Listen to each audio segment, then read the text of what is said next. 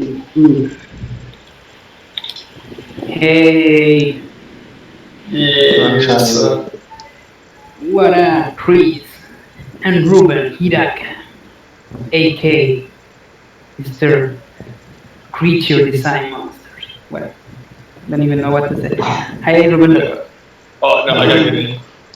He goes by Hiraka-sama, keeper of the yokai.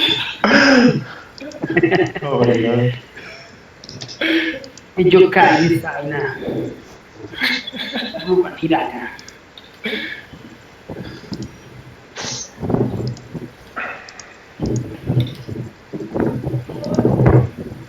And drawing heads in perspective is hard. Oh man, you can tell. It's kind of difficult. It's like But I think that everything could be easy with a perspective grid, maybe. Yeah. mm, Mm. it's hard because So I everything is in a different perspective though in this case. Otherwise, ooh, this reminds me of a teacher I had. He said, when you're designing, when you're creating an interior area for an illustration, don't have yeah. everything go to the same vanishing point. Like if you go to someone's house and you see all their stuff is pointing to the same vanishing point, you get the hell out of there. Imagine how creepy that would be. Like go to someone's house and their books, their chairs, and everything is going to the same vanishing point. That'd be kind of freaky. uh, it can be symmetric. It should be asymmetric. Yeah, that's right. Like in real life. Well, actually, not. Maybe not in real life. Everything's it does that for you. I mean, it gets some sense. Yeah, because I don't know. In real life, you can see that thing like everything goes in one freaking um perspective point. Like yeah.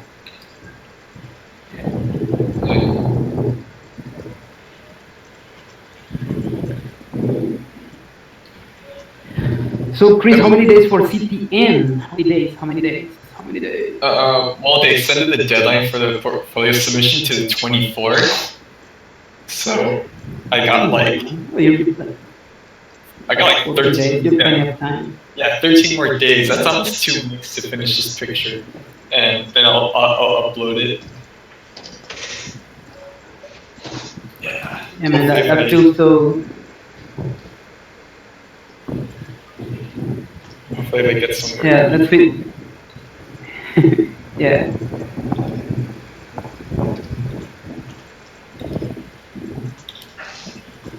Oh, that feels great when you have plenty of time for doing. I mean, Oh some yeah. art. Yeah. Oh yeah, it's great. It's like the best feeling in the world. It's like going to school, but class turns out to be canceled, and you're like, yes, and then you get to go home, and you didn't even do your homework. Yeah. Yeah, Just that's go a good way to school. describe it, man. Yeah.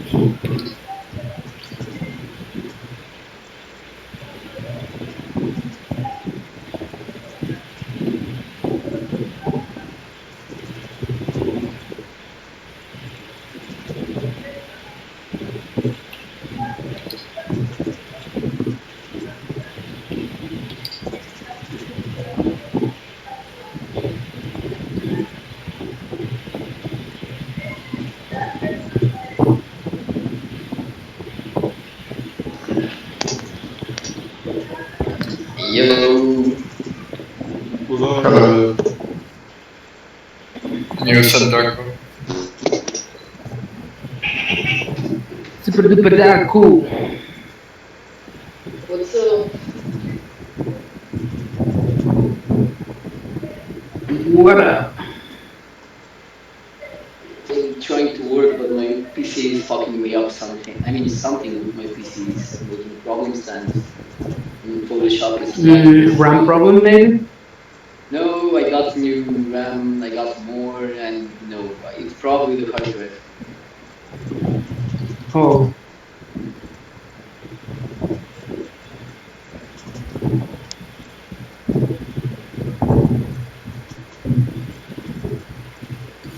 I mean, I don't know, maybe it's Photoshop. I should probably try with some other version, but I'll do that when I have more time. I have to finish so much shit. oh man. I hope you don't face that.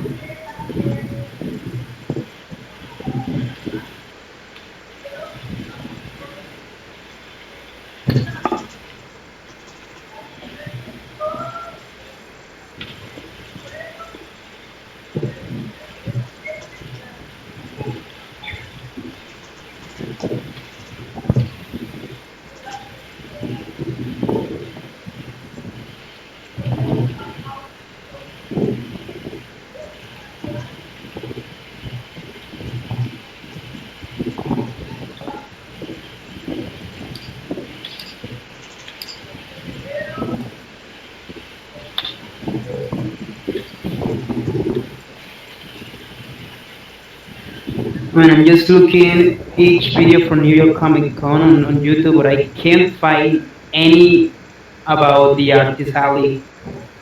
Don't know why. I mean, most of the people they always check like the cosplays and stuff, but they never look for the artist. I can't find any video about it. No one wants to deal with that kind of stuff. Well, usually it's because the artists are usually selling stuff, and the cosplay is more fun and more interesting. Oh no, I mean they are cool. I mean that's no doubt, but Yeah, it's I got kind you. of not fair, like you would like to see. I mean, the independent. I mean, in my case, I mean, I would like to see the independent artists and see what they are doing and how they interact each other and that kind of things. I mean, that's cool too. But I don't know, are there many independent artists on Comic Cons? Well, I think so. I mean, I think so. Yeah. I mean, I'm following kind of a few, but they do not upload.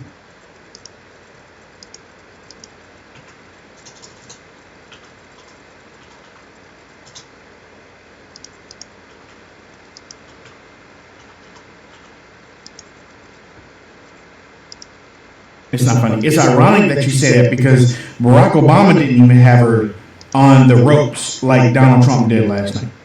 Exactly. And, I thought it was apropos. She mentioned Michelle Obama, and then Trump said, I saw the old ad where she and Obama were attacking you during the Democrat primary. Right. Hey, Chaz, thank you so much, and I'll see you on Twitter. Okay. All right. He's right. Yeah. She tried to bring Michelle Obama in there, and Donald was like, wait, hold on. Let's go back to history again because they didn't like you. I know. Here's the thing: the Clintons are not used to being put in the middle of a boxing ring. They're used to having control. Mm-hmm. They are used to not having to be on defense. You know why? Because they got other people to talk for them, like their aides, like the other Democrats, like the media, the newspapers, Washington Post, Washington Times. They are used to not having to be on defense. And last night, Donald Trump's like, hey, you're going to say this? I'm going to hit you with facts. He kept her on defense, and that now we know her weakness because she's not used to being on defense. She's used to getting a free pass because she's so hooked into the establishment. We would not see another Republican do this to her whatsoever. That's why last night they said it's the first time in the history of politics have we ever seen a Republican go after a Democrat. When I heard of Michelle Obama, I thought, oh no, she didn't, and then boom, he came back, and I'm like, yes, keep speaking, darling, keep going. It was awesome. It was awesome because when I woke up this morning, the first thing that hit my head was, he's saying stuff to her that we have wanted to say to her for a long time. Maybe not Republicans, but what Americans have wanted to say to Hillary Clinton, Donald Trump said it last night. Yes. And he has more in the basket. That's the thing. He has more in the basket. He really hasn't even got into the immigration side yet. There's so much more in the basket. I just sent you a message, Wayne. WikiLeaks just released 2,066 more emails. Yeah, one of them is where Lanny Davis is telling John Podesta, you need to release a certain Wall Street speech now because if you release it later, it's going to be worse. Oh my goodness. Yep, sure did. Well, Sure did. They can take all their talking points about Bill Clinton being the victim, and see, that's what they're pulling now. They're pulling the victim card on the Clintons, that Trump was out of line. Well, Trump wasn't out of line with Bill Clinton at all. I'm sorry. He was a former president. He's full play. I mean, Full play. they're trying to make men into women like crazy, aren't they? And I went back to listen to Martha Raddatz. I think she overstepped. Like I heard earlier in the week that Martha Raddatz and ABC and CNN were arguing or something that went on between them over asking questions and stuff. Well, it looks like Martha Raddatz probably jumped the broom on going after Donald Trump and not staying on the regular agreed, format, because she went into hostile. I mean, I'm talking about like a lawyer, like a shark seeing red meat. She did. She argued. She started arguing with him, and I thought, welcome to the debate, darling. But he didn't let her get away with it at that point. He's like, nope, I'm going to talk over you. It's my turn. Shut up. 678. What's your name? Where you calling from? This is Chad calling from Georgia. How you doing? Oh, what's up, man? All I got to say is that anybody that didn't watch that debate and didn't think that was probably one of the greatest balls moves of all time is not really into debates. And I think Nigel Farage is definitely coasting. And at this point, if you vote for Hillary at this point, then you want the destruction of America. And Paul Ryan, I have no respect for him. Well, yeah, Ryan is. I don't know what he's thinking right now. I don't know what he's thinking right now. It can't be for the good of the party, or it can't be. It can't be for the good of Americans. Okay, I don't know whether he's trying to work with the party or whatnot, and I really don't give a hoot. I really don't. But him saying this right now does not make it look good for patching things up with Donald Trump anytime soon. Nope. All right, man. Thank you for your call. Thank you. You know, Wayne, honestly, I think at this point, Trump doesn't need to bat an eye with Paul Ryan, because if you think about it, from the very beginning, we haven't needed Paul Ryan from the beginning.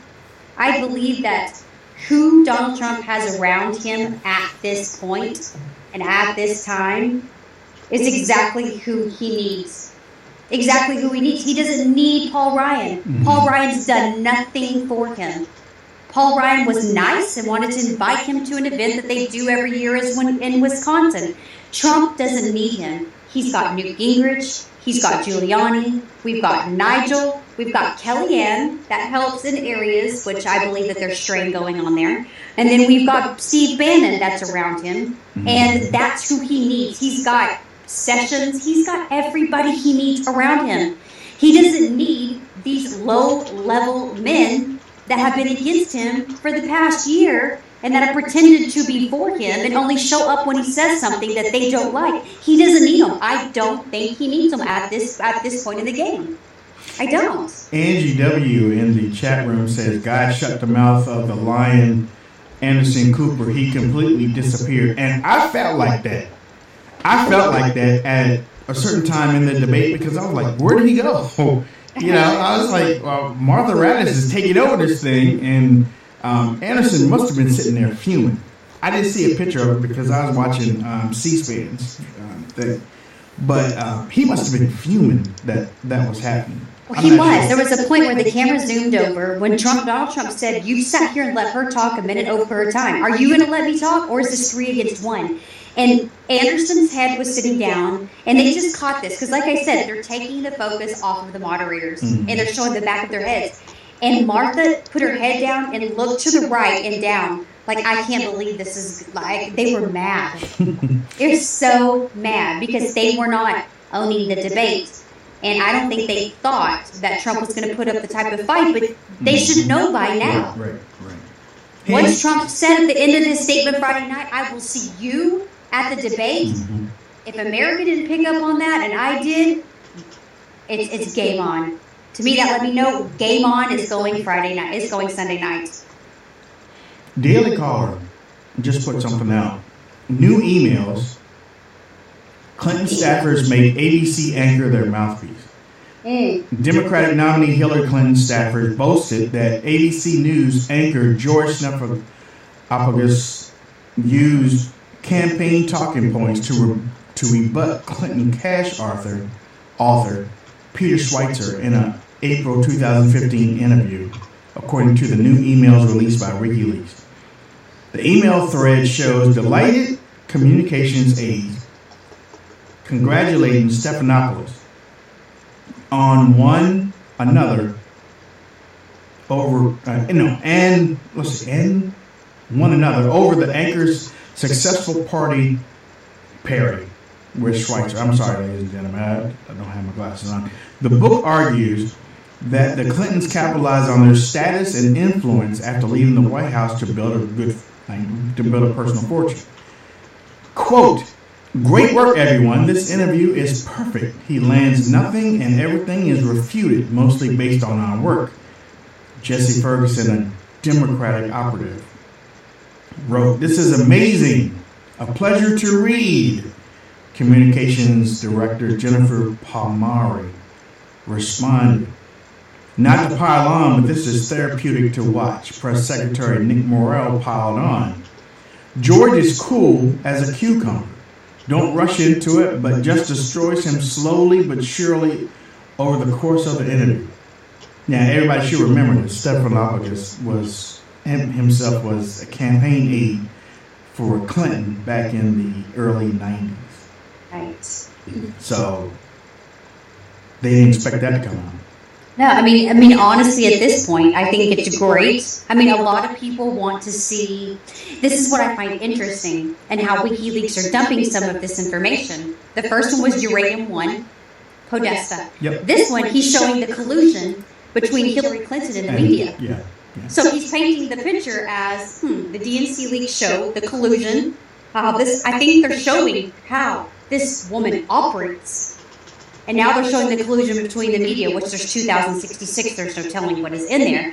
But Stephanopoulos, I said that right. I think I said that right for the first time in a year. Stephanopoulos.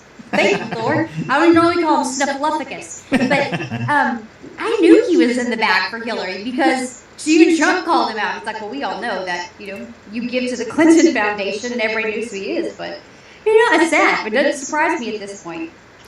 Ladies and gentlemen, you're listening to the Wayne Dupree Show here at lunchtime. We are taking phone calls today over to discuss the debate last night and what you thought of it. We were taking phone calls last night, right after the debate, and hopefully you've been able to watch some of these shows and stuff this morning. And you've been able to see some of the crazy responses. Megyn Kelly went after Katrina Pearson. Surprised? Maybe I'm not surprised, but Megyn Kelly went after Katrina Pearson, and over the audio again, over the audio from Friday. Now look, Trump apologized for that audio. And he's apologized for it a couple times, as a matter of fact. And they just want to keep talking. They just want to keep talking about it. They won't let it go. They won't let it go because they don't have anything else. Well, this is what I'm thinking about. Why would they say you're going to get your coverage from Bret Baier and Megyn Kelly? You're going to be live at the second presidential debate tonight. And then they get onto the Megyn Kelly show, and she's not even covering the debates. Right. So why is she there if she's not there to cover the debates? Right. Exactly. Oh, sorry. Sound like some cool music going on there. I mean, yeah, I kind of like, whoa, man. Nice to be here. Thank you. So what of that? Because she's trying to expand it beyond the tape. She's saying, yes, the women is a big issue for him, but where was his apology for the Khan family? Where was his apology for the Judge Curiel and all the others you heard her list? Well, Megan, I'll remind everyone that Mr. Trump did give a statement early on saying that he had said some things that he regretted. But it was generic. There was no apology. It was very generic because there was a number of things that he has done in fighting, because he has been fighting. He's been fighting against both sides of the establishment. He's been fighting against the media. And he says, and when you have those contentious debates, you do say things you regret, and he did. But it wasn't a debate when he attacked Judge Curiel and just said he can't decide my case because he's of Hispanic heritage. Well, and that was mainly because of his position on the border. And we leave out the context of what he was talking about, specifically. He was saying because he had Hispanic parents and Trump wants to build a wall, he couldn't get a fair hearing before this judge. Right, because of the affiliations that this judge had with organizations who are against Mr. Trump. That's not what Trump said. See, this is sad, actually.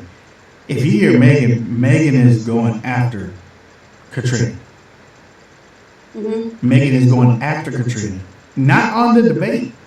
She's talking about the Mexican judge now. Honestly, I was waiting for Katrina to come back and go, okay, all right, so what's part of are we going back to the primaries now? So what are we going back to, Megan? Because we just watched the debate, and now you want to go back to the primaries. So are we going to talk about the primaries, or are you here to commentate about the debate tonight? Because you're wasting my time. See, this is when people need to now start smacking back at Megyn Kelly and say, you're wasting the people's time, you're wasting my time. So are we going back to the primaries, or do you want to go back to election 2012? Talking about wasting time, did you hear Martha Raddatz tell that to Donald Trump when he asked, so I don't get to respond, and she was like, it wastes time?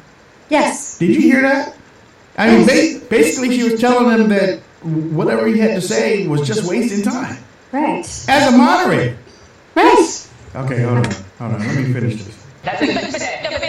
That's why he made the statement. No, that isn't. He was asked repeatedly, and he said he's a Mexican, which he wasn't. He's from Indiana. My point, I don't want to relitigate it all, but her point is, it's not just women. He said so many controversial things. And on the women front, let me ask you, because you come on the show all the time. You obviously love Trump, and you're a great defender of his. But when you saw that tape, what was your reaction? Look, I have two brothers. I was in sports, so I was around a lot of athletes. This truly was two men who had what they thought was a private conversation talking about an attractive woman. He calls it locker room banter. Do your brothers talk about grabbing women by the genitals? I don't know what they talk about specifically, because when I walk into the room, they stop those discussions. You know your brothers. You believe that they talk about grabbing women by the genitals and laughing about it and doing whatever they want to them? But what I will say is I've also been around a lot of famous athletes and Hollywood celebrity types. And that is the entertainment culture. This was just discussion. This was two guys having a discussion. Nothing actually took place. They were words, and they were 11 years ago. The bigger point here is 59 years old then. It's not like he was 20. Well, no, absolutely. But he's still two men having a discussion, a private discussion. Megan, we can have private discussions. Women have private discussions, even at my age of... I've never had a discussion like that in my life. Maybe not like that, but we do have discussions in private that would embarrass us in public. We do these kinds of things. Now, Megan agreed, yes. Well, here's the thing. I would have said, Megan, we don't have these private discussions, but you took your clothes off for Maxima magazine. Oh, my God. I mean, honestly, I see this is the thing. I would go there. They'd probably cut my microphone. I'd say, you took off your clothes for Maxima magazine. So Donald Trump having a private discussion is a little bit different than taking your clothes off, leaning forward, and showing and wearing lingerie to get people to have these discussions where you're clearly targeting men to make comments about you because you put yourself out there in a sexual manner. So we want to talk about private discussions, or do we want to talk about our private parts on display for the American people to see, to give them the way to be able to have a discussion about... let me tell you... And let's not forget, Megyn Kelly, who is supposed to be the top anchor, I guess, at Fox, also was talking about the way that she likes to have sex with her husband on the Howard Stern show. So, I mean, come on, people. Come on. That's, let's just tell the truth and shame the devil. But Kathleen Willey. Well, actually, let's go to Kellyanne, because actually that's... Mom who said slam dunk. Let's go to Kellyanne Conway, who also went into a lion's pit last night on CNN. And Dana Bash wanted to keep using the sexual assault against Donald Trump. And Kellyanne really... woo, the term locker room talk. You had the highest ranking woman in Congress, Republican woman, Kathy McMorris Rogers, blowing that off and saying, no, this is suggesting sexual assault. And that's a very unfortunate phrase, and people really should stop using that. Why? Because I know him better, and I know better. But it's what he said. He did not say the word sexual assault. No, it's what he implied. Well, if you want to talk about sexual assault right here in the hall, I know CNN doesn't want to interview them for whatever reason. You give Miss Universe a big platform, but we have in the hall tonight Juanita Broderick and Kathleen Willey and Paula Jones and Kathy Shelton, the 12-year-old rape victim, that 2 years before the rape shield laws were implemented in Arkansas, Hillary Clinton defending her 42-year-old rapist, successfully defending him, getting him a plea bargain. She was able to blame and shame that victim as well, who was 12 years old. So we can talk about sexual assault, but let's have a full conversation about it. I love it. It's just like you don't want to go there, but you gave Miss Universe a great platform. I mean, but look, what that slap? Wait, hold on. That was one of those slaps. Yes. Dana, even though Kellyanne was like, listen, those women are here right now. As a matter of fact, you can bring them on up here and talk to them. Listen to Dana's response to that, because she didn't know Kellyanne was going to say anything. And this is just what I know. I have to assess people based on what I see in totem. And this is a man I've been alone with many times who's never been anything but gracious and gentleman, and elevated me to the top level of his campaign, the way he's elevated women in the Trump organization for decades, because he respects women. Well, let me just say that CNN at the time, many, many years ago, did fully litigate. These two gentlemen were actually covering the Clinton White House, fully talk about and report on their stories at the time, because it is very old. And I just, because... Well, actually, whenever it was brought up on CNN, Anderson Cooper denied that they had any knowledge to what was going on. So Kellyanne could have come back and said, wait a minute. You know, Anderson Cooper has clearly said that CNN has not covered what happened with this 12-year-old, with Kathy, that came in. And now you're saying that you did cover it, which is very old. So that's very old. And now you want to talk about something that's 11 years ago. So is that considered very old? Or do you not recall? Or was that not at the time? I'm telling you, man. I mean, they think, or they just want to go after him no matter what. They don't want to be wrong. They can't be wrong. No, they can't be wrong. They can't be wrong. They can't be called out. They can't be. And this had to be one of the great nights. But you owe the president an apology because, as you know very well, your campaign, Sidney Blumenthal, he's another real winner that you have. And he's the one that got this started along with your campaign manager, and they were on television just 2 weeks ago. She was saying exactly that. So you really owe him an apology. You're the one that sent the pictures around your campaign, sent the pictures around with President Obama in a certain garb. That was long before I was ever involved. So you actually owe an apology. And number two, Michelle Obama. I've gotten to see the commercials that they did on you. And I've gotten to see some of the most vicious commercials I've ever seen of Michelle Obama talking about you, Hillary. So you talk about friend, go back and take a look at those commercials. A race where you lost, fair and square, unlike the Bernie Sanders race where you won, not fair.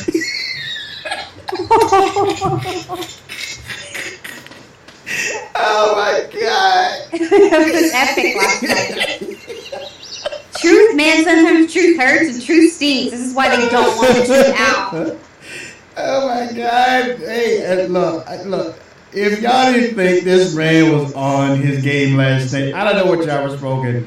Hey, like the beginning, man, I'm not going to lie. This is how I was. I was sitting on my sofa, looking straight with my computer, my good ear that I can hear out of to the TV. I could not look at the television because the beginning open statements, I'm like, oh my gosh, Trump, what are you doing? Yeah. Oh, You know what? I did too. Go ahead. Because he was trying to pivot, and I know that's what they were telling him. Hit it and then pivot. But he was trying to pivot too soon because he was talking about the tapes, and then he pivoted to America. And I'm like, that's the worst freaking pivot I've ever seen in the world. So he wasn't getting into the group, and then finally he got into it, and then the crowd responded, and boom, he got on his game. So he's learning how to pivot, but I was nervous. Well, you know what? I was 3 questions. I was nervous because he started off like Pence, okay? he tried to be calm, okay? He tried to be calm. He tried to, answer the question like, Pence would. And then he went into bringing up stuff. I'm like, They asked, this is what's funny, because guys, ladies and gentlemen, sometimes we are going to say stuff about Donald Trump. It's not putting him down, it's funny. But he's learning, guys. He's really learning. But they asked her about education. And then they asked him about education, and he said nothing about education. He started going in, we're going to be on ISIS, our country's in a disaster, we've got this, I'm going, what are you doing? I'm yelling straight ahead. My husband's like, watch the TV. I'm like, I can't look. I can't look at it. I can't look. But look, I mean, I will say, at first I was like, oh man, here we're going.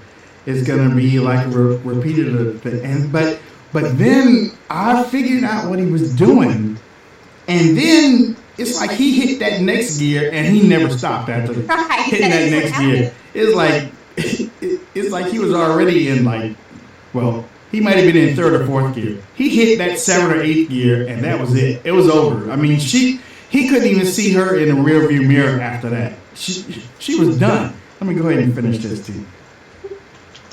I can take a look at those commercials. A race where you lost, fair and square, unlike the Bernie Sanders race where you won, but not fair and square, in my opinion. And all you have to do is take a look at WikiLeaks and just see what they said about Bernie Sanders and see what Deborah Wasserman Schultz had in mind. Because Bernie Sanders, between superdelegates and Deborah Wasserman Schultz, he never had a chance. And I was so surprised to see him sign on with the devil. Wait, when he said that, when he called her the devil, I was like, oh my God. No, I thought, Donald Trump calls Hillary Clinton the devil. No, she's not the devil. She's the spawn of Satan. But she's one of his little freaking demons running around. But he said that. My husband and I both go, oh. I know. Look, my jaw dropped. I was like, oh crap, we're gonna be hearing about that one. But nobody said anything about it. But at that time I was like, oh my God, here we go. I mean, because he's already said it before during the rally. So, for him it's like, I ain't trying to hide nothing. I'm gonna tell you exactly what I said. Had in mind. Because Bernie Sanders, between superdelegates and Deborah Wasserman Schultz, he never had a chance. And I was so surprised to see him sign on with the devil. So you talk about apology. I think the one that you should really be apologizing for, and the thing that you should be apologizing for, are the 33,000 emails that you deleted and that you acid washed. And then the 2 boxes of emails and other things last week that were taken from an office and are now missing. And I'll tell you what, I didn't think I'd say this, but I'm going to say it. And I hate to say it. But if I win, I am going to instruct my Attorney General to get a special prosecutor to look into your situation, because there has never been so many lies, so much deception. I don't get to talk for so much. She stood up, man. Okay. I'm going to have a special prosecutor. When I speak, I go out and speak. The people of this country are furious. In my opinion, the people that have been long-term workers at the FBI are furious. There has never been anything like this with emails, and you get a subpoena. You get a subpoena, and after getting the subpoena, you delete 33,000 emails. And then you acid wash or bleach them, as you would say, a very expensive process. So we're going to get a special prosecutor, and we're going to look into it, because you know what? People have been... Their lives have been destroyed for doing 1/5 of what you've done. And it's a disgrace. And honestly, you ought to be ashamed of yourself. Secretary Clinton, I want to follow up on that. I'm going to let you talk about it now, because everything he just said is absolutely false, but I'm not surprised. In the first debate... There we go. The audience... Oh my God, the crowd. That was it. The crowd was like, oh my God. Again.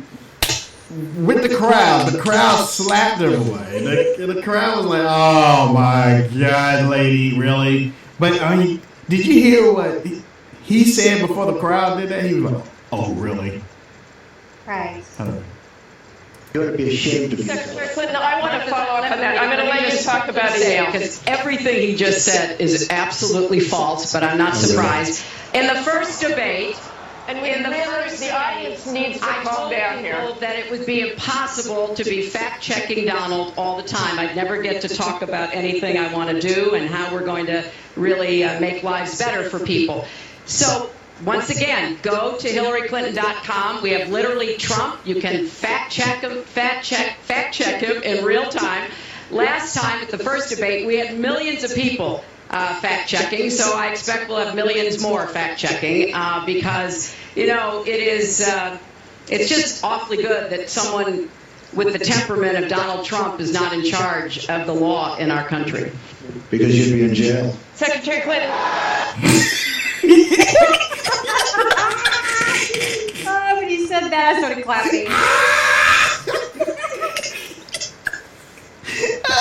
And he was serious too. He wouldn't play it. He was not playing. He was not playing, ladies and gentlemen.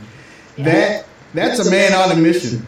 That is a man on a mission right there. That is. And this debate there was a lot of conversation going on behind the scenes about how hard he should hit and what he should say.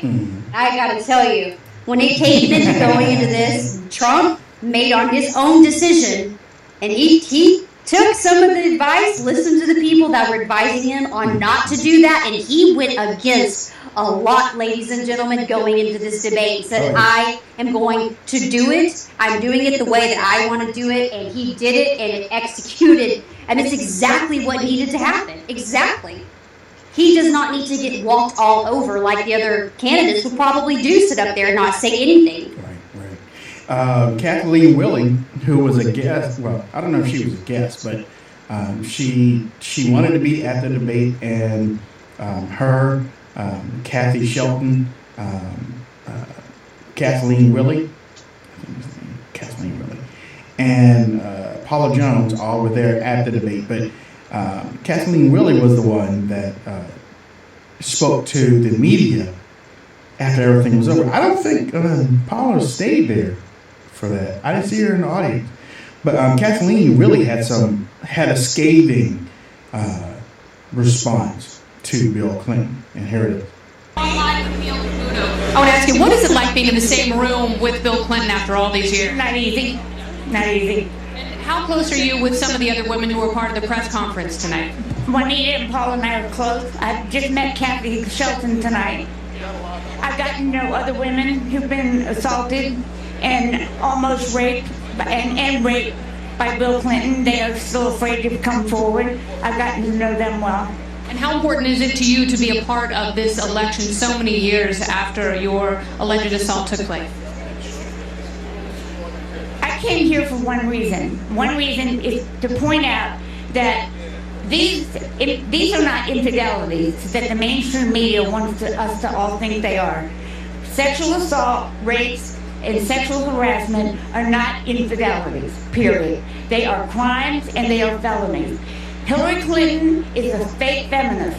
A champion of women does not attack the victims of sexual assault and rapes.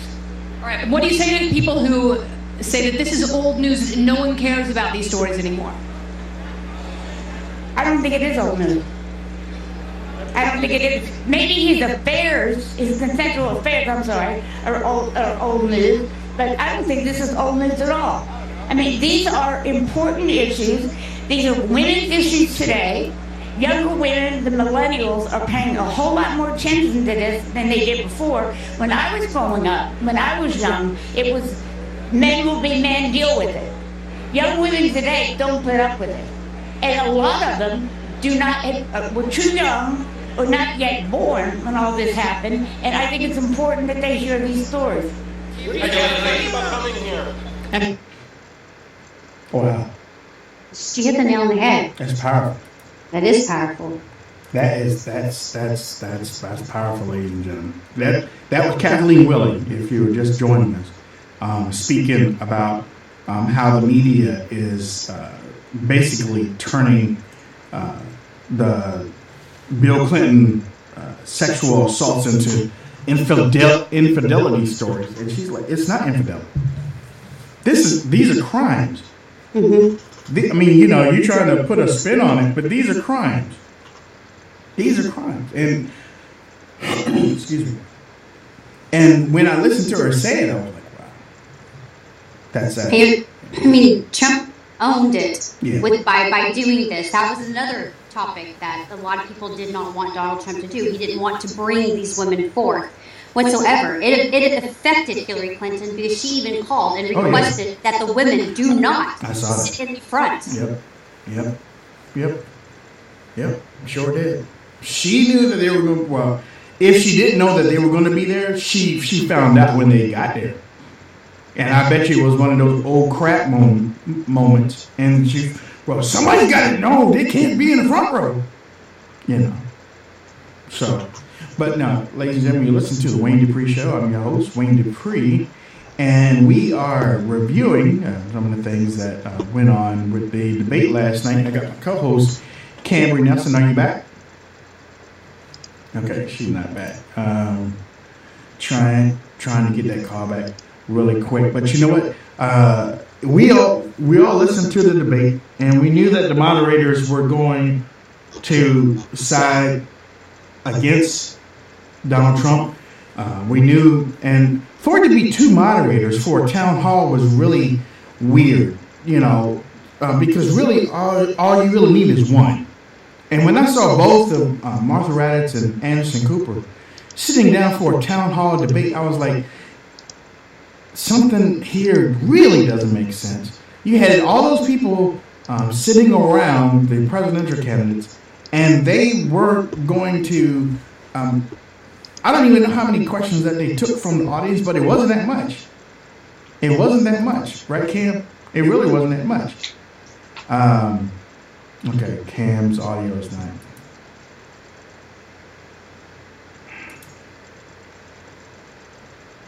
Okay, where'd I go?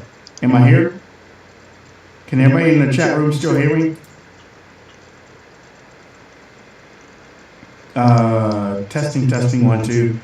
Testing, trying to see if everybody in the chat room can still hear me. Testing, 1, 2. Testing, 1, 2. Testing, 1, 2. Okay, great. Okay.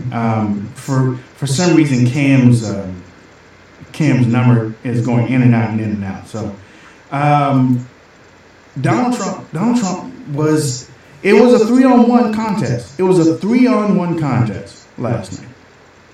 Everybody saw it. But you might not know just how bad it was until you hear this. Ambassador Stevens. The question is that the discipline of a good leader? Said a lot of things. I think we should be allowed. Mr. Trump, we're going to go on. This is about the audience. Mr. Trump, we're going to move on. Oh, please. Oh, you didn't delete him? Allow her to respond, please. Personally, what do you think will happen if Aleppo falls? I think Aleppo is a disaster, humanitarian. What do you think will happen if it falls? How stupid is our country? There are sometimes reasons the military does that. Psychological warfare. I can't think of any. It might be to help get civilians out. A subpoena from the United States Congress. We have to move on. Secretary Clinton, you can respond, and we got to move on. We want to give the audience a chance here. In jail, let alone after getting a subpoena from the United States Secretary Clinton, you can respond, then we have to move on to an audience question. Mr. Trump, I want to get. Let me follow on this. Just one thing. First of all, Hillary, everything's broken about it. Everything. Please allow her to respond. Brought up the email. No, it hasn't. It hasn't, and it hasn't been finished at all. Ken Carpowitz has a question. It's nice to 1-on-3. Crazy, huh? It's different when you hear it and you're not watching it. It's almost like it was worse than probably what you thought it was, because they were so hostile toward Donald Trump, and they left Hillary Clinton alone, and she was left alone to smile, once again. And I was like, oh man, here we go again. But in the first debate, Trump didn't call out the moderators. In this one, he did, and I'm glad that he did. Cam? What do you think that's going to happen? I mean, honestly, I think since last night he knocked her down. It's exactly where he's going. I think the next one we're going to see the knockouts. He's got to bring it. He's got to bring it the next time. I promise you guys, the next one is the KO. Just wait. Yeah. The next one's going to be the knockout. That's all I'm going to say. It's going to get better. Right now, Donald Trump is in it to win it. Yeah. Oh, yeah. It's last night was a game changer. You saw him go hard after Hillary Clinton. He's about to go after her even harder now going into the last stretch. He's in it to win it. He's going back to a little bit of the primary Donald Trump, and he knows how to get under her skin now, and it's just to place facts on her and to not let her get a pass a free pass for anything, because we see free passes every single day. The debate stage is where she does not get a free pass. I'm just curious how it's going to be with Chris Wallace. I'm wondering how he's going to handle it. Oh, Chris Wallace. That's the last one, huh? Chris Wallace? Last one. Oh, Chris. Well, another thing that had happened over the weekend was CNN started reporting that Mike Pence was going to drop out of the race. Even though Mike Pence had never said anything about it. No, this hadn't even come from Mike Pence. CNN started throwing out the Rule 9 of the GOP rule book. They started saying Pence was going to get out. And Pence... Governor, if I could start with the headlines in the Daily Mail and your local newspaper in Indianapolis, it said Mike Pence is waiting for the outcome of the second presidential debate to decide if he'll dump Trump or not. Was that true? Because you were silent during the day through social media and other appearances that could have been done. Well, that was absolutely false, and I think it's just like what Kellyanne just said. There's, these rumors just furl around presidential campaigns. This is my first time I've ever been at this level, but it really is remarkable. I think the real story this morning is that Donald Trump stepped up and won a debate last night that seemed to be against all odds. He stepped up, he showed humility, and he showed strength. He expressed genuine contrition for the words that he had used on the video that became public, and then he moved directly into the choices the American people are facing, and it is such a dramatic choice. And I thought before the end of that 90 minutes, the American people could see the opportunity that we really have to change the direction of this country. And in Donald Trump, you'll have a stronger America at home and abroad, a more prosperous America. You'll bring real change to Washington, D.C. You'll have a president who will uphold our Constitution in appointments to the Supreme Court. And in Hillary Clinton, you just heard more of the same failed policies that have weakened America's place in the world, stifled our economy, and continued to drive liberal policies in our judiciary. And I'm just proud of the job he did, proud of my running mate, and looking forward to being on the campaign trail today in North Carolina. Governor. That should be the end of the story, Cam. That should be the end. Yes. They're now, and I know CNN or the liberal media stations are still going to carry some crap like that, but that should be the end right there. Well, here's the thing. This is what we know. This isn't just the left trying to take Donald Trump down. This is the right trying to take Donald Trump down. That's what it is. But I mean, at this game, we got this, Wayne. I really believe that we have this at this point. Ladies and gentlemen, you've been listening to the Wayne Dupree Show here at lunchtime. Don't forget, we'll be on tonight, 9 to 10 p.m. Eastern Standard Time. You'll be able to come back to Spreaker and listen to us. You can also watch us on the RSBN YouTube channel. We'll be taking your calls, more of your calls. We'll have Hutch Baylor Jr. joining us again, along with Stacey Rush. And we'll be taking your phone calls tonight. So we want to hear from you. And all I can say is I'm waiting. I think there is a rally getting ready to happen with Trump too. So don't forget to go to the Right Side Broadcasting Network and check that out. But until then, let's get the heck out of Dodge. Cam, how can people reach out to you on social media? I'm on Twitter at Cam, KAMBTV. Ladies and gentlemen, you can find me on Twitter, Facebook, and Instagram. Also, iHeartRadio. Just type in Wayne Dupree Show. Okay? iHeartRadio, Instagram, Twitter, and Facebook. Just type in Wayne Dupree Show. Hey, if you like the show and you would like to contribute, please go to WayneDupree.com/donate. WayneDupree.com/donate. All right, Cam, let's roll.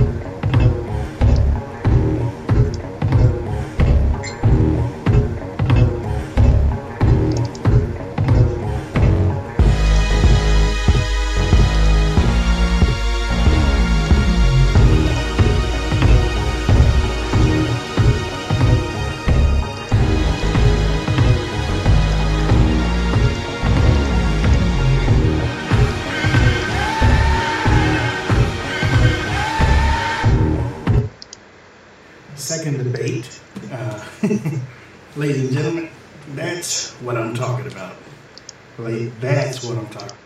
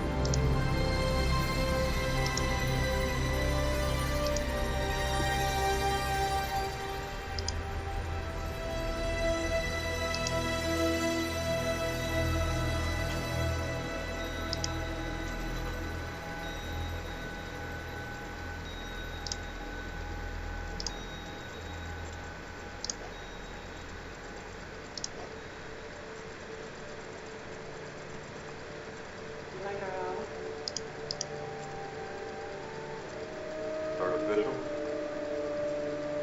Of course it is. What's the expense?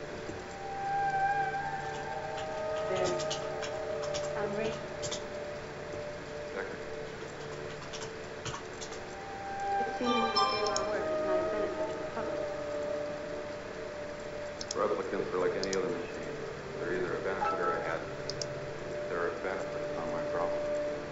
A lot of people misunderstand.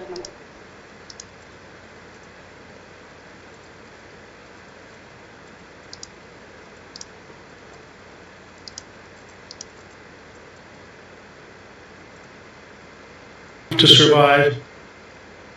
He had to do better than he did in the first debate. He had to meet head on the issue of these stupid tapes in which he says really offensive things.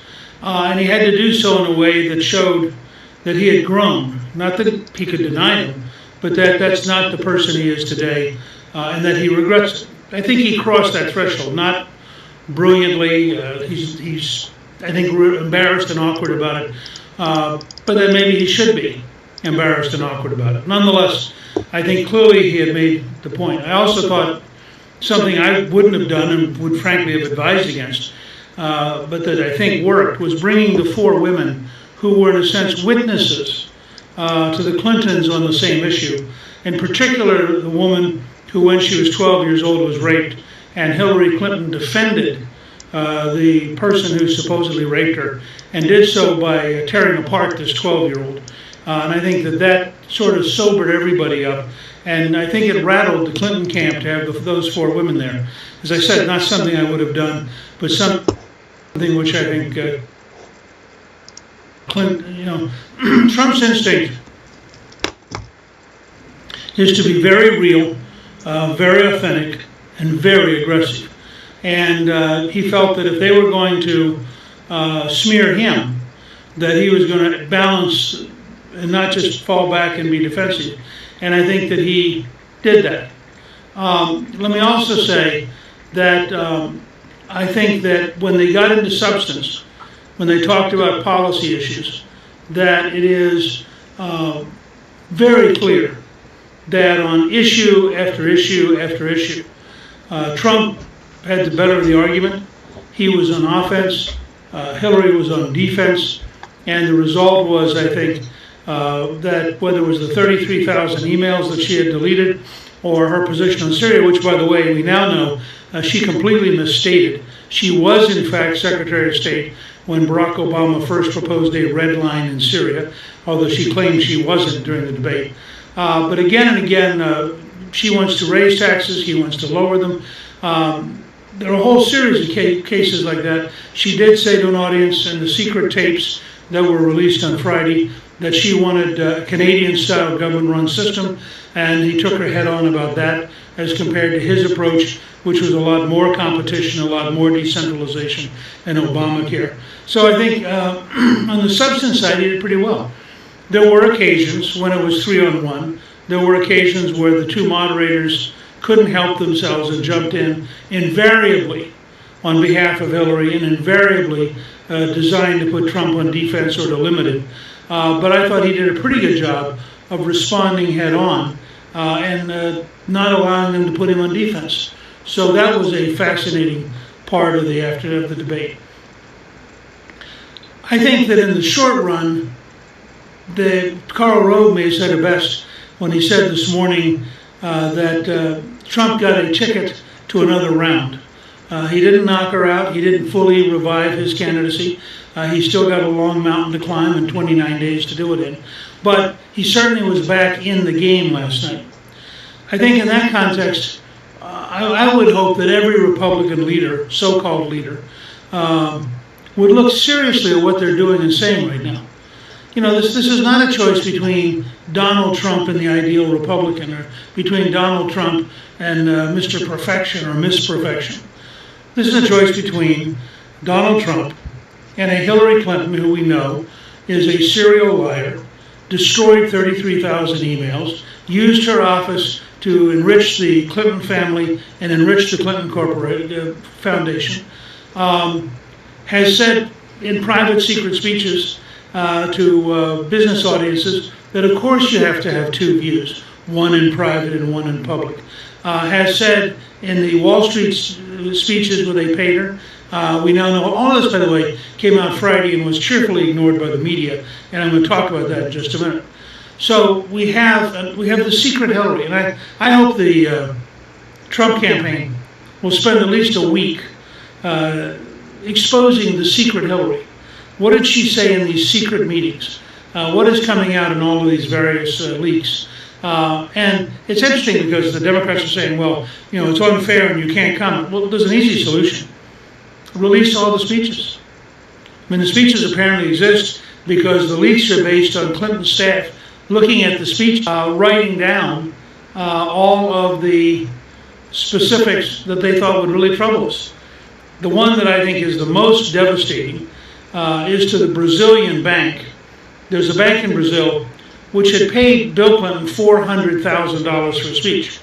And by the way, notice nobody ever asked about, well, should we also see Bill Clinton's speeches since his price doubled, according to Peter Schweitzer, who wrote Clinton Cash. His price for a speech doubled after his wife became Secretary of State. Nobody ever asked to say, let's see what Bill Clinton was saying in secret in all these paid speeches. So anyway, this Brazilian bank, and remember, Brazil's a country in the middle of a gigantic corruption scandal in which the government-run, I call it the Bernie Sanders government-run petroleum company, had $40 billion, not million, $40 billion that was floating around in a slush fund. The current president was impeached and is out of office. The immediate past president has been indicted for criminal violation, which will get me to Trump in a minute and his independent prosecutor comment. So in a country where corruption is rampant, in a secret speech, Hillary Clinton announces, this is her word, by the way, excuse me, she announces that her dream, think about that word, her dream is of open borders in the Americas. Now, open borders in the Americas would mean 600 million people would be able to come to the U.S. Just saw an article today about El Salvador, which has the highest homicide rate in the world, where MS-21 is or MS-13 rather, is a gang of enormous power and great violence. They could all come in crossing the border, open borders. I don't think sometimes that Hillary thinks about what words mean, because they're just words. You change them with other words. But we have her on record in a secret speech in Brazil saying she favors open borders for the Western Hemisphere, which would literally give 600 million people the right to come across the United States border without any vetting at all, without a visa. Now, I suspect if the Trump campaign in a disciplined way would simply go through all of the secret Hillary stuff, starting with that one as an example, or her commitment to Canadian government-run healthcare, another secret speech, or a number of other things. It's amazing the list that you can put together. I think that if the country voted on, yes, we'd like to have 600 million people able to enter the U.S. without any vetting, or no, we actually think we ought to control the southern border. My guess is that's a 70-30, 75-25 issue, and that she would lose in a landslide. So there's a lot to look at in what was coming out. My friend Barry Castleman, who writes a newsletter on a regular basis in Minnesota, wrote one today that I commend to all of you, because I think he got at part of what's going on right now. He described a news media coup d'etat. A coup d'etat is an effort to overthrow the government or overthrow the existing system by non-legal means or extra-legal means. And his argument is that if you look at the one-sidedness of the way in which they attacked Trump while protecting Clinton, that clearly what you have underway is a deliberate news media-wide effort to destroy Donald Trump. And I think there's a practical reason. And that practical reason is that Donald Trump represents genuine, deep change. Remember, the brother of the head of CBS News is, in fact, the deputy national security advisor for Obama. There's one major reporter who gave $75,000 to the Clinton Foundation. I mean, the connections between the various news media and the old order are enormous. They are Hillary Clinton. Not they like her. They are her. And, you know, Donald Trump is a direct mortal threat. He's a threat in style. He's a threat in policies. He's a threat in aggressiveness. And that gets me to, I think, the most important single statement last night, when he said he would appoint a special counsel. The reason I think that's so important is it moves us from political language to accountability. And this is a point I'd like to make to every member of the House and Senate on the Republican side who are wringing their hands and walking in circles, trying to figure out what to do. You know, relax and slow down for a minute. If you can communicate to your voters that Hillary Clinton is totally unacceptable and why she's totally unacceptable, you don't have to run around and defend Donald Trump. That's Donald Trump's job. But you also don't have to abandon him, because there is no alternative at a practical level. He is the nominee. And the choice is going to come down to two people, Hillary Clinton or Donald Trump. And now we get to one of the key problems of modern republicanism, which is they use the language and then nothing happens. So let's take the IRS, which people generally agree broke the law. I mean, it's wide belief that the Internal Revenue Service broke the law. But of course, in the Obama administration, 8 straight years of corrupting the Justice Department, nothing's going to happen. But should the new administration ignore 8 years of breaking the law? Or should there be accountability? Look at the Veterans Administration, where you've had veterans killed by people who have had criminal violations. Where, for example, in Los Angeles, they deleted 3,000 names who were signed up to have medical exams or appointments with doctors. 3,000 names. Shouldn't there be accountability for this? Shouldn't somebody, in fact, go to jail? Because almost certainly some people died for not seeing the doctors because some bureaucrat illegally eliminated their name. You go through department after department. Look at the FBI. The FBI behavior and Director Comey's behavior in the Clinton case is beyond imagination. Shouldn't there be a serious independent audit of what decisions were made, how were they made? And now that we're learning, for example, that they literally agreed to destroy computers. I mean, this is the kind of stuff that movies are made about. In the case of the Iranian deal, who agreed to send $1.9 billion in cash? Think about this, looking like a bad movie. $1.9 billion in cash to the Iranians. And by the way, did you notice today's headline? The Houthis, I may be pronouncing it wrong, H-O-U-T-H-I, the Houthis in Yemen, who are backed by the Iranians, funded by the Iranians, armed by the Iranians, fired 2 missiles at an American warship. So here you have the grotesque moment. The Obama administration, in a deal that Hillary Clinton totally supports, sends billions to Iran while the Iranians are giving weapons to the Houthis who are shooting at an American warship. Now, it's amazing we get nothing out of the Iranians. They have contempt for this administration. They think we're paying them royalties, tribute, if you will. And every step that this administration takes to be nice to them increases their contempt for the Americans. So, the notion that those of us who believe deleting 33,000 emails, deliberately bleach bidding, which I think is really weird, but deliberately eliminating any possibility of looking at her computers, having 13 different devices while claiming she had one, violating all the security clearances that exist in the United States government. I mean, go down the list. Shouldn't somebody be accountable? The news media is never going to hold her accountable because she is them. This administration, of course, is so corrupted that nothing will happen. And the collapse of Comey is just proof of that. Comey says, for example, well, she turned over the work emails. That's baloney. How does he know? How does anyone know what was in the 33,000 emails she deleted? And yet there's this pretense that, after all, we all have to be reasonable. No. This country is in crisis.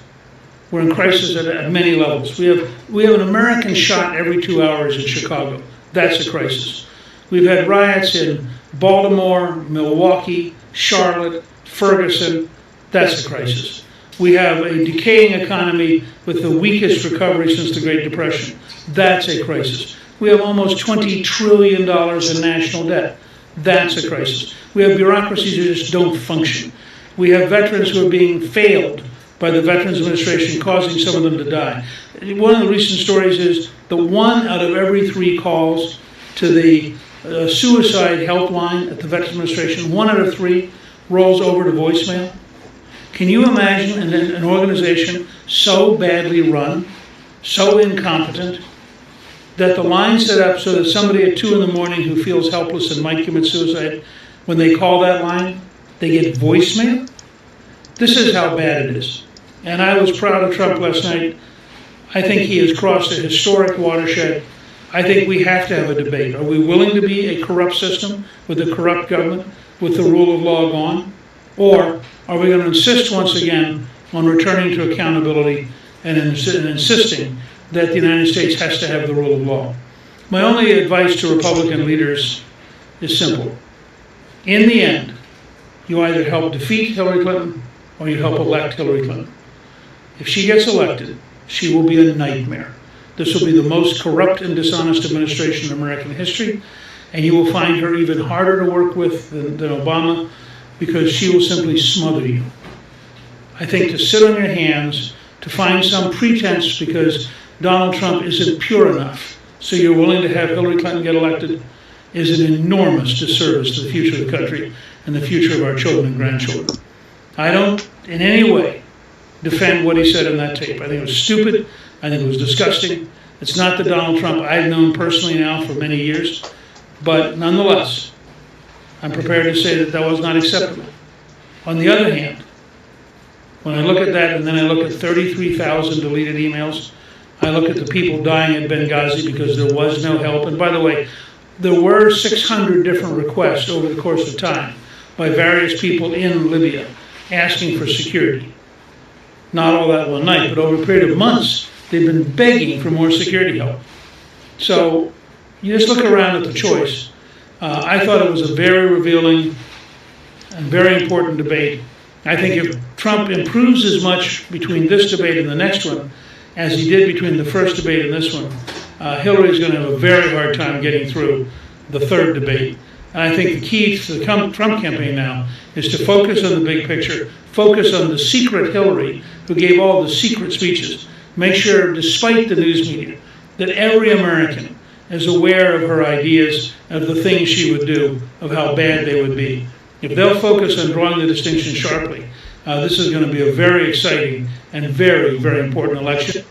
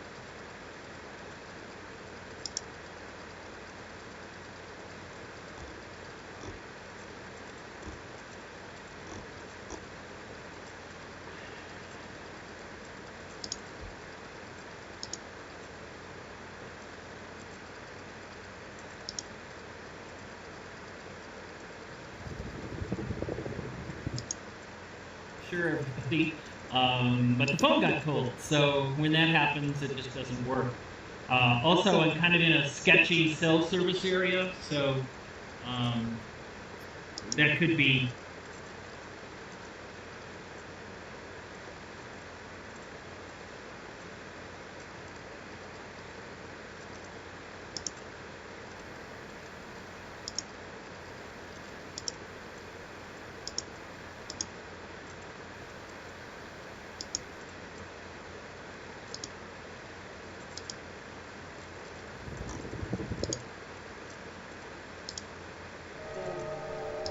I'm Rachel. Second. It seems you feel our work is not a benefit to the public. Replicants are like any other machine. They're either a benefit or a hazard.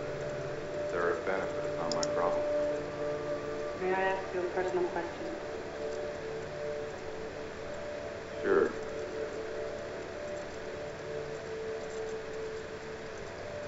Have you ever retired a human by mistake?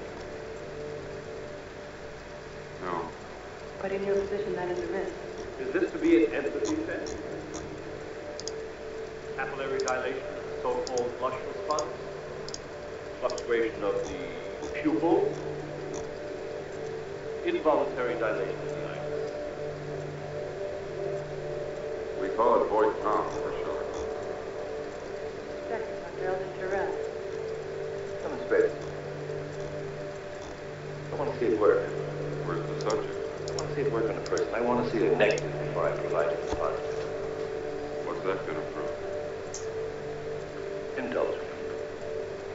On you? Right.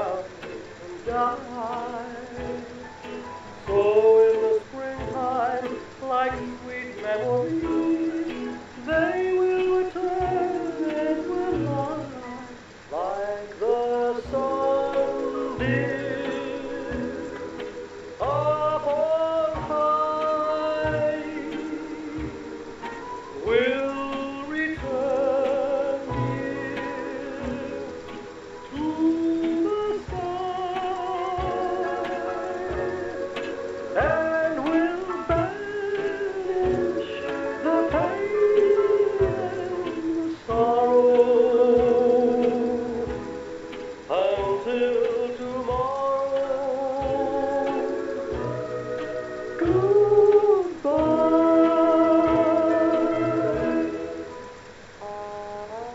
Goodbye. One more kiss, dear. One more sigh.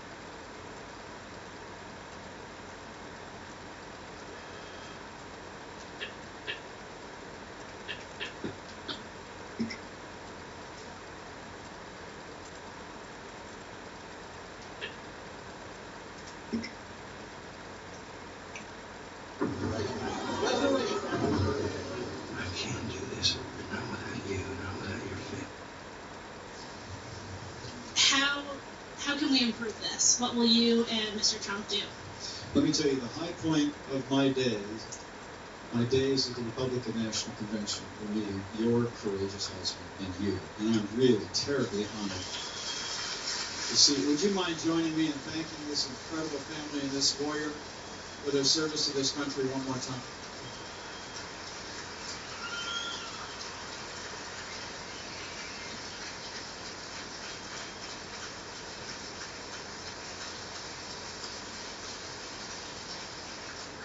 Thank you so much.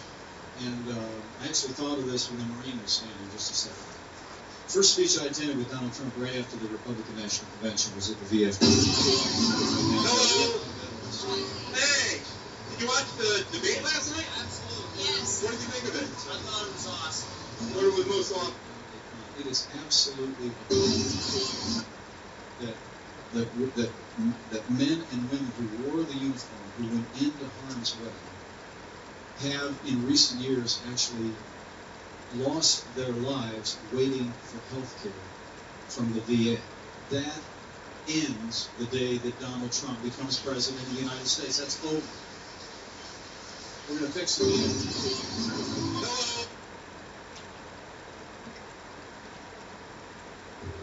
Your ego has taken you far enough, but it will take you no further. Lost their lives waiting for help. Because I'll tell you what, she has taken advantage of the little people. Me and my wife used to own a business for 20 years and we lost everything. Oh, yeah, we lost it. I'm sorry. We lost everything over the Obama administration and Hillary Clinton's policies. We drove 2.5 hours to be here. If you look up and down this boulevard, every mill in this area is almost shut down. Yeah. The trains are running down here. Right. What's that for?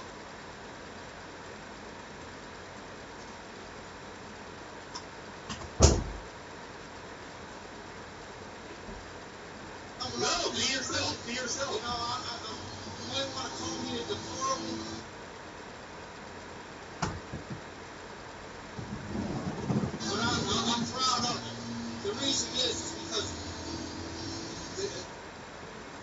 America. Hispanic, she's passed away, but from Mexico. Her family came here legally. As immigrants, we've lost our insurance as a family because we can't afford $1,800 a month. But I'm more concerned as we stand here in Charlotte and we have seen the division that this administration has brought.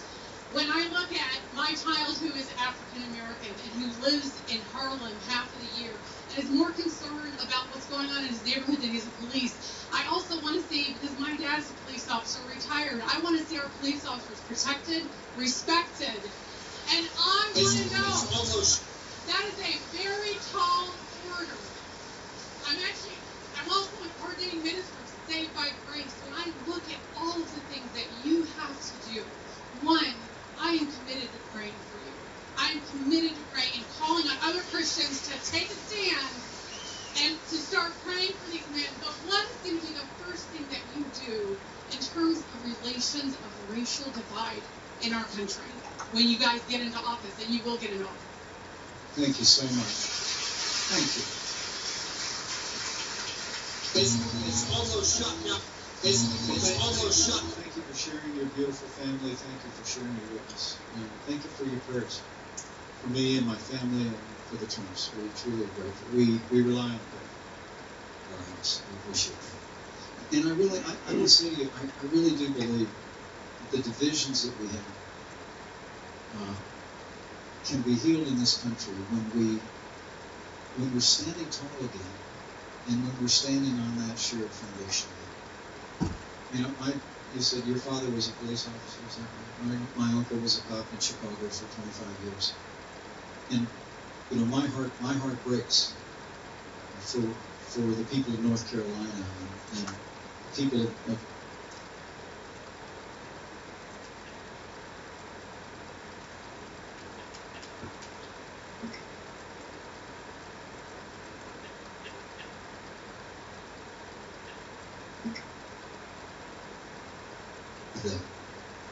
And that whenever there's a loss of life because of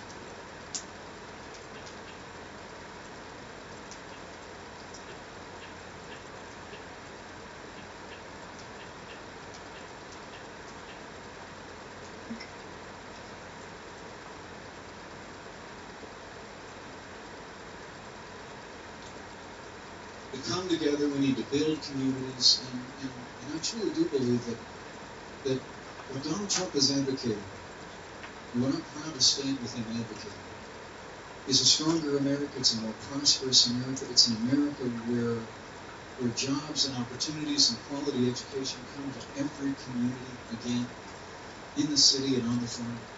I mean, one of the things he's most passionate about is educational choice.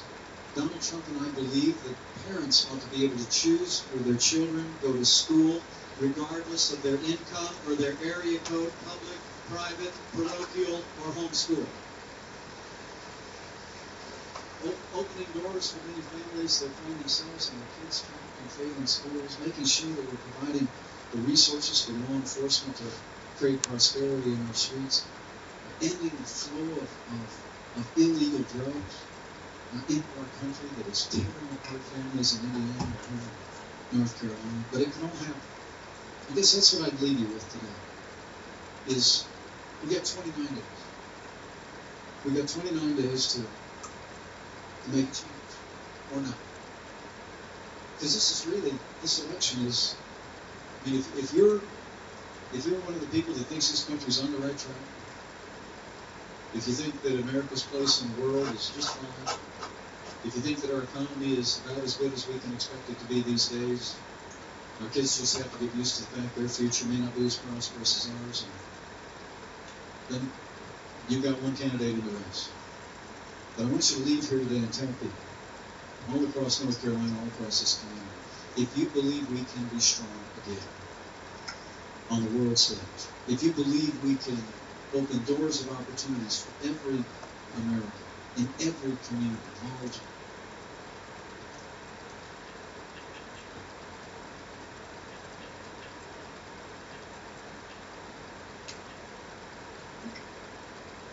not only have a great education, but start a great future. And if you believe we can do it all on a foundation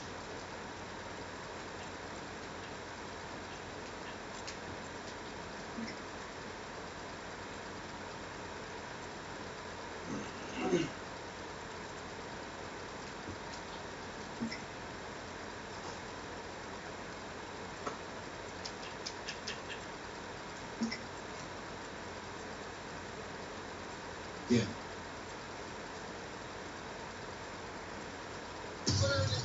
Put her in the dirt? Okay. Usually we hear put her in prison, but that's we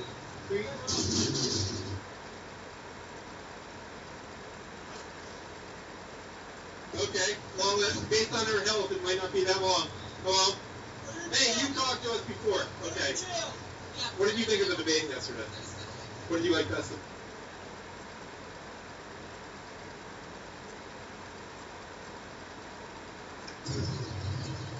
Hello. We just went back on right side broadcast. Any thoughts on the debate yesterday? Put her in the dirt? Okay. Usually we hear put her in prison, but that's we Okay. Well, based on her health, it might not be that long. Well, hey, you talked to us before. Okay. What did you think of the debate yesterday? What did you like best about it? Okay. Let me guess who you liked least in it. But what questions were fun? What answers were fun for you? When Trump said that he would put her in jail. Everyone's staying mad. Do you think it's partially because people are so sick of the Clintons getting away with it? Yeah. Is that really, and like, you know, you have to follow the law, but the Clintons don't, and that really just gets under your skin? Yeah, it's so un-American. She should be held to, like, some standards of me.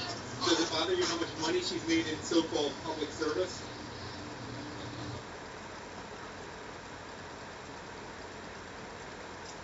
Sure, millions and millions of dollars, right? Can you all follow the hurricane by chance?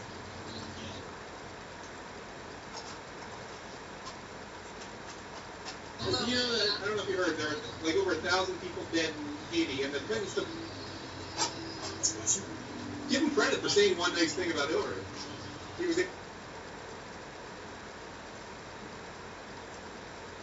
able to come up with one. Yeah, she wasn't.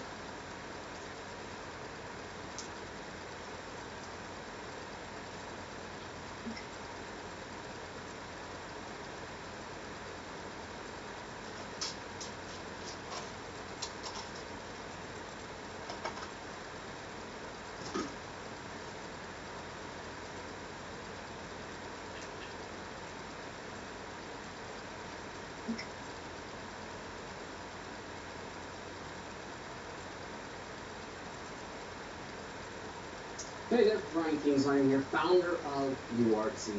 And one of the things I love doing the most, unlocking the artist inside of you, and walking you through some of the journey that I've experienced. And I've worked with thousands of students at UArtsy and some of the other academies that we have. It's always a joy to see that spark, that moment, when somebody feels like they can be an artist, and that they might just make it. I love that. And so what I want to talk about today is confidence. And this is really kind of, I think it's the third conversation. Depends on how all of it works, but this is probably the third conversation we have on confidence. The idea behind this is, how do we become confident as artists? And really, it all comes down to one scenario. One scenario. Imagine right now that you create work that you're happy with, and you wake up the next day and you're still happy with it. That's all this is. How do you do that? Because for some of us, that's not so easy. I've certainly been there, where I just did not happy with anything that I did. I wasn't happy with anything I created, and I lived in that space for a long time. So long, I called it Valley of the Suck, where you walk through and just hate everything. And I know hate's a strong word, but if you've been there, you know it's not strong enough. The feeling is horrible. It can be horrible. But I've learned that this idea of the Valley of the Suck, where everything we do, we just have to walk through this valley of the suck. I learned that sometimes you're actually not in that valley of the suck. It's happened really recently with a student, a friend of mine, who's being in and telling me he's really stuck. And really, he's just not happy. He can't produce anything that he really enjoys. So he was telling me this long list of things that he'd been doing. You know, I'm trying to sculpt in ZBrush, I'm trying to draw, I'm trying to figure out all these things. I just don't know what I should be doing. And so I kind of clued in on that last part. I was like, in my own experience, when I didn't know what I should be doing, it wasn't a big problem, but when I thought I should be doing something else, and I just didn't want to do that, then I went to war with myself. So I asked him a simple question, and I said, well, what do you want to do? What do you want to create? And so he wrote me back even longer. well, I'm thinking about games, so maybe I've got to do this stuff. I've got to create some characters. And then I was thinking, well, if I'm going to film, then maybe I've got to create this kind of portfolio and do all these different pieces and all this different stuff. And it was this long, ink-reading list of things that I kind of thought you didn't want to do. So I said, hey, notice you actually did not answer that question. You gave me a long list of things you should be doing. Answer the question, please. And how about you? Is this something that matches your experience? If I was to ask you right now, what do you want to create? Would you give me a laundry list of things that you should? Or would you be able to tell me what you want to create? Sometimes we're hating what we do, we're unhappy with the work we do, we feel like we're not really an artist. Because, you know, we're forcing ourselves to live in somebody else's shoes. We're forcing ourselves to live by somebody else's standard. We're forcing ourselves, we're putting ourselves in prison and then saying, hey, why aren't you happy with that prison? We're putting ourselves in a box, in chains. In order for me to be an artist, I have to draw a perfect circle. In order for me to be an artist, people have to like what I do. In order for me to be an artist, I have to make a difference in the universe. It's a great goal, but it's a prison. What if the work we do doesn't make a difference in the universe? Are you unhappy? Right? You might eventually make a difference, but if you're unhappy now and you stop, what difference are you going to make? All of these rules start to create this prison that we can live in. And you can live in that prison for years and become happy or sad and resigned to that life and think that that life is the only thing that you really deserve, right? Because I don't know how to draw a perfect circle, so I deserve this kind of frustration. But that is BS. Unless you can answer me what you want to create, and unless you are creating what you want to create, then all the rest of that stuff is irrelevant, because you're in prison. So why imprison yourself? Why not take a moment right now and say, what do you want to create? I want to create, finish the sentence. I want to create, finish that sentence. Finish it. You can finish that. You're already finishing it. As I'm talking, your brain is already saying, yeah, and you're already envisioning things. The brain's a beautiful thing. You give it the sentence and it goes to work. Because it's just its job to get things done. So make it work for you. Give it these sentences. Give it these problems to solve. It loves to solve problems. So he writes back, oh, you're right. And then again, a laundry list of stuff. Well, I don't know what I could do. I should have done this and that. And I mean, it's a long email. I write back again. Dude, answer the freaking question. And then finally he got it. And he writes me back, he's like, Ryan, yeah. You know, if I was to say, because I don't know what I'm supposed to create, I don't know, right? But if I was to say what I wanted to create, well then I'd like to create mech sci-fi character stuff. That's what he says, right? A large part of the people I talk to come from ZBrush world and character world and games. And so this is what he was saying. I want to create mech character stuff. And so I was like, okay, so now your work is create mech character stuff with one extra caveat. Don't look at anybody else's work. Don't judge the work. Get in there, pull yourself away from the internet, get in there and create. Your job is to create. He emailed me I think it was 1 o'clock at night. He's like, dude, I'm going to sleep so well today. I finally was able to get in and start to produce something that I was happy with, right? And that's beautiful. That's exactly that's what I love doing this for. Because a lot of times we lock these things, we lock ourselves outside of what we really want to do. And see, now tomorrow when he wakes up, the challenge is going to be, does he still like it? Because 9 times out of 10, the forces are going to align and they're going to be critical of it. Because the universe isn't necessarily our friend. The universe isn't going to just give us joy, joy, joy. We've got to make that joy, take that joy, build that joy. If you build that joy, you can build a resonance to keep the noise out. But the forces are out there to start to destroy that part of you if you let them. If you let that negativity, that mismatching, and all of that dominate, then it will take over. So the challenge my friend has is the next morning he needs to decide whether or not he still likes it and what he can do to continue to like it, to continue to bring, joy in himself when he creates. So the key element, don't judge. Fortify that art studio of the heart. Okay? Make sure that you are producing stuff that you want to produce. And then in the next morning when you wake up, give it a kiss on the forehead. And that's not a joke. When you look at it the next morning, you want to make sure that you are using positive language, that you are forcing yourself to use positive language, and that you are building that momentum. This is yours. It's your child.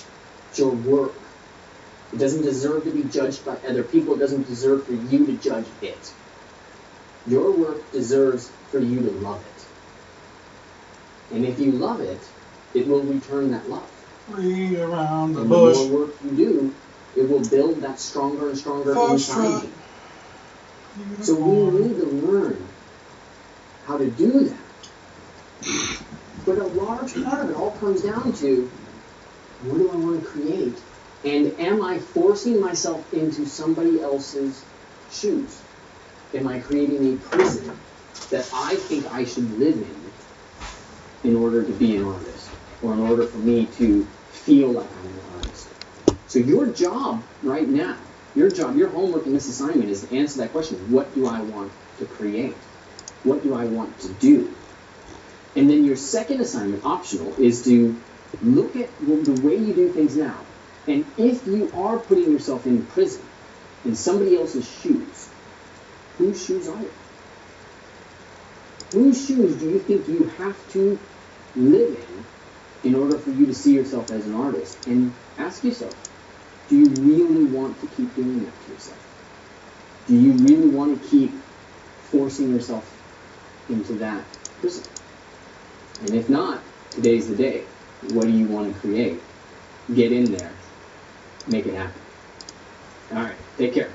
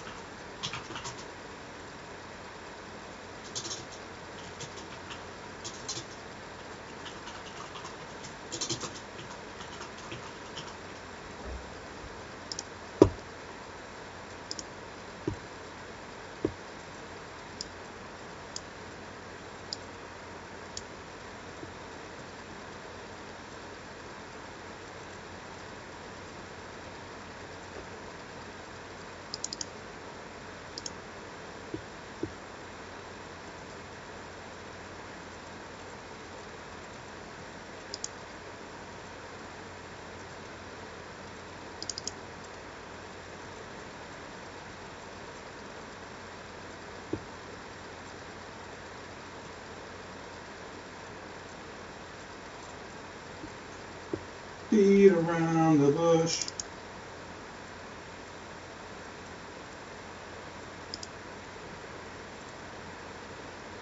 Foxtrot, unicorn, Charlie, Kilo. Foxtrot, unicorn, Charlie. Recognize the whoopee stick in the pork wallet.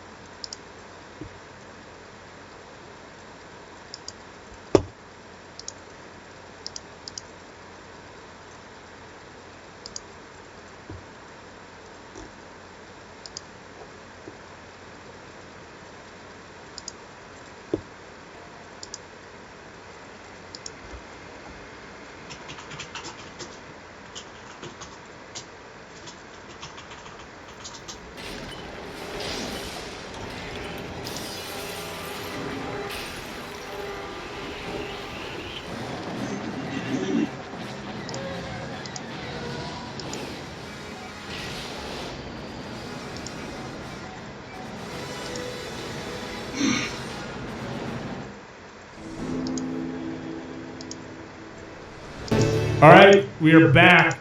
Time to go to sleep. Alex and Dan walk on their heads.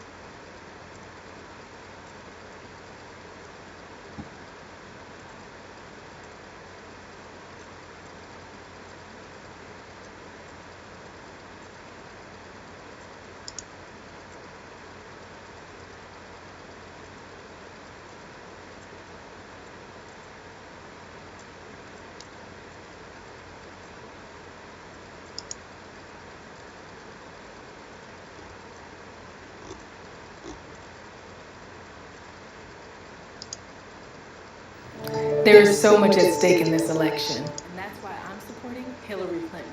Hillary Clinton is honest and trustworthy. And can we cut? Cut. What's the problem? I can't say these words. What do you mean? I just don't believe what I'm saying. Okay, but you're an actress. I'm not that good of an actress. Honest and trustworthy. Give me a break.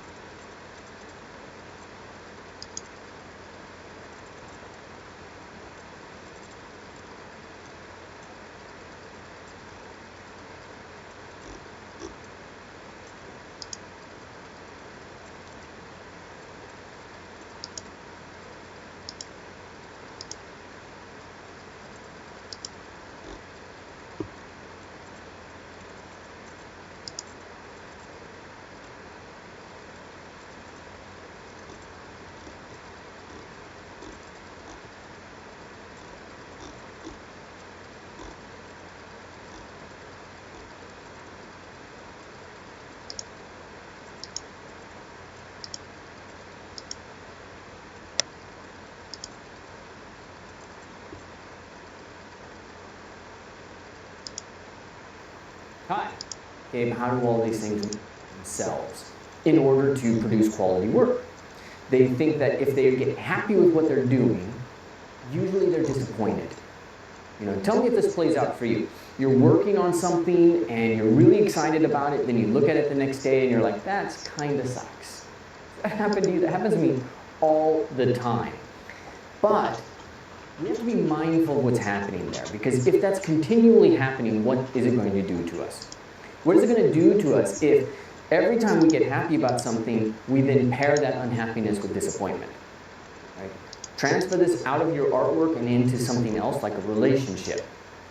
If you're routinely happy with the relationship and then routinely turns to disappointment or to bitterness or to, I wish I would have done better, that relationship's not going to last, is it? We already know it. Maybe that's a relationship pattern that we've been aware of for a while. It doesn't last. It doesn't scale. Your motivation is gone, okay? But sometimes we get stuck in these relationship patterns, and I'm talking about the relationship pattern where we're not entirely happy with it, but we think that it's the best we can do. And so we basically marry frustration. We get married to this idea that we deserve the frustration.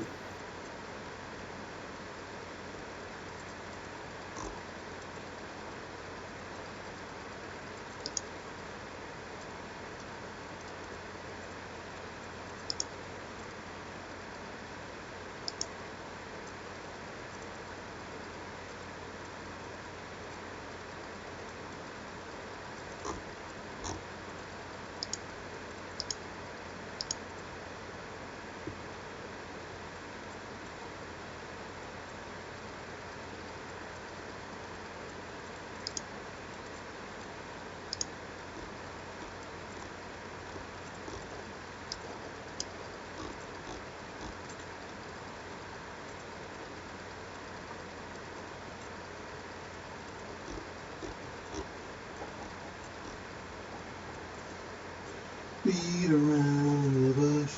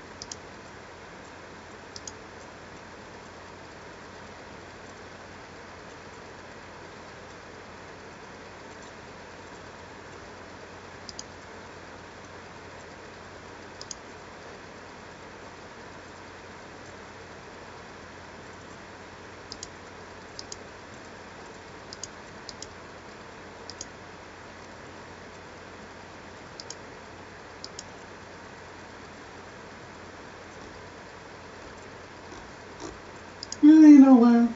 No, ain't nowhere.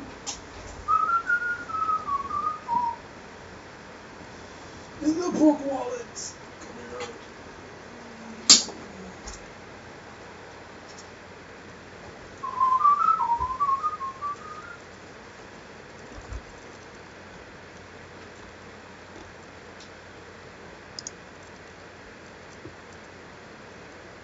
Selfie, right?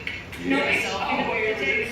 Whoa, guys, you know what? This is the reason why it was banned, apparently, because the Secret Service did not trust people to disable the flashes on their cameras. Oh, interesting. And they were afraid it would sort of inspire Hillary's seizure disorder, that she would have a problem with that again. It off. Right? Wow. I did not know. What are they going to think in the drive? What do they think about the niceties at the end? Do they think that was a nice policy?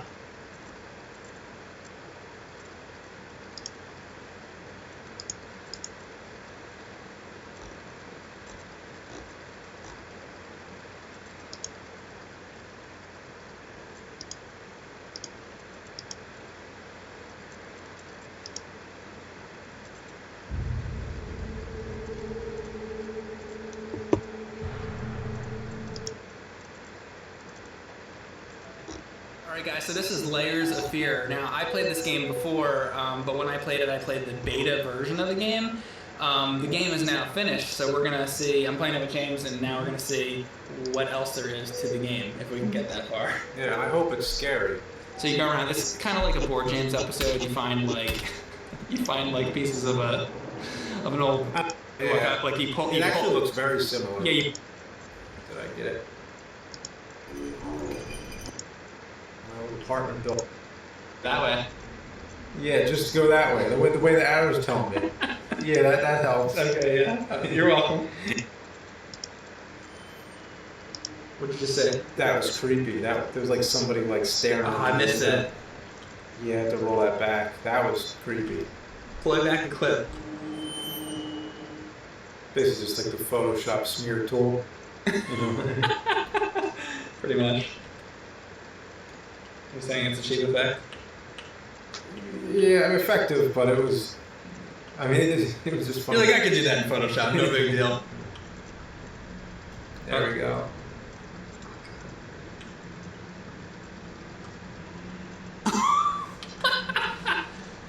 Oh boy. He's just sitting there. Look at the one in the wheelchair.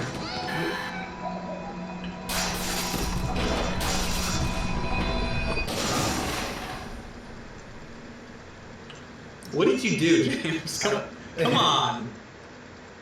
This house is fucked up. Whoa! Jesus Christ! Is that a real kid? Oh boy. Oh, okay, that's funny. That was actually funny. I guess that means to go that way? Oh! Alright, let's go underneath. Whatever the fuck this is. I know. Whoa. Okay. Devil? It's the devil. Oh! This game's awesome. Yeah. Whoa. Okay. Devil? It's the devil. Oh! This game's awesome. Yeah, I know.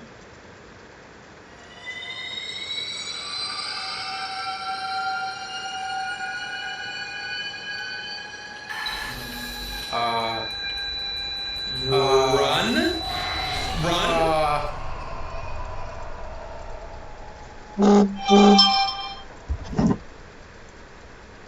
I think we died. Are we waking up here? I don't know. That was a death. It's death, but you come back. Now, how do I know what can kill me then, or what just scares the shit out of me? I don't know. Next time you see that thing, start running, I guess. Is this the same? I don't know. This looks. I don't remember. Yeah, they put you somewhere else. They put you in a different location now. That happened with me and Ryan. We were like in some hallway, and some fucking thing came out and killed us, and then we ended up in like in an attic, and then we woke up in an attic, and then like kept going. Oh no. Oh yeah, go that way. Yeah. Oh wait, let's see. The one on the right. I'll follow on the right. All right, ready? Bonk.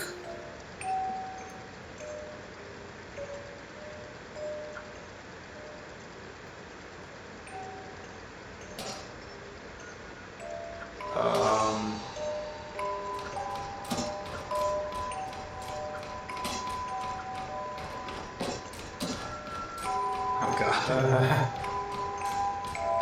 Jack in the Box. He's got a big grin on his face. Oh, the babies are all gone. Oh, there's one.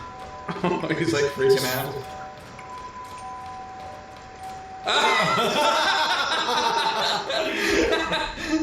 Oh shit, it's gonna get fast now. Oh, look at the depth of the room. Oh god. Hush, little baby, night is dark.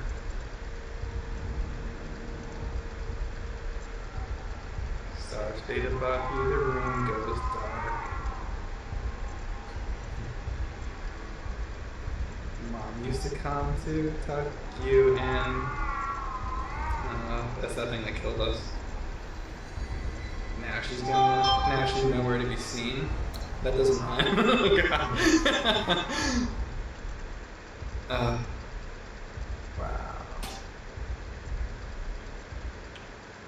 This game is wild. Whoa. Alright, well that's really creepy. You're not going that way? I guess I am now.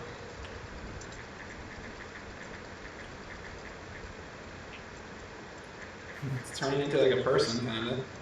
That one's creepy. so far the creepiest. Imagine what it would take to get this house normal, like sellable. Like, okay, first it needs an exorcism, then I think it needs a lot of exorcisms. It's not one.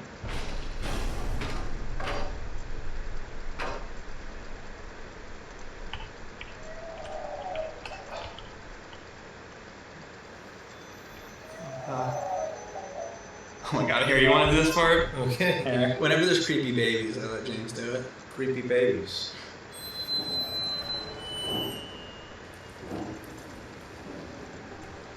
The picture just got weird.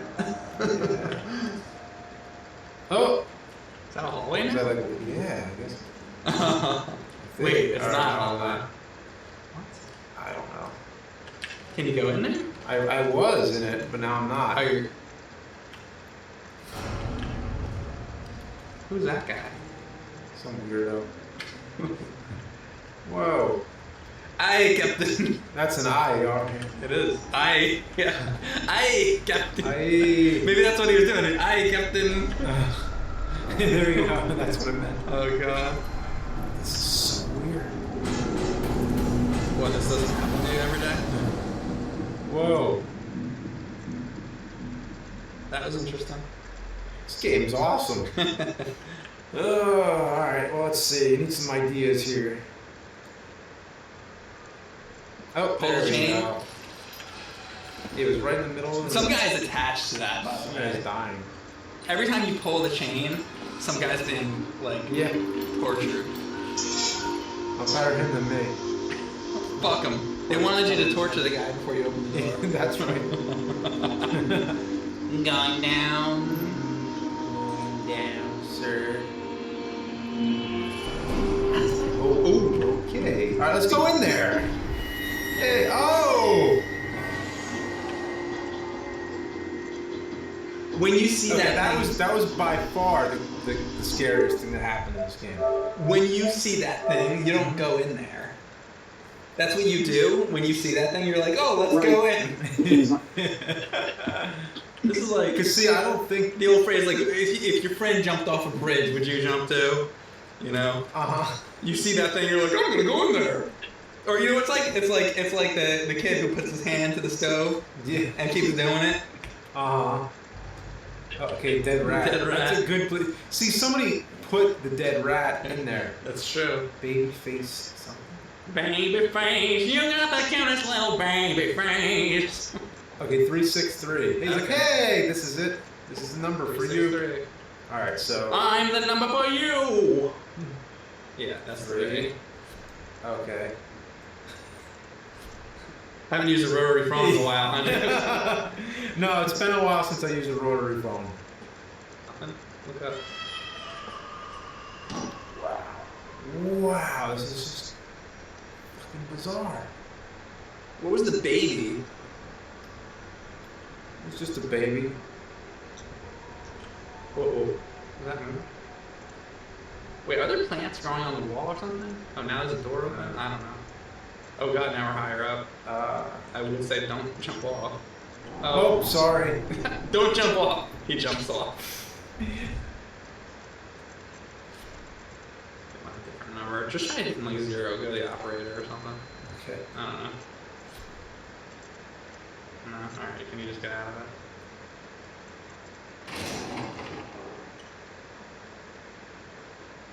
Oh, that's the numbers. Where? 853. Where do you see 853? On the ground. The thing that just fell to the ground. And Phone disappeared. oh, cool. 853. Push it.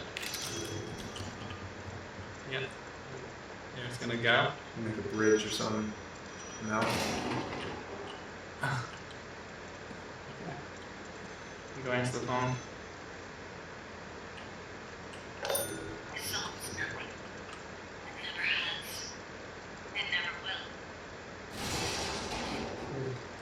Oh, there you go. Well, that certainly changed. Holy shit. Whoa. That's crazy. Okay. Go back.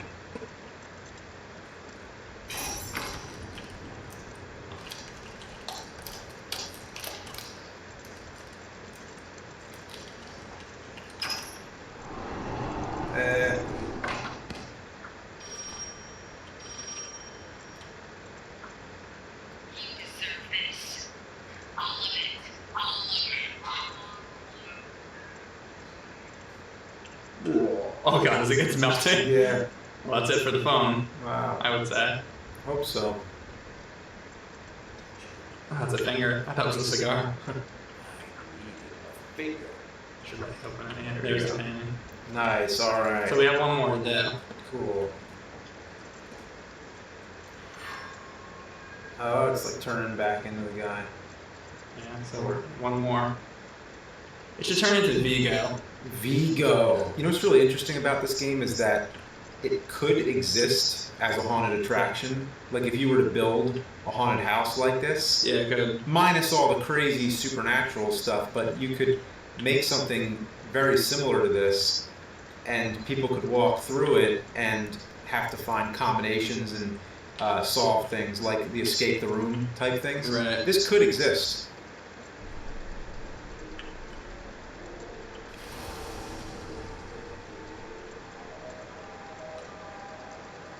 Yeah.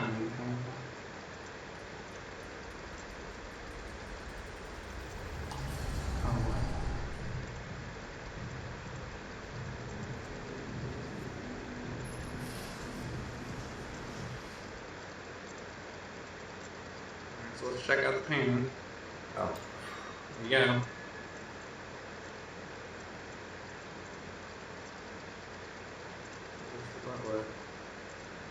Some chick.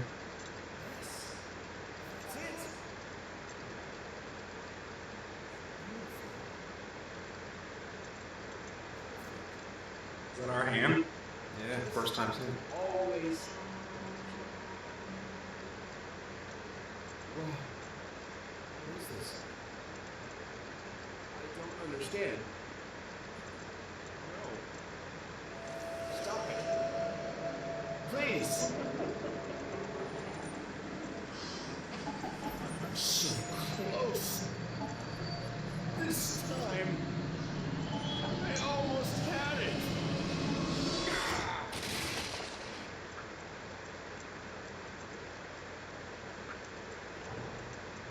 Oh, does he keep going through this house over and over and over trying to like get that painting, but it keeps changing into that? So it seems like every time it's like a bunch of failed paintings. Failed attempts. This is what the house like actually looks like now. I guess. Still Maybe our guy's out of his fucking mind? Is that what this is? I bet these are the game designers. These are probably people that work on the game. Well, this is the most interesting credit sequence I've ever seen. I think this is really creative. I thought it was awesome. I loved it. My favorite part was just like every time it would surprise you with a new way the room would twist, or like, you know, like now the room's upside down, or now the room goes on into infinity, and like every single thing it would keep doing that was new always kept throwing me off, always kept surprising me. I like that it kind of led you on a bit, so you didn't have to wander around too aimlessly. Like you didn't waste a lot of time with it. You always kind of knew generally what you were gonna do. Right. Like you didn't know too much. Because if they didn't block off doors and lock doors and block off paths, then you could be walking around the whole house forever until you find what you're supposed to do. So I think it's great that they treat it that way. Yeah, the only thing that I didn't like so much, and it's just because I haven't played a lot of games like this, but I didn't feel like I could die. I didn't feel like scared that I was gonna die. You know, I never felt threatened that I'm taking damage, or like I'm going to have to make sure not.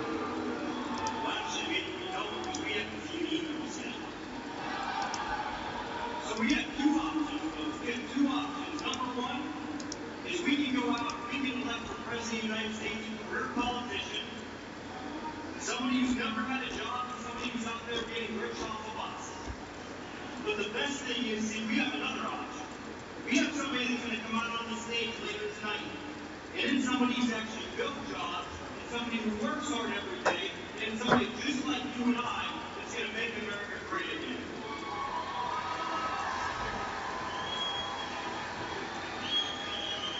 So I have three questions. Do we want to elect somebody who wants to shut down the coal and natural gas industry? Do we want to elect somebody that's going to get rich off of you and I? And do we want to elect somebody who's going to let refugees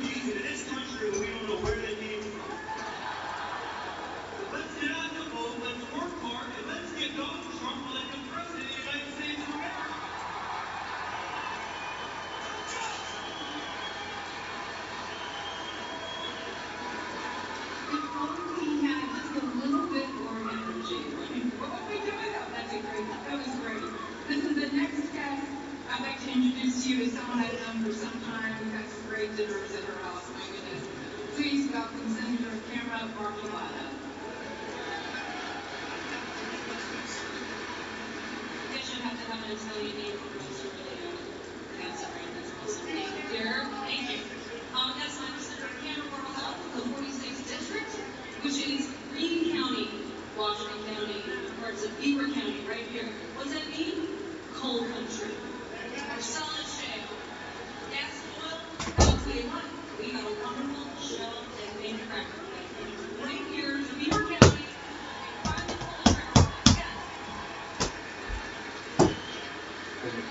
It's for those very reasons I asked to be Vice Chair of Energy and Environmental Resources for the Senate. I was asked to be the Senate Chair of the Marcellus Shale Oil and Gas Caucus. I'm also on the coal right, so believe me, energy and energy jobs are number one for me in my district.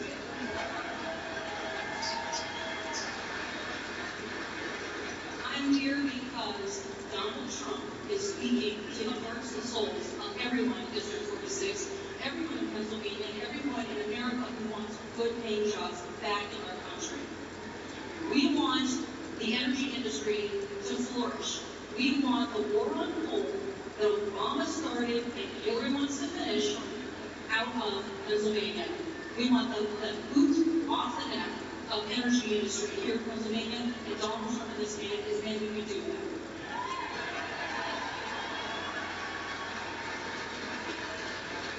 We also want border security.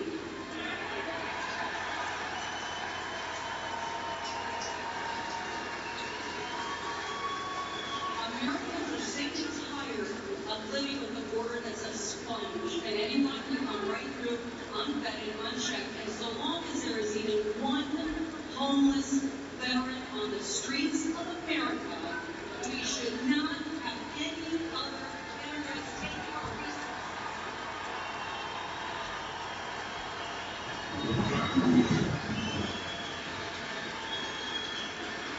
And on top of that, everybody in this room probably knows someone affected by the opioid and heroin epidemic. Am I right? Well, you know what? When we've got a border like Swiss cheese, we're letting heroin flow right into this country. So the center of my district, Washington County, made national news. One county, 70 minutes, 8 overdoses. We are sick and tired of drug dealers peddling their poison to the American public. And Donald Trump is going to put an end to an open border.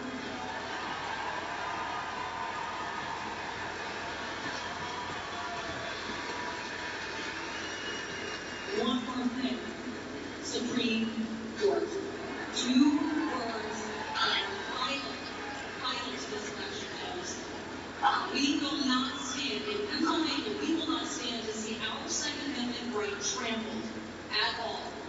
And Donald Trump stands behind us with protecting the Second Amendment by being our president and making sure that the Supreme Court is filled with just justices that follow the Constitution.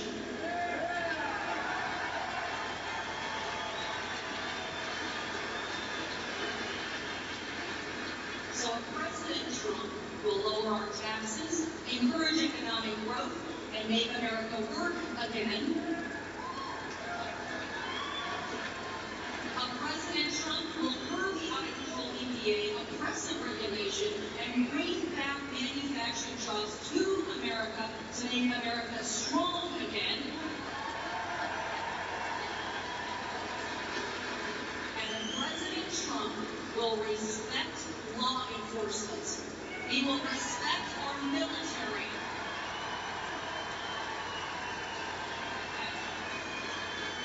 And he will respect our veterans.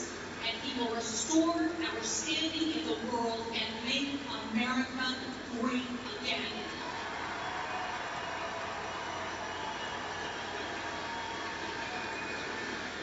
Next up is Auditor General Candidate John Brown. Let's hear it. Who wants to make Pennsylvania great again? Who wants to make America great again? My name is John Brown, and I'm running for Auditor General. My job as Auditor General is to protect you, the taxpayer. How many of you are tired of the government telling you what you can and can't do in your own property?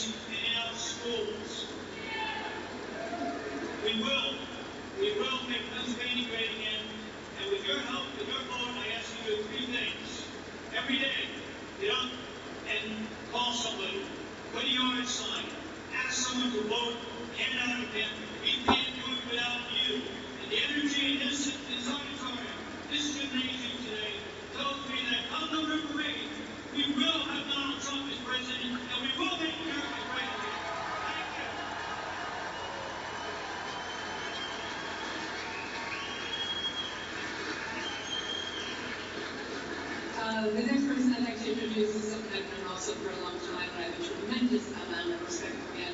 He's a man of character. He does not sway from the left to the right. He is solid. Please welcome Congressman Keith Rothfuss from the 12th District.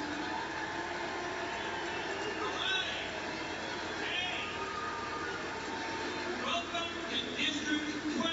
What was the address? We are just 4 weeks away from the most important election of our lifetime, where every single branch of your federal government is on the ballot. Let me get serious for a minute. We're going to come again.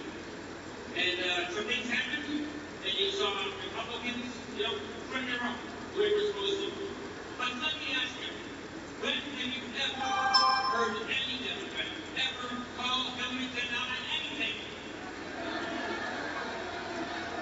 Going back for 25 years of corruption, hiring people at a trap house, innocent people at the White House, getting files, hiring a bouncer at the White House, and getting files, and then looking at the behavior with their husband, and covering up and enabling. Now, I have 4 daughters.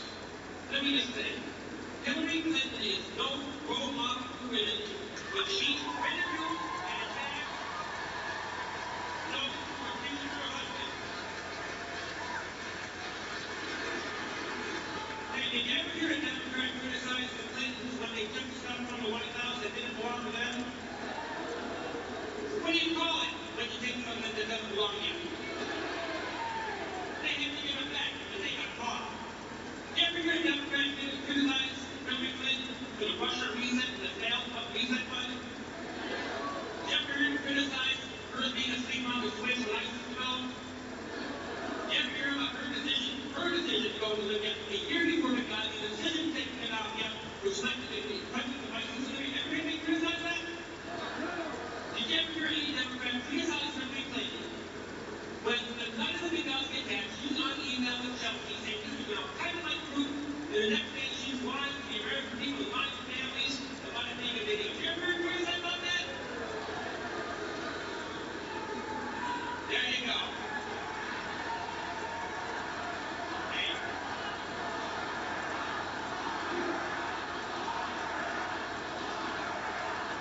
All right. Hey, do I get extra time? Do I get extra time for that one? Well, I tell you what, I'm looking forward to that special prosecutor getting acquitted next January after you.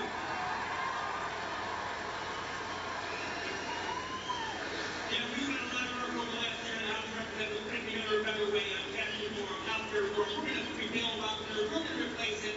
We're going to get a health care system that the American people deserve. We're going to stop the war on hope, but that only happens if we have Donald Trump in the White House. But Hillary Clinton repealed every single one of those initiatives.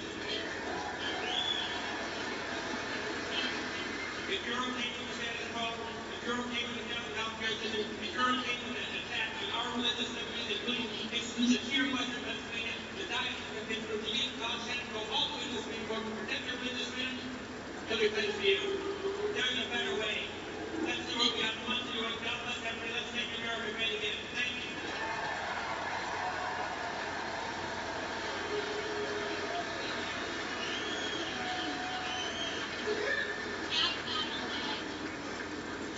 Another favorite guy of mine, I gotta tell you, even if you just meet him and speak to him briefly, you fall in love with this guy. And you know what he really, really loves in this country. Please welcome Congressman Mike Kelly from the Acre.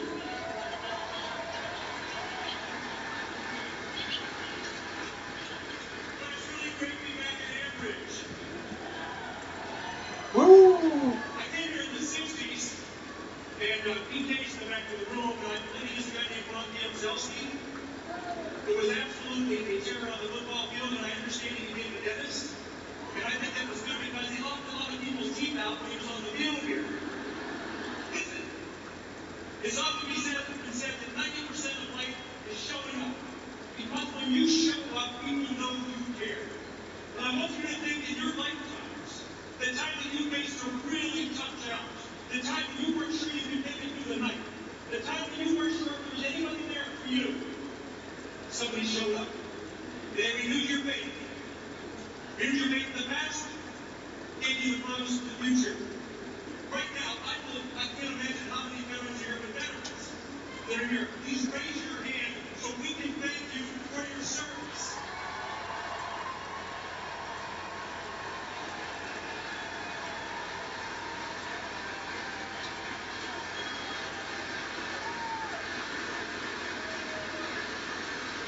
They're the real heroes. They're the people that put their life on the line. Heroes 1.4 million Americans, women and men, who gave their lives and gave us an opportunity to be here today and to stand up for what we know is true and what we know is right and what we know we must do for our nation and here to survive. Thank you, veterans. You are the greatest people in the world.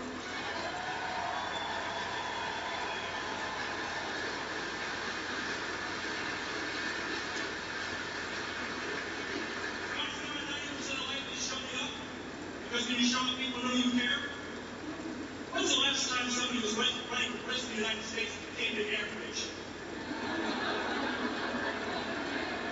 When was the last time anybody running for any major office came here to ground zero to see what's happened to our cities, our state, our region, and our country because of bad policies?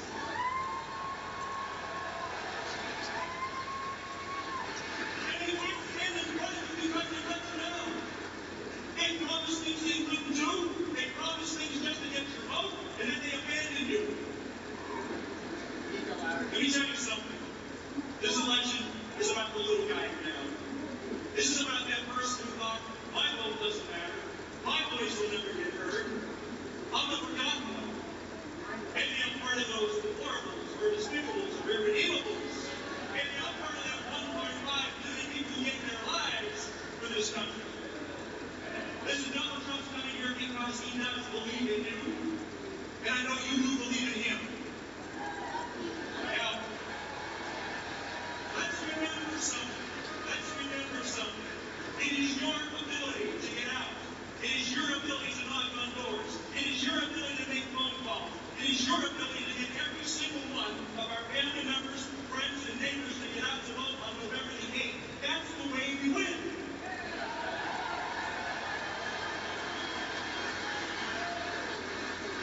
This election is about choices. It comes down to choices. The choices between two candidates. One candidate will take us farther to the left, practice deeper in debt, taxes more than we've ever been taxed before, will continue to take away all those great fossil fuels that made America great to begin with. There's a war on coal, there's a war on gas, there's a war on oil, there's a war on steel. We won't stand up to defend ourselves in the world if we've had people pick our pocket for far too long. It's time to stand up for America.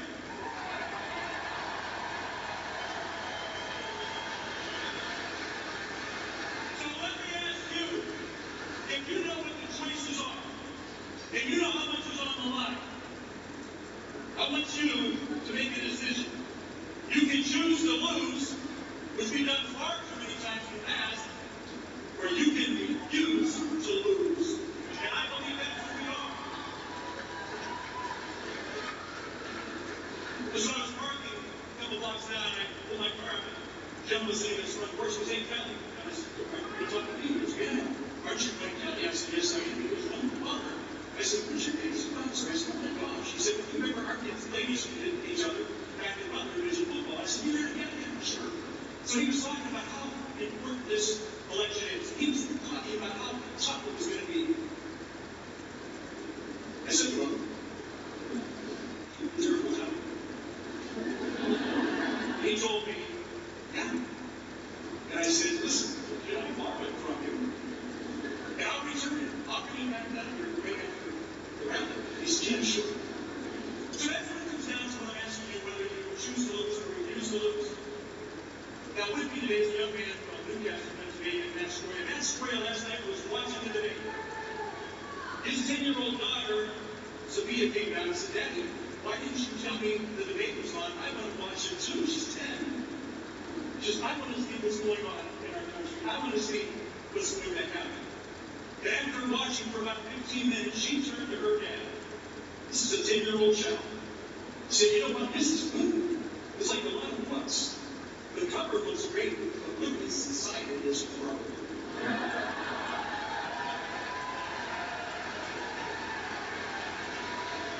Think about to you, right? You know what else she said? Daddy, Mrs. Clinton talked about how much she's doing for child care. And she talks about how much she must cut for the children. How can she be so pro-abortion?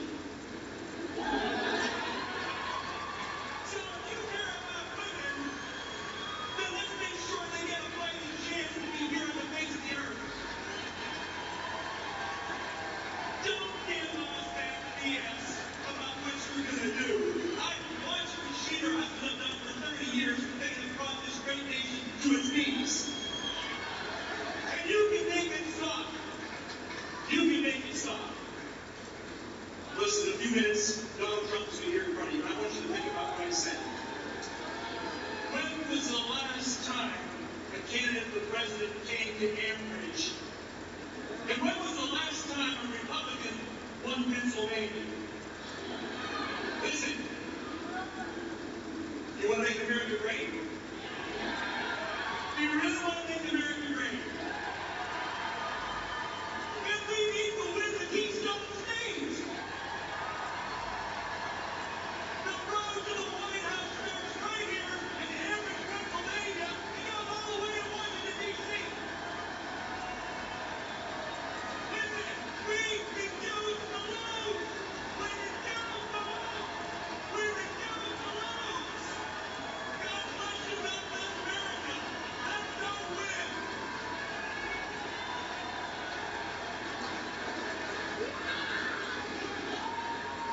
That's why we love him. All right, we should come down shortly, down. So give him that welcome that only Pittsburghers can give. Am I right? Let's hear one more time. Thank you.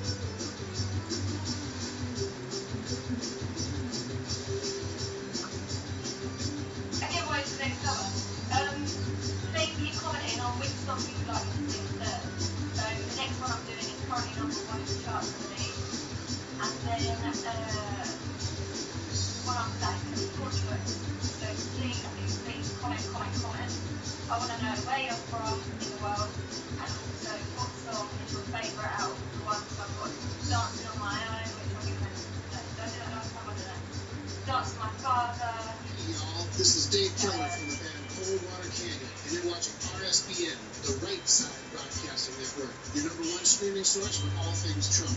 You can find Coldwater Canyon's music on cdbaby.com and keep tuning in to RSBN. We'll be right here on the Trump train with you. We're gonna make America great again. We're gonna make America free again. People have power. Look that way. All you people screaming USA.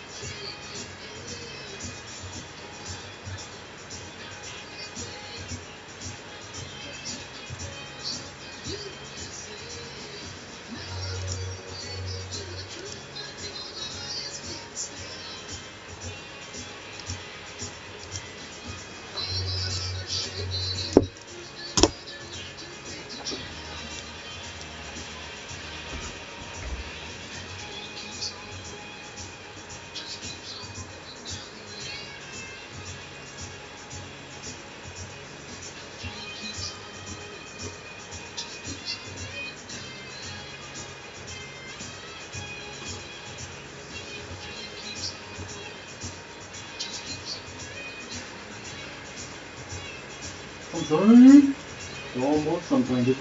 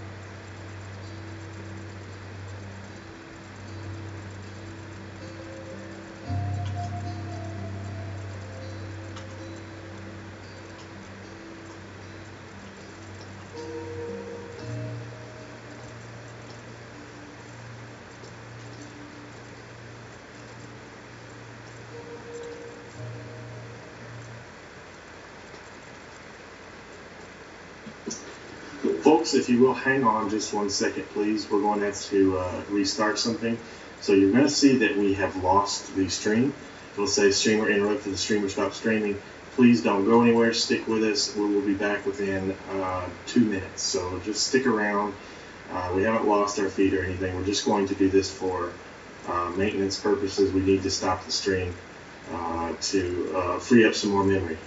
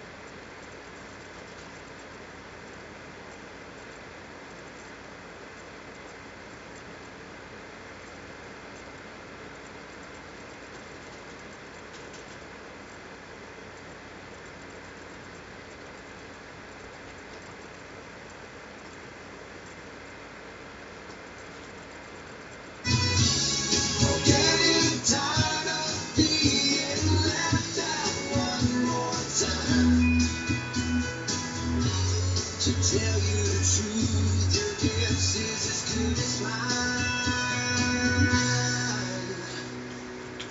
Nobody knows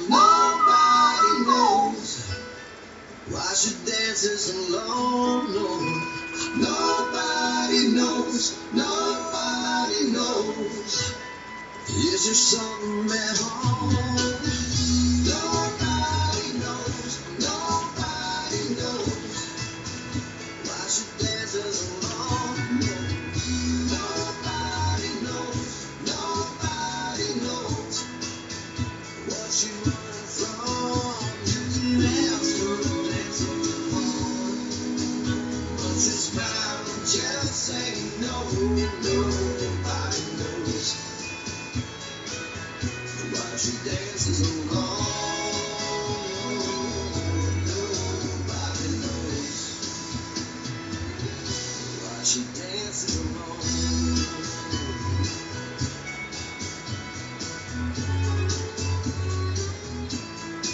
Nobody knows.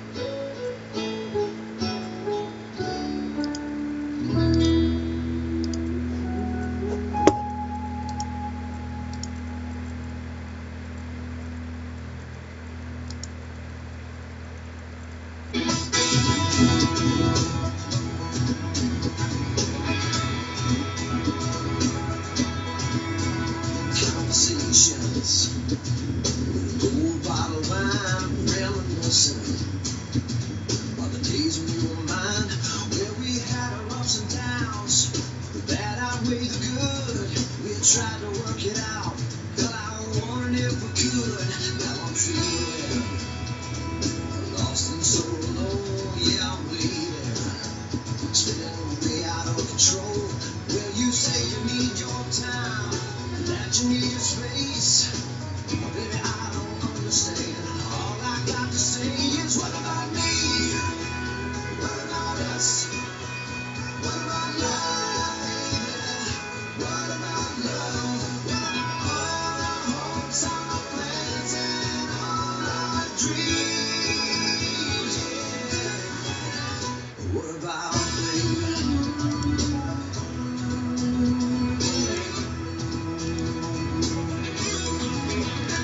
I'm drinking, the truth really sinking. Broken heart blue. Well, you told me you still love me. Girl, how could it be if you still want to free? You ain't want me, so what about me? What about us? What about love, baby? What about love? What about all our hopes, all our plans, and all our dreams? What about me?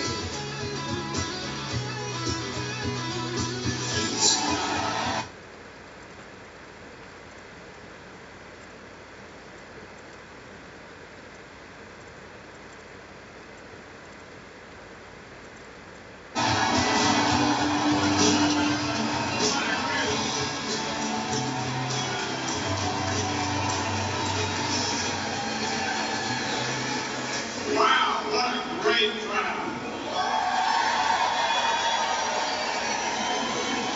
Did Donald Trump dominate last night?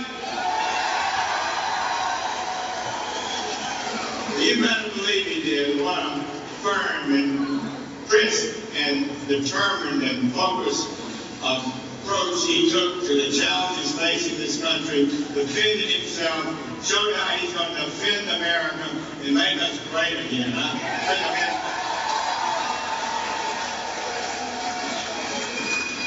couldn't have been more proud of him. That was a very difficult time, and you know it. And he stood there with such courage and fidelity, demonstrating really the leadership qualities you want in a president of the United States. And I got to tell you, a lot of things that are happening today in this campaign, but one of the things that happened with the tapes that it saw hid some of the revelations that were coming out of Hillary Clinton's secret speeches. She gave speeches to very big, relatively special interest groups, one to an international bank. And in that speech, she told them that with regard to her view and her dream for America, her vision was that we're now a European-style common market for the entire Western Hemisphere. That is so extreme. And last night after the debate, there was Nigel Farage from England, from the UK, who told us, explained to me and others how they had extracted themselves from one of those unions. The British people did announce their Independence Day, and how it would be an absolute tragedy for the United States to get into such a union as that. And secondly, she said in those remarks, quite different than what she said to the American people, she said in those remarks that she believed in open borders.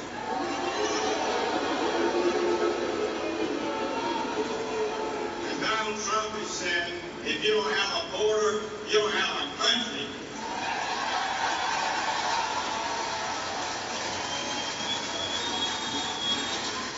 Her position is one of the most extreme positions I've ever heard a presidential candidate take. It is disqualifying for anybody who would want to be president of the United States of America, in my opinion.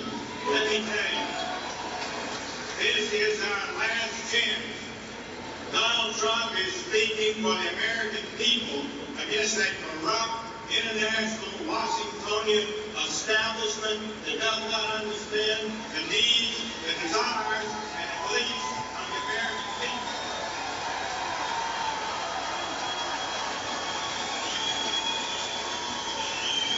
They think that you are deplorable. They think you're irredeemable.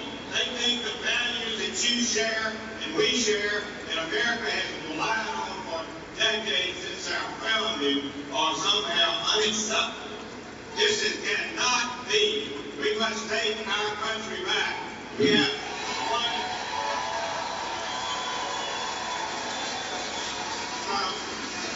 one last chance. We'll never fix immigration if Hillary Clinton gets in there with her open borders ideology.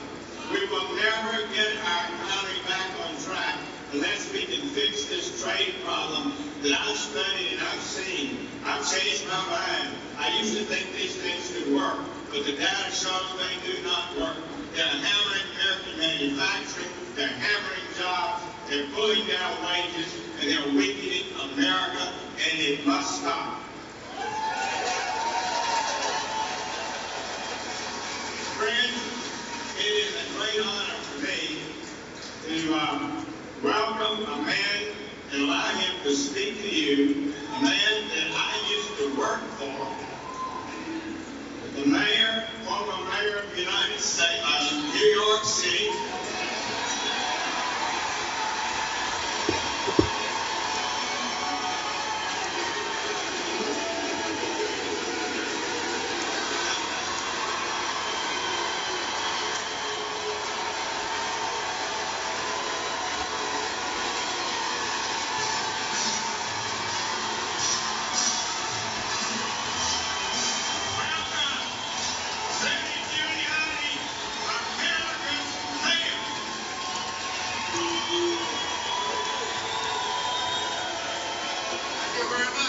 Thank you very much for the sessions.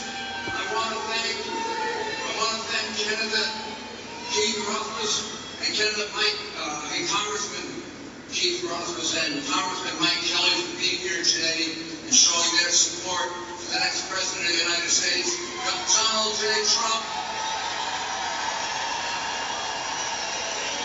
If there was ever any doubt about it, last night ended it.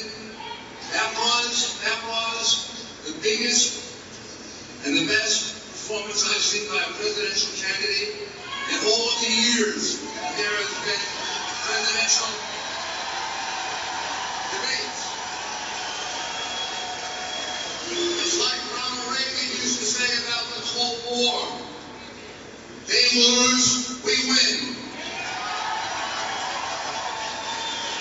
She lost, he won.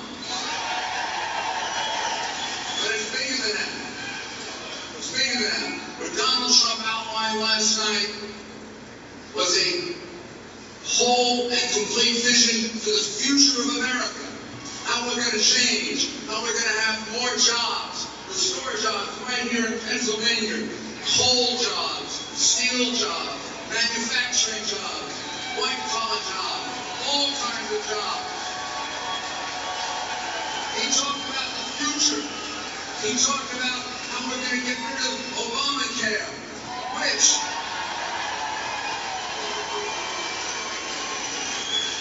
President Clinton, in one of the few times I agree with him, described as, his name called Obamacare, crazy. Because it's bankrupting us and it's not working. And the signal achievement of the Obama administration is a failure. A hoax. A hoax. He told you you can have your own doctor. A lie. You can keep your insurance plan. A lie. You would save money. A tremendous lie. And in a moment of candor by President Clinton, of which there haven't been too many over the years, he said, it doesn't work, it's a disaster. And She wants to keep it, she wants to expand it, and she wants to go to a socialist medical system like they have in Canada. That's what we call the past. Here's the future, one where you get to select your insurance program from all over America. That competition will bring the prices way down. You get to select your doctor, not some government bureaucrat.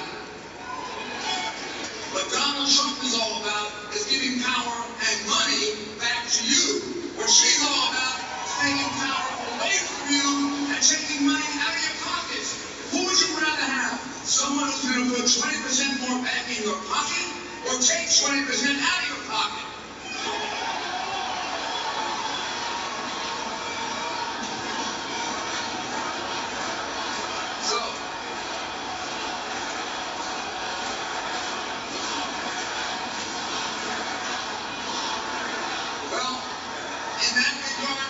In that regard, ladies and gentlemen, I have prosecuted, and Jeff Sessions, together the two of us, have probably prosecuted thousands and thousands of federal cases. I had a federal judge call me this morning and say to me that a part of that debate last night sounded like a confession to a federal crime.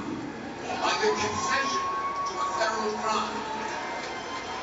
When she was confronted with why she destroyed 33,000 emails after she got a congressional subpoena, which, by the way, are 33,000 separate federal crimes. You know what her answer was? No answer.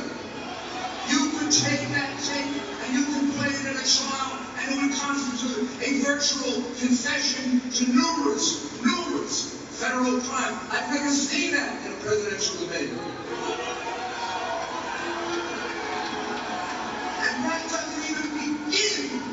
That doesn't even begin to examine the scope of her criminality. The money she took. She's talking about Donald Trump and Russia. Who's the one with the relationship with Russia? Her.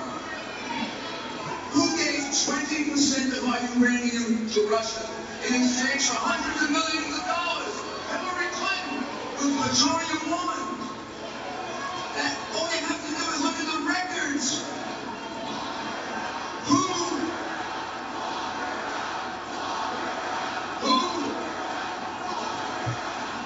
Who reset the relationship with Russia? Hillary Clinton.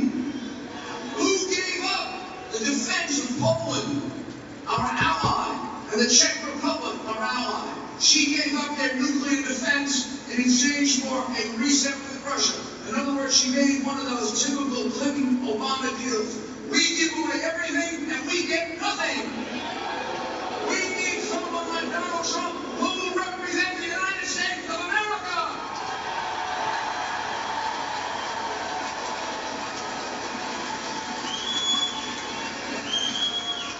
When WikiLeaks revealed she wants to be president of the world. He wants to be president of the United States of America. He wants to be your voice to fight for you and to fight for change. She says that half of you and me are deplorables. We're irredeemable. And now WikiLeaks reveals that she believes that half of Bernie Sanders' supporters are losers. So half of America are either deplorables or losers. And the rest are just stupid. You know what's going on. We have only one group. Is it done? You doing good? How are you?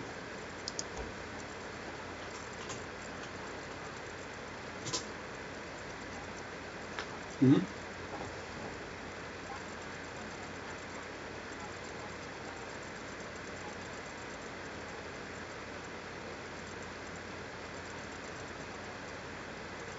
Oh, okay. Yeah. Okay.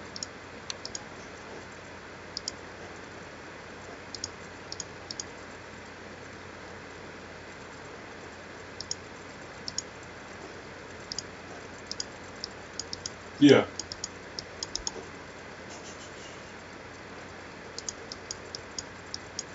Yeah, sure.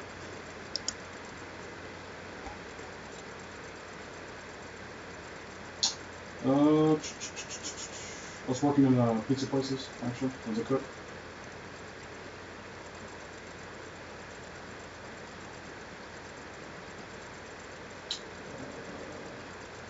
And I was early 2015. Yeah, so I actually manage a sandwich shop. It's called Roly Poly Sandwiches. Yeah.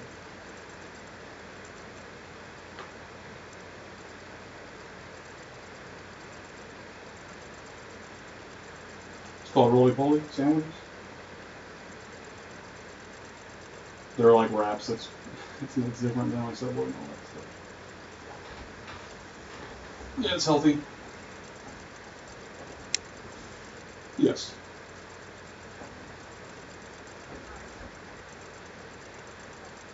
Yeah. Sorry about that. All right. Thank you. Appreciate it. All right, bye-bye.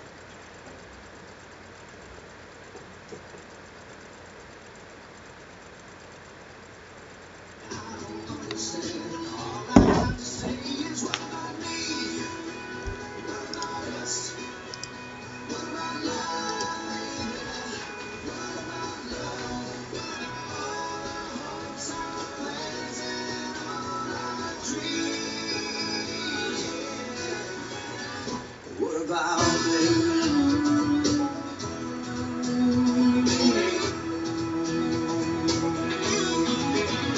Yeah, I'm drinking. The truth really sinking. Broken heart blue. Well, you told me you still love me. Girl, how could it be if you still want your freedom? You ain't want me. So what about me? What about us? What about love, baby?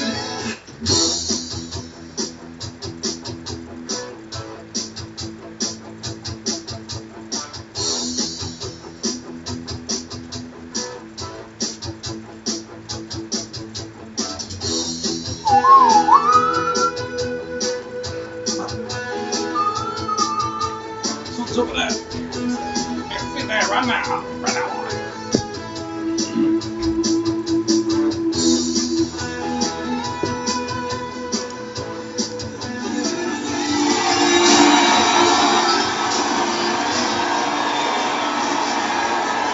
Thank you.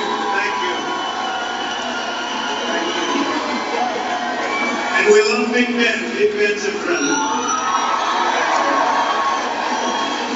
We play golf together.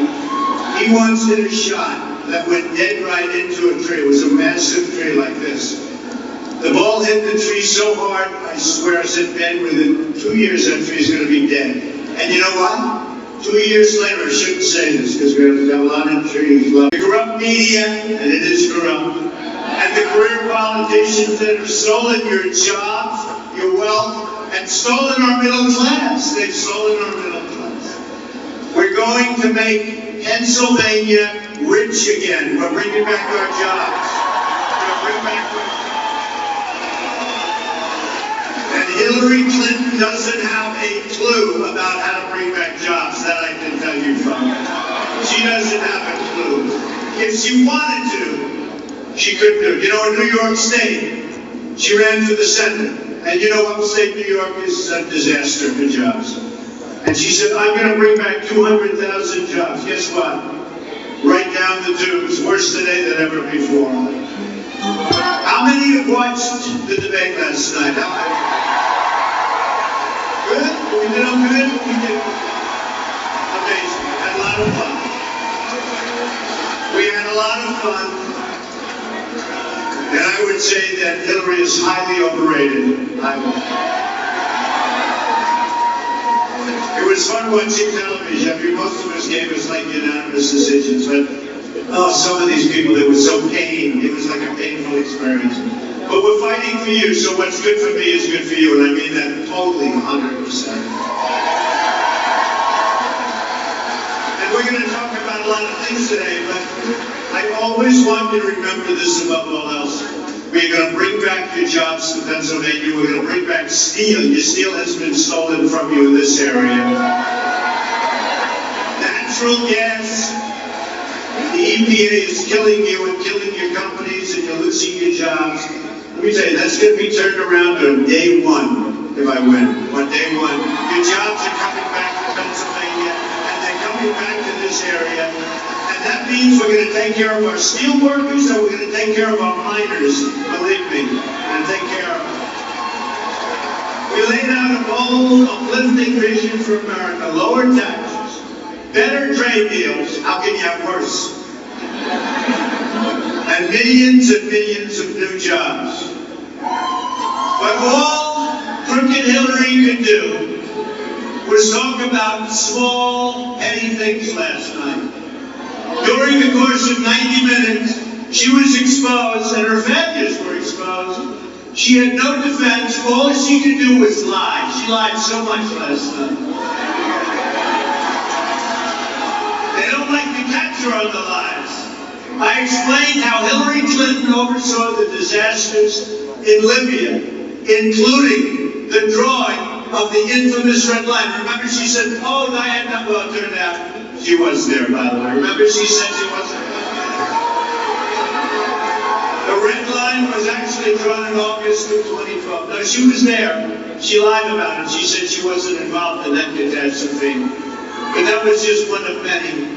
Of course, the moderators didn't call her out, and they didn't call out this line that she told. Hillary Clinton said she didn't delete her emails after a congressional subpoena, but she did. That was another lie. That was a hard one to believe. How did she say no to that one? The subpoena was sent on March 4th, 2015.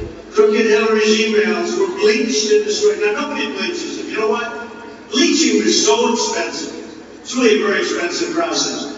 But when you bleach them, it pretty much means they're gone. Although I've always heard you can't get rid of emails. I've been told you can. I wonder if the NSA has her emails, you think? I don't think they look too hard for her emails. What do you think, Buzz? You think that? I'll tell you, I bet. I don't know this for a fact, but I'll bet within the FBI, you know, you have some of the greatest Americans in the world that are so proud of the FBI, and I'll bet you they are sick to their stomachs at what's happening. Sick to their stomachs.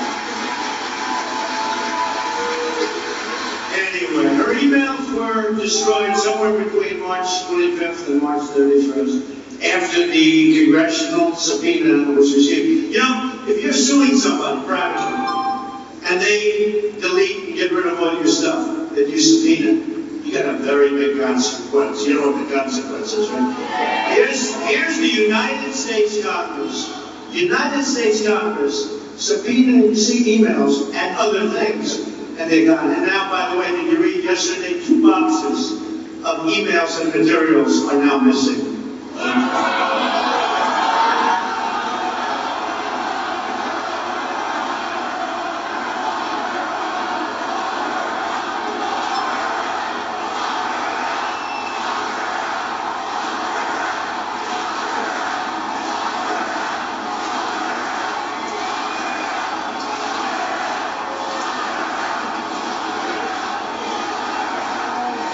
Very sad.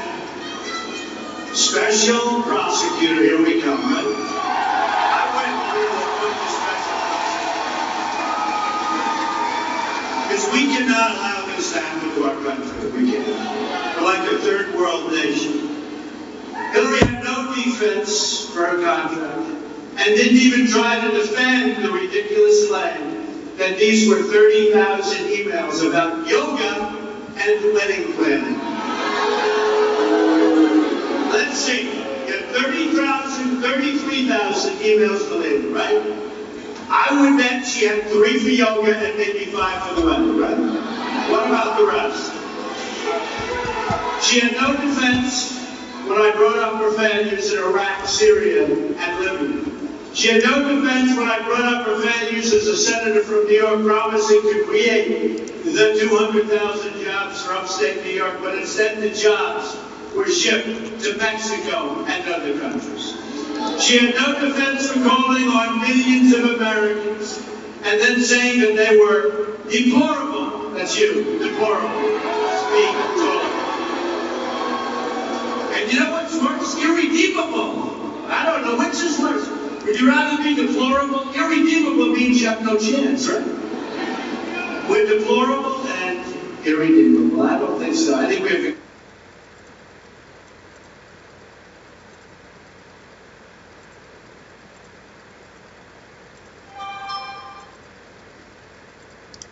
It means you have no chance, right? We're deplorable and irredeemable. I don't think so. I think we have the greatest people on earth, the smartest people. We have the smartest people. We have the most loyal people. That's one thing. Every poll points out that, boy, Trump's people, it's like the most loyal ever. And one thing I know, we're going to get out and vote. And we're going to be voting. And you remember the primaries? Donald Trump is behind. Voting begins tomorrow. Should be very interesting, but it looks like Mr. Trump will not be able to win this state. But he's put up a good fight. Next day, Donald Trump wins by 22 points. Everyone.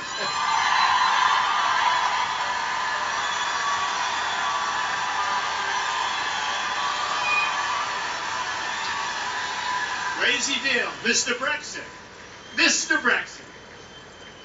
Remember I said Brexit's going to happen? Because I have a lot of property over there. Brexit's going to happen. They all laughed. They said, Donald Trump said that Brexit's going to happen. Isn't he ridiculous? Anyway, 3 days later they vote, Brexit happens. They never say anything. They never said anything. But that's all right. This is like Brexit, folks. You watch. We want our independence back. We want our borders strong. We don't want people coming in from Syria that we have no idea who the hell they are.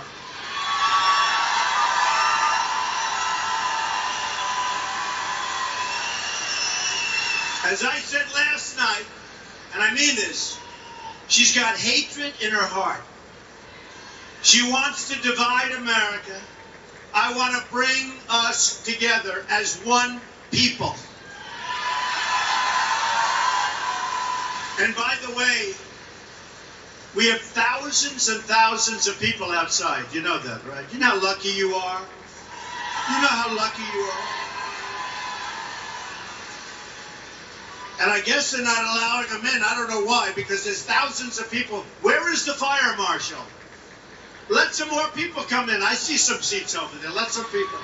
Fire marshal, we need your help. Where's our fire marshal? Let them come in. We've got 3,000 or 4,000 people standing out there. See, I guess they figure you folks are taking the seats in the very back. We ought to let some more people come in. I always get a kick with, I mean, I know a lot about fire and fire marshals, but you have a room with 4 walls and a roof and nothing to burn. Let the people in. Hillary also had no defense for Obamacare, which is a total disaster. I'm going to repeal and replace your disastrous Obamacare. Much cheaper, much better. Hillary had no defense for her secret speeches to Wall Street and international banks that she hid from the public and which were exposed by WikiLeaks. And by the way, just as I'm walking onto the stage, Mayor Giuliani said, you're not going to believe this. Look at this. We have all of these new charges. Did you see it just came down today? WikiLeaks, some new stuff, some brutal stuff. I may not read it to you, but the hell with it. Just trust me, it's real bad stuff. The speech transcripts contain scandalous revelations about Hillary Clinton that disqualify her from seeking public office. And she is. She's disqualified just on the fact that she did that with her emails. Think of it. Deleting 33,000 emails. Think of it. How can you do it? These transcripts also shine a spotlight on how this corrupt establishment works, where politicians meet in secret with the big banks, collect massive sums of money, then betray the American worker, which is you and me and sort of all of us. We're all workers. We're all working, we just work differently. You know, I tell this to people. We have people in this room right now that made more money 18 years ago than they're making now. They worked a lot harder right now than they did 18 years ago. Their job was better 18 years ago, and they're older. And the only thing I say is, I'm older also, and I've never worked as hard either, folks, I will tell you. That's for sure. My campaign is powered by my money and also small donations from millions of visitors to our website who just want their country back. They want America back.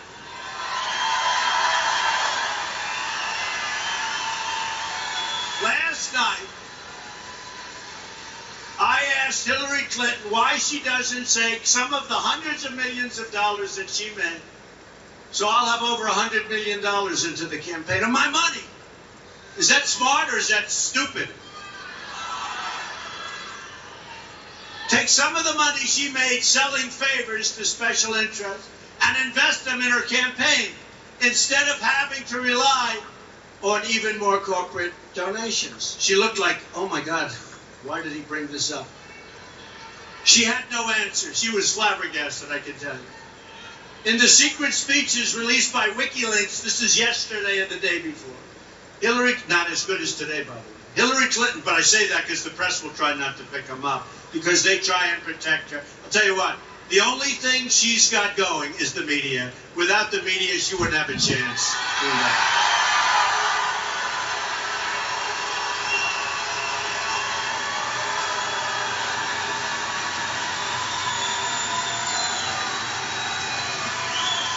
Hillary Clinton told her Wall Street donors that you need to have a public position and a private position. In other words, you need to be dishonest to run for office. In other words, have one for the public and one for the people that are giving you the money, right?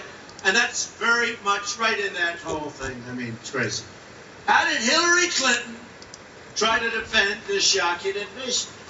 She didn't deny she said this awful thing. Instead, she blamed Honest Abe Lincoln. Honest Abe. So Hillary Clinton, for lying, blamed Abe Lincoln, commonly known as Honest Abe. He's spinning in his grave. The speeches also show that crooked Hillary supports cutting Medicare and Social Security benefits. One more example of how Hillary Clinton's public position is a lie. She wants to knock the hell out of your Social Security. She wants to knock the hell out of your Medicare, Medicaid. And I'm going to save them, okay? This is a little reversal for the Democrat, Republican, but I'm going to save it because we're going to make our country rich again. We're going to bring back our jobs. We're going to make good trade deals. We're going to have countries that we're defending all over the world pay a little bit more money, if that's okay. Which, in all fairness, until I came along, you never even heard about that, right? And then when I say that, they say, oh, Trump doesn't want to defend Japan. No, I'd love to defend, but let him pay a little more money, right? Isn't that good? We're dying. We're going to have $20 trillion in debt. 20 trillion. So some of these countries that we do such a good job for, where we defend them, and we love doing it, but they got to help us out a little bit, right? Most shockingly, these speeches show Hillary Clinton saying, quote, my dream is a hemispheric common market with open trade. You know what that does to your community? That's the end. And open borders.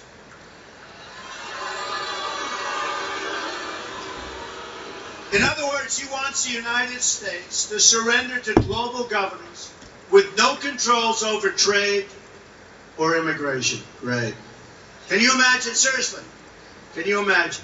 She's saying she's for NAFTA, which she was. You know, her husband signed NAFTA. But she's also for Trans-Pacific Partnership.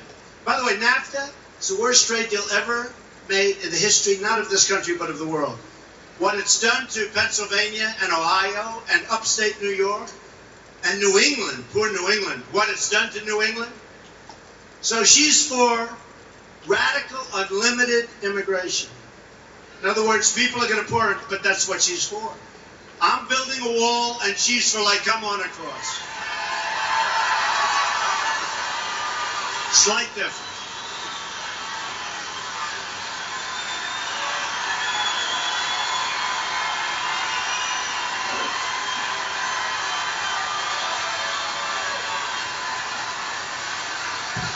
A slight difference. We're going to build a wall.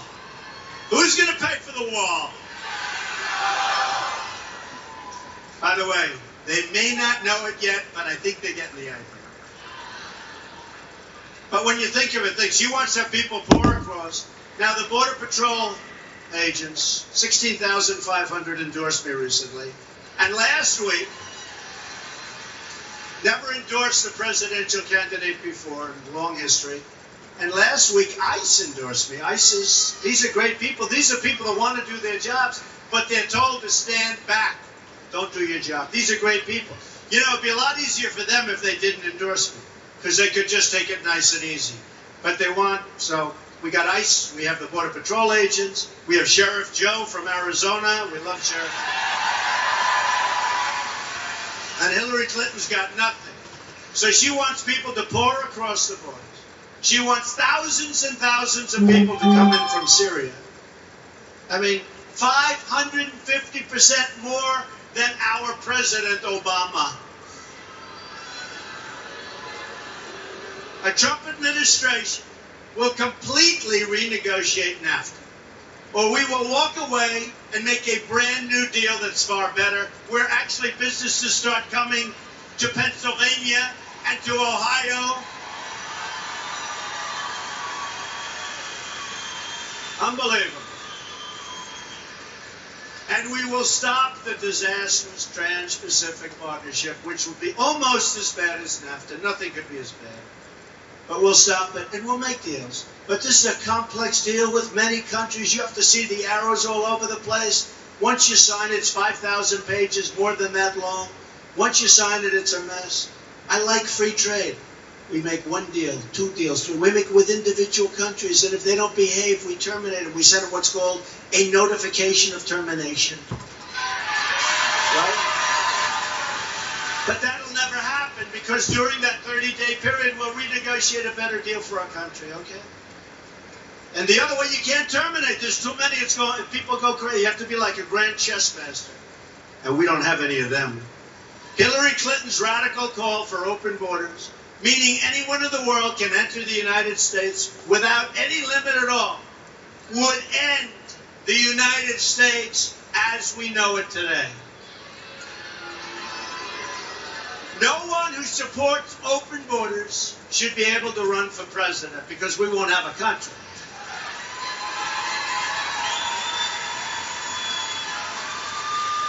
And by the way, weeks ago I called out Hillary Clinton for supporting open borders, and the media said I was wrong. Now, I've been proven right. Where is the media rushing to correct these false stories? Because in the WikiLeaks, it was all about open borders, free trade for everybody. See, I like free trade, but we want smart trade. It's got to be. It shouldn't even be called free trade. It should be called smart trade. I don't like the term free trade. Because free trade, to have it really work, you need really, really smart people negotiating your deals. And all these other countries have smart people. For them, it's important. For us, we have people that don't know what they're doing. No less than Bernie Sanders declared that open borders would be the end of America. Bernie Sanders said open borders means there would be no United States, doing away with the concept of nation state. Sanders also explained how open borders would make everybody in America poorer by radically reducing wages. Maybe that's okay with him, not okay with me. By the way, how many ways can Hillary Clinton betray Bernie Sanders? She really has betrayed him. I mean, look, even if we don't agree with him, I mean, you know, Bernie Sanders would have been a legend. He would have gone down as a legendary figure in history if he didn't make the deal with the devil. But he made a deal with her, and now he's just another guy. She attacked his supporters as basement dwellers. She admitted in secret she's in favor of entitlement cuts, and she's for open borders and open trade. Your state has lost 1 in 3 manufacturing jobs since Bill and Hillary Clinton's NAFTA and China deals happened. I'm going to stop foreign cheating, the product dumping, which, by the way, is killing your steel industry, and in this case has already killed much of your steel industry. How many people agree with me that China, because this is such a big steel area, or was, we're going to bring it back, don't worry about it, but how many people agree with me that China had so much to do, and stupid politicians, with the killing of the steel industry in the state of Pennsylvania? Right? Between that and currency manipulation, which they do like grandmasters and we do like we're playing bad games of checkers, we're going to start making things in America again. And we're going to start making things in Pennsylvania again. Don't let them tell you you're doing well, because you're doing lousy. Pennsylvania steel will build our future, and Pennsylvania energy, our miners, we're bringing our miners back, will power our future.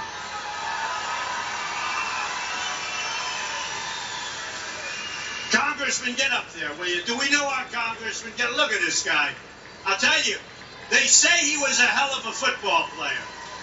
They say he was, I don't know if he'd be so good today. Would you be good today? I don't know. But he has been such an incredible supporter and so great. And he's standing next to my daughter, Tiffany, who came today.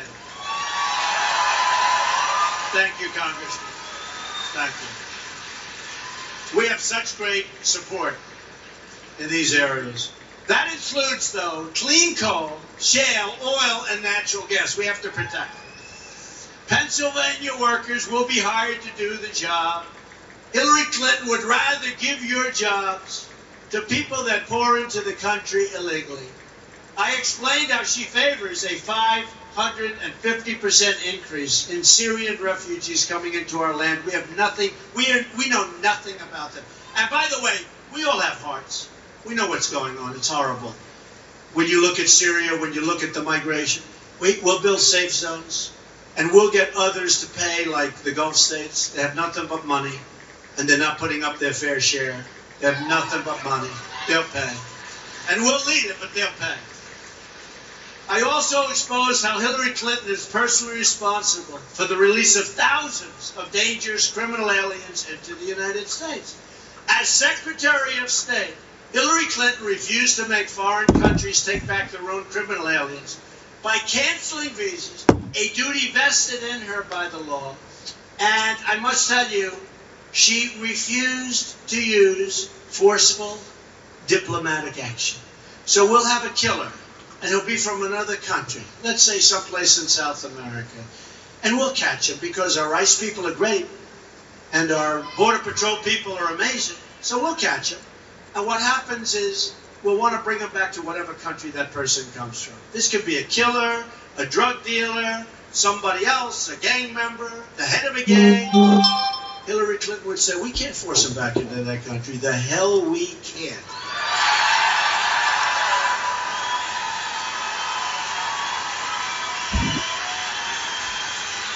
I guarantee you that under my administration, there will not be one bad guy that is not forced back into his country. Not one. There won't be any. You won't be reading about it. We will put such pressure on those countries to take these people back. But Hillary Clinton did say, I'm sorry, Madam Secretary, if you can believe this. This is prior to her naps. I'm sorry, Madam Secretary, but they won't take this killer back. Oh, that's okay. Well, bring him back and let him out on our streets. And you know what happens, right? The Remembrance Project, you know what that is, right? The Remembrance. These are the most incredible mothers and fathers and sisters and brothers who have lost their loved ones to killers, illegal immigrants that killed their loved ones. And it's a sad thing to see, that I can tell you. Her refusal to take such diplomatic action has caused the release of thousands of criminals into our community. One foreign national and convicted killer who should have been sent back to his home country in 2012 was instead set free by Clinton's watch. 6 months after his release, he killed again, murdering a 25-year-old, beautiful Casey Chadwick. Probably heard about it. In just one single year of Hillary Clinton's tenure, 2010, nearly 4,000 convicted criminal aliens were released into American communities because their home countries just said, no, we're not taking them back. We're not taking them back. Yes, we're supposed to legally. We're not doing it. So we took them. Another revelation from those secret speeches is that Hillary Clinton knew that the State Department and their devices were under threat of hacking, and yet she traveled overseas with her totally insecure telephone. Remember the ones that she banged the hell out of when she went to get it? No, I wasn't trying to hire. Who banged their phones? When you throw your cell phone, did anybody bang them with a hammer? This is still more evidence that she lied to the FBI, just like she lied to Congress, and she lied to us. One more very important issue where I exposed the hypocrisy of Hillary Clinton and the media was on Hillary Clinton's treatment of women. I was getting beaten up for 72 hours on all the networks for inappropriate words 12 years ago. Locker room talk, whatever you want to call it. But I said to myself, wait a minute. And I just saw very inappropriate words. But Bill Clinton sexually assaulted innocent women, and Hillary Clinton attacked those women viciously. One of them said more viciously than he attacked them. If they want to release more tapes saying inappropriate things, we'll continue to talk about Bill and Hillary Clinton doing inappropriate things. There are so many of them, folks. You probably saw yesterday, we brought 4 wonderful women to St. Louis.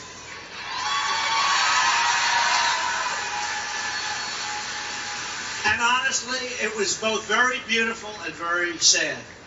They've been trying to get their feelings out for so long and the media wouldn't take it. One thing with me, the media takes it, whatever. So they were able to get what they wanted to get out. To quote Juanita Broderick, Hillary Clinton threatened me after Bill Clinton raped me. She's been struggling to get the media to pay attention to her for many, many years. So last night, I decided we would expose the hypocrisy of the Clintons and the media and our politicians to the entire world. As I outlined last night, Bill Clinton was the worst abuser of women ever to sit in the Oval Office.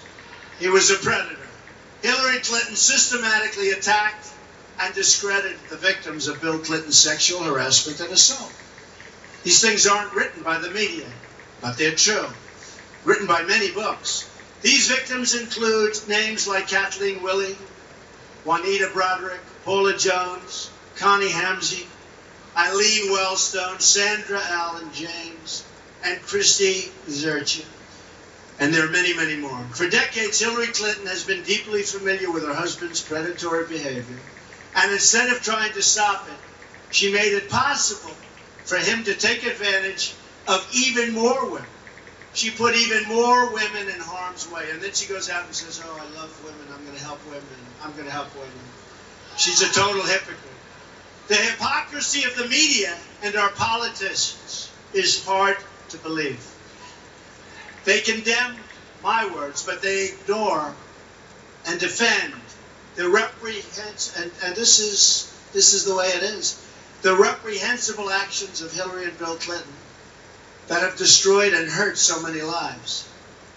But perhaps the greatest window into the character of Hillary Clinton can be found in what she did as a lawyer when she was defending a man who raped a 12-year-old little girl. Desperate to win her case, Hillary Clinton blamed the 12-year-old victim. Her name was Kathleen Shelton. She was with us yesterday. She was right sitting front row at the debate. As the lawyer for the rapist, Hillary Clinton said the little girl was emotionally unstable and had a, quote, tendency to seek out older men and engage in fantasizing. This is what Hillary ruined that little girl's life, destroyed her life. Then years later, she was recorded laughing about it on videotape. She was laughing at the girl.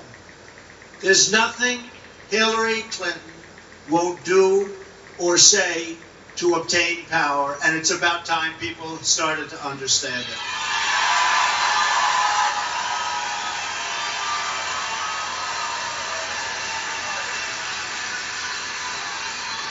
But the hypocrites in the media don't want to talk about what Hillary Clinton has done to these victims. They don't want to talk about what their other political heroes have done to other innocent girls and women. People like Kennedy, Chappaquiddick, we remember that. Driving his car into a pond instead of calling the police, possibly saving her life. In fact, almost definitely being able to save her life. He went home and went to sleep. Did not report the incident to the police for 10 hours, yet he was hailed as a hero. The last 72 hours has framed what this election is all about. It's about the American people fighting back against corrupt politicians who don't care about anything except staying in power and keeping their donors out.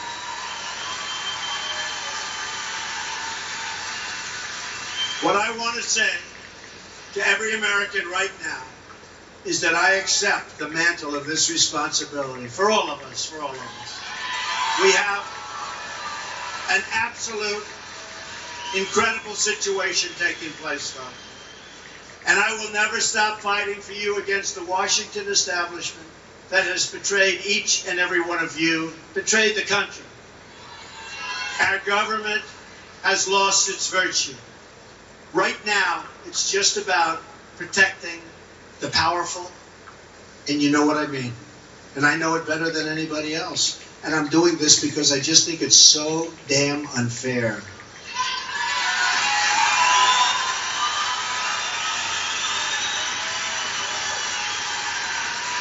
And it's ultimately going to lead to the destruction of our country, and we're doing it. The Clintons have corrupted our government at the very highest levels. Rank and file, incredible people, by the way, incredible people. Rank and file FBI agents are shocked at the corruption that they're witnessing at levels of the FBI that nobody would thought it was possible. The Department of Justice, where Bill Clinton gets into the back of an airplane for 39 minutes just prior to a determination being made. Of course, you and I know the determination was made a long time ago. But gets on with the Attorney General because he happened to be in Arizona playing golf. It was 110 degrees out, right? Nobody saw him in the golf course. Just happened to be there. Oh, there's the Attorney General. Let me get back on the plane. So they spent 39 minutes in the back of the plane. They talked about two things: golf and grandchildren. 39 minutes. So I give the grandchildren 5 minutes. I give the golf 3 minutes, right? What else do you think might have been talked about? They can't believe these FBI people. These people for life in the FBI. These are people that are unbelievable people. They love this country so much. And they're seeing things that they've never seen before. Where guilty, guilty, guilty, guilty, guilty, no charge, no problem. They see all of this stuff going on. And these people must be sick to their stomachs. What have we seen in the email scandal? What have we seen in third world level corruption? This is really what it is. It's third world. We're like in a third world country right now. And this November is our one chance, November 8th, our one chance.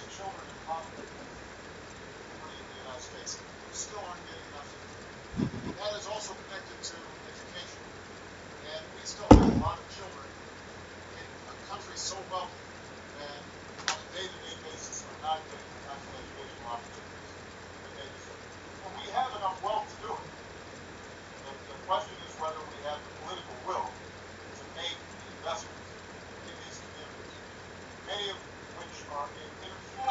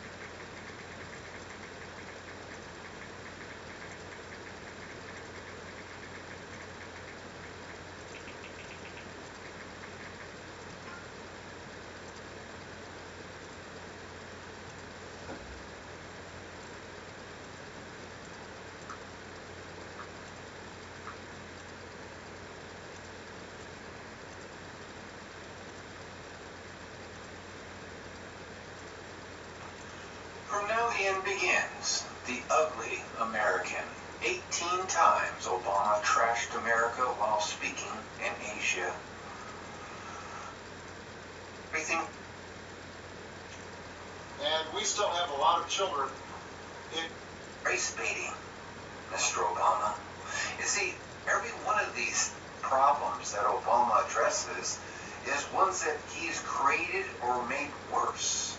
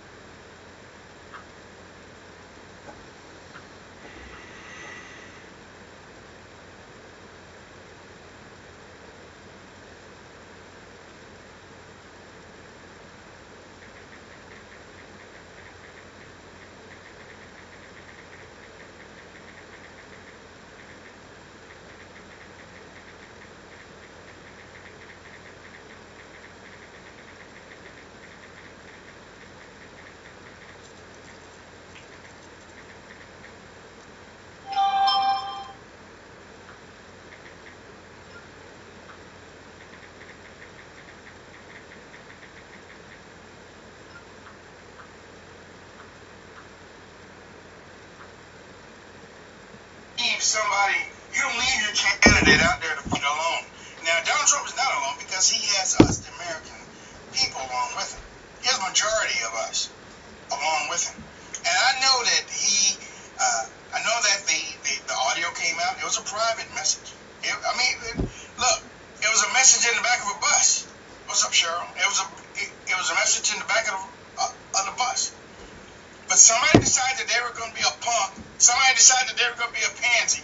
Somebody decided that they were going to be a little girly girl and release the audio. Okay, that's fine. We're going to find out who you are, and we're going to strip you down. But somebody decided that they were going to release it. And then the GOP leaders act like they've never cursed before. The GOP leaders, thank you, Ashley, love you too. The GOP leaders thought that they were finally Christians. The GOP leaders thought that they were finally Christians. They thought that they were on a stairway to heaven. They thought that how can somebody talk like this? I can't believe it. I can't believe it. But guess what? That was a private conversation that somebody leaked. I'm not saying that.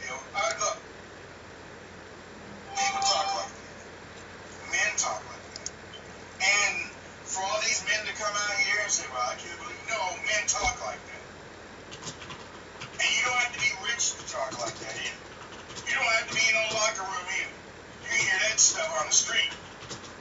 You can hear it on the street. You can even hear little kids talking about it today. Men talk like that.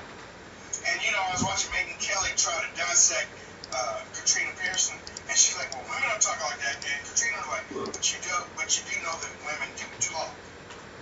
And there's a whole lot of stuff that we say that we would be embarrassed if it came out public. And then Megyn Kelly was like, yeah, you're right. But they left Donald Trump on Saturday. And now the tail is wagging in the back of their ass because Donald Trump whipped Hillary Clinton last night. That's right, I said it. Donald Trump whipped Hillary Clinton last night. Hillary thought that it was supposed to be on issues. Donald Trump started out on issues. Hillary Clinton wanted to play personal. Donald Trump wanted personal. Now, I don't know if you've ever been in this type of environment, but you're yelling with or you're arguing with your spouse, you tell your spouse, leave me alone, or I'm going to say something that's going to hurt. And your spouse keep on yelling at you, keep on going at you. I told you, leave me alone. I'm going to say something that's going to hurt your feelings. And what happened? Not everything came out. Everything didn't come out. But Donald Trump brought out some stuff. And that jail thing was like a masterpiece. It's like Van Gogh. Donald Trump was like a Van Gogh painting that. We don't know, but now you see why we can't have Donald Trump in office because his temperamental and attitude and stuff. Yeah, because you'd be in jail. Woo, man! When he said that, I almost fainted, but I knew I couldn't faint because I knew that there was going to be more. I had to sing that faint. Thank you, Mary. From New Jersey. I was like, damn, he went there. And he didn't stop there. But everybody saw it was 3 women on one. Martha Raddatz, Anderson Cooper, Hillary Clinton, all of them were against Donald Trump last night. And it was supposed to be a town hall. It was supposed to be a town hall. How many people from the crowd got to ask the question? And Martha Raddatz, oh my God, see, that's why I was saying this on my radio show. I was saying it. Martha Raddatz is a shrill for the Democratic Party. She shouldn't be out there. She thought that she was the show. She was hostile against Donald Trump, and she was trying to have her Candy Crowley minute. That's what she was trying to do. Martha Raddatz was trying to have her Candy Crowley minute. And Donald Trump was like, hell no, it ain't happening here. See, Mitt Romney would have shut up. Mitt Romney would have piped down. And as a matter of fact, John McCain would have piped down. John McCain would have been like, well, we're not going to run that type of campaign. Donald Trump was like, nope, ain't happening. No, this is my party. And I'll talk about one, too. Hillary Clinton, how many noticed when the debate was was over, Hillary Clinton didn't stay for any questions this year. I'm going to tell you why in just a second. Hillary Clinton left the debate hall when everything was over. How many of y'all noticed that? Hillary Clinton left. Now, I'm going to tell you why. Hillary Clinton left the debate hall because Juanita Broderick was there, Paula Jones was there, and Kathy Shelton was there. Who saw that? No. It wasn't because she wanted to drink. She left because she didn't want to face those women. Oh, her diaper was full. Now that's funny. That's funny. Her diaper was full. You know. But all of those GOP leaders left Trump on Saturday. They all left him on Saturday. Didn't know what he had in store for Sunday. But no, I thank God right there. I thank God for Mr. Trump. I do. I think that he's a stand-up man. And if Donald Trump talked that way that he did in private and public, it would be another story. Donald Trump doesn't talk like that. Donald Trump doesn't publicly. He doesn't talk like that. And actually, you don't know who talks like that unless you really hear him. How do we get to the back? Let me see. How do we get back at this joke of a party? They need to pay. You know what? I was just saying on Twitter just a few minutes ago. I was thinking about this earlier, and I'm going to share it with you really quick. There's no way that we can do anything with Paul Ryan and Mitch McConnell and that type of head of leadership. We have to use common sense here. There's no way that we can do anything to Paul Ryan and Mitch McConnell. They are in charge of leadership, so-called leadership, because they really don't lead.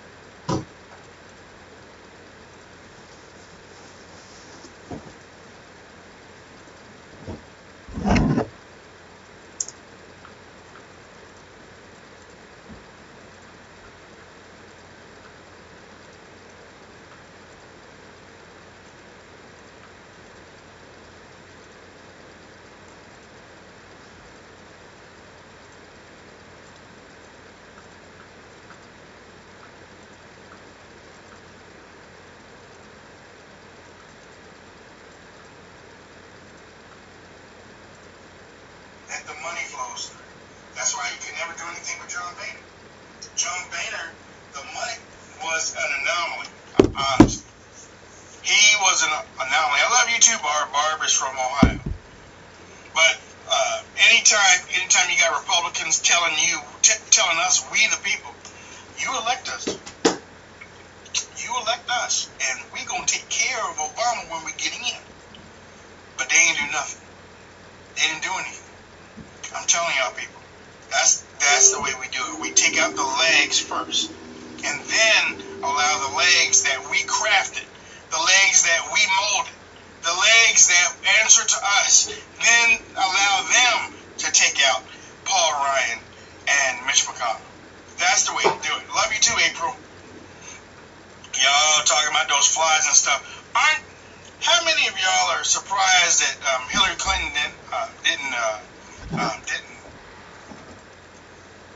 her tongue didn't go out of her mouth to grab that fly? Thank you, Sandy. I saw that fly up there, and the only thing that I could remember was that fly around Barack Obama's mouth. I was like, man, those flies know exactly where crap is, don't it? All right, listen, I gotta go. I got a love you too, Janice. Thank you, darling. I got a show tonight.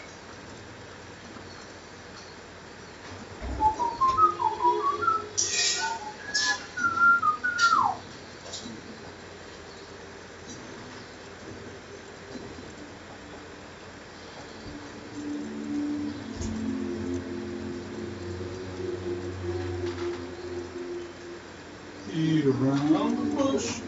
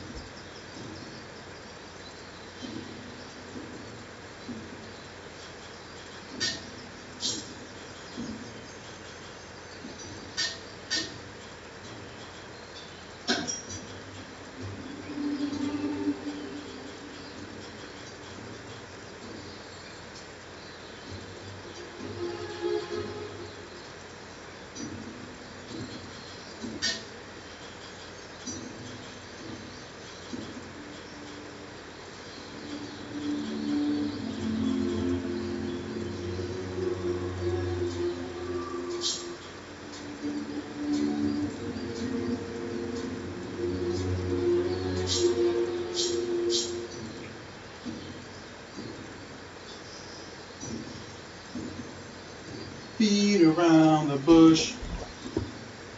Foxtrot, unicorn. Charlie, Kilo, Foxtrot.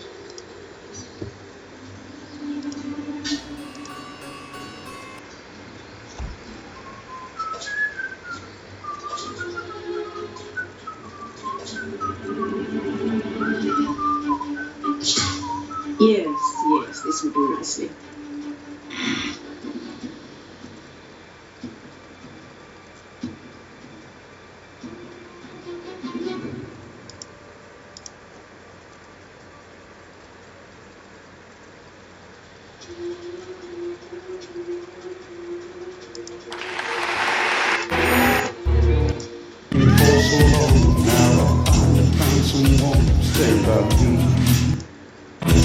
So we take each other's hand, 'cause we seem to understand the urgency.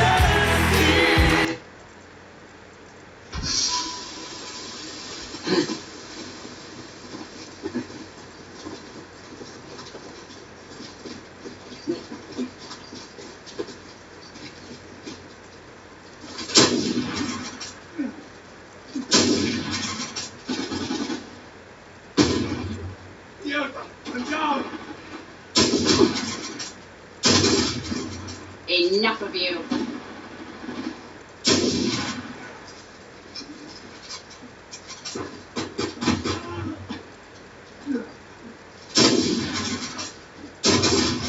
Down, meet your maker.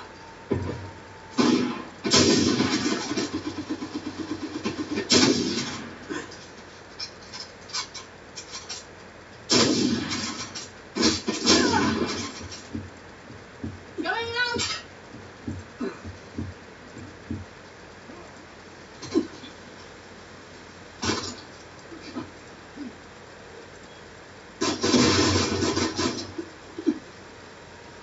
Outgoing.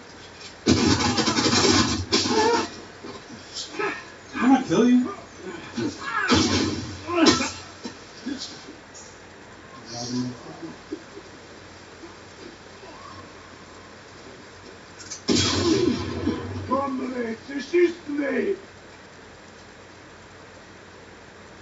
Oh.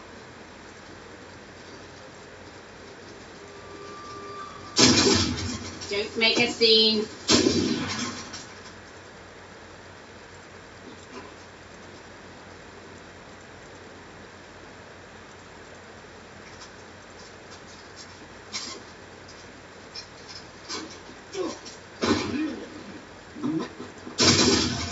I won't tolerate dissent.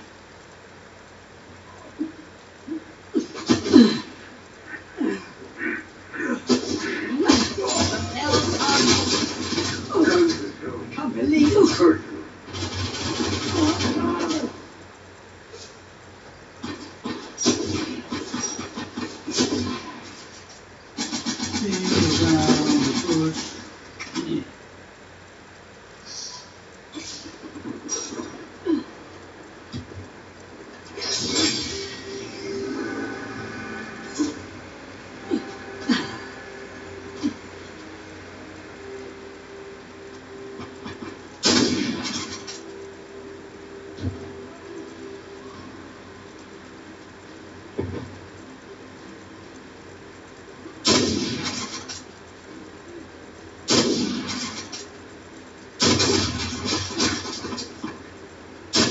won't do it all.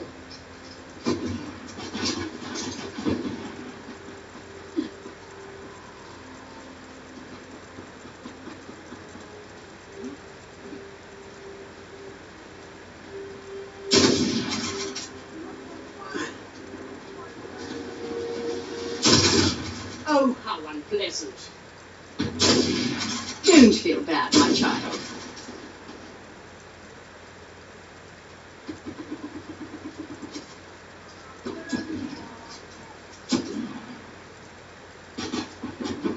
Going out.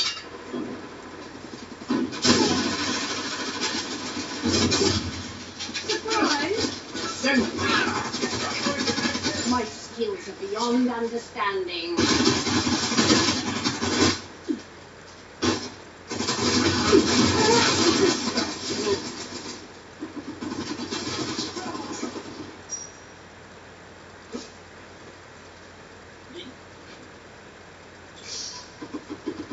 Oh dear, look at that. I've broken nail.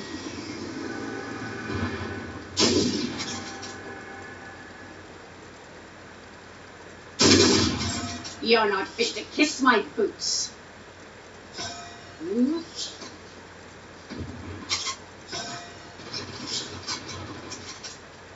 Ta-ta for now.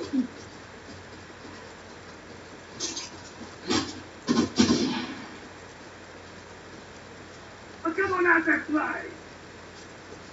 Nine times to practice fire!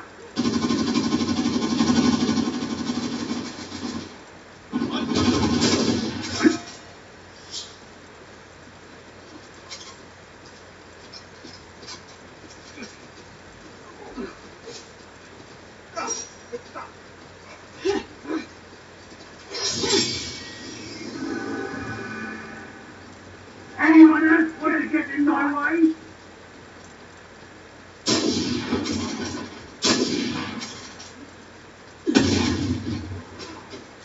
That's a KO. We make a splendid team. Prepare to bleed profusely.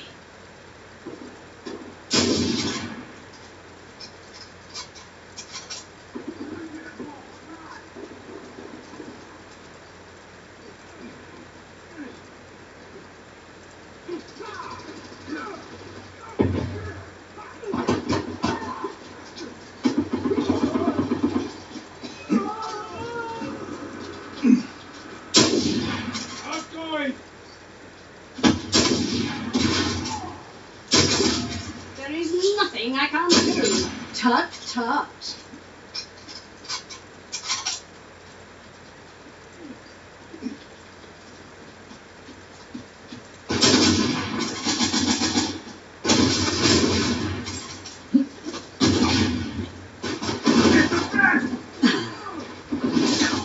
Take your shot! Come on, I dare you!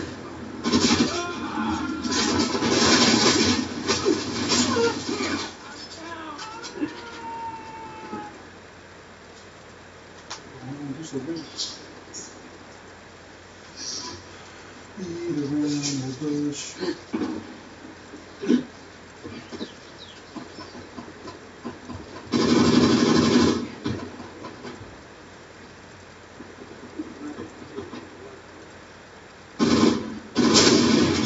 Consider yourself dispatched.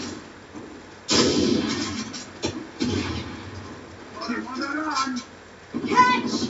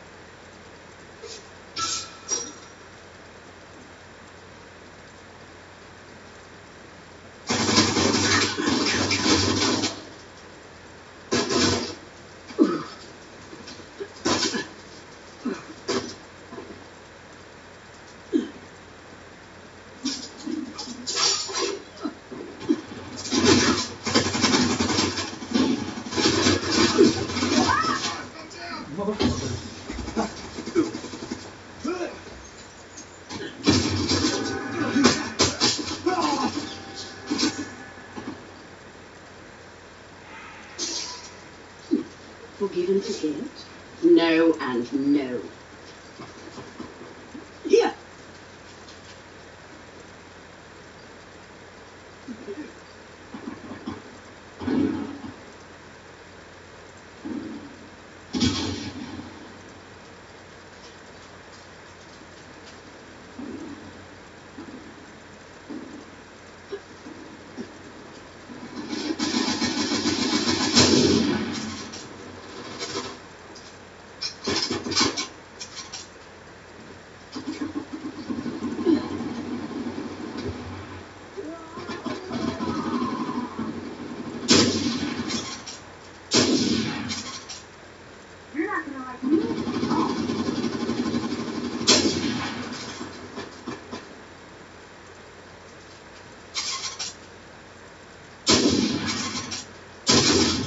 Don't bother getting up.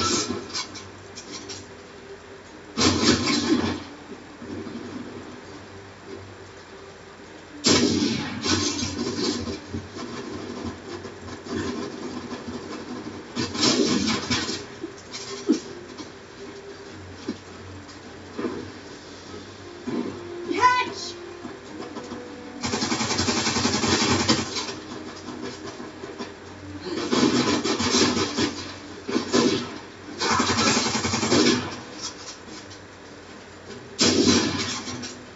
Away with you! Now, did you really expect any other outcome?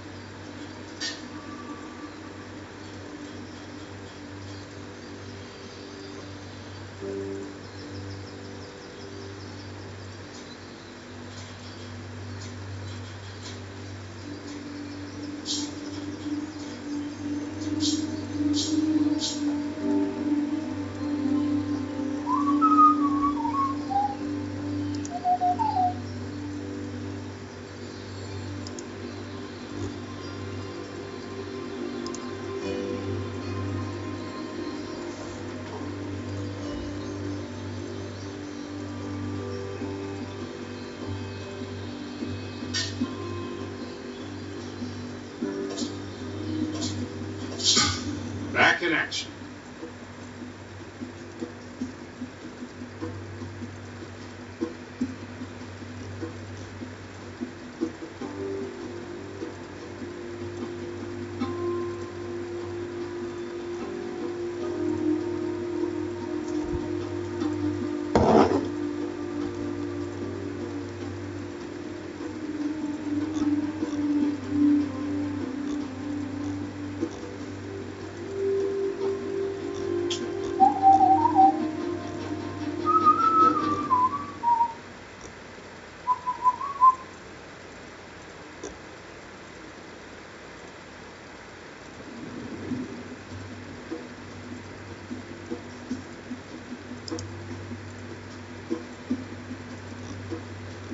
Remember, this is all going to seem like a barrel of laughs until one of us gets popped.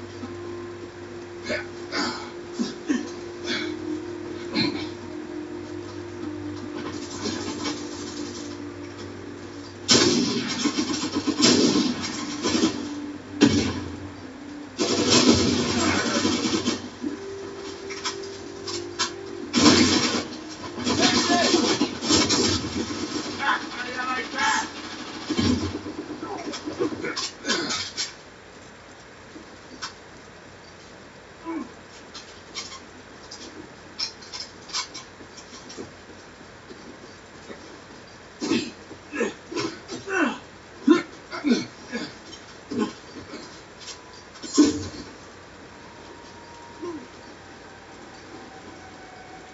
Have a little of this.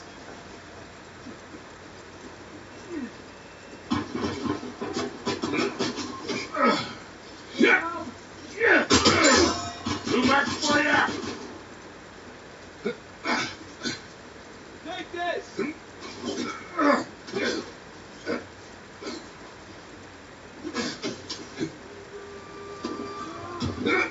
Got that one.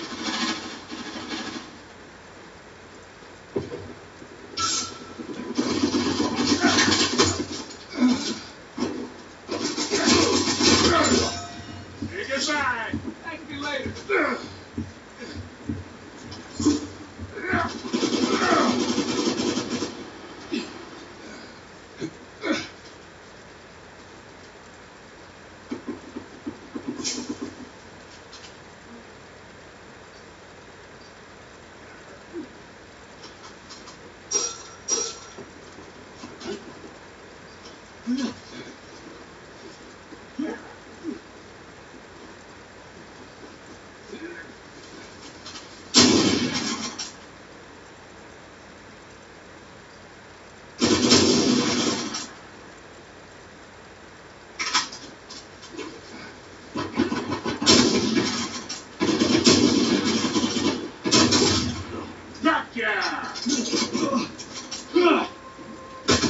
What the fuck? What are you guys doing over there?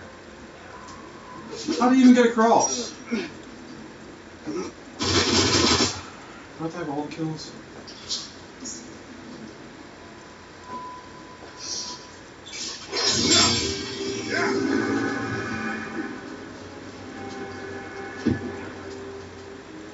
Catch this.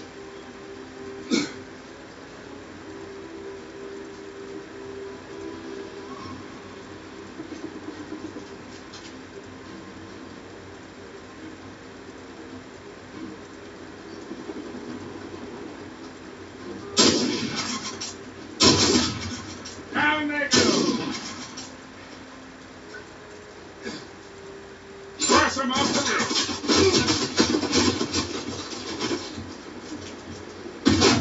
Of course I roll right into this shit.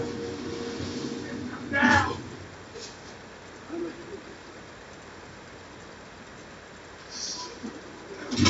Yeah.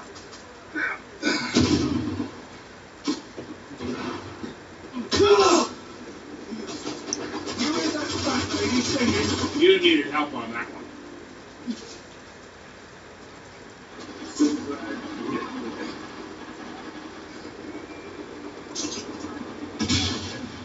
I know what to do. It won't work.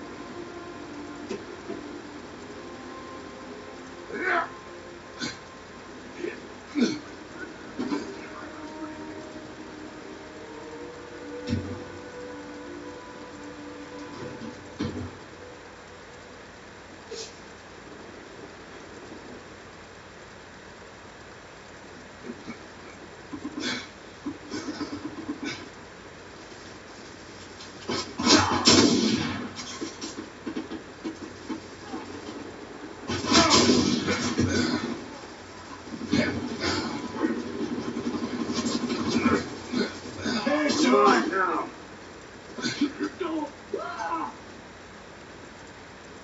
Lights are on this now.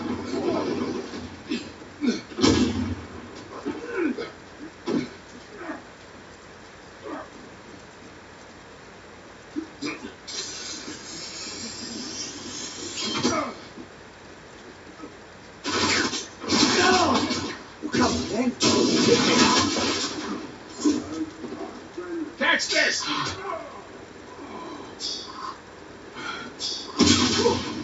Close one.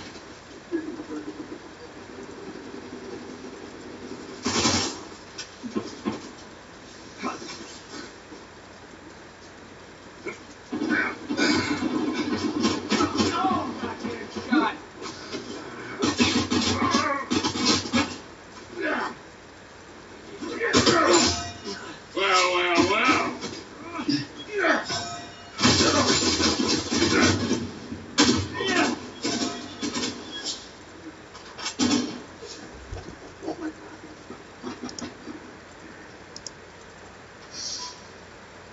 I've got a young man's heart.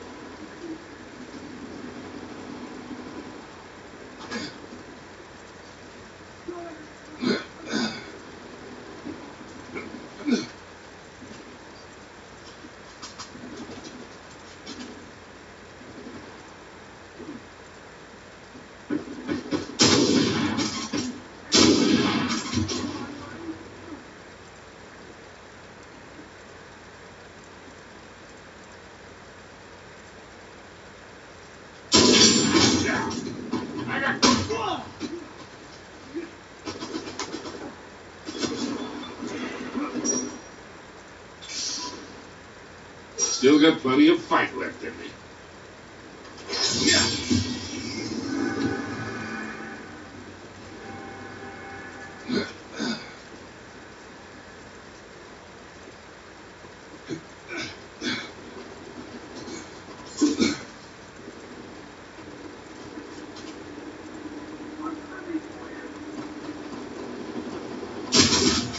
Watch and learn, people.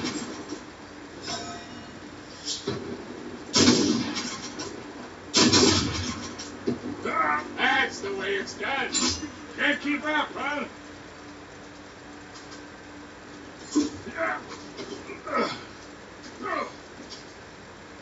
Gotta go.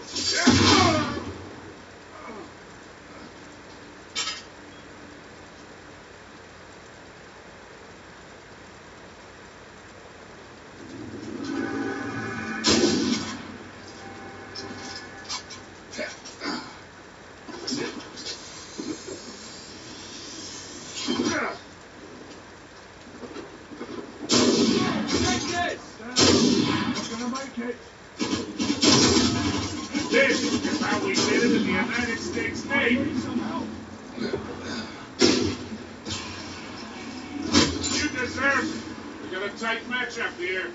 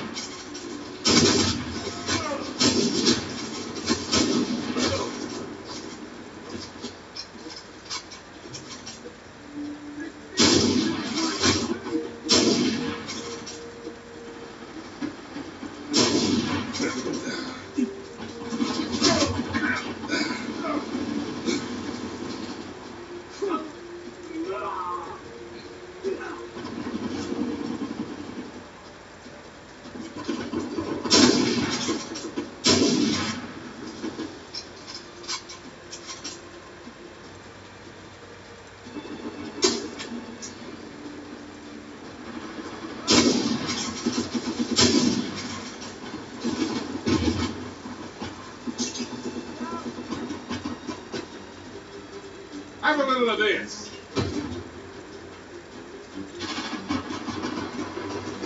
Yeah.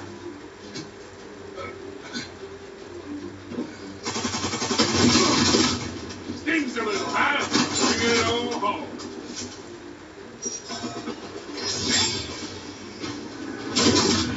And you go. Bring it on. Boom. That hurt.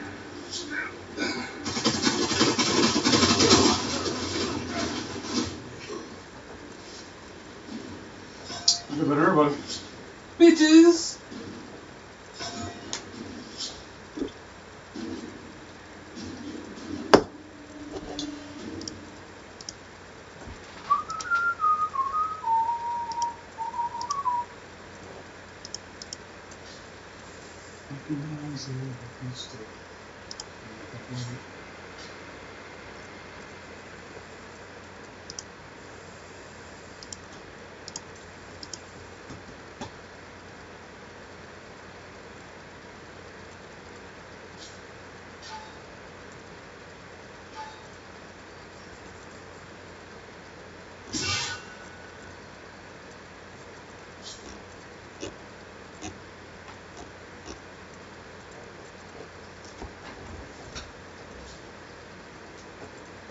Be around the bush.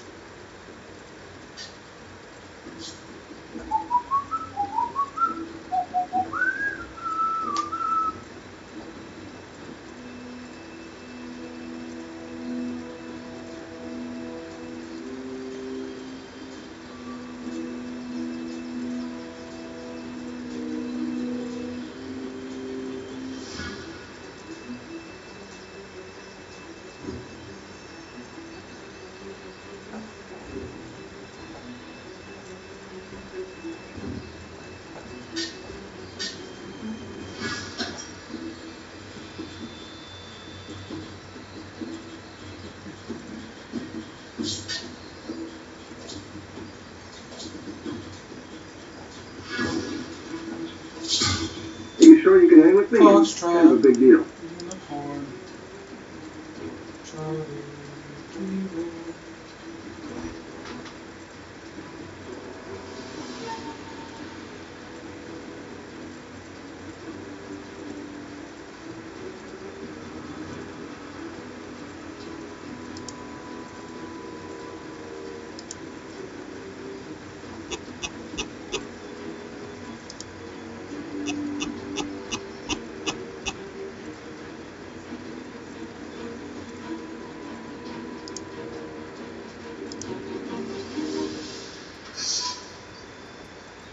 Which line am I supposed to be in? The one that's outdoors and talking on.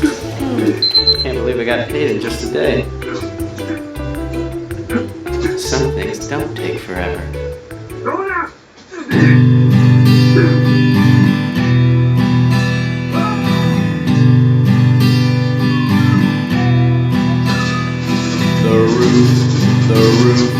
The roof is on fire. The roof is on fire. The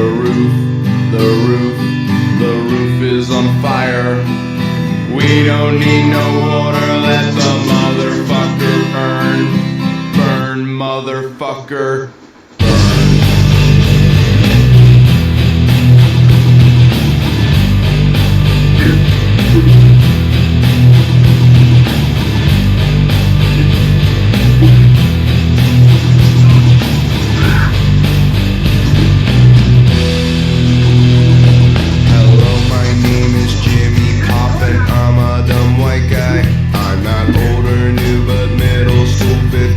Junior high, I don't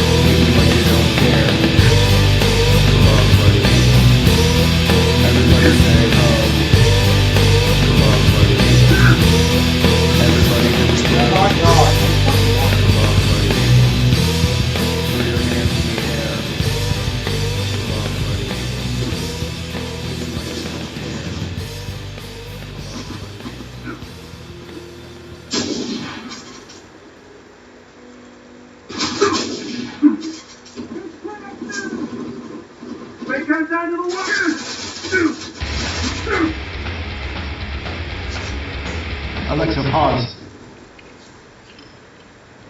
Alexa, resume. Mom? Dad? Alexa, turn on the light. Okay. Alexa, turn off the light. Okay. Alexa, ask 1-800-Flowers to order Tina roses. Okay.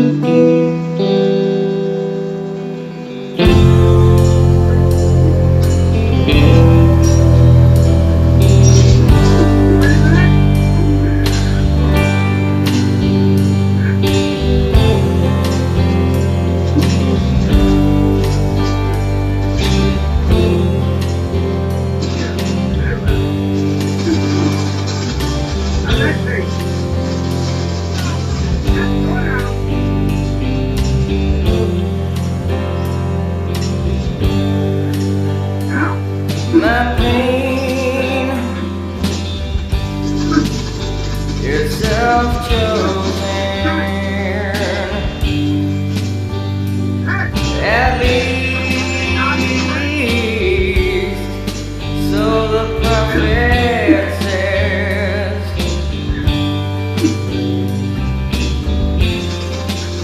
I could either burn or cut off my pride and buy some time. A head full of lies is the weight tied to my waist.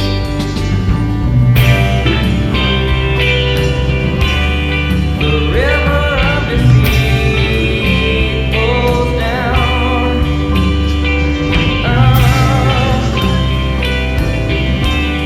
The only direction we go is down, down, oh down, down,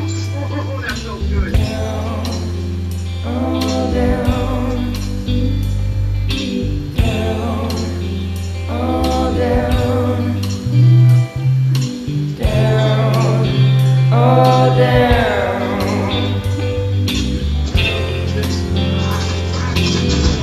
Don't even think about getting up. Get the hell out of here. Hey! On the ground.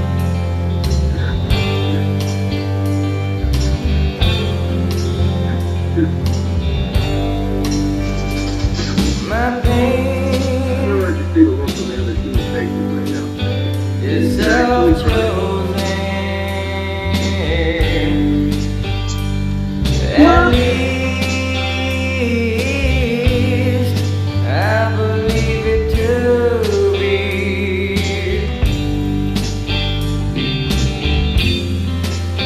I could either drown or pull off my skin and swim to shore. Now I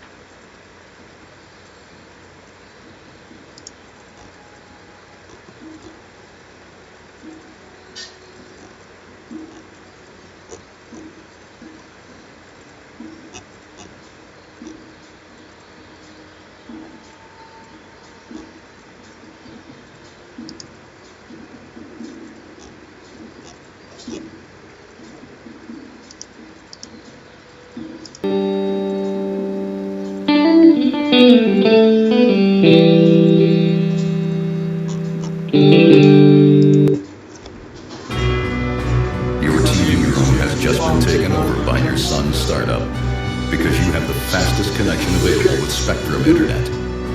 So Joe's Lawn Mowing can build their brand, shop for state-of-the-art equipment, and order lunch. Only problem is, they can't drive anything but lawnmowers. Looks like you become their first intern.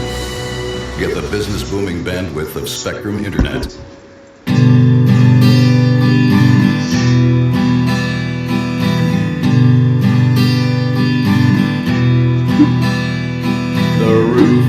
The roof is on fire. The roof is on fire. The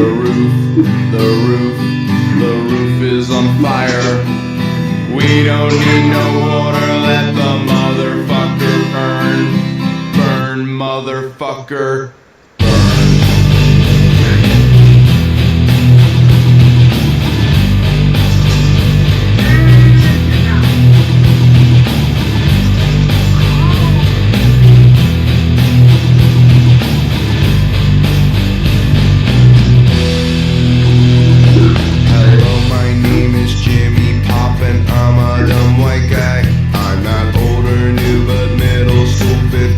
Junior high, I don't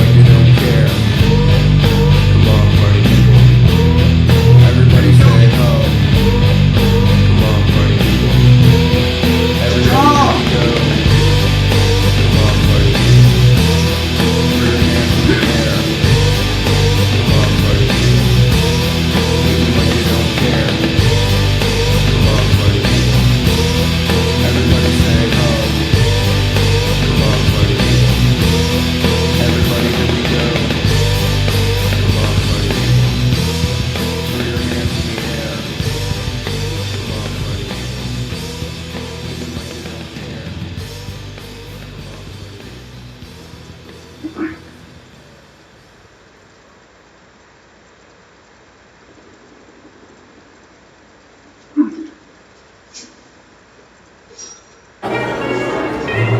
Heineken family passed down a special gift. An original recipe with only 3 ingredients and all of them natural. I also have a special gift.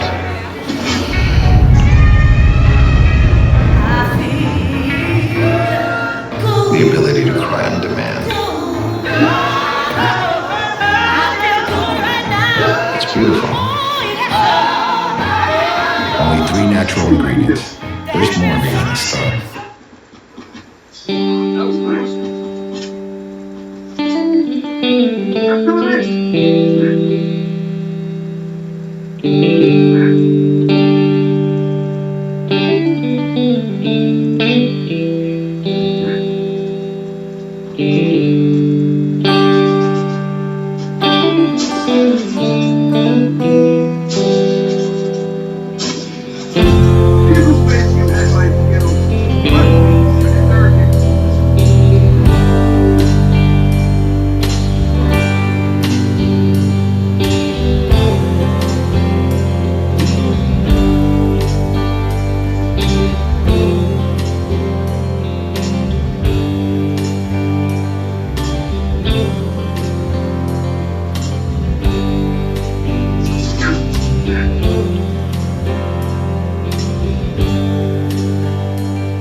My pain,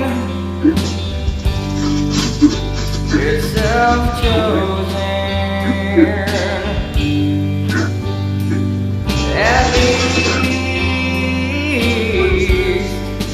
so the prophet says.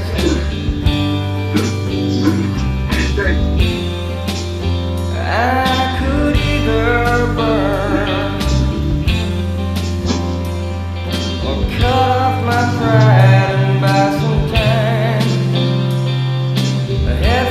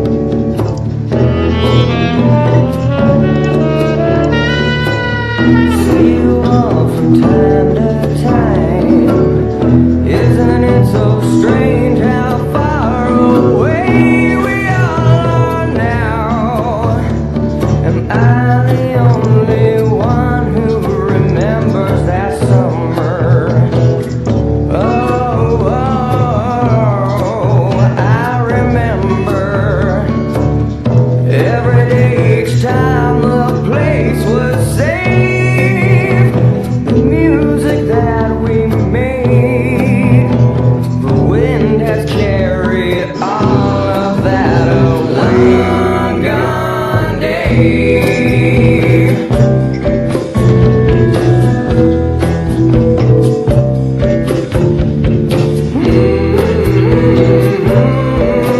Whoever said we wash away with the rain?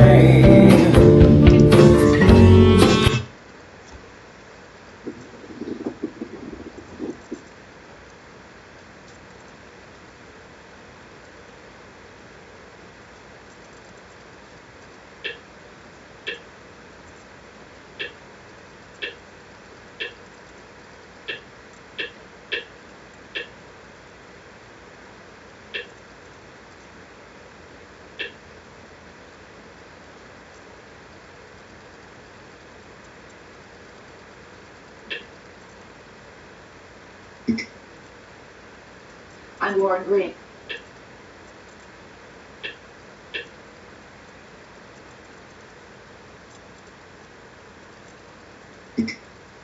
Got Bernie Marcus with us right now, the Home Depot co-founder. Remember, he got a special shout-out from Donald Trump not too long ago, I believe, at a campaign event in Pueblo, Colorado. Bernie, you heard what Ari was saying. You've heard what some other Republicans have been saying, that maybe ever since the release of this tape, even though Mr. Trump has apologized for it several times, they're not getting over it, and they want the party to get over him. What do you think of that? Well, first of all, I think it's ridiculous. Number one, when he made those statements, and Neil, come on, let's grow up. I'm 87 years old. I've heard far worse in my lifetime than that. And for the party to walk away from him is ridiculous. It just doesn't make any sense to me. Think about this. Number one, he was not a member of Congress. He was not a politician. He was in show business when he made those kind of remarks. And what has that got to do with what's happening today? And for the Republican Party to walk away from him is total, absolute nonsense. They But don't what do you think is have- happening here? One of the things that you got to something is happening where they're doing this, because it does seem like they're first plus childish. But he did have a good debate performance last night. Many have weighed whether it was wise to bring all these Clinton accusers there, but it sort of nullified the situation so that he could talk about this other stuff. It's always in the eyes of the beholder. But that they're getting nervous. They're getting nervous about congressional seats. They're getting nervous about Senate seats. What do you think? Yeah, I think they are. But let me put it to you this way. So we have a Congress that's dominated by the Republicans and the Democrats. What have they been able to accomplish the last couple of years? Very little. Anything that they wanted to pass, Obama was going to veto it. In most cases, they didn't even try to pass legislation, knowing that Obama was going to veto it. So what good is the Senate and the House if you don't own the presidency as well?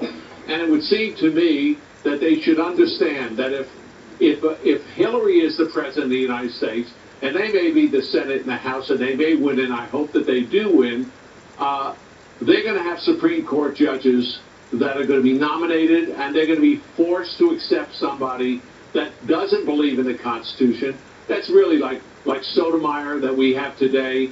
And I can't think of anybody who's worse for the free market or for the free enterprise system in America than Sotomayor. And you're going to have one or two or three more. So think about this a second. If you win, you lose. If he doesn't win, you lose. So it would seem to me that you ought to just fight for him just for those Supreme Court judges. Look, we're going to live for 25 or 30 years with those people in office. And you're going to see the Constitution as a piece of rubble when they finish with it. Because social justice is their main issue. Bowing to the mobs is their main issue. And the Supreme, and actually the rule of law is going to go out.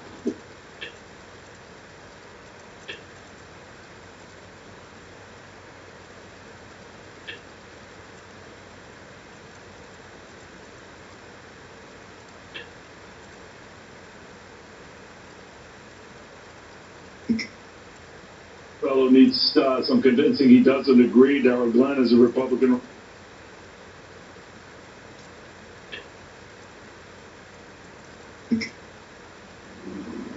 Hey there, Ryan Kingsline here with your creative fuel. And something happened the other day that I really wanted to share with you. It made me think about this idea of providing creative fuel and the creative journey.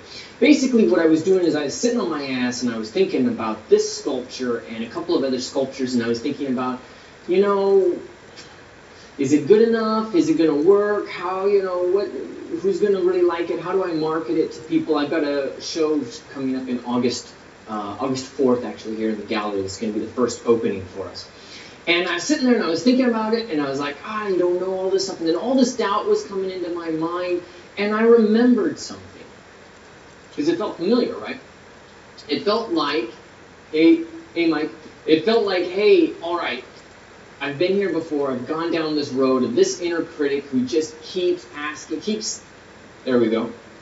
I got a call right in the middle of this. So anyways, all this doubt was creeping up, and I'm like, I don't know about it, I don't know about that. And then I'm slowly sinking, and I'm like, I don't know about anything anymore. And you know what? I know this. I've been down this road. So you know what I did? I changed the whole thing up. I went and I put my hands on the clay. I put my hands on the clay and I started working it. I was not sure about it. I wasn't confident, but I started working it. And something crazy happened as I started working the clay. As I started working the clay, something changed. Something changed. And I started to think, oh, I love this. I love doing this. And I'm moving this thing around, and I love to do this bob and weave and try to get it in and try to get right in between the intercostals, leave a little bit of the texture on there.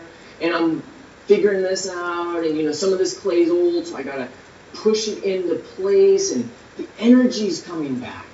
And I feel it, and I start to feel something that I wasn't feeling when I was sitting on my ass thinking about this thing and saying, well, I don't know about it, I don't know where it's gonna go.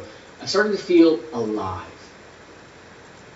And I remembered why I do this to begin with. I do this to feel alive. I don't do this to sell a sculpture. I don't do this to, you know, to sell a painting or to, you know, connect with somebody. I do this because when I sculpt, when I paint, when it's me in that little form of the pectoralis going into that, underneath the deltoid, over the pectoralis, when I make that form, I feel alive. That's why I do it. That's why I study anatomy. That's why I work this hard. It's because I feel alive. And so it occurred to me, a lot of times in life, we start to be critical of the things that we do outside of us doing it. And it occurred to me that I should probably get on here and mention this to you guys, that when you're doing something and you're thinking and you're being critical, put your hands on the clay or get involved in the activity. Get connected with it before you start making judgments. Because there's a funny thing that happens. I drew you a diagram. Let's see if you can see this. I drew you a diagram. Basically, I was up here in this area of thinking. And there's two spheres, right? You can be thinking about something, and you can be feeling it. But I was up here thinking about it, and I'm going like, am I good enough? Who's going to like this? Why will they like it? I was doing all of this negative stuff. As soon as I put my hands on the clay, I started to go, oh my God, how can I make this happen? And I started to go, no one's going to stop me. Man, I love this. I need this. Like, this is what I live for, right? Totally different experiences, and I was making totally different judgments based on what I was doing. If I was feeling it, I was alive, and I was going to make a totally different decision. Whereas if I was just thinking about it, I'm like, screw it, I'm going to start another sculpture, I'll do something else. But once I put my hands on that clay, I feel alive, I connect with it. It's a different deal. So then I started to think, you know, the ideal situation might look something like this. It might be when we get these two spheres to collide. We move feeling up, we move thinking down, and they're all one activity. And then things change.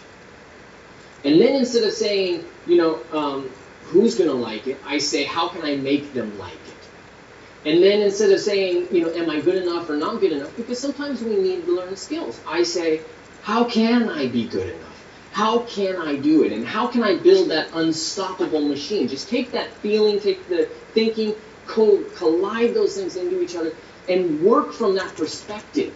And this is really just a big lesson that a lot of times as artists, we got so much going on. Sometimes we forget to connect with the reason why we do it. And we start to make all of these judgments about ourselves. I'm not good enough. I need to do this. Don't make those judgments unless you put your hands on the actual clay. Unless you get your hands in the paint, whether you get yourself into ZBrush, get yourself into there, and then you can begin to figure it out. So, my question to you, is there an area in your art right now? Is there something in your art where you are judging it and you're really just sitting on the couch judging it? You're an armchair quarterback in the whole critique process. And my challenge to you is to get yourself into your medium, ZBrush, paint, clay, what is it? Collage, Photoshop. Get yourself into the medium and start to rethink those judgments. If you think you're not good enough, start doing it. And then notice how that whole judgment changes from I'm not good enough to, oh, I can do this, and okay, I'll go learn this, and oh, I can pick this up. Get into it and rethink those judgments that you made. Is it a deal? Can you do that? Because I think if you put your hands on clay, you get yourself into paint, you're going to make different judgments, you're going to make different decisions. And sometimes, and we know this, sometimes these decisions are lifelong decisions. There are decisions like, I'm not an artist, I'm not good enough. And then we might give up. I did that. I did that about 10 years ago, and I gave up painting and all that stuff. I gave it up for about 7 years. About 6 years. Long time. Just didn't believe it was possible. I thought, I can't draw, I can't do this, I can't do that. I made a whole bunch of judgments. And now, once I learned about these rules, I learned what was going on, I put my hands on clay, and I don't care if I'm good enough or not. That's irrelevant, because I'm going to make this shit happen. Whether I'm good enough or not, I let somebody else do that. I let some other troll do that. I'm not going to troll myself.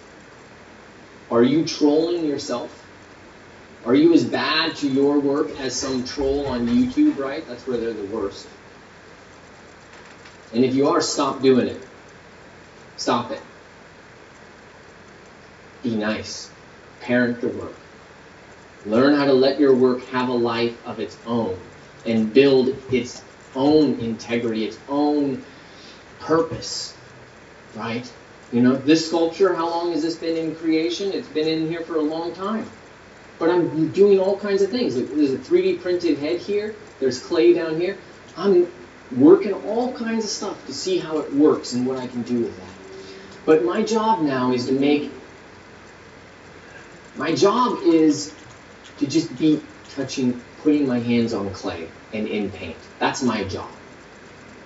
Things happen from that.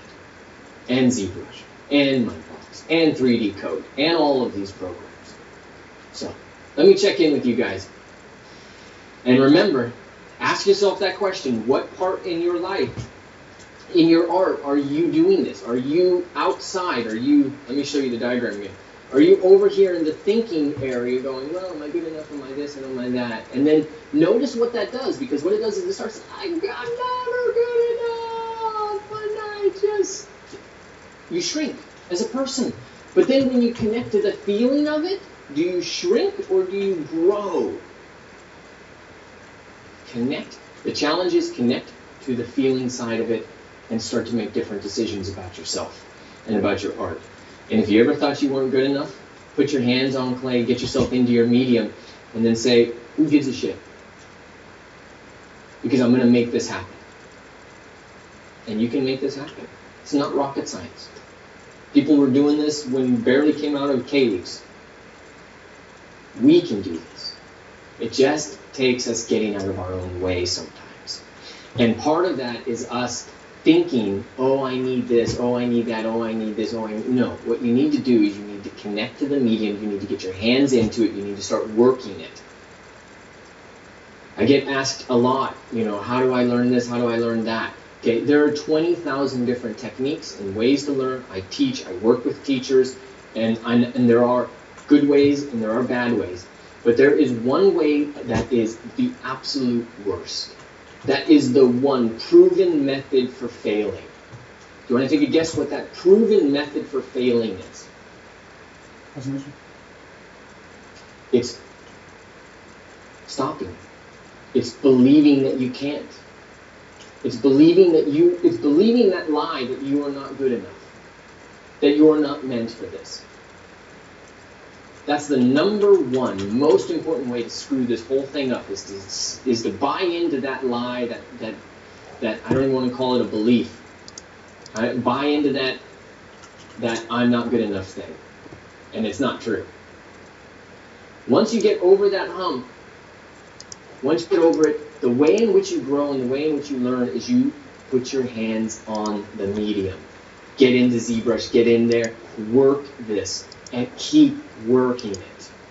Keep working it. I get this all the time, and students will ask, like, how do I learn anatomy? How do I learn this? How do I learn ZBrush? And all of these things. And the key thing that happens there is people will sometimes think, okay, if I just have a step-by-step, right? But art doesn't work that way. It's not a linear process. I don't think anything is, to be honest. The way you do it is you work it. So you try something, and then it starts to plateau, you change it, you work it, you hustle. The hustlers are the ones who are making it happen, right? That's what you got to do. You got to hustle. Whatever that means to you, you got to hustle, hustle, hustle. If it's not working in the clay, 3D print the head. If that's not working, rip that thing out, try something else. Hustle, hustle, hustle. Don't buy into the belief that it has to be done right or I'm not good enough because I can't do it this way or that way. Hustle, hustle, hustle. Get your hustle on because that's how you're going to grow. If you're hustling, you're always going to be looking for what makes things happen. You're always going to be looking for that thing that really starts to make a difference. Hustle. That's my lesson for you. That's my motto for you today. Hustle as a learner, hustle as an artist, hustle as a business owner, hustle as whatever you are doing. Hustle. Find the way. Don't accept no. Don't accept you're not meant for this. Don't accept you're not good enough. Don't accept it from yourself. Don't accept it from other people. Maybe we've got something to learn, but you know what? Once you get these things lined up, once you get think and feel lined up, then the question is really just, how do I build an unstoppable machine? And that's what you want to do. So I hope this video finds you well. I hope everything is going fantastic. Take care of yourselves. Leave me some comments down below. Let me know if this is something that you want me to do. Share this with somebody that needs it. We all need that advice. Hustle. Don't believe lie. Stop thinking and criticizing. Connect and feel with it. And bring your brain and your feelings together so that you can really move it forward. Share this with somebody because this is a message that doesn't get out enough for us artists. There's not enough people talking about this journey. That's one of the reasons why I do these, and that's why it's so important to me. There's not enough people talking about this journey. And we're all by ourselves here. We only have each other. So take care of yourselves. Let me know in the comments down below. And I will talk to you soon. I'm just going to sit here and check the comments. Thanks, Sebastian. And Aaron, how are you? Thanks. Hey, Marco. So glad to hear that. Let me just... Hey, Cedric. Hey, Essie. Xavier. Hey, Nisha. How you doing? Joshua's here. P World. Perry, I need money to pay for my medium. Is it really true, Perry? Is that really true? I know people in India, sculptors, that go to the river and they get mud and hay. And they make 7-foot sculptures from mud, hay, and bamboo. What do we really need? Because I tell you what, money is not it. Money is just, it's just something. I mean, don't get me wrong. I'm in a constant state of needing it, but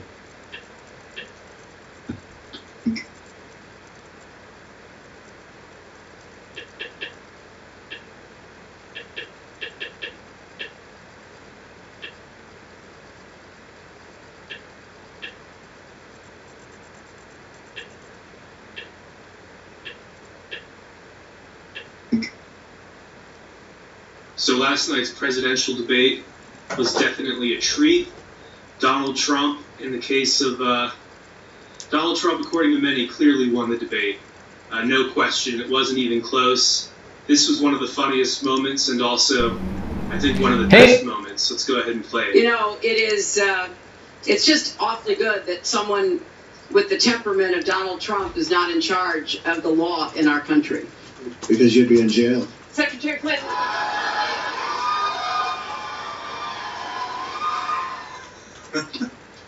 Yeah, I think that's really what a lot of people wanted to say. That's what a lot of people wanted to hear. And here's Trump saying that in no uncertain terms, that she will be investigated and prosecuted for her email crimes and for the destruction of evidence and all of that. Because you'd be in jail. Secretary Clinton.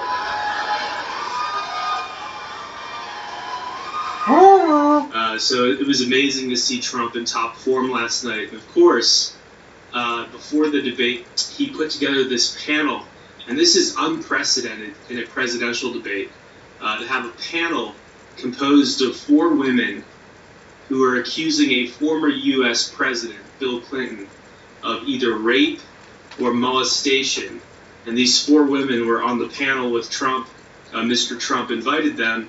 So when the media began to ask Trump about his lewd remarks 11 years ago, his locker room talk, when they began to ask him about that, he very quickly passed things off to Paula and to the other women, and it really made the media look like fools, because here they are going after a guy only minutes before his second presidential debate, a guy who's not a career politician, but is a businessman.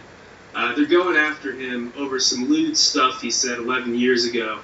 And certainly as a guy, I can tell you I've said things to my guy friends before going out to the bars and before going out to the clubs that I wouldn't necessarily want being picked apart on national news, that kind of guy talk. And I'm sure that adult, mature women have their own conversations that they would not want on the evening news or to be picked apart minutes before a debate they have to participate in. So what Trump did, he really trumped them. There's no other way to describe it. That has never been done before in American politics, to have 4 accusers of a former president sit there with a candidate running for president and to say that they not only support that candidate, but they in fact were raped and molested by Bill Clinton. And a number of people on social media, on Twitter, pointed out that Bill Clinton looked phenomenally awkward and uncomfortable throughout the debate. There's a picture. So a number of people on Twitter picked up on that. And there's no doubt this was not Hillary Clinton's finest hour. I think between that panel and between just his more aggressive tone and saying that he wants to put her in prison if he wins, I think that really rattled Hillary Clinton. And, she gave us her typical scripted political answers, and yet it came across as insincere, in my opinion, and in the view of many others. And only minutes after the debate ended, the cable pundits started trying to downplay Donald Trump's victory and making it sound like it was a close call, or perhaps even that Hillary Clinton had the upper hand. But nothing could be further from the truth. She was not in top form last night.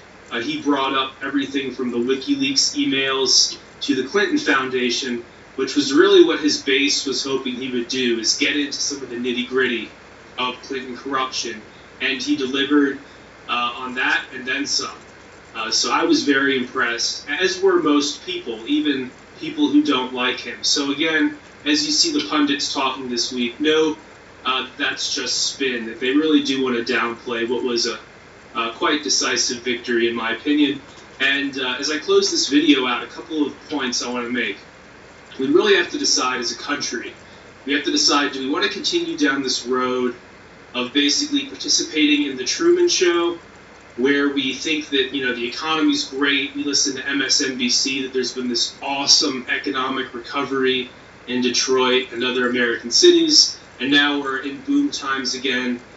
Do we continue this collective delusion that there's no terror attacks happening on U.S. soil, that there are no terror attacks happening in Europe, Or do we actually just look at all this stuff objectively and say, okay, we have some kind of immigration problem because people are coming from countries like Syria to places like Europe and blowing up innocent people. So clearly there's some kind of issue there. And it's the same with the economy. You know, there are now millions of people in the United States who are unemployed or underemployed, and they're not being accounted for in some of the official statistics, but they're very much American, and they're very much not making any money right now. And a number of people are in deep debt from student loans and other things. This is not the economic recovery that we're seeing on TV. So do we want to continue down this road of collective delusion, or do we want to turn off the Truman Show and listen to a guy who, although far from perfect, by his own admission and the admission of others around him, although far from perfect, tells us what is actually on his mind and tells us what the problems are. You know, in life, you do need to identify the problem before you can go about fixing that problem.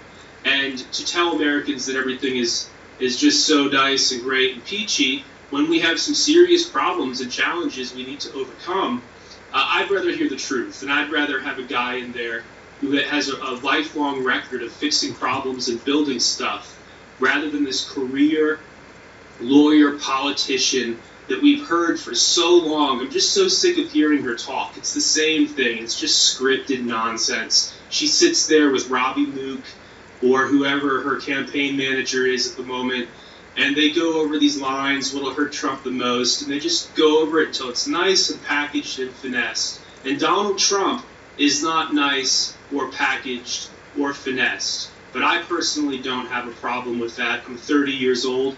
I don't want any more of the Truman Show. I want a better country. Thank you guys for watching, and a couple of you asked in the last video in the description, or in the comments section rather, a couple of you guys asked how can you donate money. I'll put a link in the description below to my PayPal page. Please feel free to stuff that thing with money. You know, if you want to give $5 or $10 or $100, whatever you give definitely helps keep putting these videos out. And I have a couple of surprises coming for you guys this election season. I'm definitely going all out.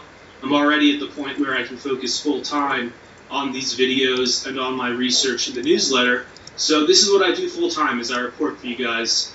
And definitely you'll be impressed with some of the surprises that I have in store for the election season. And thank you so much for watching. Thank you for the support. And if you're new, hit subscribe below the little red button so you get the future videos. And that's it. Oh, and also in the comments, let me know what you think of last night's debate. Do you agree with me that Donald Trump basically crushed her, or are you seeing something that I didn't see? I'm curious to hear your thoughts.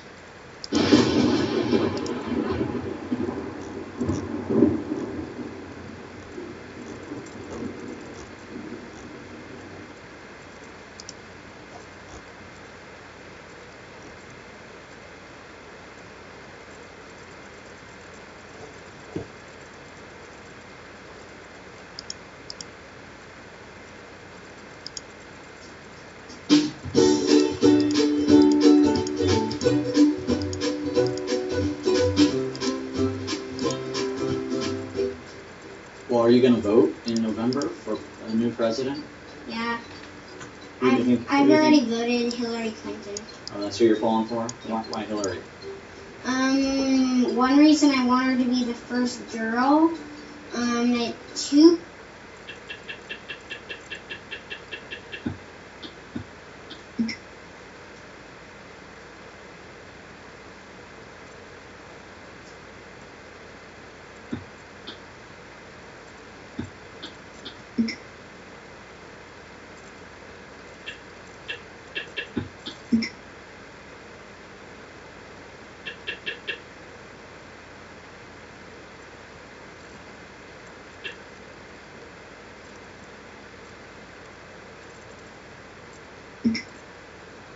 My name is Jason Shire, and I'm a visual development artist. There's two really fun parts of a painting.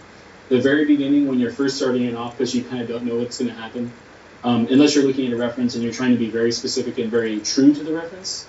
But for myself, I try to be spontaneous and kind of on the fly and use my tool set to kind of help me pivot where I need to go with my paintings. So for example, if I was to start a painting and I'm going to lay down some color, let's say this is a desaturated cool color. and play around with the idea of a grad. So we have our gradient tool here, and by using the gradient, we're able to kind of create a sky palette, like a tone for the sky. And the Cintiq is an amazing tool for that because I can quickly, move my hand around and start to get a natural feel to my painting, like I'm drawing on a table. And one of the things that I feel like is a big disconnect for me is when I'm even painting traditionally, like in a digital sense, I can still feel connected with the medium. And the medium is right in front of me. It's not going anywhere. I could still, have my hand in the way, like if I was on paper, that would be, kind of happening very interactively. I can, rotate right here on the fly, which is really amazing that both the Cintiq and Photoshop are allowing me to do that. I have my interactivity from pressure sensitivity that's being put down from my hand onto the screen. So as I'm working, I'm thinking about light to dark, dark to light, those relationships from foreground, middle ground, and background. So if I was to pull out my brush presets here and show you guys some examples of that, I have some brushes that I created here that are a little bit more toothy and more textured. They kind of give you a kind of a chalky feel. For example, if I was to pull out this one and just kind of blend around some shapes on the screen, you guys can see that it has a little bit of a texture and a tooth to it. And maybe that's what I want to go for when I'm first establishing a mood for a piece. So putting in some foreground elements like rocks here. I'm going to play around with staging depth. So in the background here, as light spills through this chasm, I'm thinking right now, because I've already put some rocks down in the foreground, that this could be some type of a rock chasm, or a place where light can collect on rocks. And so that's all I have in my head at this point in time. And generally, I like to move around through my brush set rather quickly. I don't want to just stick with one brush and use that for my entire painting. And I think it's because I come from like a mixed media background, and Photoshop and Wacom and all these great tools that I have right now are allowing me to work that way, where I can, quickly grab different tools and try different ways they work. So now I have that stamped area in, then I can start to lay down kind of the groundwork for a painting. Again, I'm very big on composition, so this is our horizon line here. And we have a focal point, which is going to end up being right in there. And these lines will allow us to create those perfect, areas to where we have our focus. And so I do use a lot of the tools in Photoshop and also on my Cintiq to help me do that. As you can see here, I have my dialogue on my keyboard, which is the Alt key, and my brush tool. So I'm sampling from the value that I already have on my palette, and I'm just reintroducing that into my composition as I paint. And I'm just working on a flat tablet right now. Some of the things that I do is actually smudge. And in my tool set, I'm able to smudge both horizontally and vertically, like as if I was working in a traditional medium. So that will allow for some nice effects in the painting too as well. So some of the techniques that I keep in mind when I'm working for the majority of the time is how the camera works. What I would definitely keep in mind as I'm working is playing around with curves and thinking about exposure. So for example, on the fly, I can adjust my exposure on a curve. So let's go, okay, let's make this thing a little darker. And this is pretty cool. So once I have a rough sketch in there,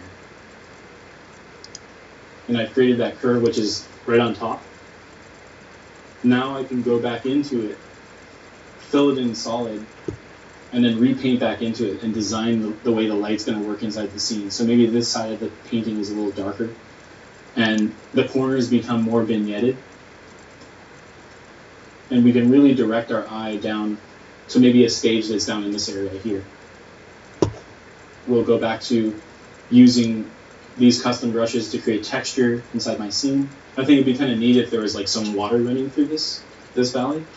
So what I'm going to do is I'm going to create a body of water by just drawing with my lasso tool and then reintroducing that line going from foreground, middle ground to background. And being that this is going to be an important part of the painting, I'm going to make sure that I have a new layer open for this. So if I do want to make some edits to it later, I can do that. So what I'm going to do is fill this in with solid black, so you guys can see clearly where that line is that I drew. And then from there, I can take the painting that I've already painted here, and I'm going to copy it and duplicate it on top of itself and place it inside of this shape.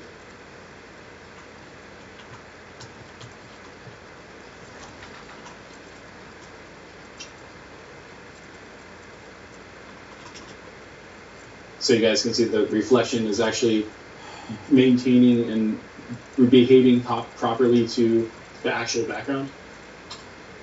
So now I have that reflection in there. And now I think this is a good point to flatten down, Control E, and then paint into this thing. And this gives me that kind of traditional feeling that I really love, and that the Cintiq gives me. It gives me that feeling of being connected to painting again. And to be honest with you, if there wasn't this part of the process where you're actually pushing around your pixels and moving around paint on a canvas, then I don't think I'd be as into it as I am. A lot of painting is also like sculpting to me, and it's allowing me to sculpt with what I've already put down in the scene and create forms that are actually working for me and to my benefit. Let me show you guys a little bit of foliage techniques with the brush. So I can create one branch, one tree, just like so. Actually, I made like 5 right there. There's one. And now I can move this around wherever I want inside of my scene. And I'm going to make copies of it. And the good thing about Photoshop and also the tablet is it allows me to scale quite large if I need to, and establish mood rather quickly with these brushes. Once that's in there, I want to make sure that this particular area falls into foreground, so I'm going to resample that value and then fill that in solid with that color so it matches foreground. And already I think I've achieved, quite a bit of depth with those couple adjustments just by putting in those 2 trees. And for myself, I find it's a good idea to play around with depth as much as possible inside of a painting, even if it means, taking risks. Play around with that.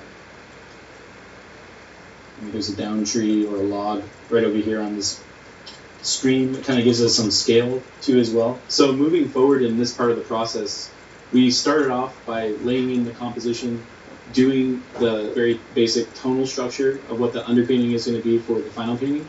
And then from there, we're going to start to add color. So what I generally do is I take my original background, make a copy, and by hitting Control or Apple B, whatever profile you're working on, in the highlights section, I'm going to add a little bit more red and also yellow. And what that does for us is it gives us that sense of light being emitted and a glow and the feeling of light coming over a horizon. And it's going to give us a wash that we can use for the entire painting. So putting in a mask, that's our third icon over here on our layer functions. I'm going to go ahead and I'm going to start to paint in our light source right over here in the background.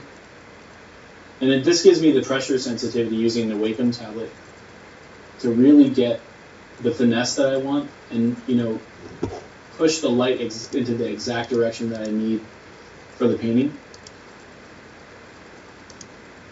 And the good thing about Photoshop and also using this tablet is you can really reel back in the amount of saturation, so it's not so heavy-handed. So it's just a slight tweak there. So creating a new layer on top using an overlay is a great way to introduce color into the landscape. So let's put a little green down. See how that works. Yeah, so we're bringing a little bit of greens in there. Maybe this is a little lusher than I initially intended this to be. I really like that idea of, maybe some of the atmosphere swallowed an edge of the mountain, and maybe the river itself has a little bit of water splashed up on it. Something of that nature, keeping in mind, the rhythms of the environment, but also like the way that the brush feels, the way it's handled inside the painting. I don't think it would be possible to do what I'm doing here without a Cintiq. When I first started doing any digital painting, I was actually painting with a mouse. And so it was like all opaque. It was like guns open all the time, you know, fire your weapon. Where when you have this Cintiq, you can really finesse the amount of pressure that you're putting on there and get your hands off of it a little bit and just let it kind of wisp on there. This is my first time actually working with the Cintiq with the touch on it. I quite like it, to be honest with you. I think if mine doesn't have the touch at home, but I think if I had that option, I would probably use it, even maybe the finger paint a little bit. You know, maybe possibly turning on your smudge tool and then smudging with your fingers a little bit. Because it gives you that feeling of traditional media, and I think that's kind of neat. It's more tactile in the approach. So just as a kind of a finisher for this sketch, I think it'd be a good idea maybe to put a figure in for scale. So with the lasso tool, I'm going to put a little guy right here, little man, a happy little friend.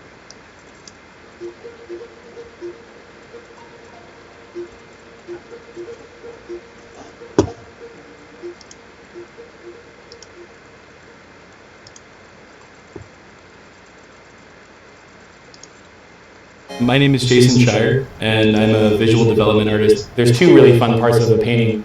The very beginning, when you're first starting it off, because you kind of don't know what's going to happen, unless you're looking at a reference and you're trying to be very... Hi, my name is Emmanuel, and I'm a concept artist. I've been working for a while Listen, now. Wall Street and banks spend billions of dollars per year in advertising with the goal of convincing you they are the solution to your financial problems. The year and a half, close to a year and a half, 2 years ago by Jonathan, who will be interviewing here. Main thing for me is I wanted to share with you his journey. Hi, my name is Emmanuel, and I'm a concept artist. I've been working for a while.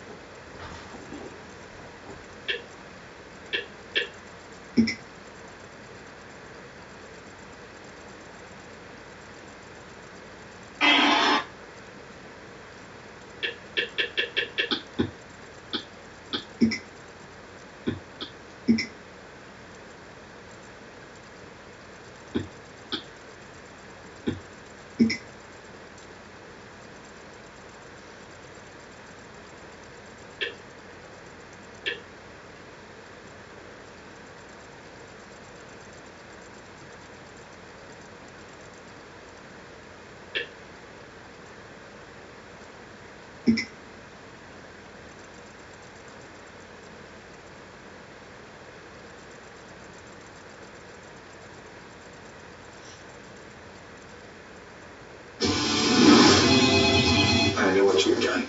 Maybe you should stay out of this. Maybe I rip your arm off. Beat you to death with it. Jack Reacher, rated PG-13, October 21st. This is a breaking news alert. Wait till you see what we just dug up.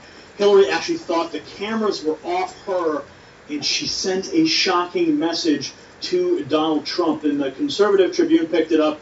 Other alternative media outlets across the web picked it up.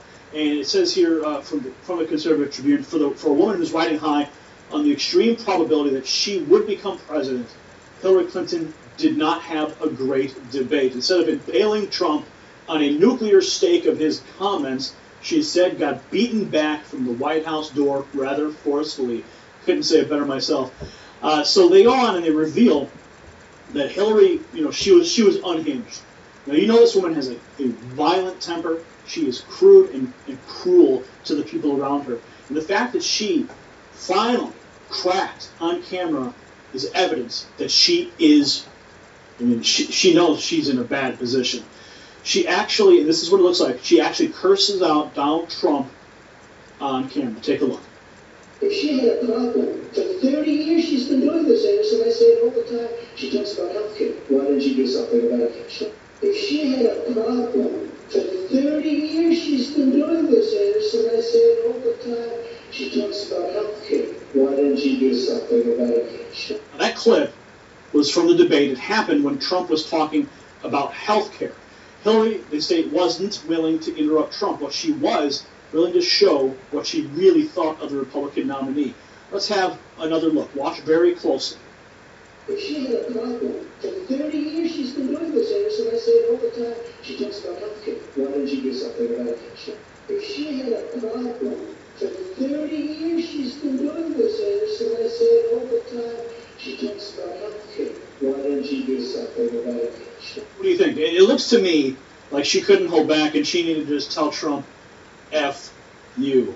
Yeah, not very presidential, but you could see it. You could see it in her lip.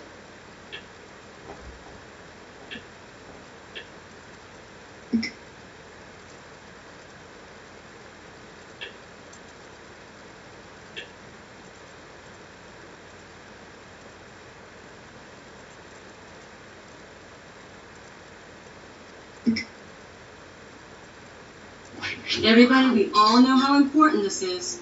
So Dan, are you good? Yeah, I'm good. They just going in there. Say good luck with them, man. Half of them don't even know how they go. Yeah. Come on, do you think you feel something? Okay, do you think you feel something? I think so. You think so? Give him a chance.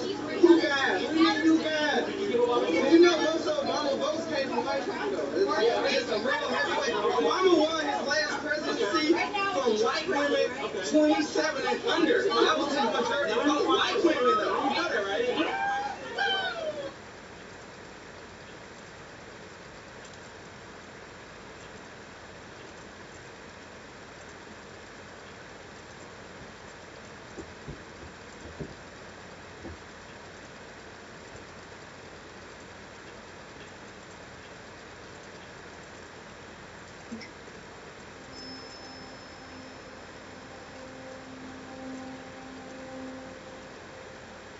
How are you all doing today?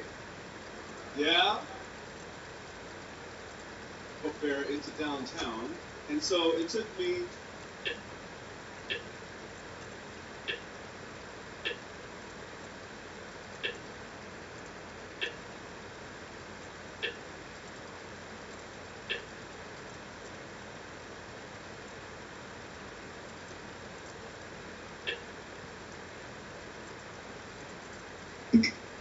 Second, you take on Arizona, we have to play an updated with us. Have some drinks and serve.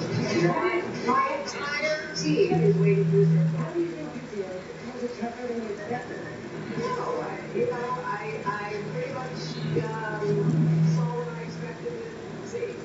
And that's why, the first thing I said was, this is something that I've been saying since June, that he's not fit to be president and commander-in-chief. And there are a lot of people who said it before, and increasingly more adding that to the Torah.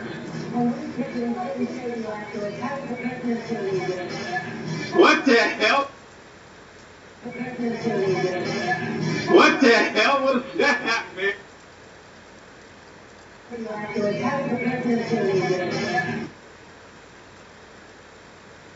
Increasingly more adding that to the Torah.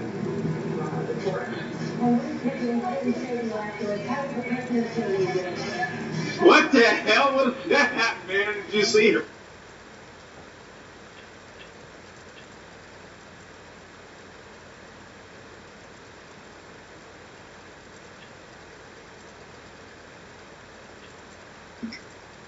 Iowa Republican Congressman Steve King was on today's conference call, that Hill conference call that was 11 a.m. Eastern Time today. He joins us now on the phone. Congressman King, thank you for joining us. Tell us, what came out of that call today? Well, I think within 30 minutes, Heather, there was stories up in the New York Times and the Wall Street Journal that I think, and in your reporting, is fairly characterized a conference call. I don't want to go very far out of school because keeping the conversation inside the family is a good idea. Well, give us a sense as to what...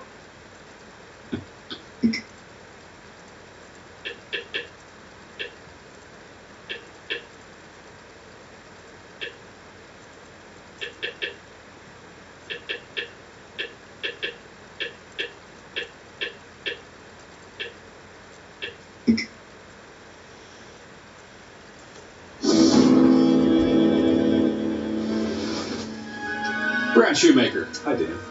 You, of all people, should know that I am a master of stealth. Oh, yeah. You and Drew both know something about that. You sneak up behind us on a regular basis. Yes. Throwing smoke clouds. Yeah, I have taught you many things.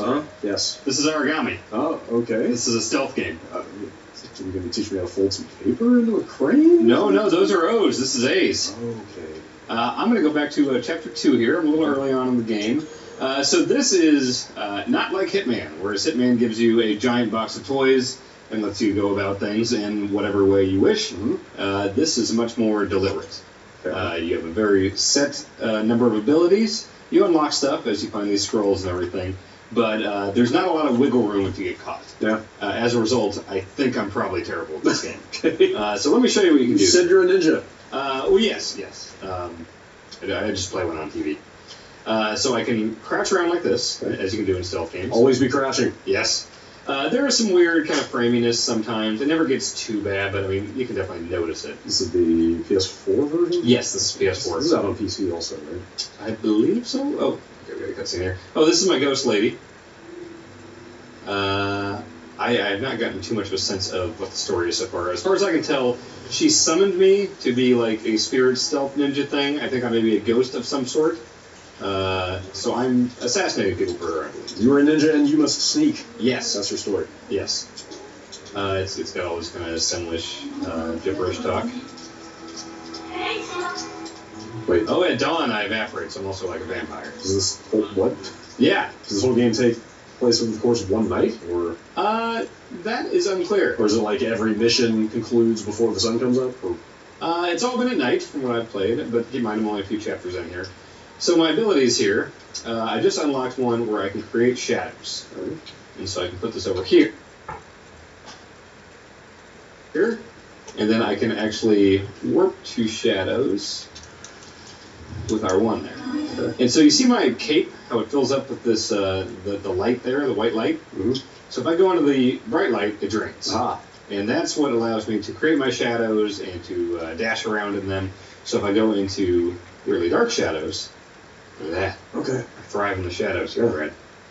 So let's fill that back up. Mm-hmm. Yeah. Let's put it over here. Create a shadow, dash. You can also kind of, if you see arrows there, you'll hop up and then immediately jump up to the thing. Okay. So we should be getting some enemies soon here. So all the enemies have swords that are imbued with light magic. And so if I get hit once, I'm dead. So that's what I mean when I say very little wiggle room. So it's pretty set paths, although there are different tiers as far as their alertness level. So right now they're on no alert whatsoever. So they're walking around, they got their arms folded, no swords out. So that way if they see me, it's going to take a second for them to pull their light sword out and get ready. But once they see a body or an alert is triggered or something, they will be walking around with swords at the ready, which means all they have to do is swipe at me and I'm dead. I'm out of coins, so let's figure out what I'm going to do. So is there not really any actual combat in this? Is it pretty much like if you're fighting, you've already screwed up? Oh, boy. You hit square to strike with your sword, but it's not like a back and forth thing. So look, he's got his thing out here, so I'm going to try to hop around here. But yeah, you are not going to get into a fight in this game. You will just go up and... That. Yeah. So, those bodies will stay. And as far as I can tell, I cannot move bodies right now, but there will be an upgrade. Let's see where it is. There is one... Oh, wow, there's a lot of different weird stuff here. There's one where if you just go up to the dead body, there we go. Yeah, the body disappears. And so that's just all scrolls that you find in the environment. Alright, so far so good. I'm standing directly in the bright light, so I have no magic, so not that good. Way, so I should be able to work right there. Stab this dude. So any existing shadow, not just the ones that you're placing? Right, right. Is it pretty easy to tell what is a shadow you can use and what isn't? Yeah, like, let's see, that is not shadow there. Oh, actually, I don't have any magic. This should be a good shadow here, but to the left of me, probably not. Yeah, see, I get no reticle there, but I do there. Okay. Yeah. Oh, crap. Okay, so body. Oh, boy. Yeah, she's done it. Might be screwed. It is pretty fun just kind of dashing around and hiding and stabbing dudes. Yeah. He's not here for now. Oh god, he's gonna super kill me. Just pull this off. Oh, pan. Yeah. Oh, that's not so good. Yep. Wow. So yeah, their light swords can shoot like laser beams that light out. It's like Zelda if you have full hearts, basically. Let's try this one more time. So, one thing I've not tried yet with this game is it does have a co-op mode, online co-op. So I will try to hop into one and see if we can get that working, but I've not been able to do one yet. You know what they say, 2 ninjas. Yes. No, I prefer 3. So, yes. Yeah. Last level is Mega Mountain. I've seen 3 ninjas. It's pretty good. Have you seen Surf Ninjas? You actually genuinely think it's pretty good? I mean, I haven't seen it in 25 years probably, but I'm pretty sure it holds up. No, how about 3 Ninjas Kick Back? Yeah, it's a good one too. And then Thunder on Mega Mountain. Wait. Or Chaos on Mega Mountain. It has Hulk Hogan in it. Actually make a 3rd one? Yeah, it's with Hulk Hogan in an amusement park. That had to be direct to video. Hey everybody, so those of you who have already been subscribed to my YouTube channel for a while, or who have been subscribed to my...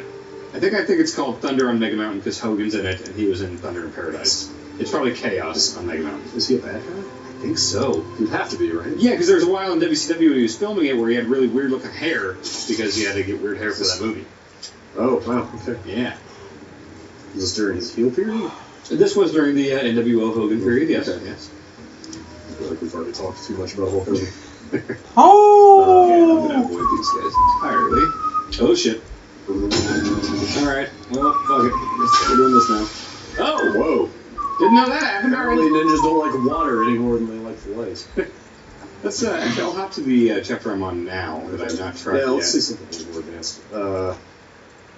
This kind of reminds me of, like, the old style of stealth. The old, like, kind of Tenchu style? Yes, Tenchu is exactly what I was thinking about. Yep. It's a little more unforgiving. Before stealth just became, like, a pretense before you just, like, pulled your gun out and started mowing everybody down. Yeah. I think stealth is more of a requirement, you know? It's like you will either remain hidden or you will not move on. Yeah, I think some games, like even Hitman, you're not getting into gun battles in Hitman. Like, you get caught, if you're hearing gunshots, you need to get the fuck out of there. You're probably screwed. Yeah, I mean, the Hitman, but yeah, even that new Hitman kind of feels like a throwback because of that. Yeah, that's true. Whereas something like, the Phantom Pain, it's like, well, you can pretty much bazooka your way through. Most stealth games are about letting you just kind of do whatever if you get caught. Yeah, giving you tools for stealth if you want it, but it's not required. Like this, it's super required. And thus, I'm really bad at it. Alright, so I've not done this level yet. It's kind of a nice look to it. Yeah. And actually, whoa. Yeah! I'm going to see my eyes before I stab him to death. Kind of cel-shaded-esque. A little bit. Maybe not exactly.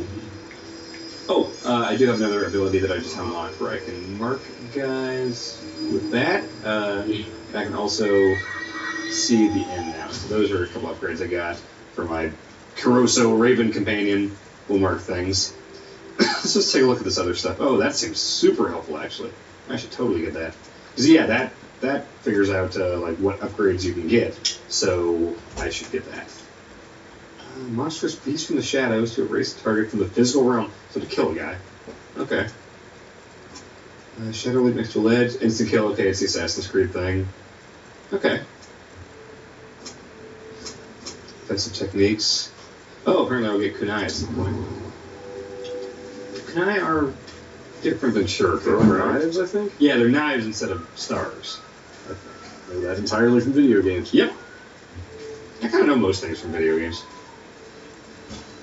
The only reason I can name like any athletes ever is because of like NFL Blitz or Jam or whatever. That's perfect. Yeah. I know a lot of basketball players from about '94. Yeah, sure. There's a reason for that. Yep. Oh, shit. That's, well. Oh, God. Do they just go on alert forever? No, they will eventually chill out. Oh, God, I'm so screwed. Are you? Well, actually, was he the only guy that had my number? Yeah, so he's marked, I think. Okay. I think? That's useful. Wait, no, quit looking at that. Oh, God. I mean, you can just warp around, right? Quit showing me that. Yes. Yeah, that teleport seems clutch. Yeah, yeah. Just get you out of, ooh, I think you're good. Yeah. Those points you're losing, and gaining, I guess, are just for score, right? Yeah. Like, yeah. Like they rank you at the end. Yeah, I saw that you get a letter grade. Yeah. God damn it. Yeah. I'm really bad at this. Okay, I don't think anyone in my area is wise to me. Yeah, you haven't killed anybody down here yet, so. No. Don't make shit on everybody's feet. Go! Oh, I didn't realize how time limited it is. Yeah. More people. Oh, I have no magic juice.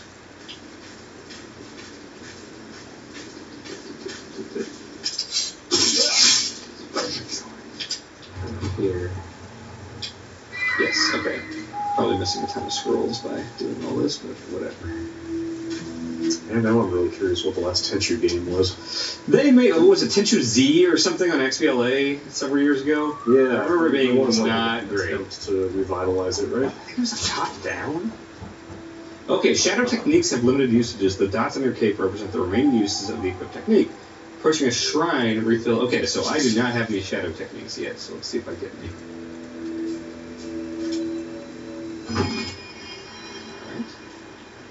Yeah, it's not.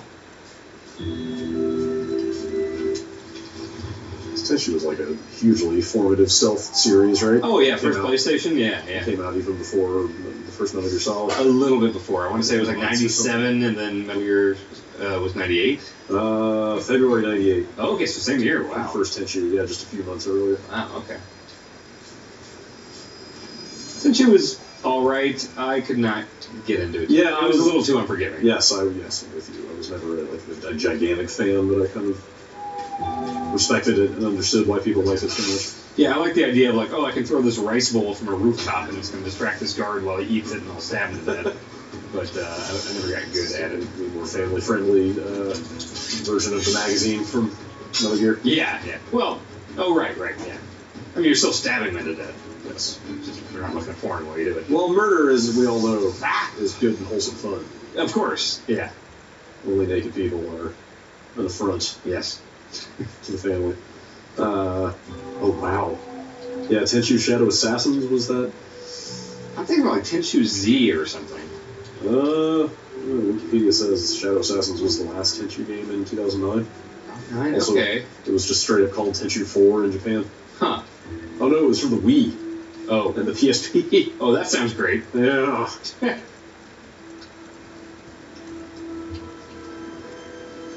going to try to be smart here. What's going on with this ripple effect? So that's the extent of my... Oh, that's how far you can go with it. Yeah, no, this is not going to go well. Quit doing that! Oh, you'll be fine. Can you still do that one-button kill once they're alerted to you, or...? Yeah, but I mean, if they get into their animation of swinging the sword, you're pretty much fucked. So. Yeah! Damn it! Yeah, I see what you mean. Let's see if I can get into a online thing. It's tough. Not forgiving, huh? Yeah.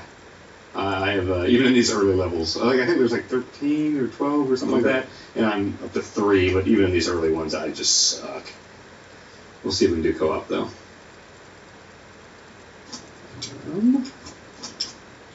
Weird. It's going to story... Oh, I guess multiplayer probably is story-focused, then. Go into join... No open games. Oh. We'll give it a second. Yeah, we'll try chapter 1. How about you, Brad? I can tweet right now. Yeah, that'll work great. Load up origami. I think we've done it before. Really? I've definitely done it a few times, like prior. You know, like you need to give people a good hour. Oh, yeah. Hey, 1 hour from now, we'll be doing a thing online. Yeah. Not during recording. I don't know if we'll get anyone there. But yeah, it's I mean, it's cool. I think it's cool, and I suck at it. So I mean, if you're somebody that really likes taking your time and being meticulous about hiding in the shadows and picking when to strike and watching patrol routes and stuff like that. Yeah, I bet there are people who are still down for that kind of stealth. Yeah, totally. Exacting, like demanding kind of. Yeah. So I think you could do worse than this. So yeah, check it out if it seems interesting. And thanks for joining me, Brad. Indeed.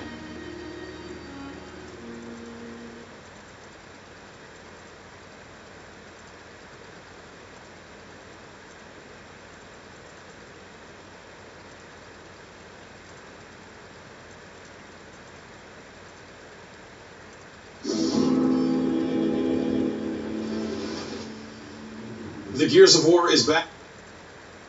Yes, Dan. It's been a while. It has. Yeah, I guess like Gears 3 is 5 years old or something. I think you're forgetting one, Jeff. No, the core Gears trilogy of the 3 good Gears games, and then the thing they made that. Look, Judgment. It's more Gears of War, and that's not necessarily an inherently bad thing. Right. Everything wrapped around it in terms of story and some of the multiplayer. It's just unnecessary, right? Did you ever do your bear tattoo? I did. Oh man, I did, okay. Yeah. Anyway, this is Gears of War 4. We're running the PC version here. We'll switch and check out the Xbox One version a little later on. It's fully featured, Its campaign is versus its horde. They've got card packs that will open some chests in a little bit here. He's got his eyes darting around. What does that say? It's Stevie Phoenix? What's the name? Yeah, Stevie Phoenix. Okay. That's him. No, this is JD. Okay, JD Phoenix, right? Yeah, okay. JD Phoenix, son of Marcus Phoenix. Gotcha.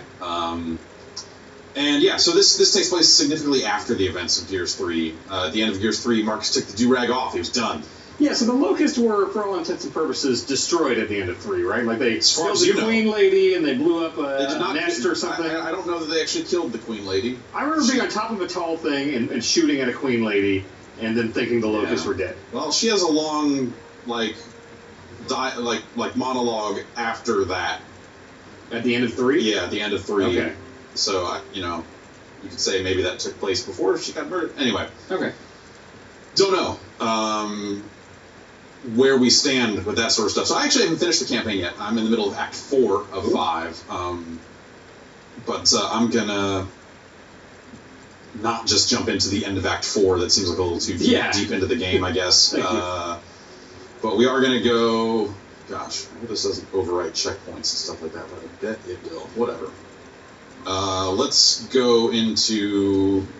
I guess the midway point of Act 1 here. That sounds good. Yeah, the raid here. Okay, cool. All right, multiple save slots. Great.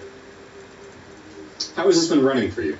Good. There's been some minor hitching for me at home on the PC version where it will, like in cutscenes frequently, it will just stop running, but like the physics keep going. So like weather effects or like cloth movement or whatever will kind of keep happening during the hitch. Huh.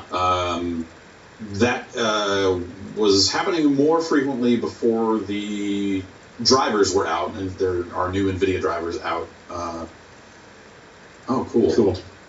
All right. To join a single-player game? There have been some server things happening this morning that maybe, I'm not sure how the multiplayer segment of our video will go today. This is actually a really good segment. So weather effects and stuff like that happen. These wind flares come through and just rip shit apart and are like pretty awesome. Pretty good. Some good looking stuff. Oh, cool. It's like a lightning tornado. Yeah, that is exactly what this is. It's real bad. Awesome. Yeah, the one demo they showed at, I want to say E3, like the Microsoft conference, was pretty cool with all the like cloth effects, and there's some other big storm crazy thing happening there too. They're clearly pretty proud of whatever new tech they put in.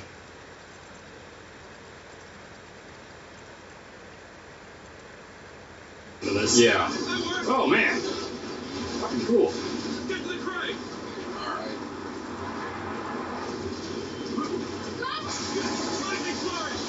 bad. Okay, roadie run. Yeah, they made a Gears of War game. Like, yeah. Like there are some things in here that are slightly different. And in this early part of the game here, you're fighting a different type of enemy, and it feels really dynamic and different in the context of being a Gears of War sequel.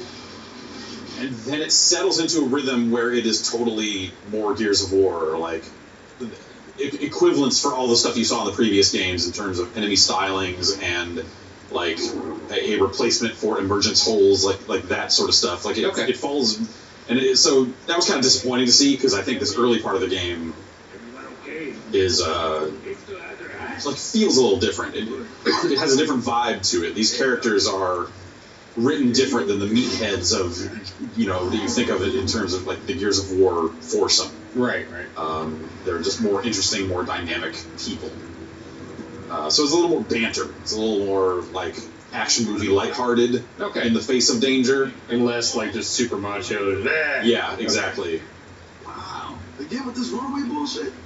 So JD and Dell here are ex-Gears that have left the government and are now hanging out with these outsiders. Okay. And so early part of the game here is us going on a raid. Did Cowboy Hat Man die in the original trilogy? No idea. Dusty? No idea. I admit, I'm not an expert on the lore of Gears of War. I played through every game, and I like them quite a bit. Yeah, but the specifics of who lived, who dies, like all that sort of stuff. Yeah, I agree with you. I'm with you. It is kind of a blur. I remember Dom shooting his zombie wife with an elephant gun, and then he was in an exploding truck. Yeah. In Mad World, right? Am I remembering that right? I think so. I don't know. Settlements are built from the inside out. Who's this guy? That's Dell. Okay. He's another ex-soldier. Him and JD, and then these other two, Kate and Oscar. Okay. Oscar's the beard guy? Yeah. So are these the 4 playable characters at this point in the game? At this point in the game, there is a playable character and then a second playable character if you're playing co-op. Oh, it's just 2-player co-op? Yeah. Oh, okay. Weird, they scale back on the 4. Well, there are parts of this story where you don't have 4 people with you. So, like, the idea of having 4-player co-op would inherently mean that you would never be able to have fewer than 4 people with you. So, Right. Okay. Man, this looks sharp. Yeah, it's a nice looking. I mean, it's a good looking next gen Gears of War. Like nothing more, nothing less. Like you're not going to necessarily be too surprised by a lot of what you see because it's roadie run, it's taking cover. It's you walk into an area full of waist high walls. You're like, oh, I bet there's going to be a fight here, and yes, there is. And you're doing Gears stuff. It does seem like there's a little more color and light, at least in this area here. I'm used to a lot more like that wind area you're doing, like dark, crazy stuff going on, but like this is colorful. Yeah, and so this is early in the game, so they're kind of showing you some of this like smooth vault stuff, and that's it. You can take out someone who's on the other side of cover that way. Cool. And then or stun them and set them up for a quick melee kill. I think they had that in multiplayer in 3. Did they? Yeah. You could do the mount kick or whatever. Yeah, and stun them. 60 frames a second pistons. Yeah. I mean that's the one of the primary differences between the versions of the game is that the campaign and I believe horde mode run at 30 on the Xbox One. Competitive multiplayer is still 60 there. Okay. And you get some there's just some sharpness and texture work and all that sort of stuff. This is we have a 1080 in this thing and this is basically turned all the way up. This is running on ultra. And it's an Unreal Engine game, like those things come out on PCs. It's well-worn territory at this point. Yeah. Unreal 4? I would assume so.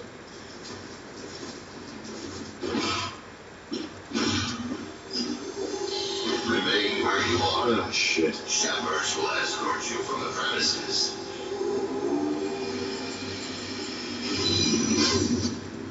Are those robots? Yeah. Those are robots. Are they back?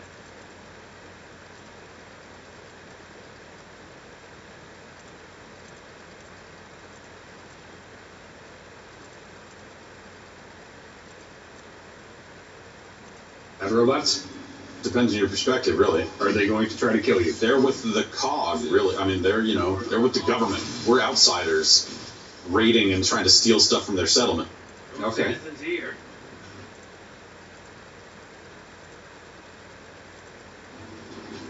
like, if they shoot at you, they're bad robots. Citizen implies we claim allegiance to a centralized authority. I think of myself as part of an anarcho-collective. So you're saying an anarcho-collective are the good guys? I'm saying Is that what you're siding with? I'm saying the protagonist. All right, Dan, I'm going to put it this way. These robots are cops. What do you think? Do they have noble, are they an oppressive police force? Aren't they all? Whoa. Man.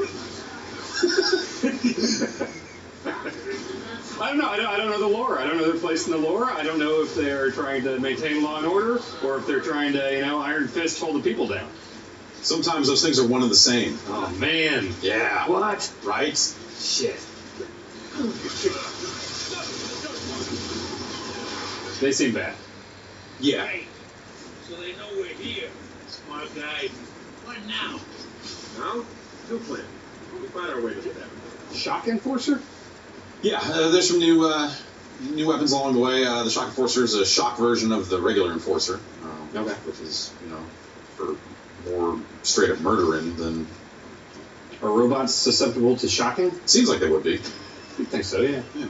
But shocking is like in their blood, like electricity runs through their veins, wouldn't it? Yeah, like if you get shooting too blood at someone. I mean, if you shoot blood in the wrong place, that's bad. I guess I don't want like blood in my eyes or anything. I drown in blood. Okay, so this guy, we've caught him unawares. This right here, this tutorial moment, is the only time I've done this in this entire game. So the Assassin's Creed movie. It's not really a stealth game, So right. We can. But that's also more or less how the move works when you vault over cover and stun them. Then you kind of walk up and hit Y, and that'll, stab them. Okay.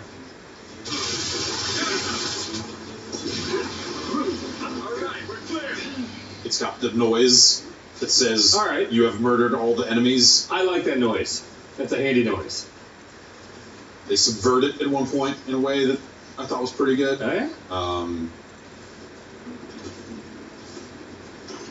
But yeah, by and large, this is a real nice looking, but very, like pretty familiar Gears of War game. These guys... Are those cops? They're tickers. They're like robot tickers almost. Oh, shit. All right.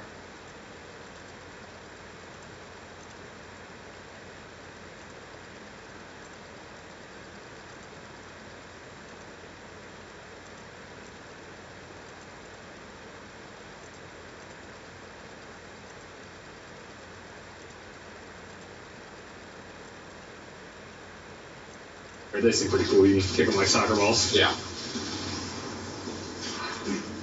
I like everything I'm seeing here. Yeah, I think the characters are good. I think it's pretty well written. Though, like I said, I think it gets into a good place with the story. Where it's giving you these robot enemies that are new and that sort of stuff, and then it falls into a rhythm that I wish was less familiar, where at some point it's like they just throw up their hands and go, all right, here's Gears of War. Okay. Which is not a bad thing, necessarily. No, but, like, it starts out stronger than that. Right. Oh, jeez. Is it going to blow up? Maybe.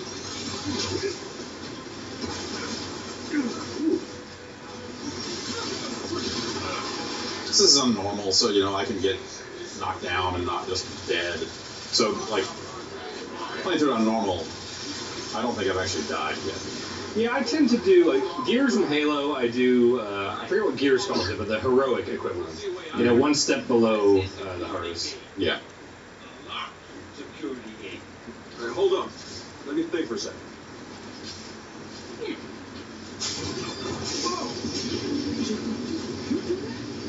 That wasn't me. You sure you blew our guns, right? You can just not invent new players. You saying they didn't? Well, even if you are spies, we didn't have to teach you how to fight. Most brainless people couldn't fight their way out of there. Oh, you don't want Uncle teaching anyone. Look alive! TV's incoming! Well, sliding into cover. We are concerned. Forward B to that's that. Oh, okay. Engaging with non-lethal movement. Like this guy. Oh, jeez. Let's see if I can get. if I can get picked up here, and then that guy's not behind thin cover. That guy is though. Oh, I missed it. Of course. Nailed it. Like that. Yeah. And then this. Fuck you. Is that a sharp knife? No, just a knife. Okay. Oh, the sparks were his. Uh-huh. Oh, God. I've always liked the swingy grenades. Oops. I didn't mean to throw two, but whatever.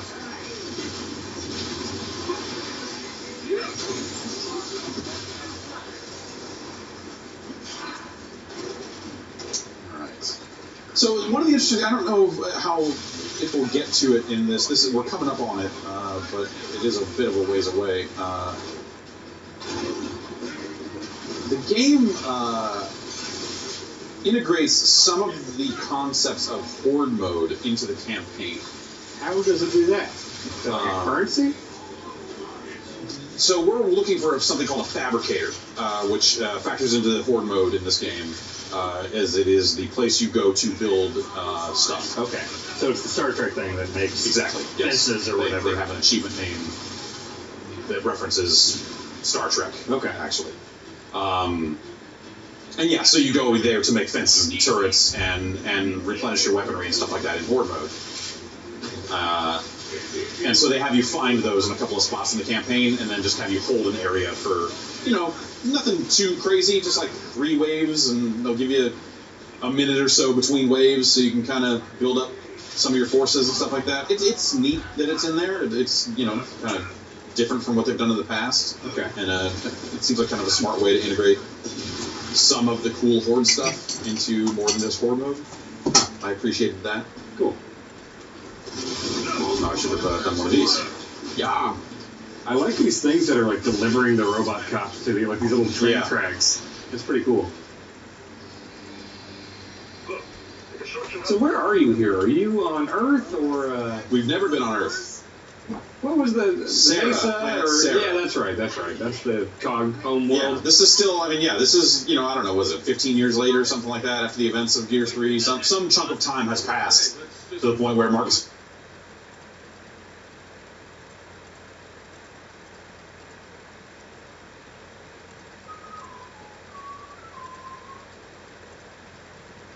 Phoenix could A, have a son, and B, have that son be old enough to fight. Right. You're probably like early mid-20s right now, right? It's probably something like that, sure. Let's go through the maternity annex. We have Good looking copper. What is it? Just all the Yeah. baby stuff. You got an issue with babies? No, I have an issue with being told I need to have one.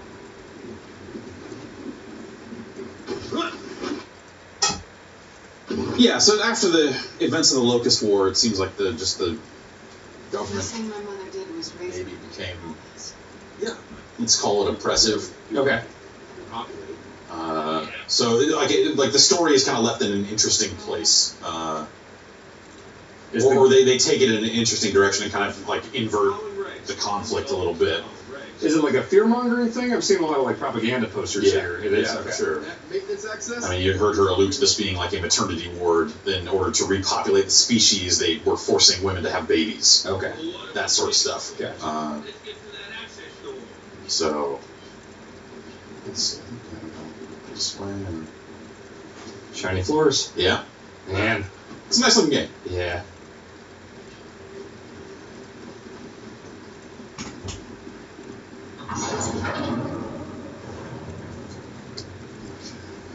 Heads up, watcher.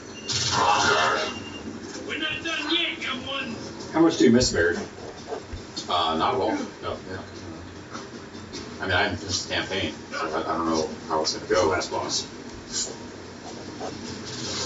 I'd buy that. Actually, yeah. He's like the president in this world.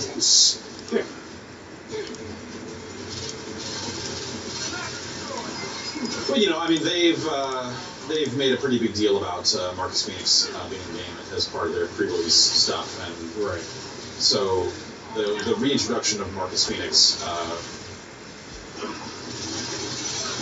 is really good. The way they handle it, I really like it.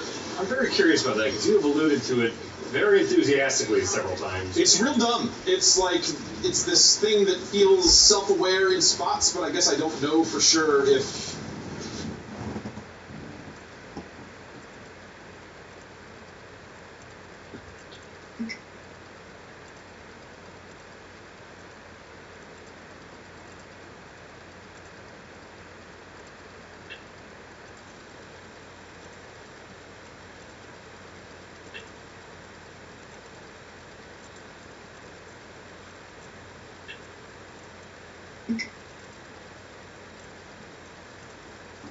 Hey everybody, so those of you who have already been subscribed to my YouTube channel for a while, or who have been subscribed to my weekly premium newsletter for a little bit, my research newsletter, if you get either the videos or that, you already know that I'm a researcher and journalist who doesn't pull your chain. And I don't normally post unsourced traffic bait. I'm not out to get traffic.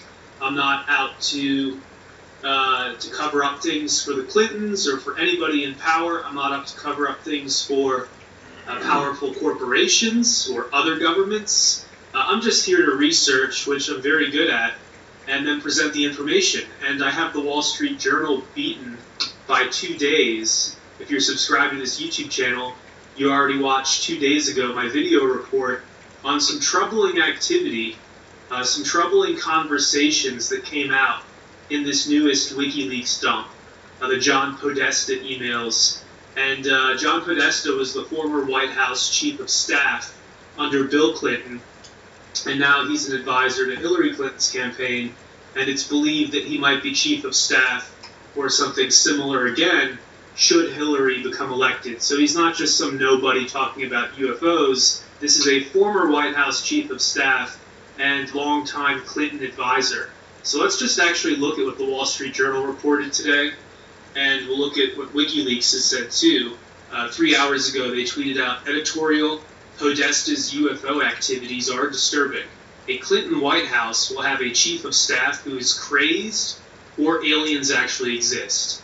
I love how they put him between a rock and a hard place there, right? Because either way, this makes the Clintons look bad. Either they've been covering up the existence of some kind of alien life for the last 15 years, and they think they're better than the public and don't have to disclose this. Either they're doing that, or this guy's a crazy person who's obsessed with UFOs, in which case, why was he the chief of staff? That's very poor judgment to hire that person, and why is Hillary Clinton relying on this person's judgment? So either way, it looks bad, but I do want to know the truth. And let's just read the Wall Street Journal article. It says, WikiLeaks reveals UFO messages in Clinton campaign emails. The former lead singer of the band Blink-182 was in recent contact with Hillary Clinton's campaign chairman, John Podesta, about UFOs, newly disclosed emails show. Tom DeLonge, who is the guitarist for the power punk trio best known for songs like Damn It and What's My Age Again, emailed Mr. Podesta at least twice. He wrote in cryptic terms about their well-documented mutual interest in more government disclosure about the phenomenon of unidentified flying objects of potential extraterrestrial origin. And again, this is the Wall Street Journal I'm reading from, not somebody's blog. The emails released by the website WikiLeaks this month also reveal that Mr. Podesta participated in a documentary that Mr. DeLonge is producing. It isn't clear whether Mr. Podesta responded to the messages. Mr. Podesta, who has worked in the highest levels of government in the administrations of Bill Clinton and Barack Obama, has expressed interest in the topic, and he has long championed further government disclosure around classified files concerning UFOs. In one of the emails from 2015, Mr. DeLonge says he would like to introduce Mr. Podesta to two very important people involved in issues relating to our sensitive topic. Quote, I think you will find them very interesting as they were principal leadership relating to our sensitive topic. Both were in charge of most fragile divisions as it relates to classified science and DoD topics. Other words, these are A-level officials, worth our time and as well the investment to bring all the way out to you, Mr. DeLonge writes. So what's also interesting is I came across an email exchange between somebody and Mr. Podesta, and Podesta did reply. So, somebody on Twitter said to me, I'm sure he's receiving a lot of crazy emails from people because he's on the record as talking about UFOs. And to be sure, I'm sure that's the case. But in this case, he responded to the guy, and the guy had emailed him saying, we can't let the military corporations block disclosure any longer. So, very interesting stuff. I don't know what to make of it. I think WikiLeaks has the right approach here of putting him between a rock and a hard place. This is on him to explain. They're in his emails. It's not just once or twice. He's clearly obsessed with this. So this is on John Podesta to explain, is there something going on here, or did the Clintons hire a crazy person to be their campaign chairman? So I'll leave this one here. Thank you for watching. Thanks everybody who gets the newsletter. I'm putting the finishing touches on today's issue. Should go out in the next hour or two. If you don't want to miss it, I'll put a link to sign up in the description below. And that's it.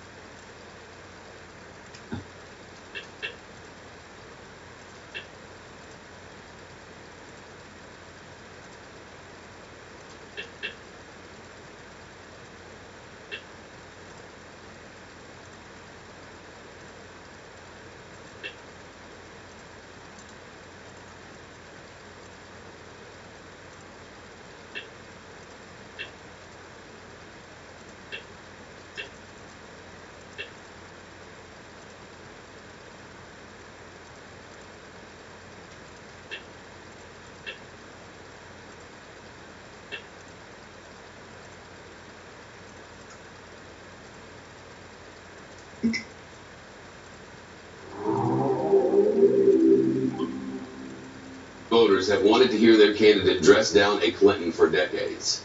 Last night they heard it. Donald Trump laid into Hillary Clinton to her face. He said she's a liar, said she has hate in her heart, said were he president, she'd be in jail, and that if he does become president, he'll instruct his Justice Department to investigate her. Great stuff for your campaign base. The base that's been running against the Clintons for a long time, and frankly, many of whom have been hating the Clintons and everything about them for decades and decades. But the thing is, the people who wanted to hear that, the pollsters tell us they're already voting for Donald Trump. And there are no more of them to go get from this some undecided pool or a pool of people who aren't doing anything. They're not available. What you need to get if you're Donald Trump and you want to be president is women in the suburbs.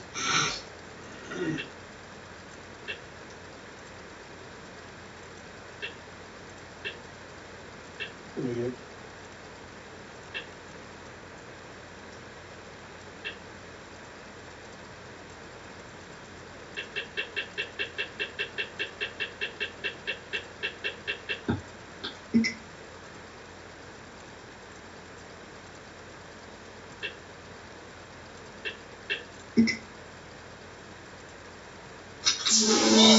get up here in the Zoloft and get your head right.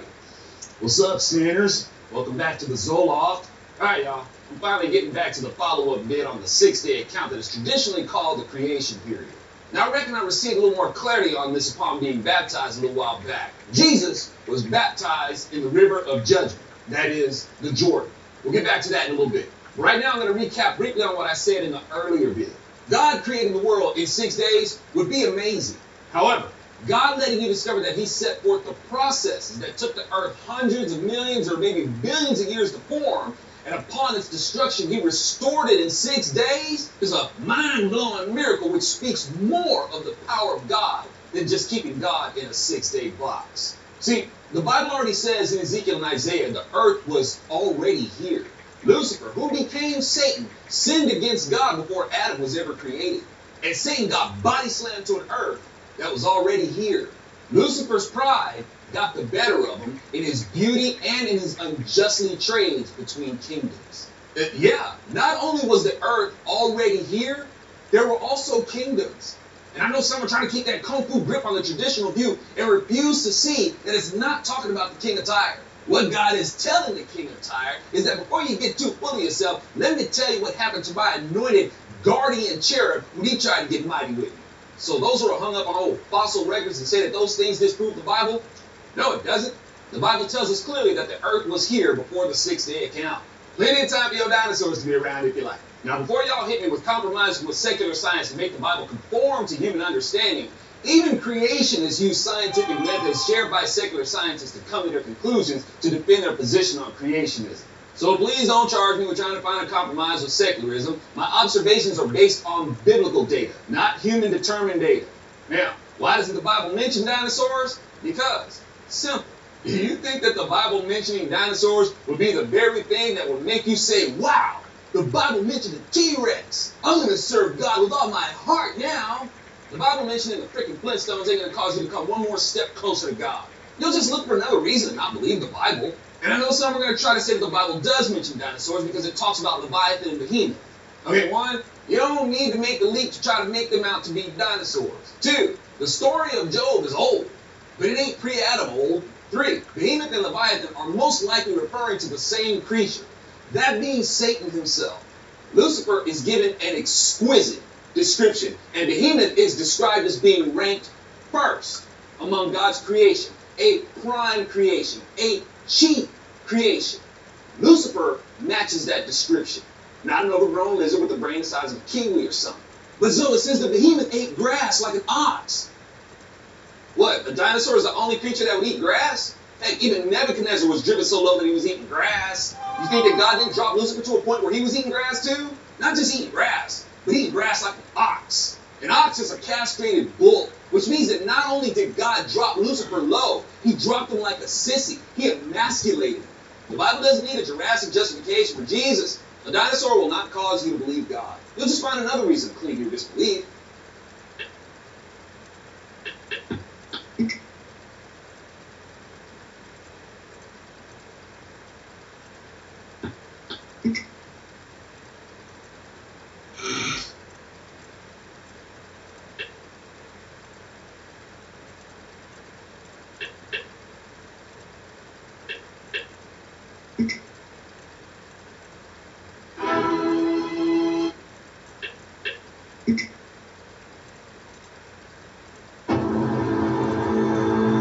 Dr. Strange, your work say...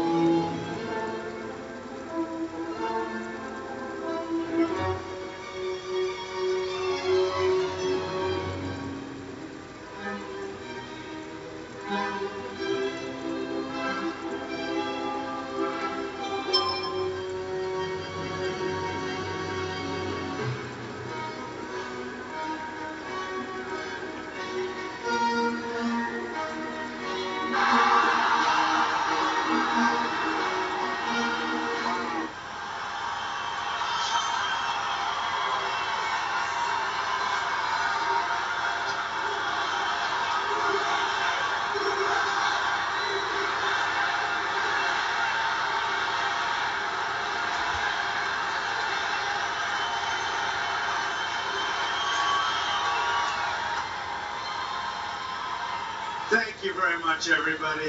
I don't know how old this building is, but I know one thing. We broke the building's record for attendance, okay? Which is pretty good. And they have thousands of people outside, and they're pulling in right now. So, should we wait about an hour or not? No way, right? Let's start. They'll fill in as we speak. So I want to thank you. I want to thank all of the great people of Pennsylvania. I went to school in Pennsylvania. They've taken our jobs out of Pennsylvania. We're going to be bringing them back, folks. Believe me. We're bringing them back. Oh, what these politicians have done to us. Not going to happen much longer. I assume you saw the debate last night. Everybody was good. Couldn't believe it.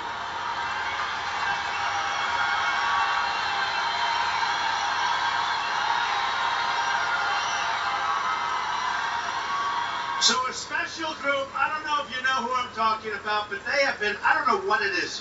Bikers love Trump. Bikers, right? Bikers. I don't know what it is. I'm riding in these cars and they're passing me going about 150 miles an hour. I say, man, those guys have guts, but they are crazy, right? But you know, they had Bikers for Trump, and it said, the deplorable run for Trump. Who's in here from the deplorable run? There are a lot of them, over 1,000. So there were over 1,000, and the Bikers is special. And I'll tell you, it's great to have them on my side. You know, a lot of times I'll go to an event. I did in Hilton Head, and I did in a few places, and actually many places. And I'll see hundreds of bikers on these beautiful bikes. Oftentimes Harleys, I have to say, oftentimes, but not always. Not always. But I'll see these bikers, and they'll be there, and I always feel so safe with the bikers. They're there, and a lot of times they don't even want to come inside. They just want to make sure I'm safe. Can you believe that? They are great people. They are great people. So to the bikers, I love you guys. You're great guys, right? Great guys. Also, I want to introduce, if I could, two people that have been unbelievable. They're congressmen. Hard to believe. I mean, congressmen. Who likes congressmen? But I like these two congressmen. And we have Congressman Barletta. Where is he? Where is he? Where is he? Come here. Congressman Marino, where is he? Come here. And get up here. Senator Sessions and Rudy, get up here, please.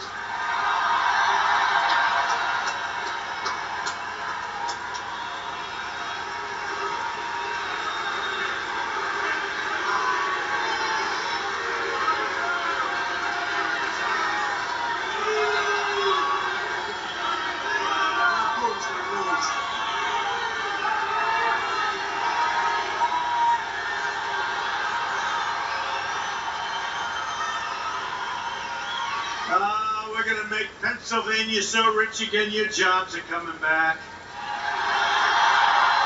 We're going to be ending illegal immigration. We're going to stop the jobs from pouring out of our country.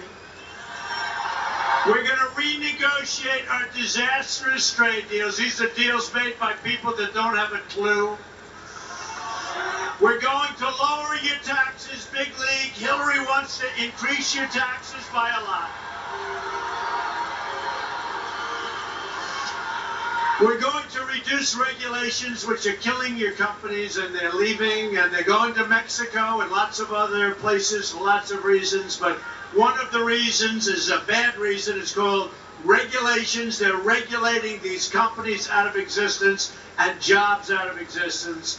We are going to unleash American energy, including oil, shale, clean coal, and natural gas.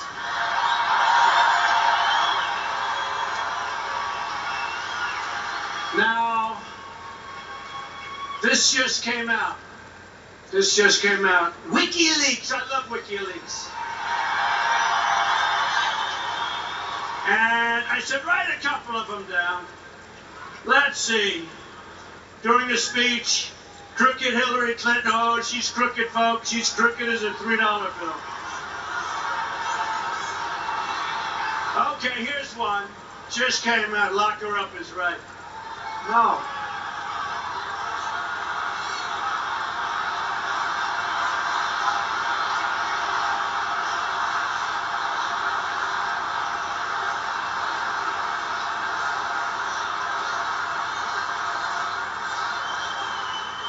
So everybody saw the debate last night, so let me tell you.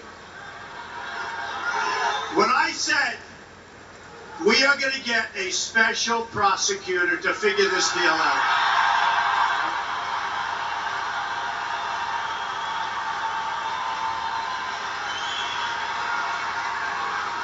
I have never been so ashamed of this country as what's gone on with Hillary Clinton.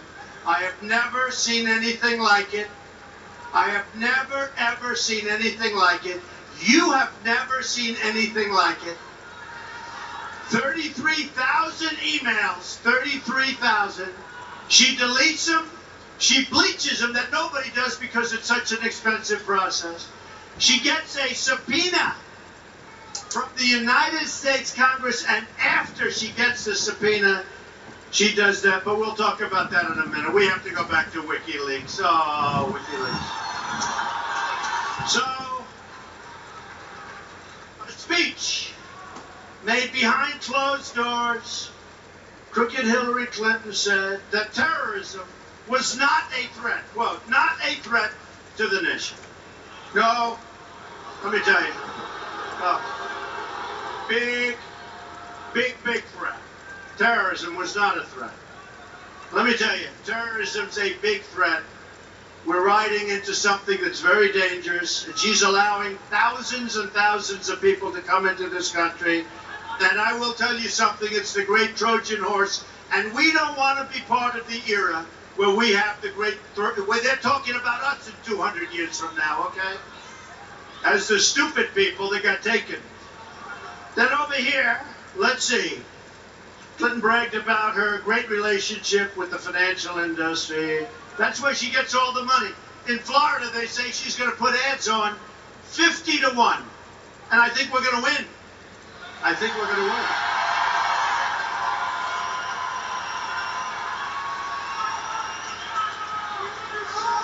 win. Hillary admitted, oh, this is a beauty, during one of these secret speeches. Amazing how nothing's secret today when you talk about the internet. Huh? Hillary admitted that ISIS could infiltrate with the refugees. Great. Then why is she letting so many people into our country?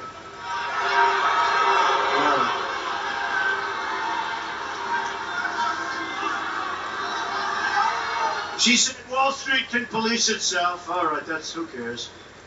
Big bang. Clinton said needed Wall Street money in order to successfully, she needs, says here, quote, needs Wall Street money in order to successfully run her campaigns. Okay. So what else is there? You know, I said to her yesterday, I said, listen, I'm going to have over $100 million in my campaign, right? So meaning I don't have to take money from all these characters that want everything, because that's what's happening. So she's out there, and she got a lot of money. She made $250 million while she's in office, okay? Figure that one out. Figure that one out. So I said, so look, I'm putting up $100 million. It's going to end up being more than that. But I'm putting up all this money. And I'm also getting tremendous amounts of money from people, like $61 a piece, a record set. No Republican's ever done that. No Republican. Which tells me that we have a great movement going on, right? That's what a great movement is. But I said to Hillary, why don't you put up 10 million or 20 million or 25 million? Put up some of the money that you ripped off when you're a Secretary of State, when you're in the Senate. Think of it. From the time they left the White House till now, $250 million. I said, put some of the money into your campaign. Don't get it from these companies that all want favors. So let's see what happens with that. So let's see. Speech behind closed doors, Hillary said, in order to be successful politically, oh, this is a bad one, you need to have both a public and private position on public policy. Oh. In other words, we have to tell you one thing, and we have to tell the bankers another thing. Oh, that's good. Another closed-door speech. She's got a lot of money. She wanted to have open borders. And open trade with anybody. There go the rest of your jobs. Your jobs are 40% gone now anyway. There go the rest of your jobs.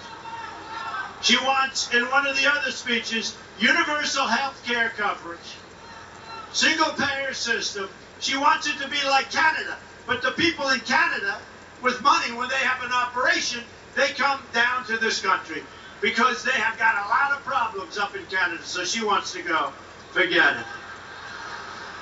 Here's an interesting one. Sidney Blumenthal. Do you remember when Ambassador Stevens in Benghazi was calling and writing and email? They were desperate for help. They say like 600 times, right?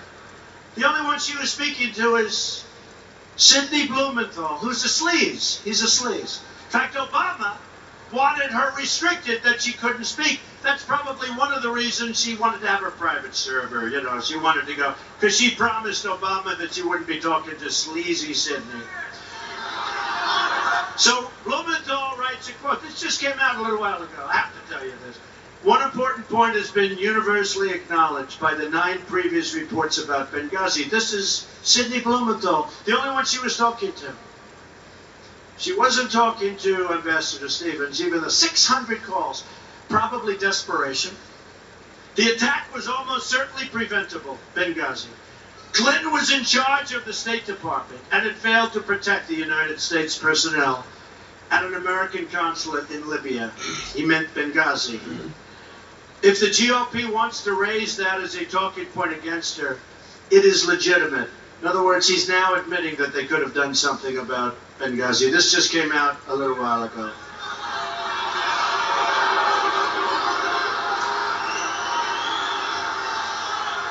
What a group we have. What a group.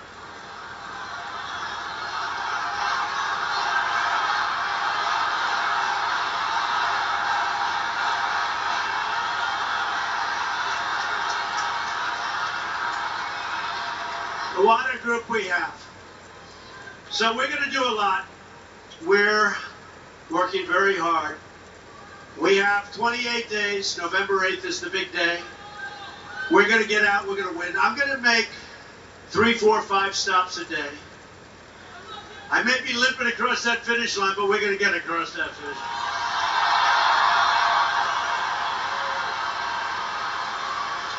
And I figure that final week, maybe we do 6 stops a day, and we'll call them get out the vote stops. If you don't mind, we'll make them a lot shorter than what we're doing. Just get out, because we got to get you out to vote. And honestly, folks, you know, I went to school in Philadelphia, and I love Philadelphia. I love Philadelphia. And I hope we're going to do great in Philadelphia. I went to school there. I loved the school. I loved everything. But I just hear such reports about Philadelphia. And we have to make sure we're protected. We have to make sure the people of Philadelphia are protected. That the vote counts are 100%. Everybody wants that. But I hear these horror shows. And we have to make sure that this election is not stolen from us and is not taken away from us.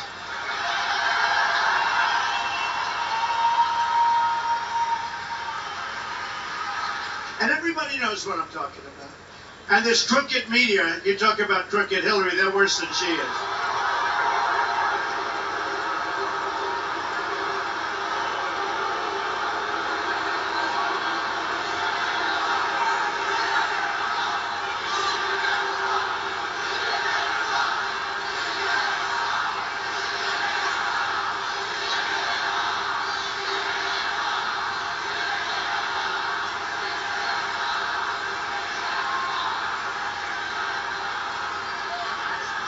I'm telling you, they are so dishonest. Without the media, Without the media, Hillary Clinton couldn't be elected dog catcher. I mean that. True. True.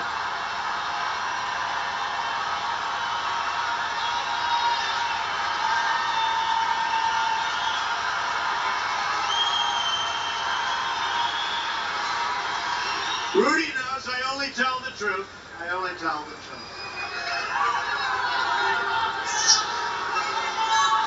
You know, they do focus groups after the debate, and we won every poll. We won. Did you see those polls? Every poll. 80, 20, 90, 10. I get a list, but we don't want to put it, but every poll. But CNN did a focus group.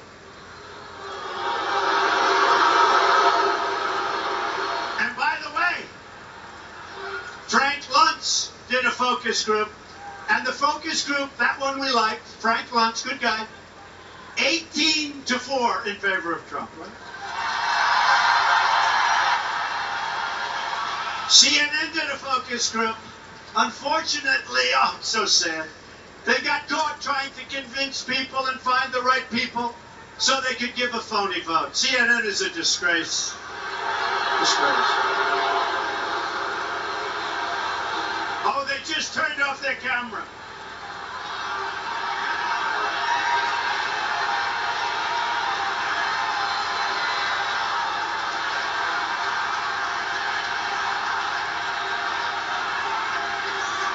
So funny, they just turned off their camera. I love it.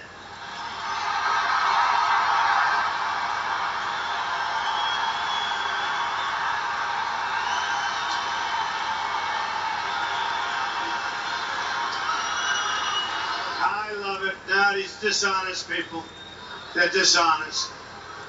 But you know, when you look at them, and in fact, if somebody get me a list. Where's the great Dan Scavino? Get me a list. I'll tell you about the list. Bring it up here right away. Bring it up here. I'll tell you. But we had a good time last night. And they just announced they had 69 million people watching, which is just about, they say, the most ever to watch the second debate, which is fantastic. Which is fantastic. And even the bad media admitted, you know when I say the line in the sand, and she said, I wasn't Secretary of State. Unfortunately, she was. She lied. Again, she lied.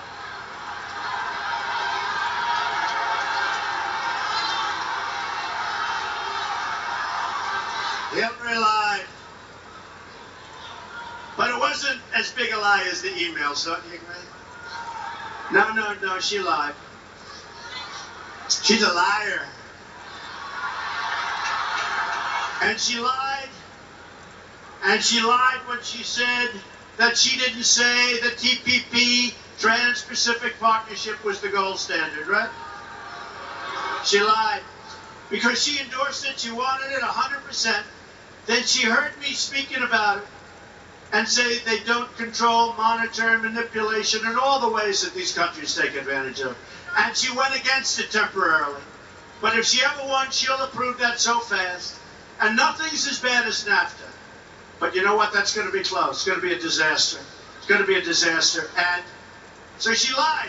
She said, I never said it was the gold standard. Unfortunately, it was the gold standard. So one of those things. One of those things. So, folks, it's so important that we get out in November, that we vote. So we get rid of these liars. We get rid of these incompetent people. We get rid of the Hillary Clintons of the world.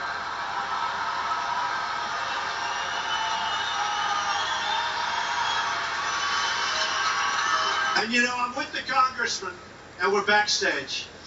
And a poll came out like we're down 3 points in the state of Pennsylvania. And they're going, and these guys are pros.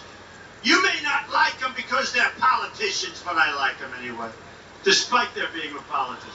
But you know, they said, we can't believe it, because everybody in Pennsylvania wants Trump, you know.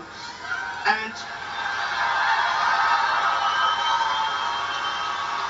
we get crowds like this everywhere. But we get them in Ohio, we get them in Florida, we're doing one. We have one in Florida coming up, 25,000 minimum. Minimum, 2 days. But we're getting them. But they just said, they said, there's no way we're 3 down. Even the polls are crooked, I'm telling you. Look, we're in a rigged system, folks. We're in a rigged system. The only way we can unrig it is get to the polls. But we got to make sure they're honest polls. We got to make sure. But I think November 8th is going to be Brexit. When I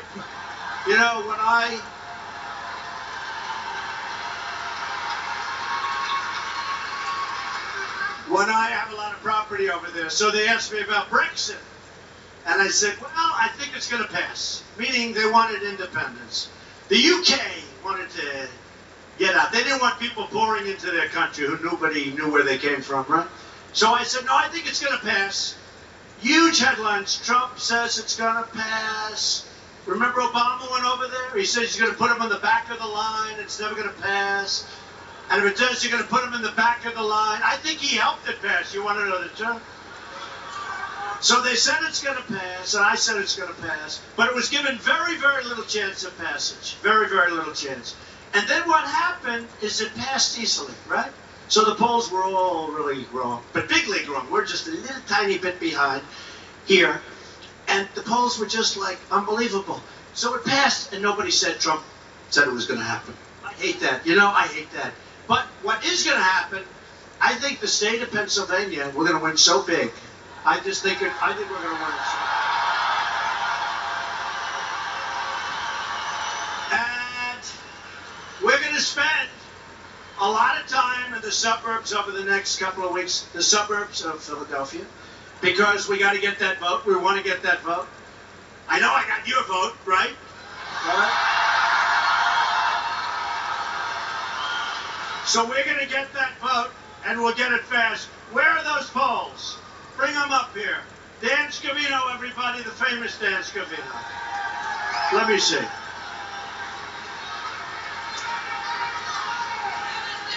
Did anybody ever hear of Dan? He's become quite famous in social media. All right, you ready? So it says here in... Drudge is a great guy, right? Drudge. What a great man.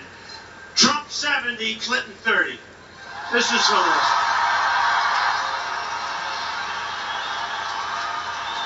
Variety, you know, that's the show business people. They're not going to like this. These people don't like Trump, you know, the showbiz. Trump 64. See, this guy doesn't stop. Look at this guy. Trump 64, Clinton 36.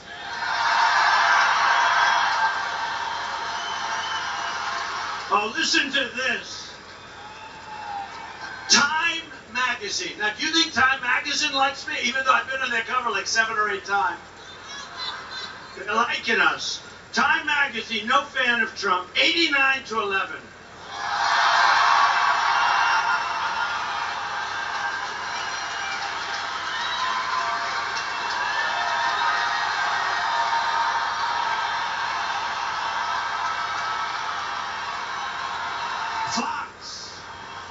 Fox, 85 to 13. Where are the other couple of ones? Oh, here's a good one. Well, they're slightly conservative. Breitbart, 93 to 7. Would you say that?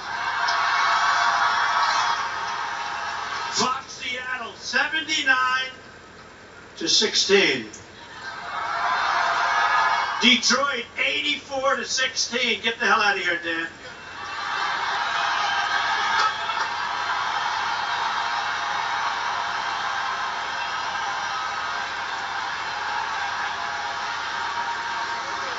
So, we're going to have... Is there any more fun to be than a Trump rally, in all fairness? So, here's what I'm going to do. You know, I spend a lot of time with Senator Sessions, who's the king of the borders. He's the king, one of the great men, one of the most highly respected men in the United States Senate. And they go to him. And I remember Ted Cruz, who endorsed me recently, which was very nice. But I remember Ted Cruz has such respect for Senator Sessions. And one of the reasons is nobody knows more about the border than Senator Sessions. And we were talking a little while ago. And we have people coming in. And we just got ICE. 2 days ago, ICE. These are great people, by the way. They're not allowed to do their job. but they're great people. They just endorsed me because they want to do their job. The Border Patrol. The Border Patrol just endorsed me. The Border Patrol just endorsed me. And I will tell you, such an honor. 16,500 Border Patrol agents, they endorsed Trump. First time they've ever done it. And then very importantly, Sheriff Joe from Arizona. We love Joe. And I told New Hampshire, which has a tremendous problem with heroin and other places, but New Hampshire was the first state I won, and then we went on a run like people haven't seen very easily.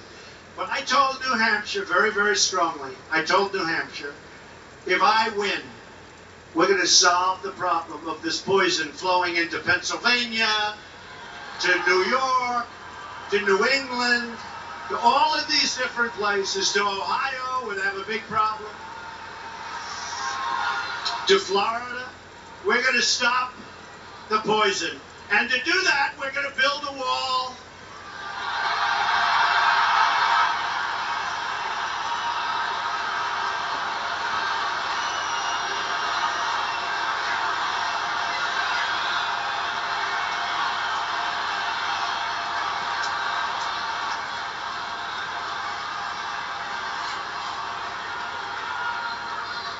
Who is going to pay for the wall? Who? They don't know it yet, but they're paying for the wall. No, they're great. I was with a few of our friends. We went to Mexico 2 months ago. We had a great meeting with the president, and he's a good guy. And we'll work at that. Everybody's going to be happy. But right now, it's a very unfair highway going in. It's a highway going in, and there's no highway going out. Our jobs, our money, our wealth is going there. A friend of mine who builds plants, he's the biggest. He builds plants. That's what he does. If you said build an apartment, maybe he wouldn't do so well. But he builds the best plants in the world, biggest and the best. And I said, how are you doing? And you might have heard me say this. I think it's incredible, and frankly, it's terrible in a certain way.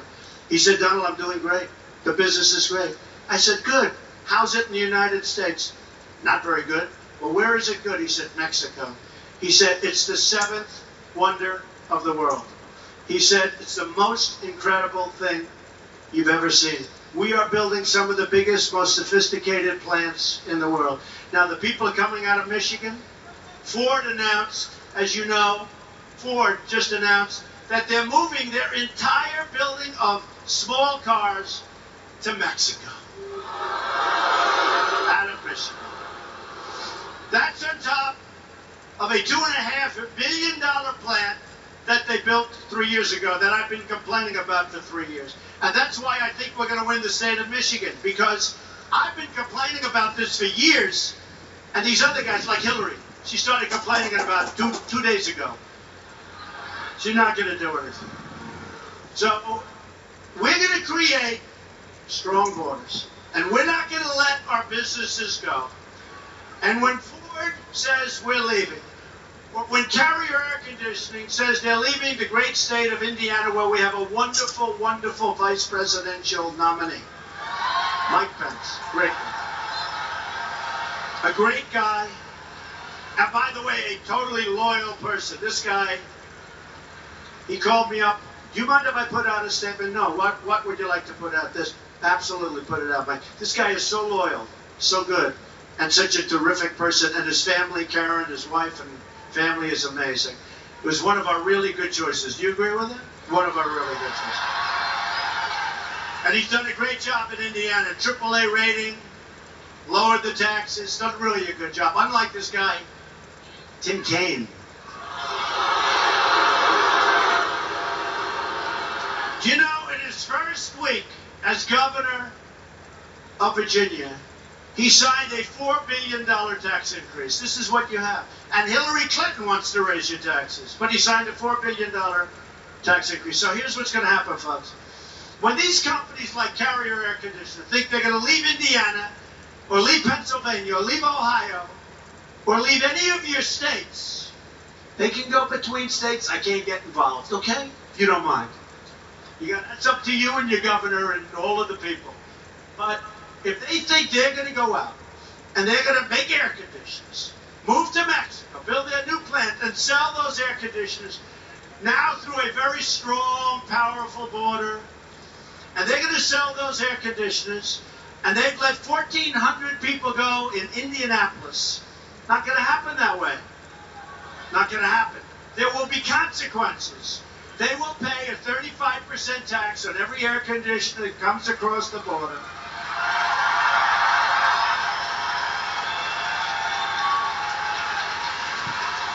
And when they know that, they won't leave Indiana, and these companies won't leave Pennsylvania, and they're not going to, because their numbers don't work anymore, okay? We're going to stop them so easily. And I've been watching these politicians go through this for years. I've been watching them give low-interest loans. I've been watching them give zero-interest loans. These companies don't even need the money, most of them. They take the money. There were a couple of instances where geniuses with great lawyers gave them money and then they moved anyway because they didn't have any restrictive covenants in the contract. I mean, the whole thing is crazy. But what's going to happen is once they find out, they're not going to leave, okay? They're not going to leave. So we're going to have strong borders. We're going to have a wall. The wall is going to stop people from coming into our country illegally,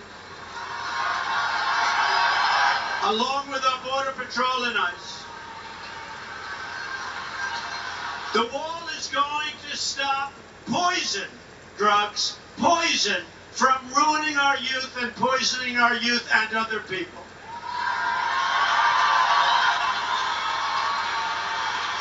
And, you know, I have something I always like doing. I read this when I'm in a good mood. I'm in such a great mood. You know, I wish those cameras would show this crowd. Because if they would, people would be amazed. They never show the crowd. They never show the crowd. Show the crowd. See, they don't want to turn around. Look at the cameras, they face straight. They face straight. My wife is always going, how was the crowd? She said it sounded big, but I never see it. They never show the crowd because you know what? They don't want us to win and they don't show these crowds. But you look at these crowds, Bernie Sanders never even came close. And he was second, by the way. Hey, fellas, turn the cameras around. Seriously, way up there in the upper decks. Show the crowds.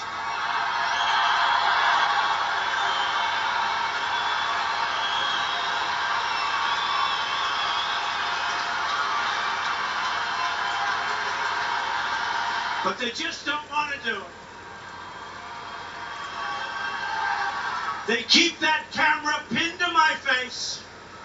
They don't even want to show what's behind me. They keep that camera pinned to my face. They are so dishonest.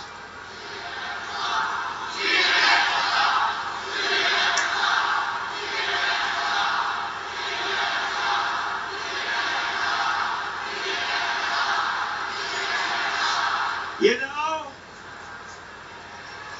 if crooked Hillary Clinton were up here and they had this kind of a crowd, the cameras would be showing the crowd all day long. That's why we have to win this election. We have to take it away from these dishonest characters. So here's the story, folks. It's true. Every night I go home. My wife said, how big was the crowd? She said, it sounded huge. I said, yeah, they have like, what, 16,000 people. So she said, yeah, it sounded that. I said, didn't you see it? No, they never showed the crowd. It's always my face. My face. I don't want to show my face. I want the crowd. But they never move the camera. You know, I used to think they couldn't. I figured they're brand new equipment. They couldn't because mechanically they didn't move. And then but unfortunately, when we had a protester the first time, right? You know what I'm going to say? Those cameras, they turned like a pretzel, the steel. Wah, wah.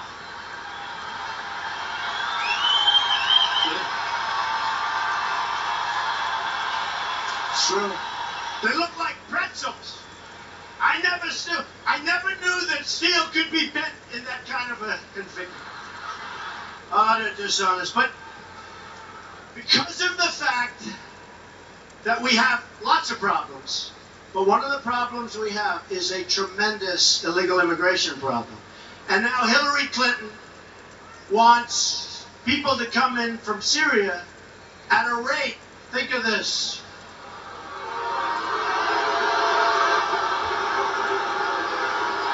they're coming to your community, folks, at a rate of 550% more than Obama, and he's letting them in by the thousands, and we have no idea who the hell they are. So, I have this. Has anyone heard the snake? Because people love it, but okay, who has not heard it? Who has heard it? Should we do it or not? Huh? It's so good.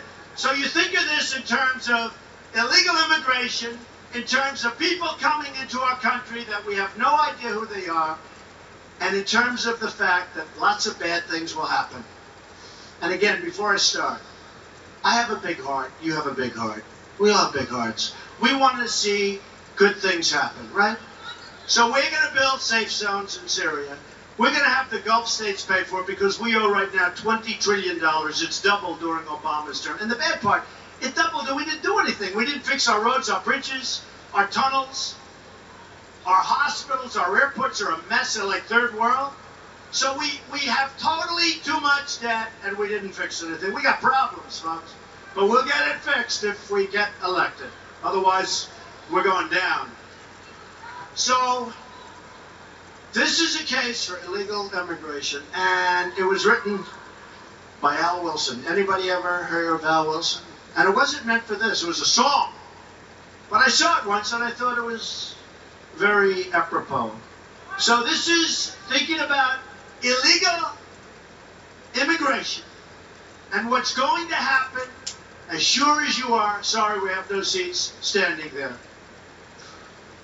On her way to work one morning, down the path, along the lake, a tender-hearted woman saw a poor, half-frozen snake.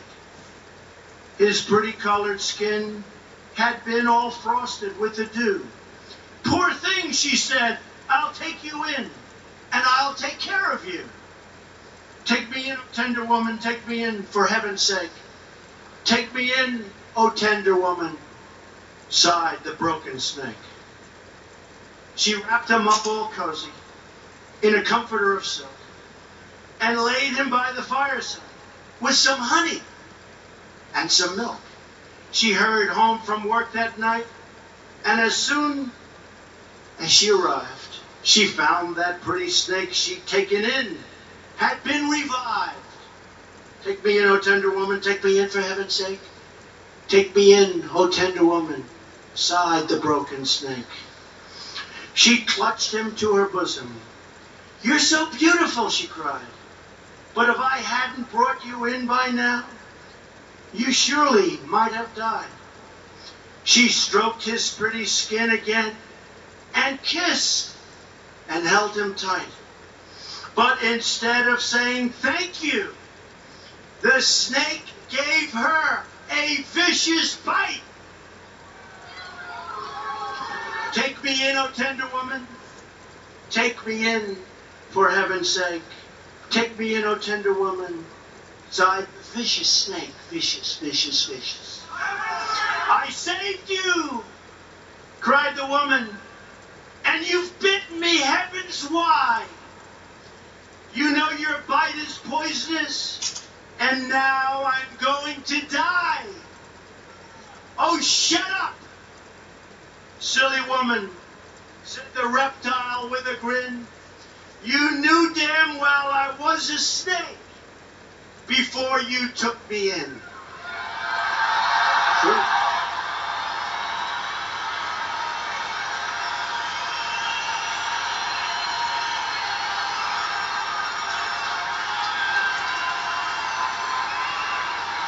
And then we have our very incompetent politicians in Washington taking everybody in.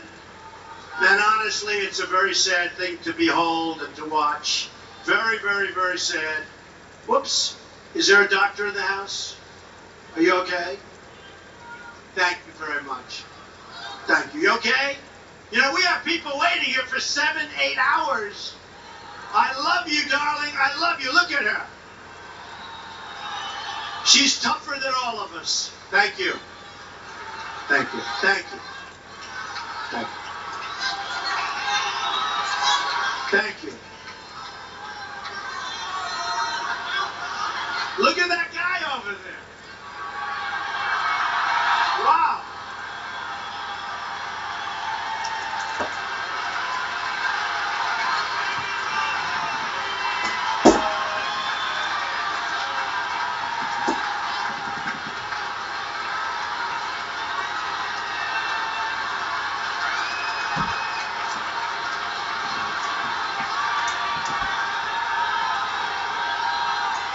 Wow.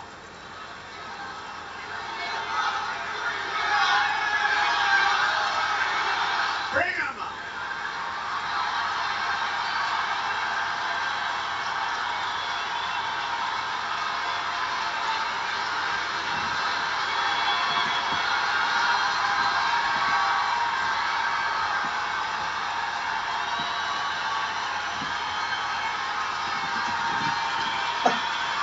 You're Donald Trump.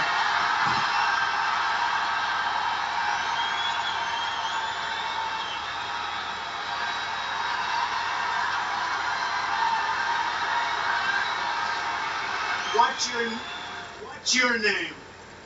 Nay.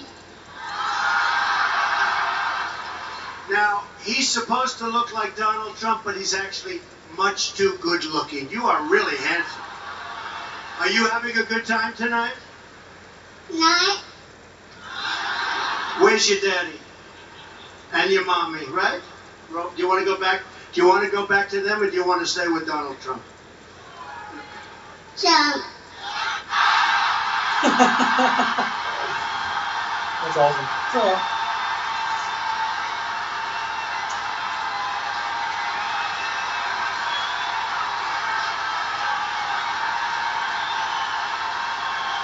Beautiful.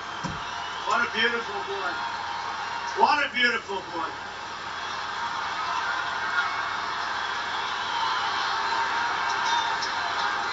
Thank you.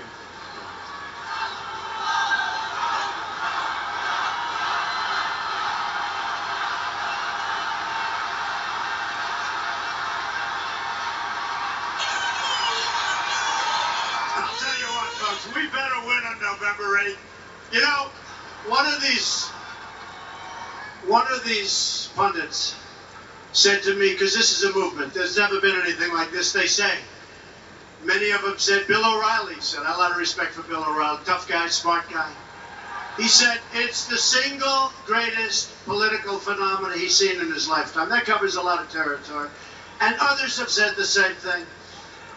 And they said, really, it doesn't matter if you win or if you lose, it doesn't matter because what? I said, let me tell you a little secret. If we don't win, this is the greatest waste of time, energy, and money that I will ever do in my life, believe me. Believe me. We're not doing this to come in second, folks. And if we come in second, your Second Amendment's in trouble because she wants to decimate it.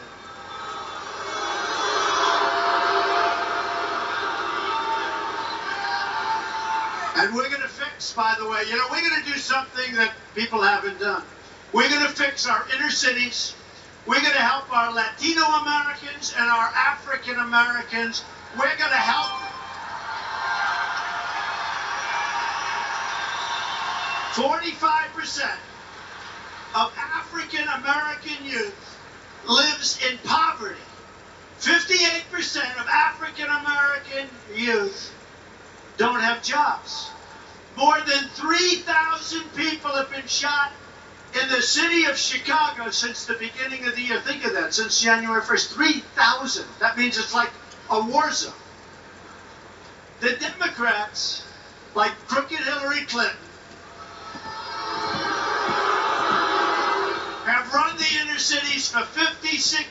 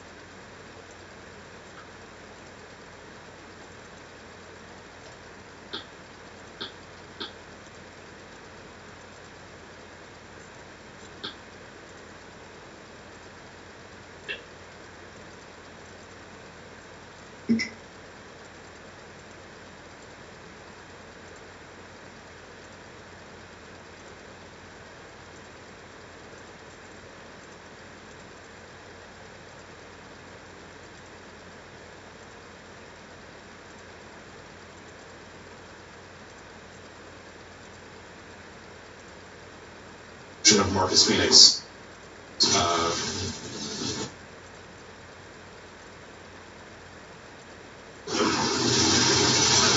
Is really good. The way they handle it, I really like it. I'm very curious about that because you have alluded to it.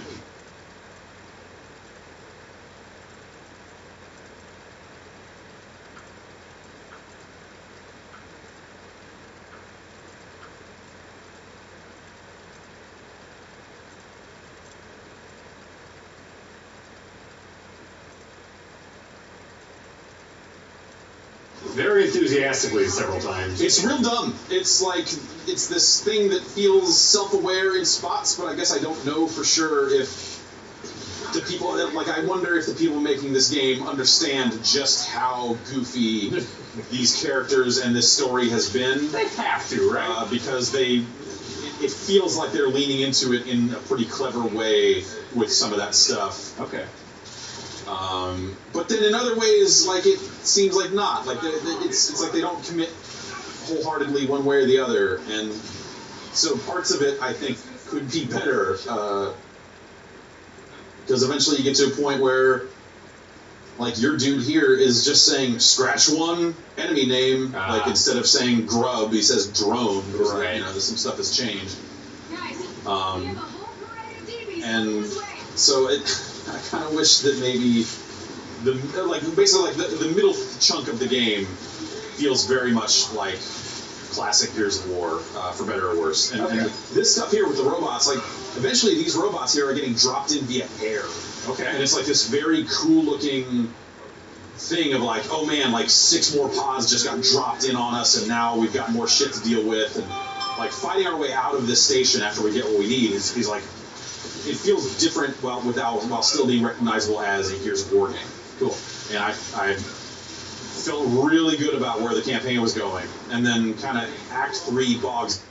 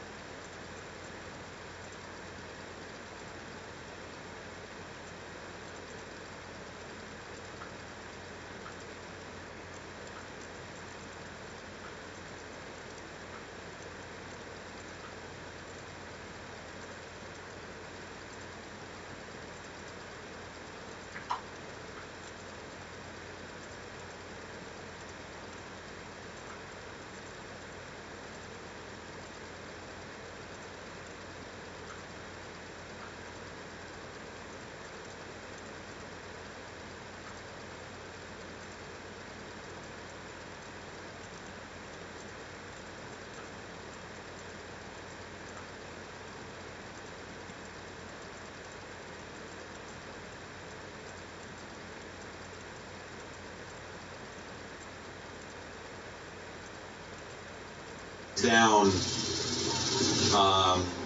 in some stuff that is maybe a little closer to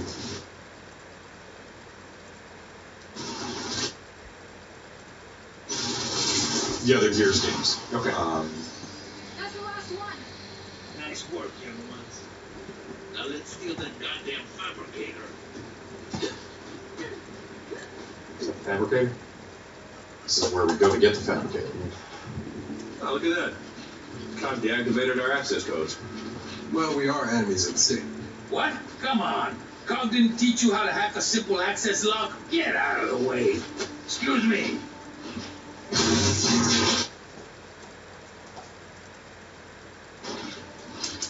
Look, that's state-of-the-art card technology. I don't think...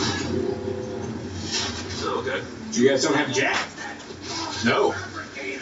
We'll watch the door. Hell no. I'm going to. Oh, no, you're not. You stick around here. The door's closing, young one. Hey. God damn it. Let's get this heist underway. But you know, it does the kind of some of the standard Gears campaign stuff where at times it'll ask you which way you want to go, so the players will split up. High load, low road type stuff, covering each other. Like it hits its marks from what I've seen so far. They do the things you expect a Gears campaign to do. Have you seen much in the way of like big boss fights or big like new enemy reveals? Like this thing burst through a wall.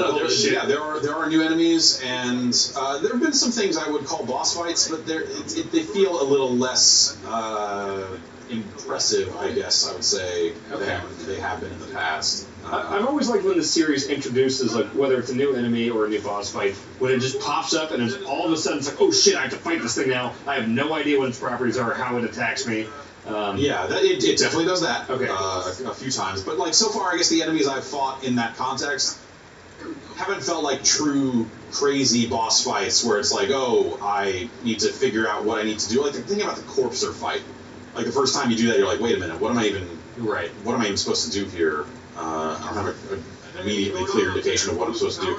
Here, it's a little more like, yeah, there's a glowing spot.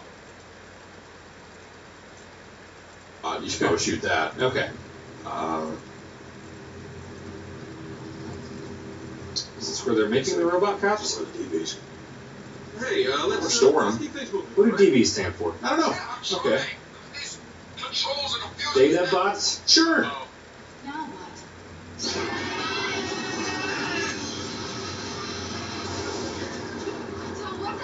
When you're going down in elevators and games, do you like to jump and get that extra like hover jump stuff? I do. Yeah, it's real fun.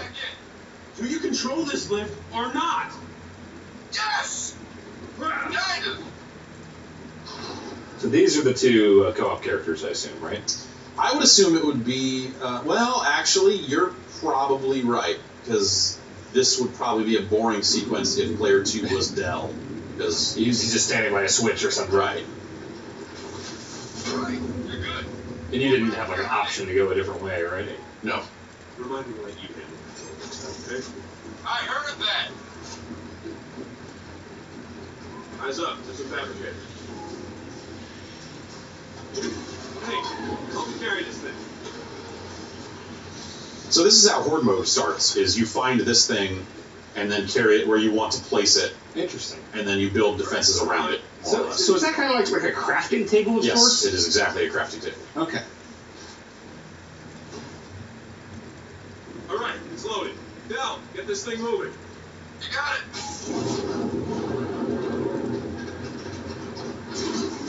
Can't wait to get this thing home. So yeah, we can just, wow, okay.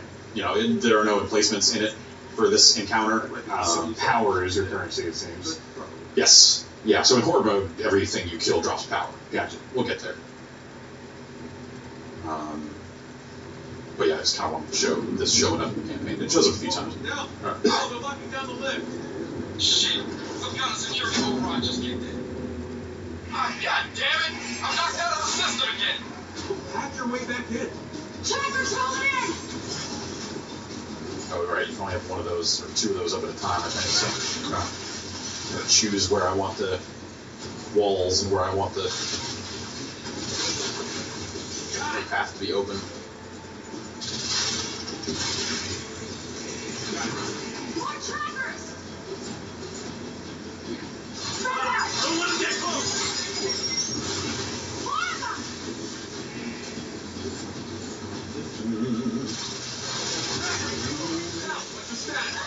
All right. Well, we fight here for a while and do some stuff. Okay. It's and we make our way back up. We get the fabricator. We get out. Gotcha. Oops. You're out of the game. Okay, that's totally. I feel like I hit quit main menu. Huh. But okay. Did you go back and forth between PC and Xbox mode? I did. Yeah. Yeah. I think they're both acceptable ways to play. I think even with it, like I said, it was slightly hitchy for me at home. I still probably prefer the PC version. It's a great looking version of the game. The higher frame rate's a real plus. Yeah. But I think it also runs totally acceptably on an Xbox One. Okay. I'd say this is a cleaner PC version than Forza was. Yeah, it's been a tricky one. Yeah, and you can play this one with mouse and keyboard. I did a little bit of that. I don't think I just don't. Gears of War feels wrong with a mouse and keyboard. Yeah, to me. this was made for controllers. Yeah. So maybe I'll just load up one more bit of campaign here, just to show you some a different look. This will be there'll be some story differences here. All right. Let's see.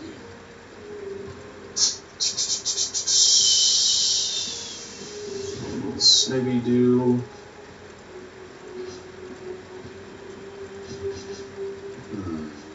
Look at these thumbnails here and decide which is going to be the right way to go here. Let's try here.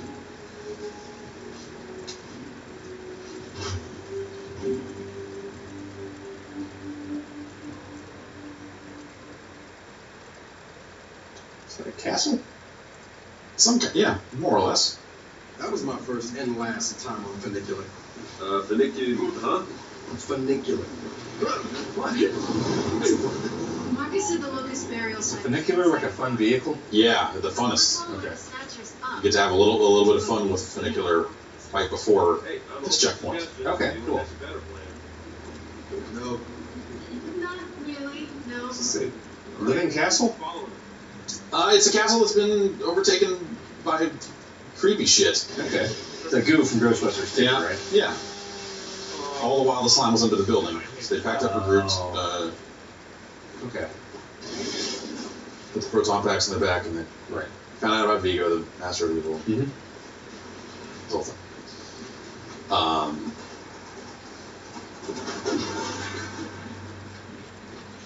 Yeah, so you're kind of encountering some new enemies and kind of getting to the bottom of what's more or less a new threat. And so the game, I feel like when they initially started showing the game, it almost had a horror vibe in spots where it felt like it was going to be creepy, jump scares, darkness, all that sort of stuff. And there is some of that, but it's not. It's a Gears of War game, in terms of pacing and stuff like that. There are some dark, jumpy moments and stuff like that, but by and large, you're kind of doing Gears stuff. Right. The series isn't taking a hard right. Yeah. Those changes. So that's a nest, not an immersion soul, totally different. That's completely an immersion soul. No. You just threw a grenade into that hole.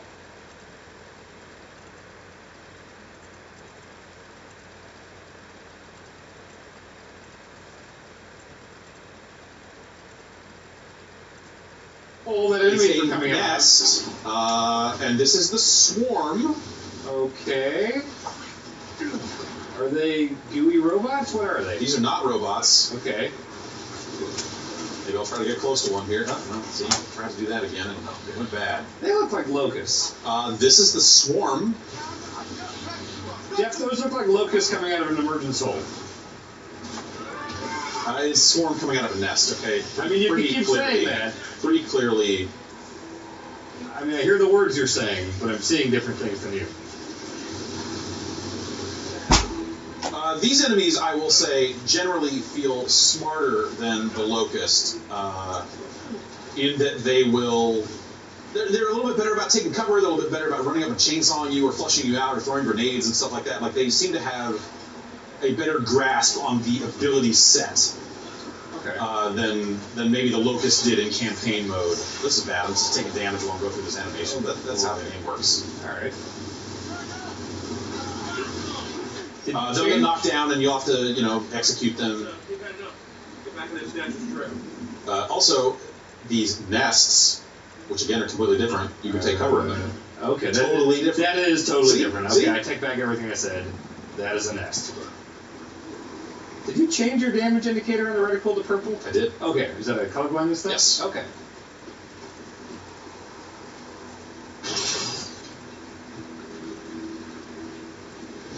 Snatcher! Over there, by the old barracks! What do those do? They snatch. Oh. Okay, so that's where we're going. Again, I thought...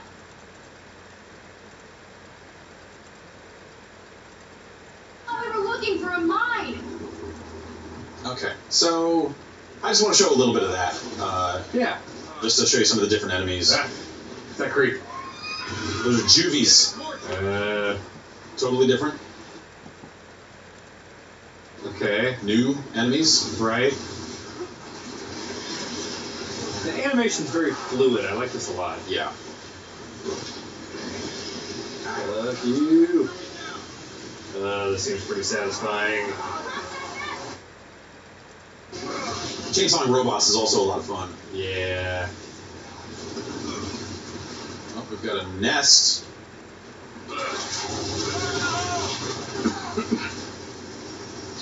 Threw a grenade in the nest, and now no more enemies will come out of it. Okay. See,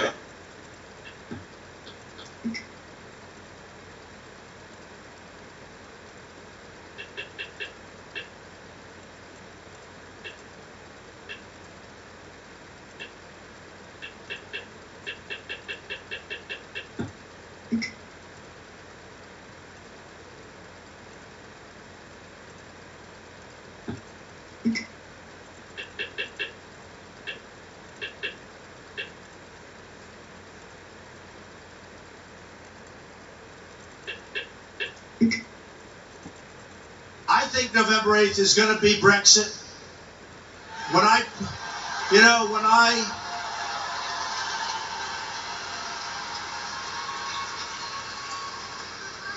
have a lot of property over there, so they asked me about Brexit.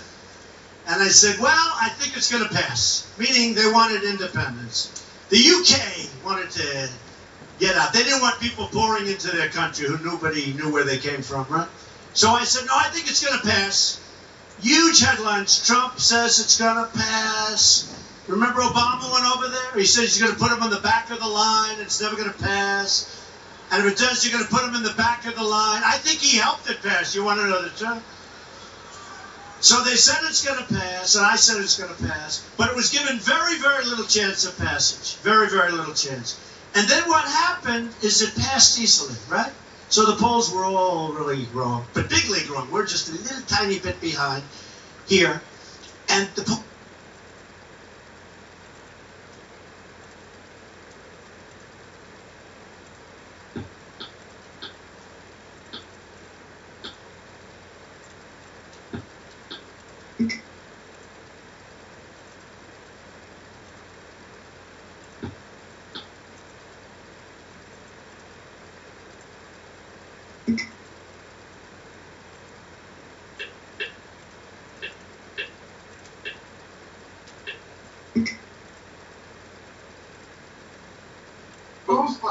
He's not on this video.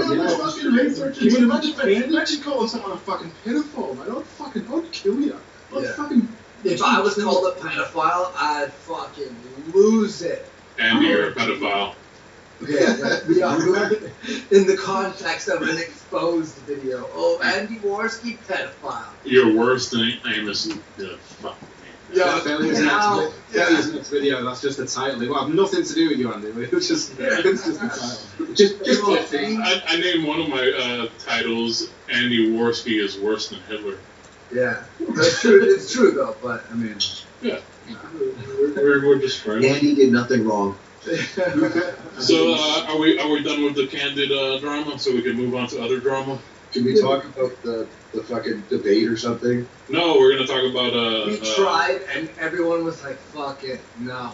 We're gonna talk a little bit about Grade A and how he's not motivated to make videos even though he's making thousands of dollars. Well, the only reason that this topic came up, besides I made a video on it, and I'm getting a lot of shit on the video, a lot of love too, but a lot of shit, was a cognitive thought. You messaged me, and told me that you have the same issue that he has. I've got an issue that's similar to his, which is dihydrotic eczema, which is it's similar, but mine's chronic plaque psoriasis. Mine's more of an autoimmune disease. Hey, hang on a sec. Can we just go back over all that candidacy again? Paper goes to you.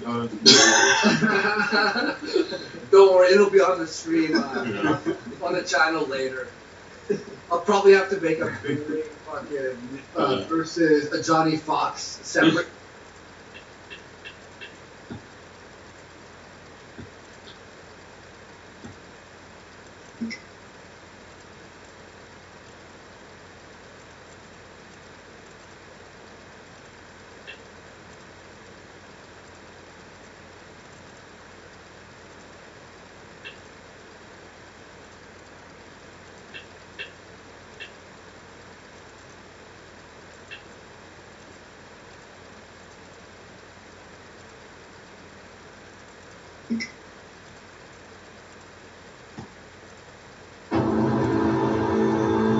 Doctor Strange, your work saved the life. Signature characteristic of our. Sorry, I'm going to start over.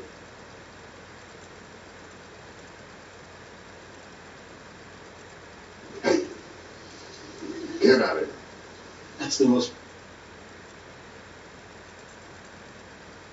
persistent fly I've ever seen. Nice. Now, where were we? That was pretty impressive, wasn't it? I got it. I got the second. What do you think, Gibbs? That is very good. It's on. It's right there. It's right there. You want to film that? There it is. The family had high-quality insurance through the high-tech company that Nathan helped to found. But when that insurer saw Thomas's claims, they began jacking up premiums for all of Nathan's employees and their families. No other insurer would take Nathan as long as Thomas was on policy. Get out of here. You've seen me grab one of those before.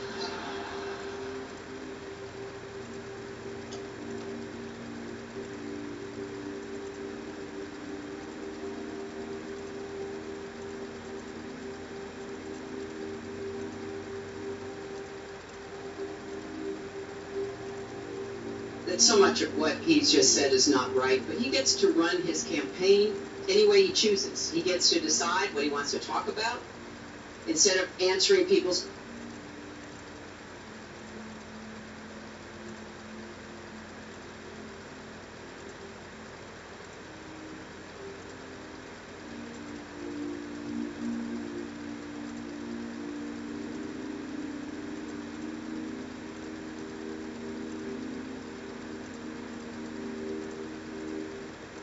The difference is we are one people, stronger together than we could ever be alone. That's always been our story.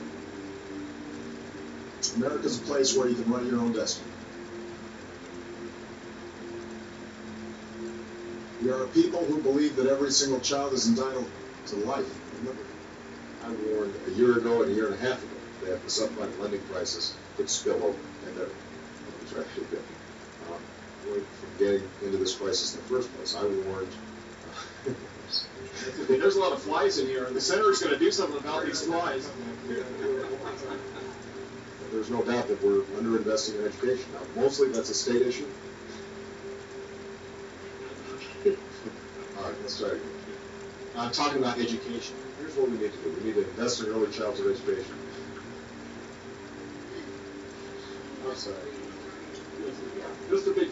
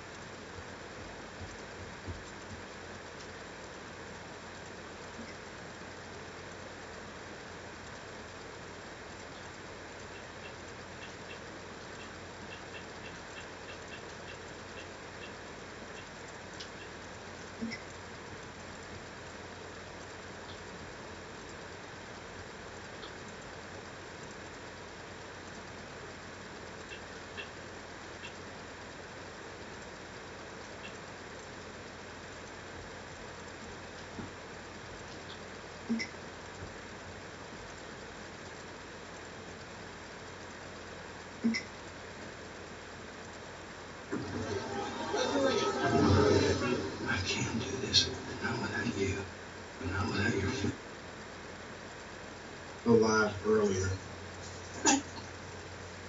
She's answered and Hutch is. Yes. Oh. Hello? Yeah, I'm here. I just heard a noise, sorry. Yeah, you heard Hutch. Let me bring him back. Hey, Hutch, you there? I'm there. Okay, good. You tired? A little, yeah. Didn't have fun today. Okay, well, yeah, we're talking about it. Ladies and gentlemen, welcome to the Wayne Dupree Show. I'm your host, Wayne Dupree, and I know that y'all just got finished watching the Donald. And I just do it again. He is on one of those highs right now. He's on one of those highs, and it's fun watching it because you know he's having fun doing it. If he was having fun doing it, then he probably would beat Hillary Clinton. So we're happy to have the Right Side Broadcasting Network crew. We're happy to have y'all here with us tonight. We're simulcasting on Spreaker.com. So if anything happens during the show, you can go to Spreaker.com because we love you and we love the Right Side Broadcasting Network. We love you so much. We want to give you as much information as we can. Sometimes powers that be want to cut us off, and that's not the Right Side Broadcasting Network. But sometimes the people want to cut us off, and but that's okay because we're gonna keep telling the truth. With me tonight, I got my team along with me. It's Monday night. Is the Godfather of War Radio, Mr. Hutch Bailey Jr. What's up, Hutch? Good evening, Wayne. Good evening, everybody listening. I'm glad to be here on a beautiful Monday evening. And we also had Miss Stacey Rush from the Southeastern Conference. What's up, Stacey? Definitely part of the Southeastern Conference. Hey, y'all. Hope everybody is doing well tonight and feeling good after Donald Trump's smackdown of Hillary Clinton last night. That was a major smackdown. That was, look, I remember when I used to get in trouble when I was young, and my mama told me don't touch the wrong thing. When I did, I got a whooping. Well, Hillary Clinton got a whooping last night, and you know what? I don't care what CNN and I don't care what all those other networks and all that stuff do and everything. Donald Trump won that one last night. You can't take that one away. You can't take that one away. As a matter of fact, when it was over, she didn't even stay there to answer questions, did she? She just rolled out. And I'll tell you why she rolled out in just a second. We also have our host from the West Coast, Miss Camry Nelson. What's up, Cam? Hey, good evening, you guys. What's going on?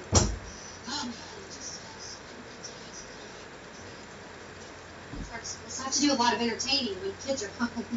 Yeah, I know, yeah, same here. It was a fun day. Well, look, let me tell y'all something. The reason why Hillary Clinton did not stay for any questions last night was because Juanita Browder, Kathleen Williams, and Kathy Becker, I think that's her name, they were in the house. And she didn't want to stay around there because can you imagine some ignorant person, hey, Hillary, Hell. Kathleen over there. Because I know I would. I know I'd be saying, yo, Hillary, yo, Juanita Browder, do y'all know each other? Do y'all know each other? Yeah.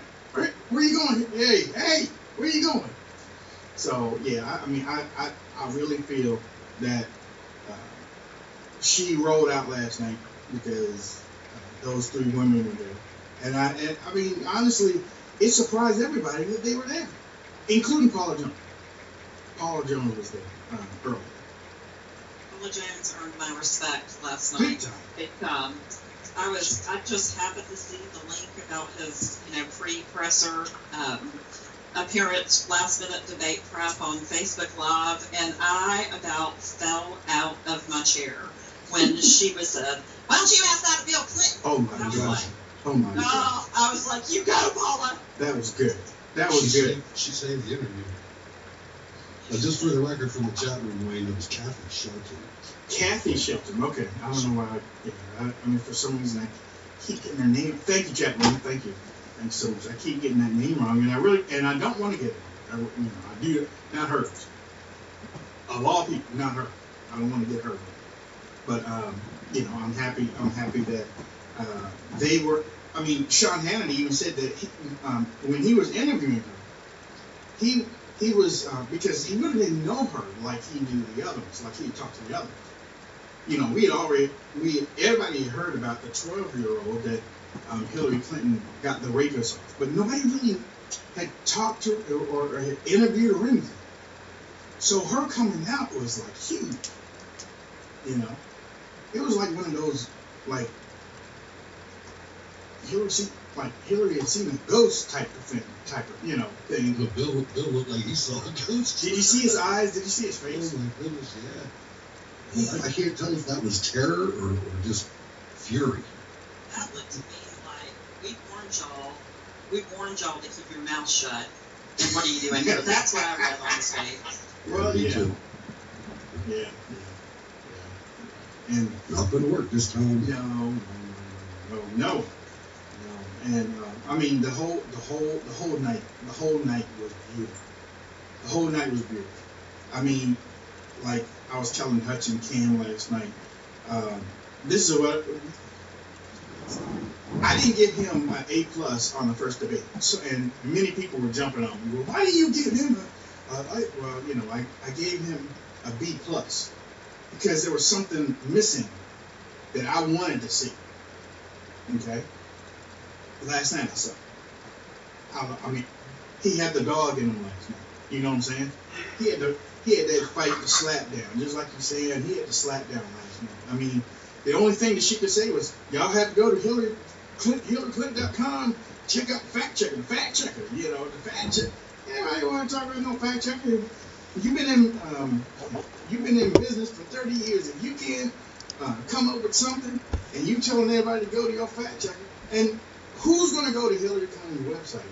Number one. If you're looking for facts, you're not going to go to the Clinton Right. website. You ain't going to go to the Clinton. I mean, because first of all, they delete the facts, and then the next thing they make it up. So why in the world would somebody go to the Clinton website?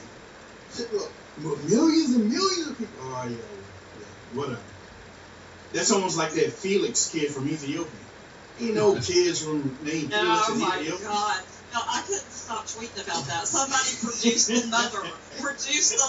That did not happen. I know. That did not happen. That's what I said last night. Like, ain't no damn kid from Ethiopia named Felix going to send her a letter of all people. And even if the kid did send, the kid had to know what happened in Haiti. So why in the world is he emailing Hillary Clinton for help? That ain't make no damn sense. Yeah. And I don't even know who she was talking to. She was talking to the wall. She turned around and she lost the camera. She lost everything out in front. And everybody was looking at her like, yo, Hillary, we're over here. Hey. she really lost it. Oh, it was a beautiful thing. And then, he proved that he can face adversity, go back and figure it out and come out swinging. He didn't. Well, people are out there saying, this is so ridiculous. I was listening to Dana Perino, and she said that, well, I think that Hillary won the first 30 minutes, and then Donald Trump slightly won the next 30 minutes, and it was a draw in the last 30 minutes. And I'm thinking, how does your brain not process that ass whooping that just happened?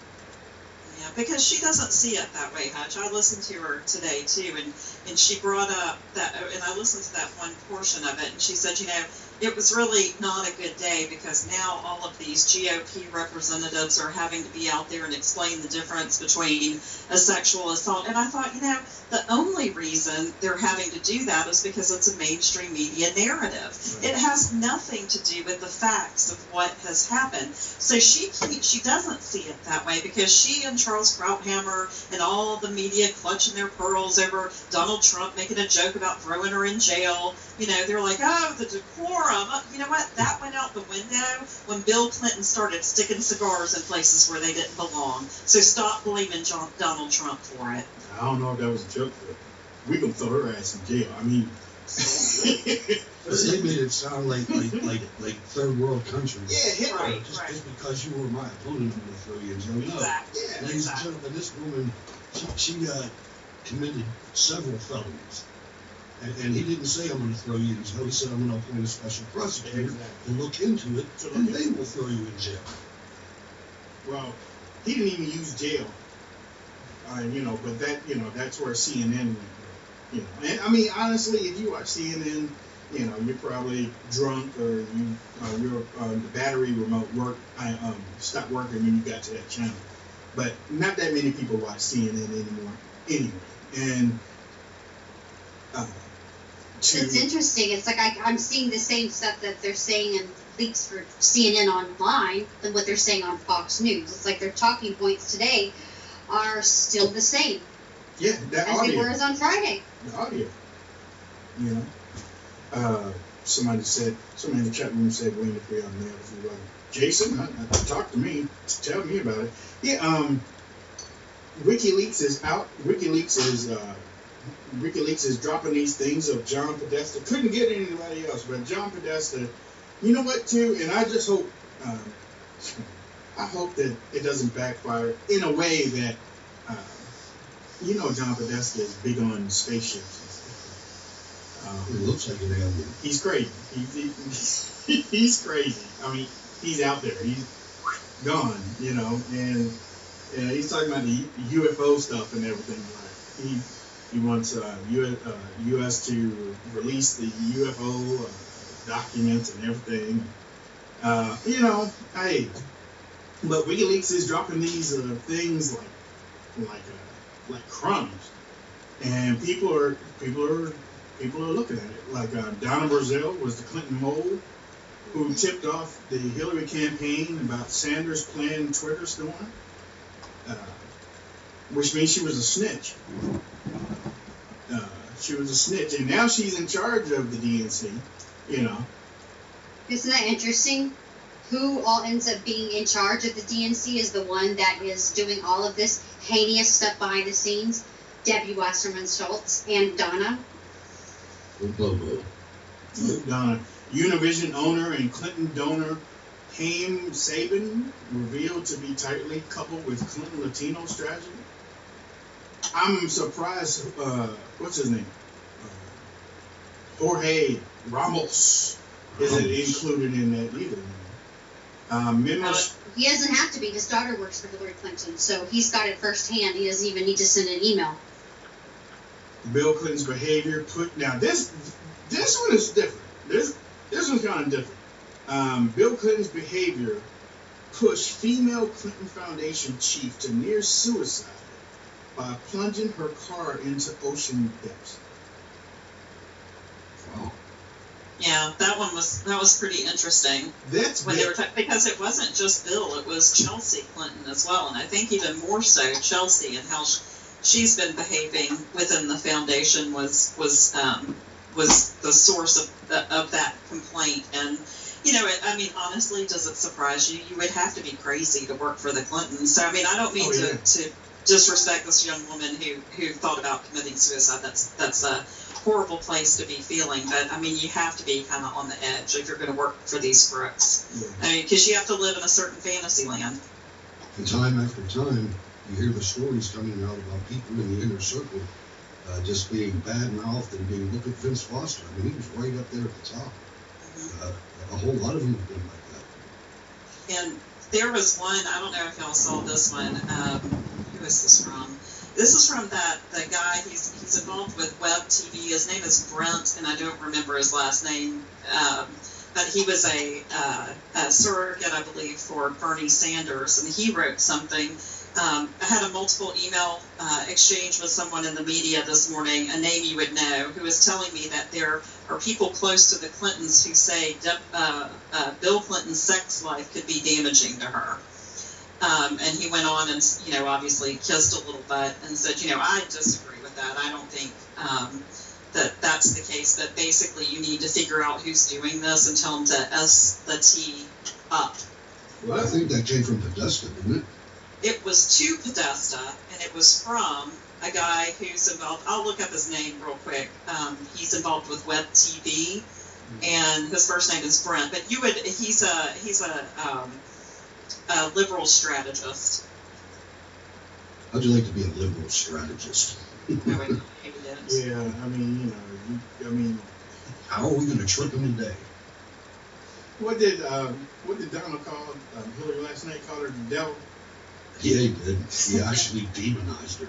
He got a devil on globe across the globe. Everybody, she's the devil, man. She just kicked into that smile and kicked that head sideways, and off we went. He's not playing. He didn't come out playing last night. He came out, and at first, and I think Cam and I were talking about it at lunchtime. He came out, and to me, I thought he was going to go the way of Mike Pence, in the way of, well, you know, answer like this, and such and this is the way it's going to be, and thank you very much. Hillary hit one of those personal attacks. That's all she wrote. She canceled Christmas with that one. I mean, he was like, and let me tell you another thing too.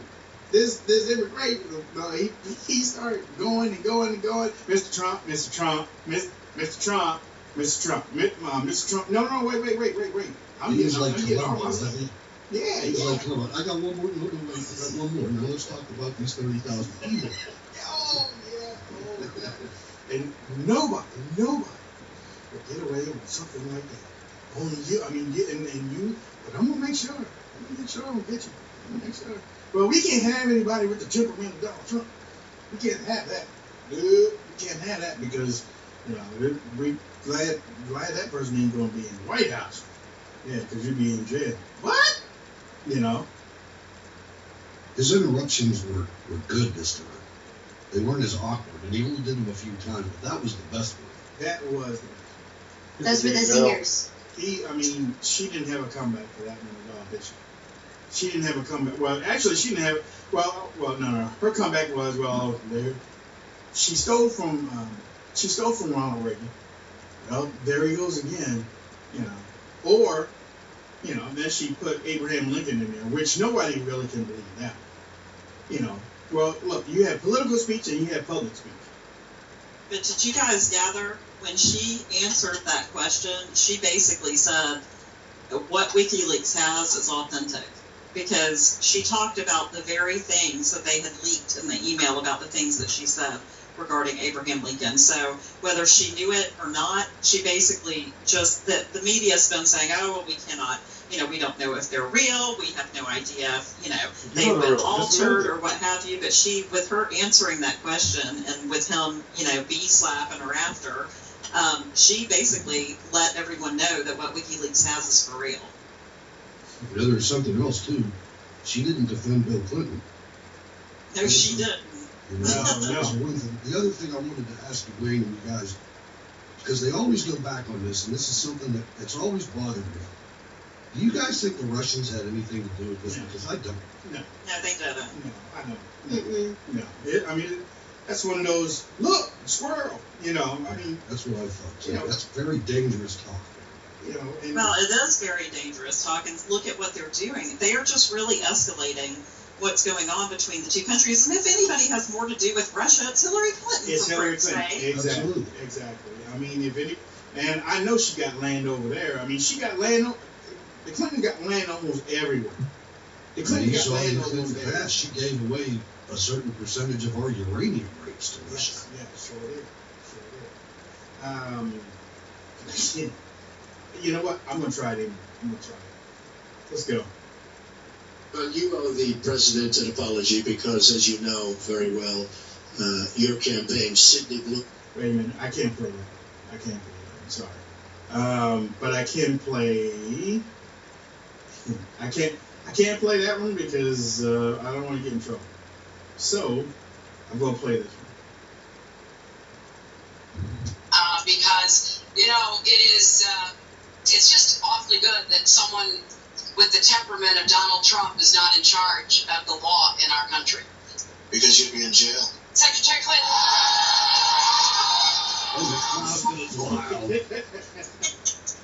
And her head went down.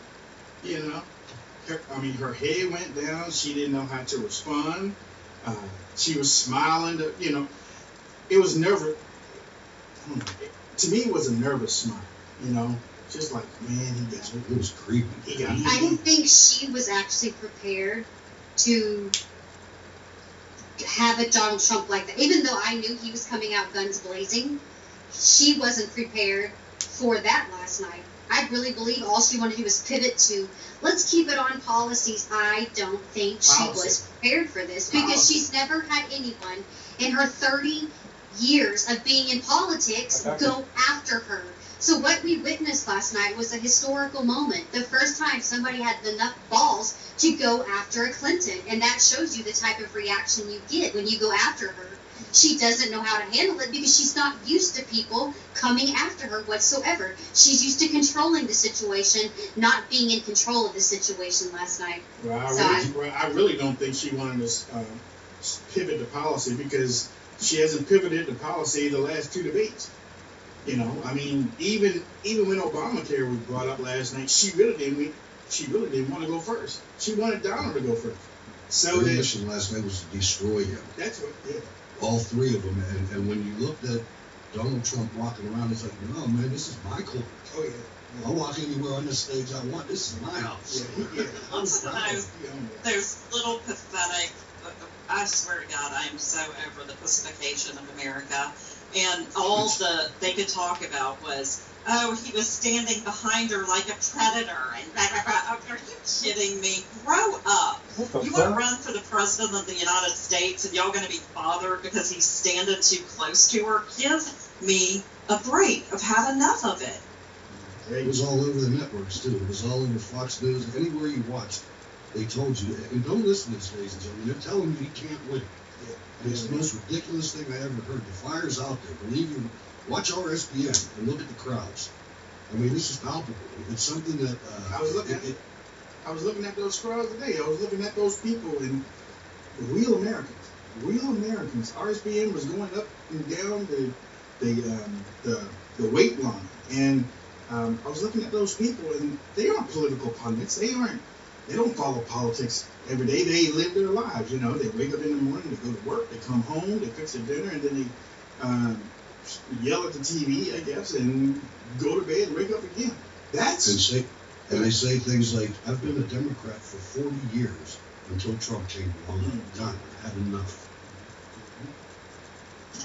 You know, it's absolutely the media is caught in a bubble, and you have to understand that they're all in for Clinton, and they don't want this to change. They don't want an American that's not in the game to be able to take over the game. You think about what they did to Herman Cain. Herman Cain wasn't in the game. They did the same exact thing to him. And I call it a political lynching. I call it a political lynching, just like they did to that judge, black judge, Clarence Thomas. Yeah, but they're trying to destroy him. Literally destroy him. And I tweeted out the other day. I was like, they're trying to destroy him to get him out of the race. And just as soon as they get him out of the race, they're going to be on their knees in his office trying to get him to do a show on their network, so that he can make money for it. I have got to just recognize Shiny in the chat room real quick, because that was my favorite thing to discover the day after the debate was Melania Trump trolling everyone with the blouse that she chose to wear. I was it's the first thing I noticed when she walked out. I thought, only people who know fashion will know this, but nobody caught it. I thought she wore it. She's doing it on purpose, like bring it. And you know who was in charge of that is Stephen K. Bannon. Oh yeah. That had his signature all over it, just like the pre-debate presser. I loved it. I thought it was fabulous. Look, for the guys in the audience that don't know what that was, what was that type of fashion called? Can I say? Fashion it's a type of bow. It's a pretty bow. Yeah. I mean, hey. We talk like that. I mean, no, I'm kidding. Okay, Cam, I didn't get to hear y'all last night. I want to hear your opinion on what he said. I mean, were you just clutching your pearls and so upset that you've never heard any man ever speak that way in your entire life? No. I mean, to me, honestly, I thought, oh, great, here we go again. I mean, I guess I'm so sick and tired of them trying to grasp for straws that they're going back, all the way 10 years ago to a private conversation. Have I heard worse? Absolutely, I've heard worse. I've heard 10 times worse than that. To me, I just saw, they're desperate. They're looking for something. Honestly, I don't care what Donald Trump says at an Access Hollywood event. I really don't care. Because it's like I was telling Wayne, when the beginning of this election came, I went and did my own homework, because the Donald Trump we see today is not the Donald Trump that we've watched for the last 20 years. I wanted to know what changed, what made him, to me, for a lot of people, this was a big surprise, and it was a surprise to me. So I guess I did a little bit of homework now, but once they're having me start to dig in and use this against him, I honestly was like, they're just pulling everything out of their butts, trying to keep all of these discussions off of WikiLeaks, off of Hillary Clinton, off of the emails, off of the FBI. But, some of the stuff he said, yeah, it's pretty hardcore. But have I heard way worse than that? Yes. Have I heard worse from my girlfriends? Absolutely. That's what my point was going to be, Cam. Is like, have you heard women talking about sex? Give me a break. We can be just as crude as men can be about talking about sex, and what made me so angry about the whole situation, besides the fact that I was with you, I was like, oh great, here we go. But the fact that the left clutching their pearls over this as if they're so offended when they threw morality out the door years ago. Wait, hold on. What are y'all talking about then? You don't want to know. No. Hey. It might hurt your feelings. What? You forget my color, sister. I done heard worse. Way worse. Way worse. And you know what's funny too? All these people that are crying and feeling so sensitive because of Donald Trump's in the back of the bus talk. I'm surprised if you haven't listened to Richard Pryor at some time, or in the privacy of your own home, and listened to him and laughed at him, or even any comedian today. Eddie Murphy, Chris Rock, all of them. These comedians today, just crazy. The comedians do it. You hear curse words on regular TV. And then about holding the crotch. I saw this picture that had Beyonce, had Katy Perry, had Miley Cyrus, and had somebody else, and they were all grabbing their crotch, and that's okay with the liberals. So you want to listen. This is the thing. Megyn Kelly wants to jump all over this. Like I said today, if she put some clothes on and not be on Maxim magazine, then maybe she would get that type of respect. But not only that, go to Howard Stern. Listen to what she talked about with her husband. Her husband has names for her breasts. They talked about her sex life. They talked about all of that. But today, heaven forbid somebody hears a conversation at the back of the bus, but she can get on television and she can spew all of her nastiness in front of everybody and laugh and giggle, then get on Maxim and take all of her clothes off and show everybody her itty bits. What did she say? Like that on a debate. Who wears a dress? If you wear a dress like that with that low cut of a neck and there's no cleavage showing, come on, that's the wrong dress, baby. Well, it's the wrong dress for some people. Some people like to watch that stuff. But I want to know, what did she say on Howard Stern? Say it. No. I actually have the video. I should send it to you. Because I was going to post it today, then I waited for tonight, and I'm should I post it tonight? Because, hey, man. Well, you can just tell. And there's nothing wrong with it. I'm not judging it, and I think I even tweeted it. Joyce? You know that girl has said a lot worse to her husband in the bedroom. You know it. Believe me, I ain't judging it either. All I know is that I can easily say, do I smell a French whore? Somebody said Beyonce. Wait a minute, hold on. Somebody said Beyonce is a pro. No, Beyonce is not a prostitute. Technically, she's not a prostitute. She's just a woman that got her GED, and she's just a Glorified stripper. That's it. All right. So, with that said, Hillary Clinton is nursing her wounds right now, and Donald Trump is going city to city to city to city to city, and that shows you the stamina. What did y'all think about him standing up the whole time? He didn't want to sit down. He only sat down once. He only sat down once, and then he realized he didn't have to sit down, and then he stood up for the rest of the. Wait a minute. Little Stinker Stevens in the RSBN chat room says, Wayne, you're sounding like those dirty old men on the TV show. But his name is Little Stinker Stevens.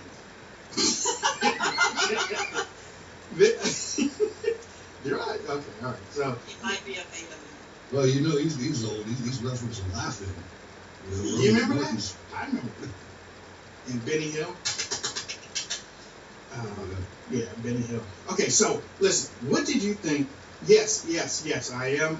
Yes, we are going to take calls, but I wanted to talk to the group a little bit and see how they were doing in the weekend and what they thought about the debate and what's going to happen next. Because it looks like the media is. Well, I want to go back to.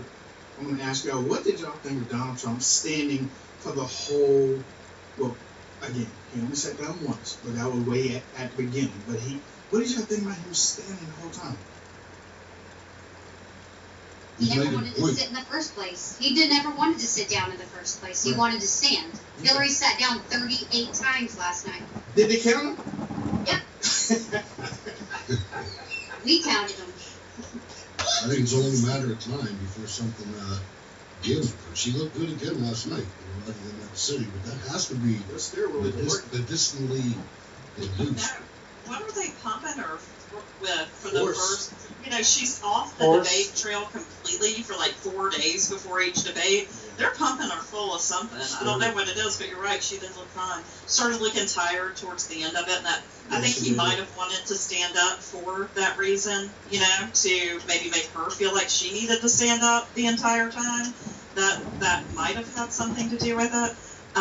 But also, with somebody, I have ADD, and he kind of seems like he might have it as well, and sometimes that helps you focus a little bit if you can move around.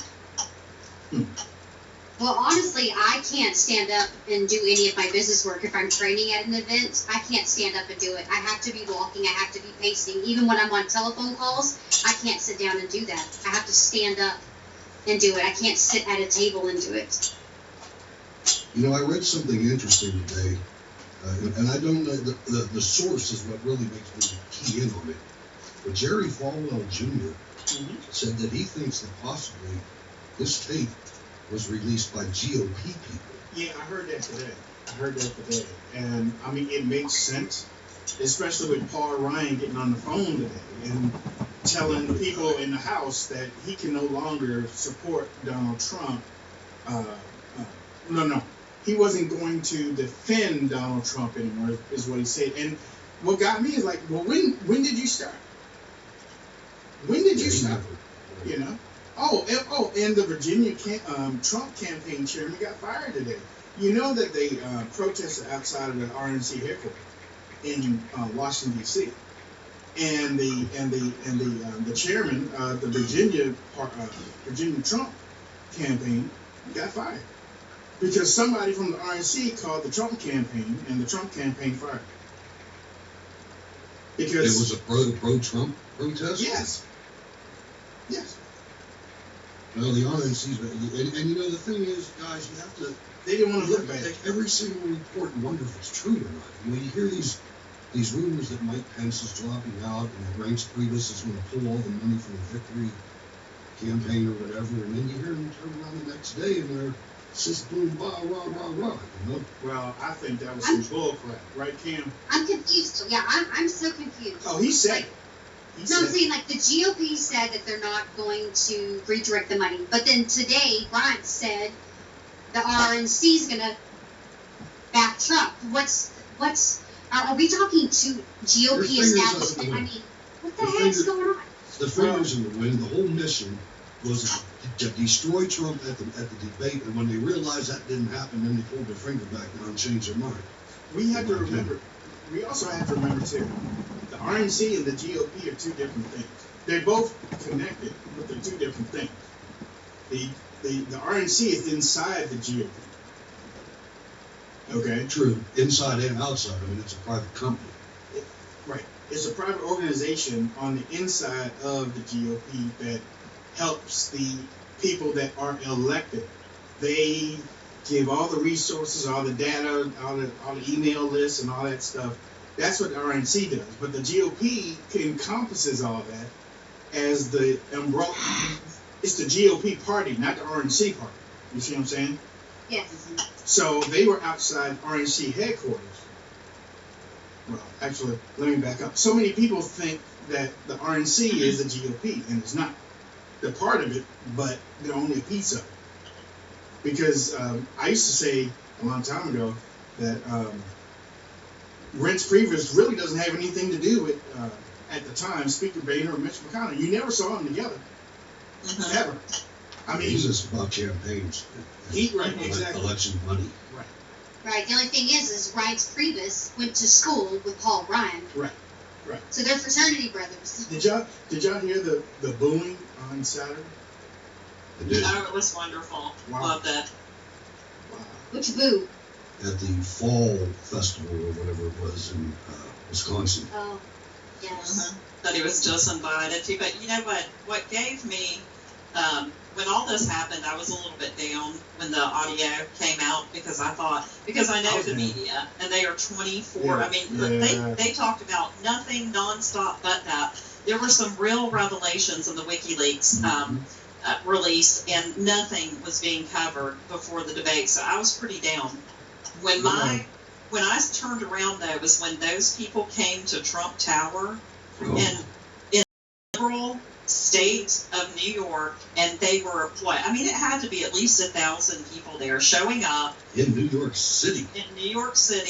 And saying, we are with you. And I thought, you know what? This isn't going to work this time. Yeah. It is going to be the first time in Republican history that, I mean, if you can destroy a candidate who's pure as the wind-driven snow, like Mitt Romney, and you think you're going to do better than Trump, or you think one of those other candidates would have made it through even better than Trump, none of them would have, because they don't have the same platform that Trump has. And when all those people came out and weren't asked, it wasn't a rally, it was a, we are here for you. Right. I thought it is finally,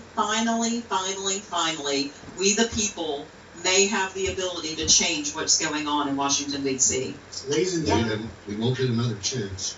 ladies and gentlemen, I know that we said that we were going to open up the phone lines tonight, but I did want to get some reaction from the group, and I wanted to find out exactly what they thought about some of the things that happened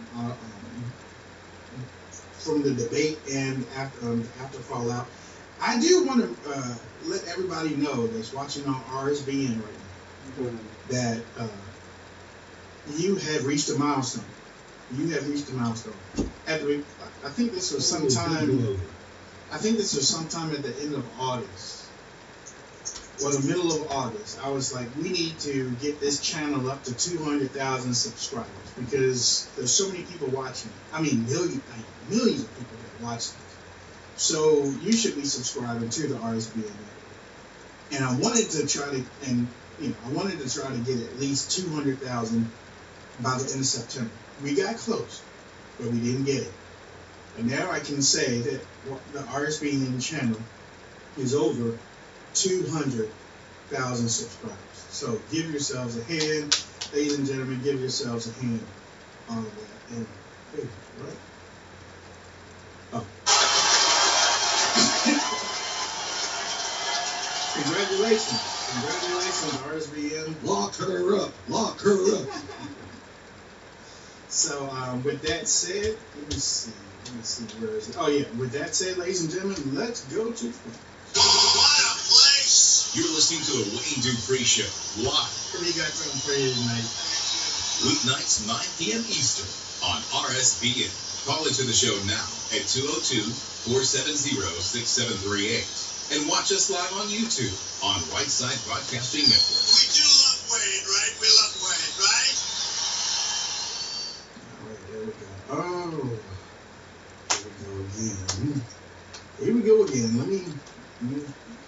let me do it the right way. Thank you, everybody, for tuning in to the show.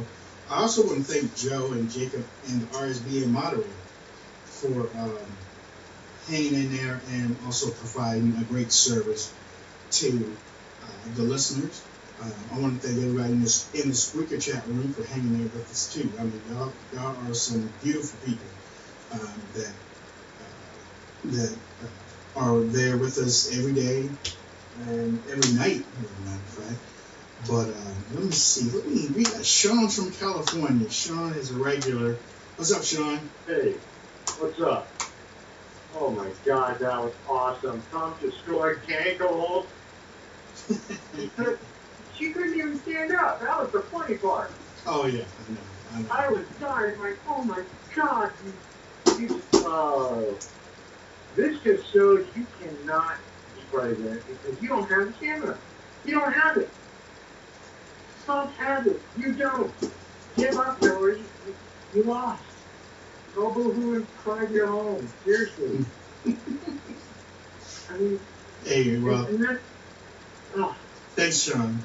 Thank you so much. 910, where you come from? My name is Tim, calling from North Carolina. What's your name again? Clay, C-L-A-Y. Clay. Okay, Clay. Okay, how you doing, Clay? Yeah, that's good. Thank you. Thanks for allowing me to pick up the phone. Yes, sir. Go ahead.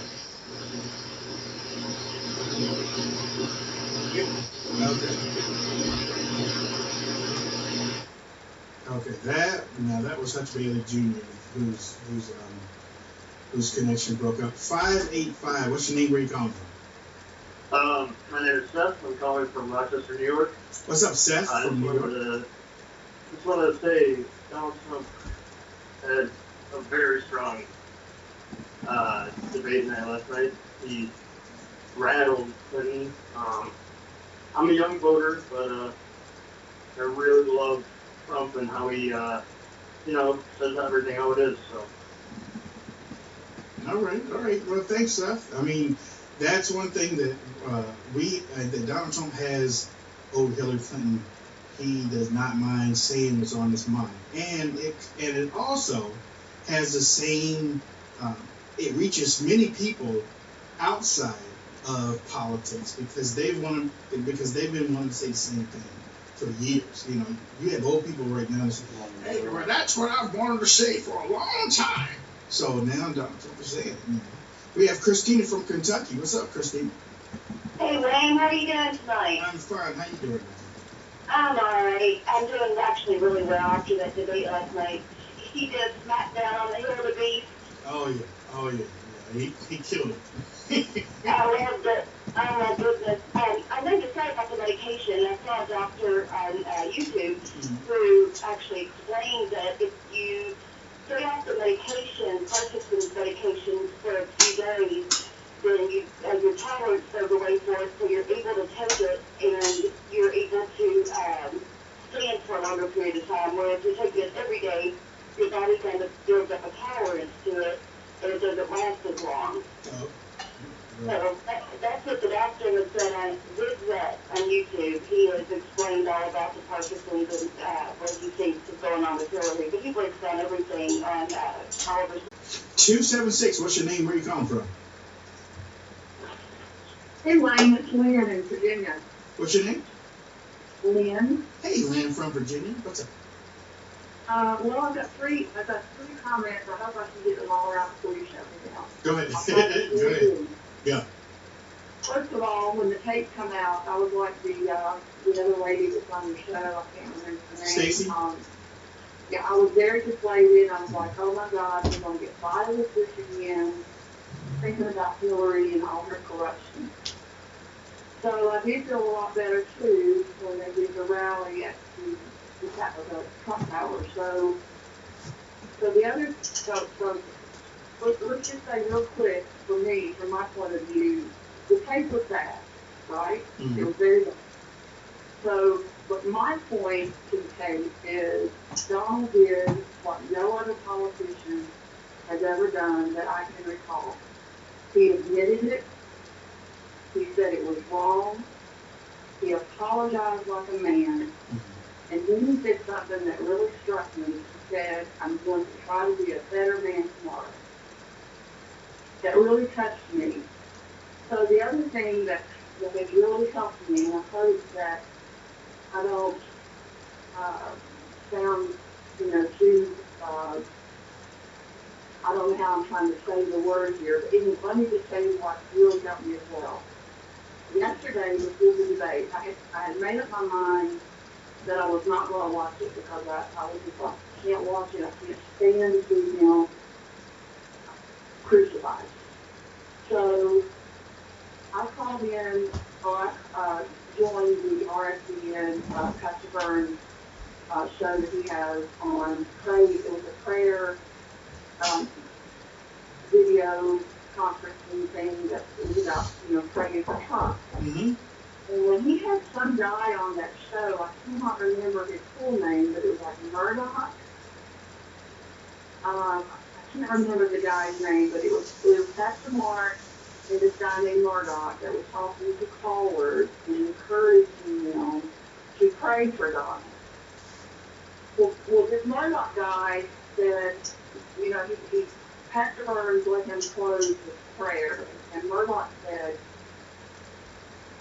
he said just a wonderful prayer, and he said something that really struck me as well, and he said, "Dear Lord, put a Daniel in Donald's ear." Well, think about that for just a minute if you know the Bible. Put a Daniel in his ear. I got to thinking about it. He has Pastor Mark Burns. He has Daryl Scott. He has Omarosa. He has Dr. Ben Carson. He has Mike Pence. And that's the only people I know of. I mean, God knows how many more he's got in his ear. If those are not 5 wonderful Daniels, I don't know who would be. Mm-hmm. And the last thing, if you think about the racist comment that the liberals are always trying to say. Lynn? Yeah. Thank you, darling. I do have to go, but you can call back in at any time, okay? Okay. All right, thanks again. And he was in the Lions Den. Oh, yeah. He was. He was. I think that was a great point that Lynn just made. Oh, yeah. I mean, we also have the guy in charge of Liberty. What's his name? Whose father passed. Falwell. You also have Falwell, too. And you also have some. There's another one, too. I was in my closet praying for him right before the debate started. I was like, Lord, I admitted it. I can admit it. I said, I don't even know how to pray for Hillary. I prayed for Hillary. I just don't even know how. I don't know how to pray. I prayed for Hillary Clinton. Donald Trump is the first politician I ever prayed for in my life. I'm gonna admit that too, Hutch. Me too, and I did a lot of praying last night, and I too, just like the caller, I didn't watch the debate. I watched the comments on social media and texted a couple of friends of mine who I knew were real big Trumps. I could not watch it. I was so nervous because I'm so accustomed to the Democrat machine bringing our candidates down, and prayed and prayed and prayed that he would be able to do what he did, and he delivered. We have 952. What's your name? Where you come from? Birdsville, Minnesota. And what's your first name? Nick. Nick from Minnesota. How you doing, Nick? Brett from Georgia. I'm doing good. Yeah. How you doing, buddy? Go on, buddy. Okay. There we go. All right. Thank you, Nick. Oh. Appreciate that. God bless you. Take care of yourself. We have David from Florida. What's up, David? Hey, what's up, guys? How you guys doing? What's up, doctor? What's going on? Yeah, I just like to know if you guys are aware of what Bill O'Reilly just put out. It's on Trump Twitter account. He said something about that the media, they are all in right now to make sure that Trump get destroyed. And he said that he was bring this up pretty soon. I heard him talking about that tonight a little bit, or before his show a little bit. So he just tweeted about that he had heard that there was a directive given to some people in the mainstream media to bring her down. I saw it earlier today. Yeah. Absolutely. No, And no. also some guy named James Coffee on Twitter. He just put out that he's gonna bring some tape out about Hillary tomorrow. About Hillary?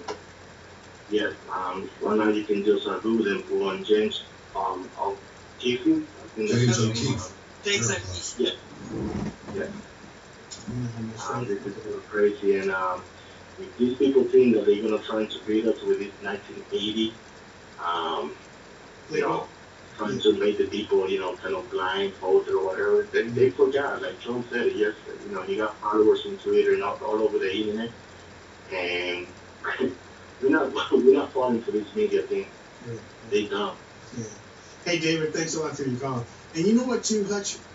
That's what I was thinking when I was watching all those people in Pennsylvania that you were walking up and down the street with. I'm like, you know, these people ain't falling for the Hillary stuff. I mean, these people were bringing up, like, stuff, you know, about not trusting her, but they were bringing up specific things.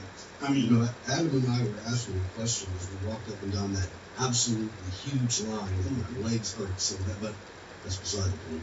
We were asking them, what was your favorite point in the debate? And almost to a person, when Donald Trump said he was going to appoint a special prosecutor, America is tired of the lawlessness. We just want justice. Yeah. I mean, it was almost every person said that, and these people were fired up. James O'Keefe is supposed to have a video, a racist video of him. Somebody got on here. Look at her WikiLeaks today. I mean, yeah, somebody said something about she saying the N-word. She's talking about people from the Middle East. Calling them the N-word? Well, Sand with the sand. With the sand in front of it. Really? But still. I mean, you know, what Dolly Kyle said that she had it in her. So I mean, it's not like it. You know, her and Bill both have used the N-word. They ain't gonna use the N-word around it, but I mean, they have used the N-word before. And I will tell y'all, that is what I heard was going to be dropping a little while back, was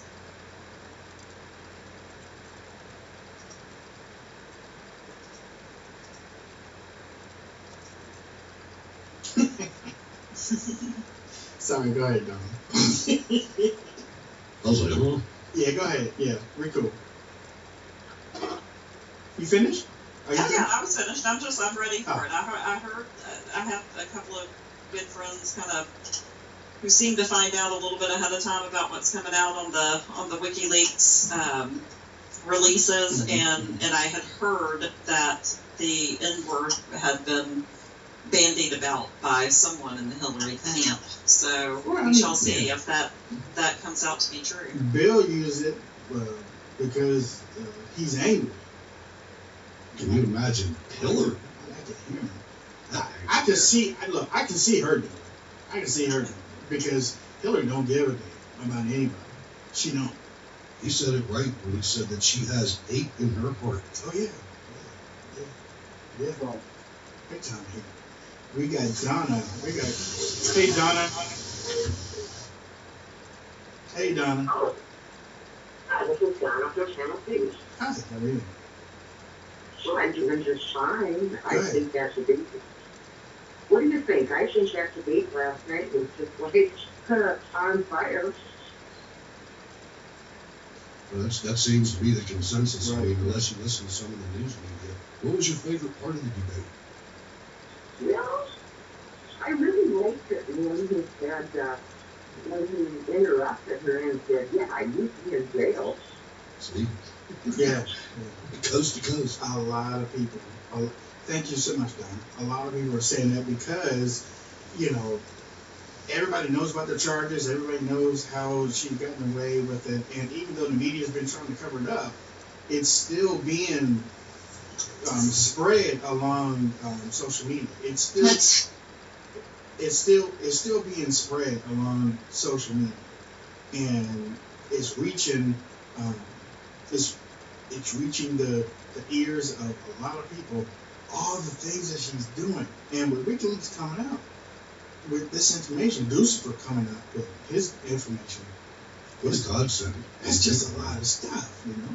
Think of any of that stuff would ever came out. And I'm telling you, they really are. And I know, listen, I get privacy, I do. I get it. And to a degree, it bothers me a little bit. But we do not have journalists in this country anymore. And we have backroom deals. And as Hillary says in her speeches, I say one thing in private and another thing in public. And the public gets a little bit uncomfortable when they realize what it is that we're doing. And I am telling you, I thank God for Lucifer 2, for Julian Assange, WikiLeaks, all the hackers out there trying to get the U.S. public the information we need to make a decision. Because I reposted my article from your site, Wayne, on the 6 media companies that control everything that we consume. And it is a problem. It is a real problem. And thank God that we have new media sites like Breitbart, like the Daily Caller out there where there is some other place to get media other than what the big 6 want us to believe, because they're shoveling this stuff down our throats. Right now they're shoveling Donald Trump, it's over. It's over. It's over, because they are trying to depress the vote, and they are 24/7 repeating it in every single place that they possibly can, and it's really frustrating. But thank God for the guys and girls out there doing the work that the media will not do. You know what I think WikiLeaks has, well, not really taken the place of, but you know what I compare WikiLeaks right now to what Drudge was back in the 90s? Mm-hmm. Because WikiLeaks is a lot more informative, where Drudge picks and chooses the websites that he gets his information from. WikiLeaks just goes out there and gets the stuff and puts it out there. Bam! Yeah, and they do it better than anybody, because they tried some other places like DC Leaks. They've actually got, they did the Colin Powell stuff, but their site can't handle the type of traffic that people are desperate to see, to get, like WikiLeaks can. Mm-hmm. And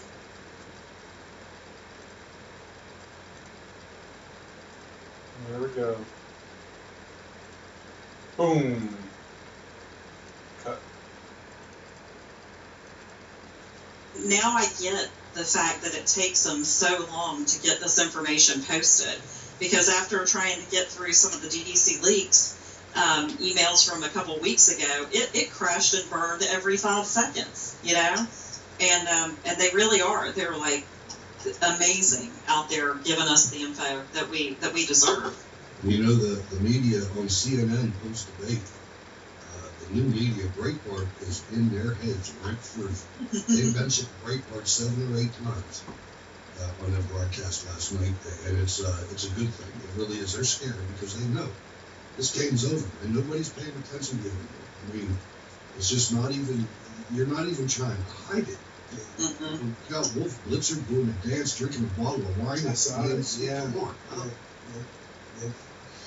Great. Let's see. 202-470-6738. I'm on with Stacy and Hutch. We lost Cam. We're going to try to get her back before we roll out of here, but we lost Cam for a few seconds. Some good connection. But 952. What's your name? Where are you calling from? Sorry, I was Nick. I was on earlier, but I just finished it. All right. Well, you have anything to say real quick? Yeah, I was just saying that Trump didn't hit hard enough on Libya or Egypt. Okay. There's another debate coming up. Oh yeah, one more, and I'm sure that he is definitely going to hit on one of those, because I even saw some people talk about Benghazi too. You know, so we'll see. Kathy Becker, is that her name? Kathy Becker, right? I don't know where Wayne went, Stacey. I know, maybe you muted for just a second. I hear clicking a little bit. I think he was trying to Did get I you hit right mute? to come here. There he is. I can't believe it hit mute. Okay. Did I say Kathy Becker earlier? Right? Yeah, and it's Kathy Shelton. Shelton. That's it. Okay. I read it down. You I can't even say that. You've written it down. Okay.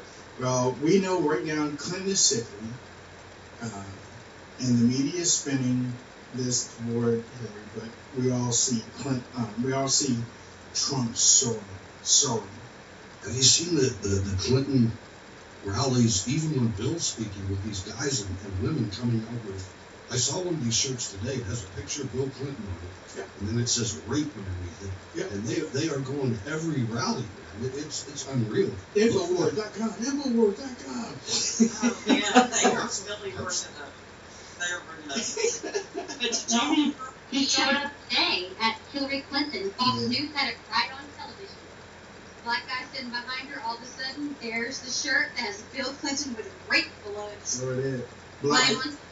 Black guy got thrown down the steps. escorted out. He got, and then she said, I think y'all should go out there and basically confront them. Those weren't her exact words, but we get told, oh, Donald Trump made the point that she has security with guns, but doesn't want you to have guns, means that he wants somebody to shoot her. But yet she can say, why don't y'all go out and do an intervention with the guy with the rape shirt on, and we can't take that as a threat? Lord Jesus, help me. Lord Jesus in heaven. I'm talking about. All right. Oh, well, look, we're getting ready to roll out of here. We started a little bit early, but we're going to end now.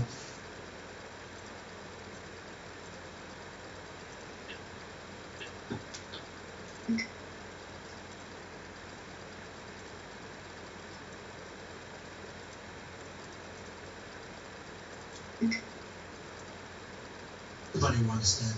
But I hear these horror shows. And we have to make sure that this election is not stolen from us and is not taken away from us.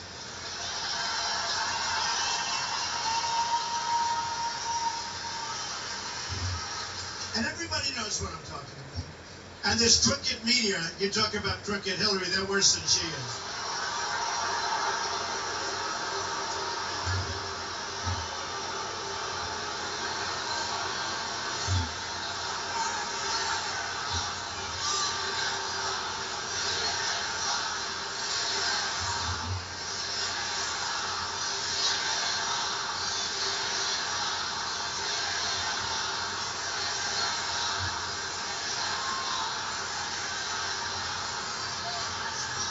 I'm telling you, they are so dishonest.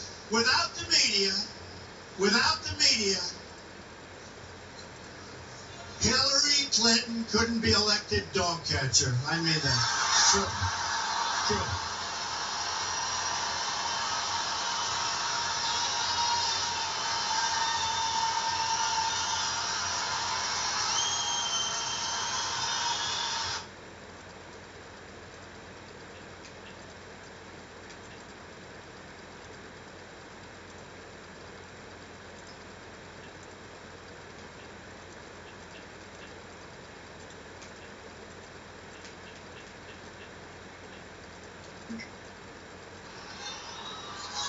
Thank you. Look at that guy over there. Wow.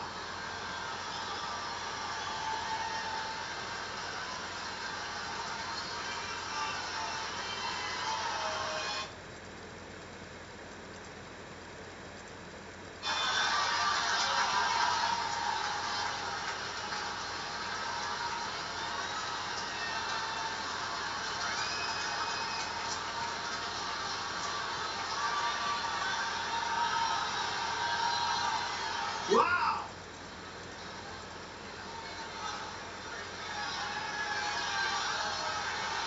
Bring him up. Come on, bring him up there. That's awesome.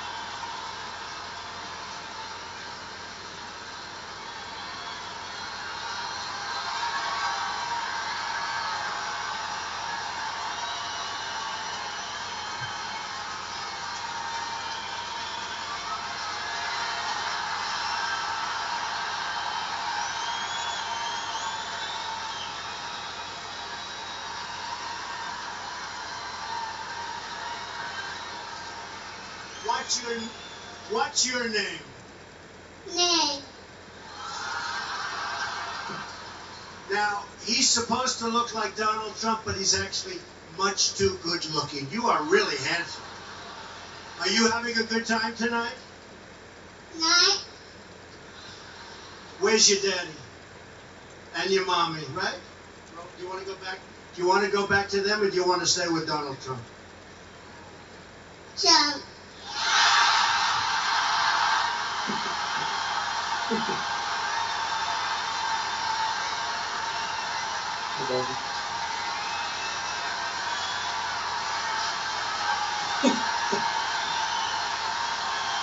Beautiful. What a beautiful boy.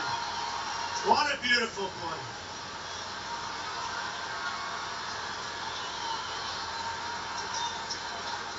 Thank you.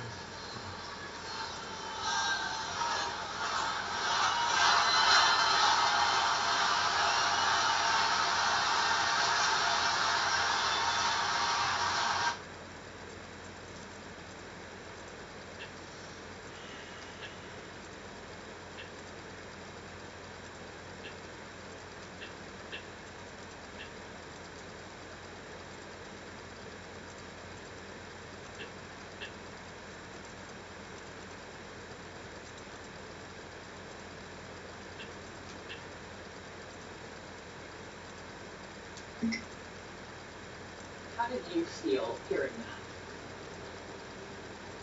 Well, obviously it was very offensive. However, I think it's totally irrelevant. I mean, it was so long ago, and I do believe that most men will talk about women in ways that they would never talk about publicly. And of course, if they would have known that they were being recorded, there's no doubt in my mind the conversation would have been totally different. Nobody is perfect. Here's the issues. Last night in that debate, they defined their issues. They lined the marks in the sand. Number one, Roe v. Wade. Okay, Hillary Clinton doesn't care about murdering babies, dismembering abortions. That's okay with her. Okay? Wait a second. Religious freedom. We're talking, yes. I appreciate you talking about substance, and that is a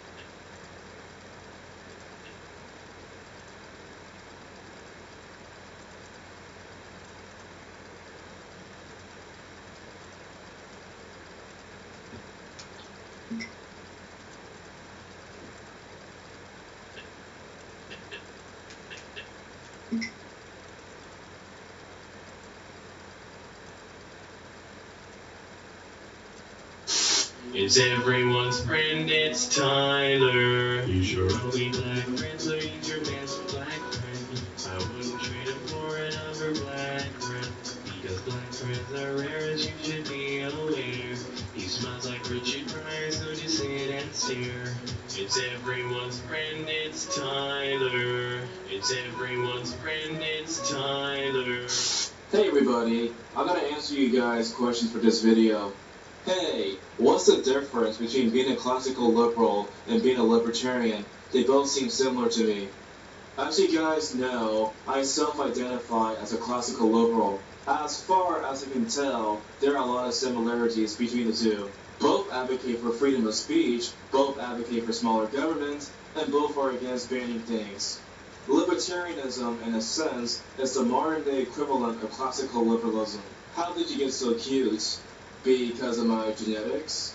Can you explain exactly why you're an egalitarian? I call myself an egalitarian because I'm for both men's rights and women's rights.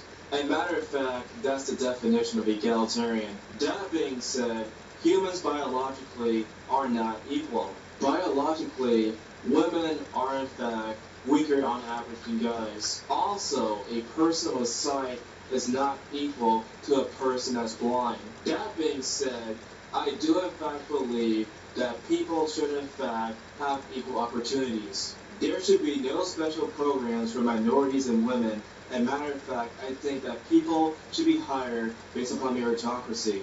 Putting all this bullshit aside, I actually want to know your opinion on animal rights. I recommend looking into factory farming before making a decision. I'm personally for animal rights, and matter of fact, I have nothing against the vegan diet. I remember when I was younger, when I saw that documentary that was called Earthlings, and oh my god, that whole entire documentary was in fact powerful. In terms of factory farming, I do in fact believe that animals should not be in fact tortured. If you were to ask me, more and more people should support farms that don't torture their animals. There are some radical vegans that say that we should not eat meat at all. I personally don't think that way. I believe that people should have whatever diet that they want. Tyler, are you into that man going their own way thing? Yes, I'm a MGTOW. I personally don't want to get married at all. As far as dating is concerned, I will in fact date people. However, I will never marry them. Those were my answer to you guys' questions. If you guys have any further questions,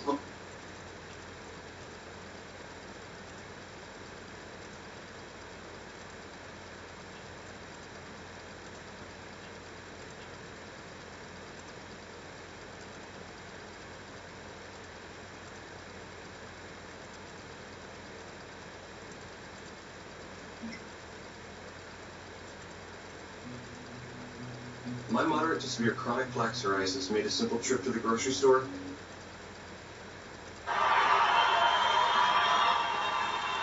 Hillary had no defense for her secret speeches to Wall Street and international banks that she hid from the public and which were exposed by WikiLeaks.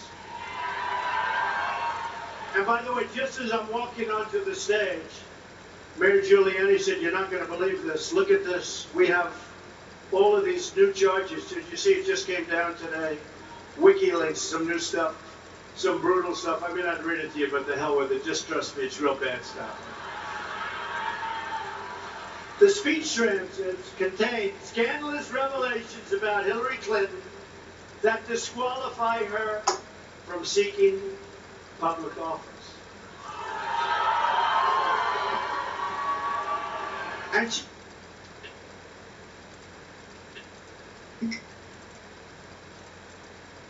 For over 140 years, more people have chosen ADT to stop break-in.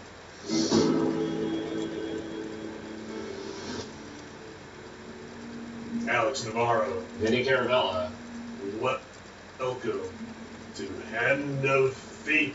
Date. You know, for a guy who is making his cards levitate, he seems relatively unfazed by this whole thing. He is the sickest blackjack dealer in the house. Yeah. Everybody comes to his table. No strings, like he's like, no strings, there ain't no strings up here, motherfucker. Nope. He's just spider. There's a spider in the book. There's a spider. Dude, you're gonna want to look over. Okay. Spider means 24, you've lost. We're playing spider blackjack. All these variations, I just never know. And there's a little weird thing holding a book in a chair there. That's not cool.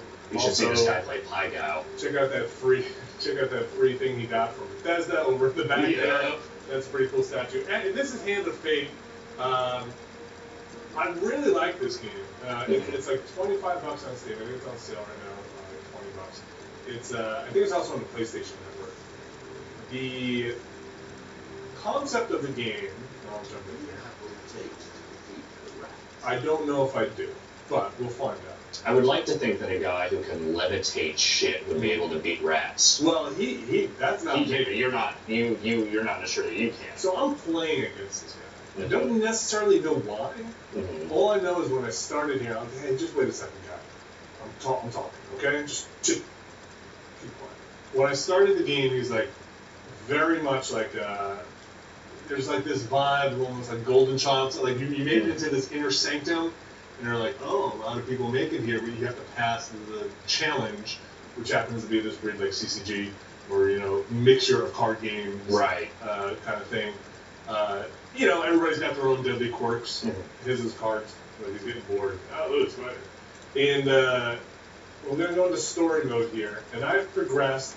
There we go. There's the man who opens the. I have made it through these challenges, right? Okay. I've defeated Jack of Dust.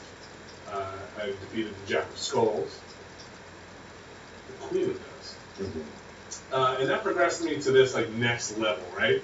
So I hit these upgrades, which give me kind of stronger counterattacks, increased stun, new starting gear, because you start with the same gear each time. This will all make sense once we kind of get into it. Okay. But also, his stuff increases, right? So his bandit strength increases, his skeleton strength.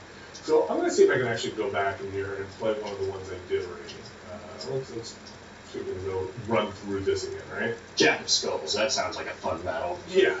Once more, Jack of Skulls. And I just love the voiceover, and I love the atmosphere they set up for it. So you can have the computer kind of say, hey, we'll build your deck out for you for this challenge. But if you go in here, you can see the stuff on the bottom are cards that will be in play for the round. It's not necessarily cards I start with. It's not like gear I'm going to start with, but this stuff is, these are items I will be able to acquire during the playthrough. Stuff up here are cards that I have in my, I don't play a lot of card games, but what do you call it? Bulk deck? Your big deck? I just say my deck. Yes. Okay.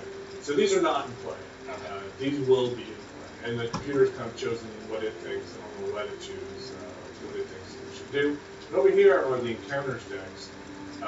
And these are things that I'll run into, and you'll see again, it'll make more sense once he lays the cards down. And again, the computer's kind of waiting because I've discovered something. So when you get new stuff, it doesn't really, right? So you can't change everything. Obviously, there's only a lot. When you get new cards, if you want to inspect it, you have to encounter it first. Okay. Now, when you say encounter, you just mean like it is played during the game that you were okay. Yeah. So, like this one, the Devil's Wager, I haven't encountered yet. There's one called the Devil's Bargain or something, which like Devil's Choice, which I have, and I'll let you see what happens when you encounter it. Okay? What is the difference between Devil's Choice, Devil's Bargain, and Devil's whatever that was? Wager or whatever it is? Yeah, Wager. I don't think that one of them is not a real card. First one, they one of them up. Okay. But the other one, I don't know, because I didn't encounter the second one. The first one was like, hey, do this thing. And then he was like, that was a dumb choice. And then we went on from there. Okay. I'm not sure I did the best thing with that. All right, so let's go against the Jack of Skulls. And then we'll go against one I haven't done yet, right? Okay. So now he's going to build out his deck here. Okay. But so you are still playing him. The Jack of Skulls is just the challenge itself. Okay. Rest. You are silent. He's built this game. He's made all the cards, and that little book he has is like his hit list, right? Okay. It's like his minions, basically. So now I'll play. Okay. So I've got to kind of move forward here. You see my little token? Yes. See my guy there. I've got an inventory. And you can see you start with the same weapons each time, and that's when I hit that progression cap. You saw I got the goblet. So the next level I'll be able to start with.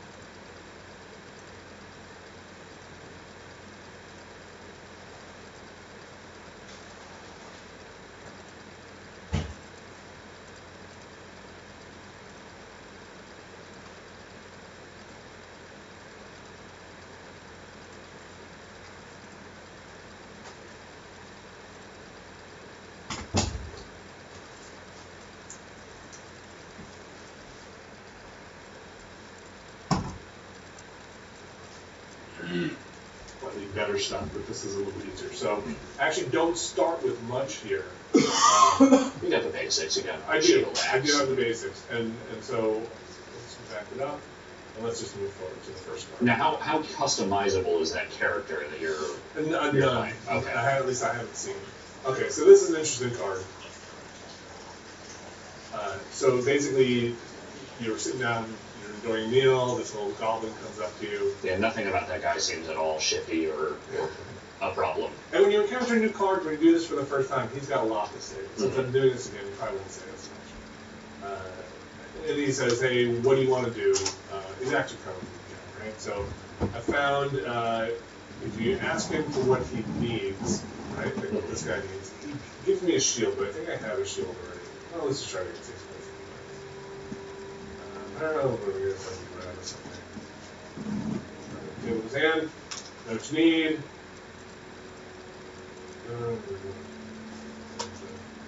Okay, so basically it was up to Mr. Lionel there, and I've gotten one supply card. So you see at the bottom there, I've got health, food, and gold. You can kind of see at the bottom there. Right.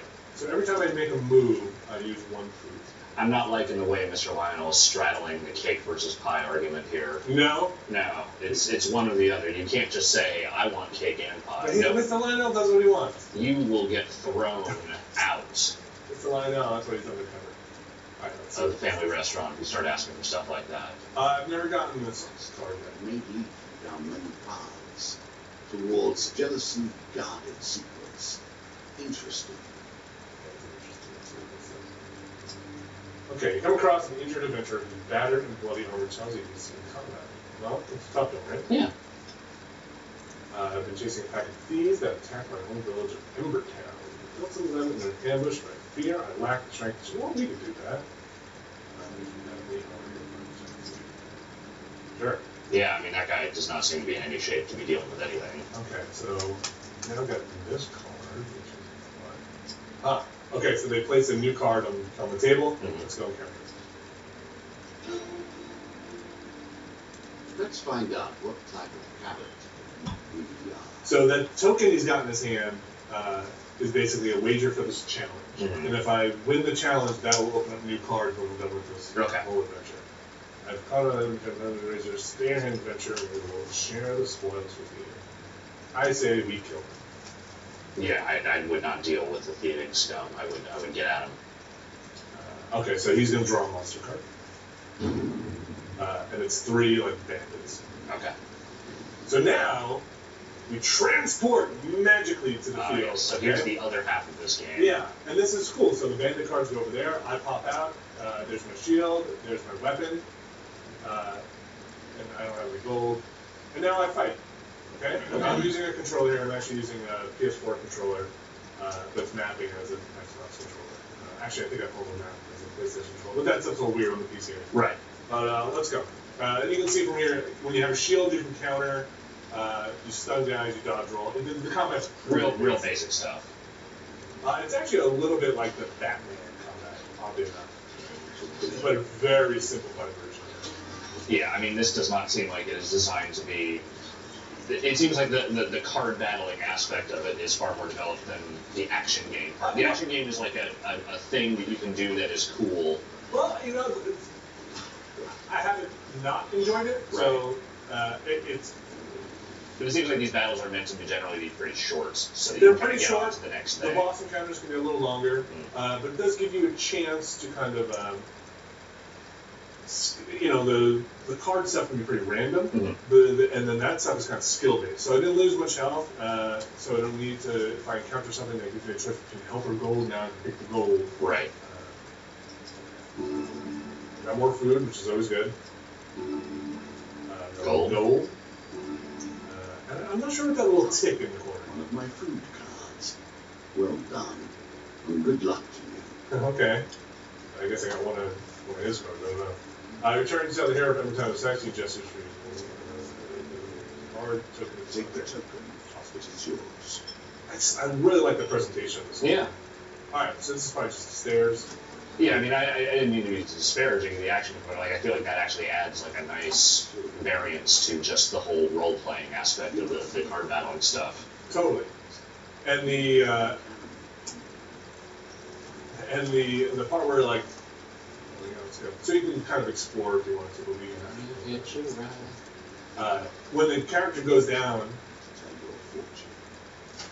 and all the stuff like goes on, and like weapons and armor stuff, like despicable when they begin to believe their own lies. This guy doesn't get out much, does he? My powers are genuine. I mean, you can do that card thing. So we can go either up or to the side there. Up seems weird, so let's do it. Yeah, why not? Because we waste supplies. Okay, so this is a pretty simplistic little trap that we go through. Let's just do it. There's a treasure chest. The answer is always yes, enter the cave. Yeah. When would you not enter the cave? I mean, so far I've gotten this twice, and it's been the same maze. That's pretty easy to get through. Like, I love this stuff. I'm just like, oh, okay, that's my weapon card. Yep. That's my, and like when you get a helmet, the helmet card comes on. Alright, so it's just really do that. So those things will just spin. This is actually a little different. So this might be a little tougher. Let's do it. You gotta roll past these? Yeah. Okay, missed. Nice.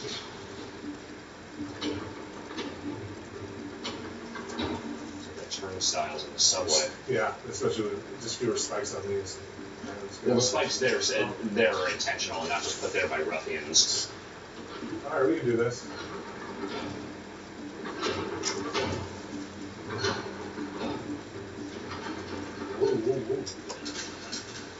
Yeah, mine the bloodstains. That feels like a pretty good indicator of where not to go.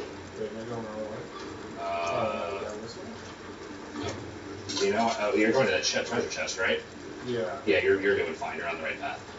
I thought we were going back. No, you're good. You're good. Oh, yeah, you're right. Okay, this is a little weird. What about that jar? I don't think you can break it, but I don't want to swing because you have a little momentum. And I don't want to land on that. Let's do it.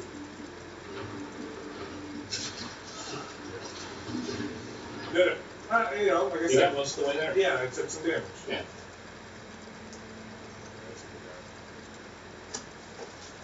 Gimme. Alright, got a little gold. Alright, so now I can draw a card from the equipment deck. I got a shield, which I think I had already. Left arm is as important as a strong right arm. So if I find somebody that'll buy it, I'll sell it. Right. Awesome. So now I'm going to draw 2, I get to keep 1. This is armor. This healing cap. Feels like a healing cap would come in handy. It might be. Nobody wants anchor chains, man. You need some health. You need some health on your head. I played God of War. I know where that goes. Yeah. Let me just make sure that guy quits. Yep, wearing my sick helmet. And I think I have 2 shields. Yeah. Alright, now we gotta burn some supplies to make it back here. Things good. You do gain like health. Yeah. You didn't burn that much. No. Okay, so now I can sell stuff and buy more supplies. So let's actually go sell a shield. And this is a fairly straightforward one. The first guy, the Jack of Dust or whatever, and the Jack of Skulls or whatever. Yeah. These are pretty simple. Alright, so let's sell that dang shield. I think $4. Those challenges back in their faces. $4, right? You know, for a magical realm full of levitation and card whimsy, dollars. The fact that they use dollars is, I don't know. Yeah, maybe. Maybe just say gold, Yeah. you know. So we got this lizard man take double damage from the player's attack. So again, I can buy the card. I'm not sure if the card comes with you after the challenge. Press right bumper 2. So this is a like a magic. Okay. Dragon on to equip. Oh, that sounds good. I don't know. I don't think plundering or lizard man benefits are better than your healing cap right now. Yeah, I think I'm gonna go with this thing. That's always the best way to go, is just buy the most expensive thing every time. Chemical processes, but given permanent shape. I know of nothing like it. Okay, that was surreal. Yeah, absolutely. Go Yeah, on some food. when was the last time you left that room, dude? When was the last time you saw anything that wasn't in that room? Exactly. He's made up that chair. Let's go this way. Okay. It amuses me to watch them theorize. One I'm concerned the very likeness of the gods down to their toe. He takes his cards very seriously. Clearly. So I can give him half the food, and he'll give me like a buff. That's a lot. Yeah, well, I mean, you only have 13 food to begin with. I'll play by the rules. Alright, so now you get this. I want that huge success of all that cards on the top. Right here. Yeah. You did it. Seriously, it is done! So let's get to the lesson. I think you're real good at 3-card Monty, too. At the start of each combat, a random opponent is highlighted. If that creature is the first to die, it pops out 5 gold. That's kind of cool. Wrath of the Old God. That's a little too powerful. I will have to rebalance this. Okay. I like it. I like it. So let me see. I haven't dealt too much with the buffs yet, so let me see if they're actually. Yeah, seems to be. Great. Is that worth half my food? We'll find out. I think if you had more food, maybe not. Spirits roaming the darkness with the struggles. I jumped away by voice calling the name. Got a bad case of the struggles. The ship goes running towards you. Vaguely human shaped ghost.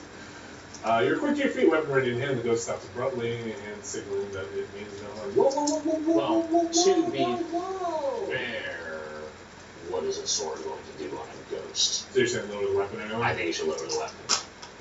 I should not be here. If you're serving, don't already know where I am. For a brief moment, the ghost's pale eyes feel aching in the air. Please come home soon. Blink and the ghost is gone. And your food is a bag of food. Yay! Delivers 1 food card. Nice. See, all worked out in the end. Good choices. Thanks, friendly ghost. Alright. That's good. Yes. And also I get this little shit. Delicious ghost. Obviously up the stairs. Yep. Alright, so I think the... Descend ever deeper into the subterranean. That sounds appealing. I'm gonna move on. I like this game a lot. Reached the final floor. Perhaps this time you will find defeat the Jack of Skulls. I do. Should you grow up with it? You know, I don't think I really need to buy anything right now or sell anything, so I'm just gonna pass this. But it's again, it's just right. Okay, so this is just. Well then, how will you deal with this? Oh, and 2 skulls! Oh, that's a lot of things. That's like 5 things. So I hit the highlighted ones to get the gold, right? They told me. That's what they told me. Alright, there's no...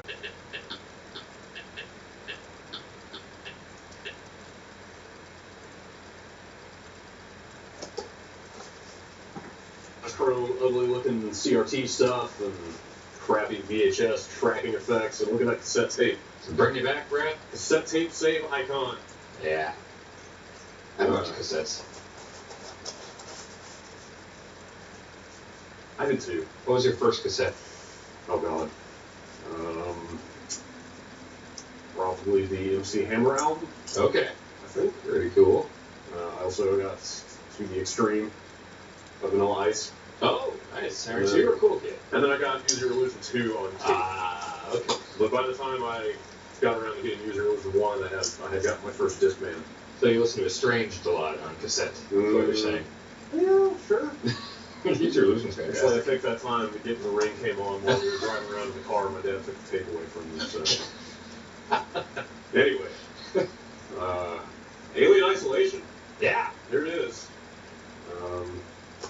I can sit here and just watch the time screen for a little bit. It's pretty. It's austere. It looks like it. Well, what's austere mean? Well, Peaceful? No. Kind of reserved. Stark? Yeah. Stark. Okay. Stark, yes. Minimalist. Yes. Okay. I feel like the enormous gas giant really offsets the kind of solitary nature of the space station there. Yeah, yeah. It looks all tiny there. It's got the creepy alien score behind it. And whatever else you can say about Alien Isolation, I think it's got a good title screen. Yeah, yeah. We had some problems trying to get this thing recorded to have it up in time for like release morning, but whatever was going on with my weird save files corruption or whatever seems to have ironed itself out. So here we are on the PS4. Let's not jinx it until we see you moving a Ripley's daughter around. This is the third try for this quick look, but I think we're good. I'm going to roll back just a hair. I'm not super far in the game. I'm 3-4 hours maybe. Okay. I started being at mission 4. I think I'm like mission 6 or 7. Yeah, you're a bit past me, so maybe you can help me out here. Not so much. I suck at this. I'm real bad at this. It requires a lot of patience. Yes. And stealthiness, and I don't have much of either of those. And even when you're patient and stealthy, sometimes the alien just pops out and kills you anyway. Oh, just complete bullshit where he just hops out of a vent and you're dead. Yeah. Yeah. I had that happen plenty of times. Yeah. There's no alien at the port I'm at right now. So They do. That really just looks like something that should just be there. Yep. There's a map. Yeah, but that'll fill out if you get that business. But yeah, so these are just little map pickups that. Like Metro. Yes, now it has added more map. So I have, okay, so, well, there's a lot to explain. You are the daughter of Ellen Ripley. Amanda. Amanda Ripley.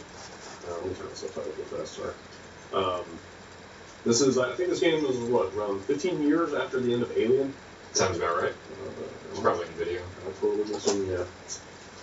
Or audio. Could be literally any one of those. Standardized the subtitle setting, please. Alright, there we go. So yeah, this is like 15 years after the end of Alien, but Ellen Ripley is actually in cryosleep adrift somewhere right now.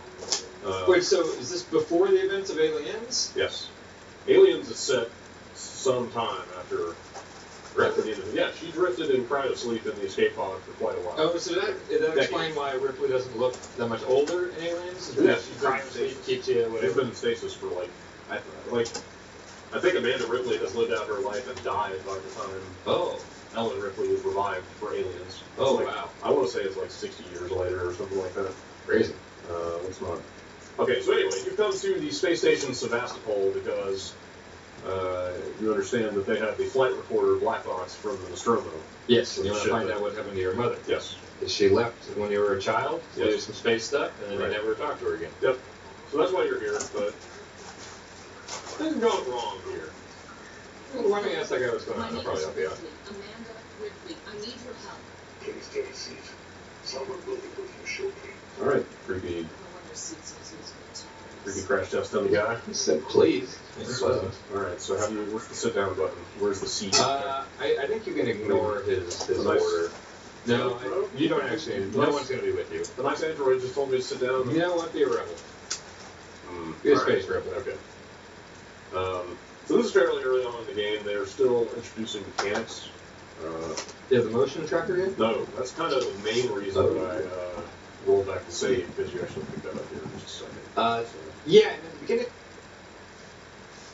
of the game, it is really bad at showing you, or telling you where to go or what to do.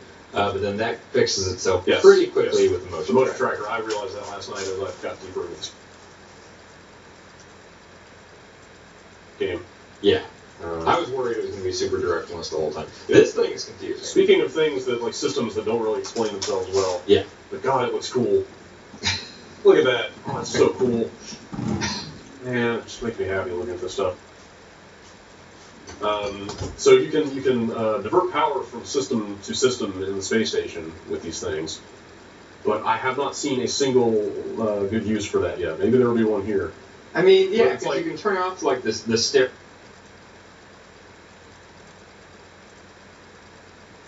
Like the PA system and stuff, and I don't know what that does. Right, the speaker system, you can I'll turn off air purification, but that seems to make some kind of vapor come out of the vents from what I've seen, but I don't really know what the gameplay use is for that. It has to come up at some point. I would hope so. Patrick reviewed this game, he liked it overall, but he said it's got a number of problems, and one of the things he said to me was that is a potentially really interesting system that they never use for anything interesting. That's super weird. It's basically just a way to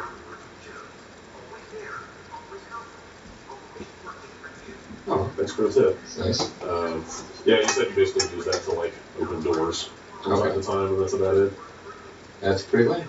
Oh, these androids. Oh, I hate this area. Yeah. But yeah, so the station is in total disarray. Most people are dead. Event Horizon situation. There's an alien on the loose. It's, hello, sir. Can I help you? I need to get into comms control. It's urgent. That's a restricted area. It's an emergency. Don't you realize what's going on? Apollo has the situation in hand. I would actually be totally fine with just like filling my apartment with these guys and having them like do dishes and carry out the trash and stuff. Stop looking at me. I'd be fine with this. Stop looking at me. Nah, they're fine. Ugh. I would buy one of those if they were available. I don't know, man. I don't think so. Alright. Where are we going here? So, they want us to get into comms control. You've already encountered humans on this Yeah, ship. yeah. So, you find adversarial humans pretty quickly because things have gotten so bad on this station that it's kind of every man for himself for the most part. So, most of the humans you see will try to kill you on sight. Outside of like the two that you came here with. Yeah, you can find a couple of helpful people here and there. But, humans are a threat. Androids seem a little dubious. I got a flashlight. Hey, look at that. It's a really nice looking game. There's some weird performance issues on the console versions, and also like the aliasing on this is on the PS4, obviously. Like, it obviously in some cases impacts performance, although that's less true for anti-aliasing than it used to be. Okay. Anyway.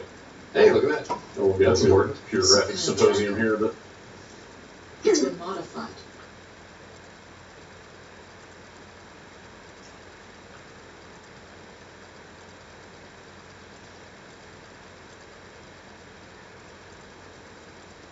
You should see if you can craft any items and then you can pick up those scraps and stuff.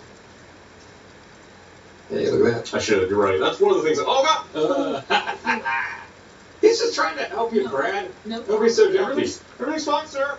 He's just being helpful. I'll be on my way now. He's on the clock. There's what these things do. Oh, so It's like you're such a nostalgic dude. man, I don't know. They lean on a lot of survival horror kind of tropes in this. There's the like emails or old logs to read that tell the story, and audio logs, and there's like graffiti on the walls in a lot of cases. Yeah. And then you can also use these things to occasionally do things in the environment, like open doors. Yep. But you're right. So yeah, there's a crafting system, and I haven't really been having so far of not crafting stuff because I haven't had a need for it, which has led to me bypassing a lot of resources that I can't carry. Yeah, that's the thing. Like, even though I haven't used a lot of smoke bombs or med kits or whatever, I've been building them constantly just so I can pick crap up. I should really be doing that. So let's do some of that now. Just got flashbangs that I can build. Obviously, you can see over there it takes specific resources for each thing, plus the generic scrap resource that kind of spend to finish it off. I didn't like that UI very much at first, but then once I figured out how simple it was, it's just like basically down, X, down, X, down, X, pick up the stuff, it's fine. Now I can loot more stuff.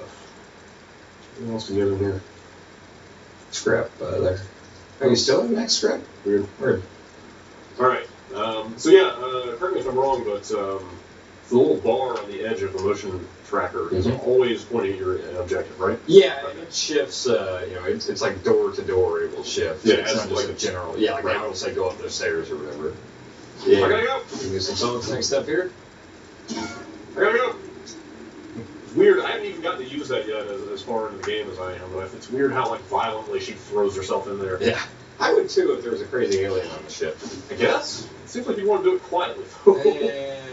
Adrenaline and all that. Yeah. Anyway, hopefully we will see the alien before this quick look is over so we can mess with some of that stuff. I'm gonna stop jawing so much and try to pursue my objective. But you're right, until I got the motion tracker, I found the map to be kind of not super helpful. It's not great. You can switch floors. I haven't filled out the upper floors here, but it's kind of hard to tell how things relate to each other in a lot of cases. Yeah, what is that circle? What floor is that circle on? Right. Where it's comms control? Yeah, totally. Yeah, the motion tracker does pretty much fix that. But yeah, issue. so that's really nice. You should show the save system here. So you put this in, Wait for the 3 lights, and you can be attacked during this. Okay. I can look around. And it will warn you. It'll say like hostiles nearby. Are you sure you want to do this? Okay. And you can totally screw yourself over. You know, you've got that save slot, and you can save when the alien's right behind you, and then every time you load up, you're just getting eaten immediately. That sounds awful. Yeah, I did that once. I had to restart the mission. That sounds really bad. There is some bullshit with that save system for sure. Yes. I mean, there is no quick save checkpoint, like even during cutscenes and stuff. Yep. Like, I've had moments where I lost like 30 minutes of progress just because of some total horseshit. Right. So. Yeah, they only use the hard saves that occur at the in-world save points, like we just did. Yes. It seems like they kind of understood that there were issues with that system because it actually lets you load your last 2 saves. Yeah. So if you bungle your most recent save, you can at least go back one. Well, so the press release tries to tout it as like a feature. It's like, keeping with the game's lo-fi aesthetic, like you have to wait for the save. It's like, all right. Come on. I don't know if that's why you did that. So they have blueprints in the environment that you find to make more stuff. I still haven't actually used any of this stuff yet. But. Yeah, you've got a revolver in your inventory there, but it's not. You don't really go around shooting stuff in this game. Like, it's been useless to me. I can ready it, but ammo seems super limited. It's super limited, and like I put so many rounds into those working Joes, and it just doesn't really stop them. Yeah, I think really got the aesthetic down. Oh yeah, for sure. Like I watched part of Alien the other night after playing this, and like it's pretty spot on. The environments are arguably the best thing about this game. Yep. A lot of weird little mini-gamey things. Yeah. It reminds me of like early Wii games where it's like, to open a door you have to turn the Wii remote and stuff like that. Sure.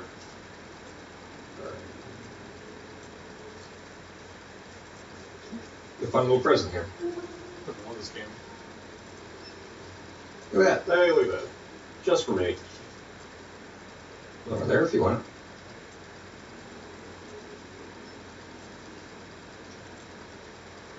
Hey, it's a lunchbox.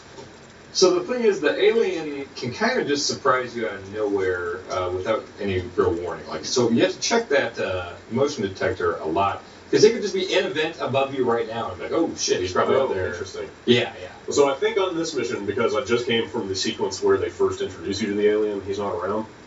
But Patrick was saying, yeah, like at a certain point, you're kind of never far from the alien again. Okay. Minigames. There's a lot of hacking minigames. Oh, not super. This one's pretty simple. There are a couple actually pretty clever hacking minigames. Nice. Having to account for the slight input lag in a recording setup. The whole night motion detector. So if you tap L2, your field of vision. I really like that depth of field. Not only does it look nice, but it's kind of a neat gameplay conceit of like you can't be focusing on both of these things at the same time. Yeah, I think it's pretty cool. That was a smart addition for sure. I so want to play just like a full version of this on Oculus, where like you would actually have to look down at the thing. Yeah. Have you ever played Dread Halls? It's a tech demo for Oculus. You have a map and you're going through these catacombs, and you constantly have to look down and look at your map. Like if they did that, but with the motion detector, it'd be perfect. I circumvented something really cool. What'd you do? I they wanted you to try to go up here first, but I already knew I couldn't. But then this when the guys yell at you? Oh no! Oh, it didn't happen this time. When I came here the first time at home, let me in. And it was I late need at to night. contact my ship. Walked over here and it was totally dark in there except for like 2 little pinpricks of light. Oh wow! And then the light came on. Or no, actually, I turned my flashlight on and it was that dude sitting in the door, That's pretty cool. right in front of me. I was like, freaked the hell out. It was really cool. Anyway, you can run, but it makes a lot of noise. So I happen to be at a rare moment where there aren't any threats around, but that doesn't seem like a good idea a lot of the time. Have you been using the flashlight much? Only in situations like this, and I'll only like flip it on, flip it off, just to kind of see. You can see the battery down there. It drains super fast. Oh yeah, so I just tapped out just to kind of see briefly. Oh, watch this. Yeah.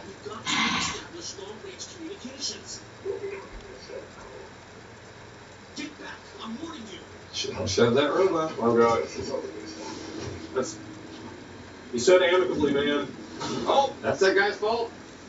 That robot was all about being friendly. And now this happens. Oh god. Oh man. Yep. It's just savage. Listen to the robot. Yes, I'm sure he's having a great day. Thanks, robot. Although, I've got kind of a pet peeve with this. So, it stopped you and turned the camera towards that for you to watch that. Scripted sequence, I couldn't control that. I like it better when, like, you have the choice of, oh, something interesting's happening over there. I'm going to watch this. Yeah, kind of. I can Like, see. Half-Life is always good about that. Sure. Alright. That's a really cool effect. Yeah, it is cool.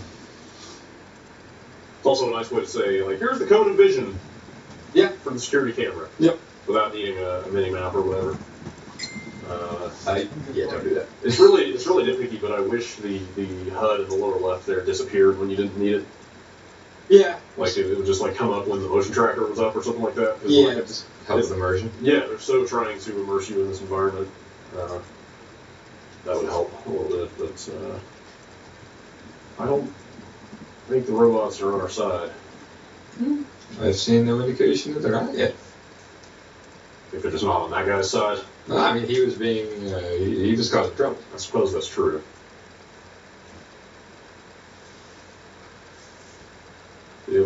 Yep. Yeah, these all get collected, you can go back and read them. Yeah, I mean, sometimes it's like super critical stuff, like you have to do this to open a door, right? And then a lot of times it's just like, oh, hey, missed my wife. Well, this is a restricted area. Am I in the restricted Turn area? that camera feed off. Yes. Yeah. I'm just taking Okay. time. See, this is how you get good at these games. You gotta take your time, man. Nah, I just run around and hit stuff.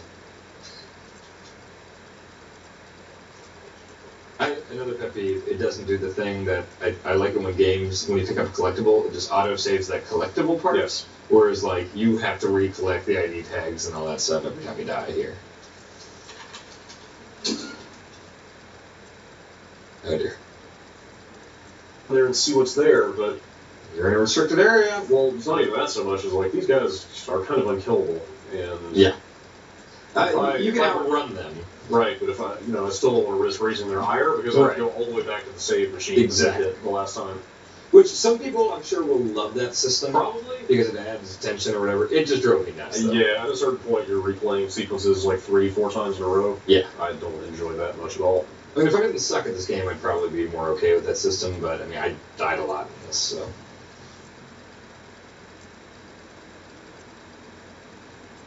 Alright. I'm going to start moving with purpose now. Because I want to see an alien. Come on.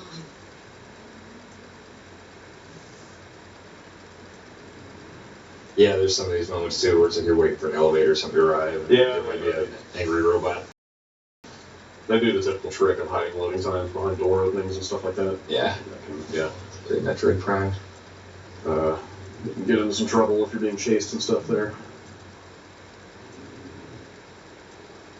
I wish I'd had time to get deeper into this, but I'm only playing it when it's dark. Is that an intentional thing? Yeah, totally. Yeah. You just can't. Turn around. There should be a safe spot. Yes. Right. So, yeah, because this is the area where I got totally hosed. This sucked. I will say, so I did this area, and this is where I lost like 30 minutes of progress. Really? And the next time, I just tried to sprint through it like an idiot, and it totally worked. Patrick had the exact same experience in this exact same part. Alright. I think we need to go upstairs. But again, yeah, like I wish that thing at least gave you an indication which floor the objective was. You know, you just gotta kind of slavishly follow that. Yeah, motion that's detector. kind of a shame. I wish that they mix that stuff up a little bit better. But, Yeah. But you can't just kind of walk around with it out. I'm guessing you kind of have to later in the game just to make sure the alien is not a problem. Yeah. I just gotta run down the hall and press a button. We'll do another minigame. Cool. Oh yeah, I like this one a lot. Yeah, this one's not bad. Favorite one. Just gotta pick 3 things before time runs out. I'm a little puzzled.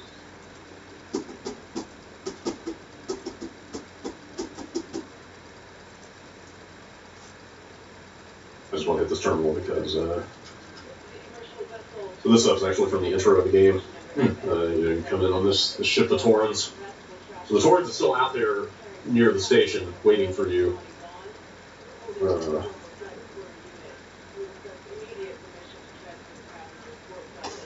getting hold of it is kind of a big deal.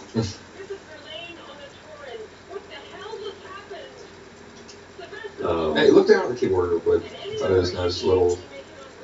Oh, I thought they like made it look like ASDW was all like broken in from playing a bunch of FPS or something. That doesn't make sense. Oh, no, nothing about the computers and recording equipment in this world makes sense. Like a faster than light capable future human civilization is still using real tape. Hey, whatever works. And monochrome monitors and keyboards and stuff. I don't know. I mean, look at what we put a damn man on the moon with. It's true.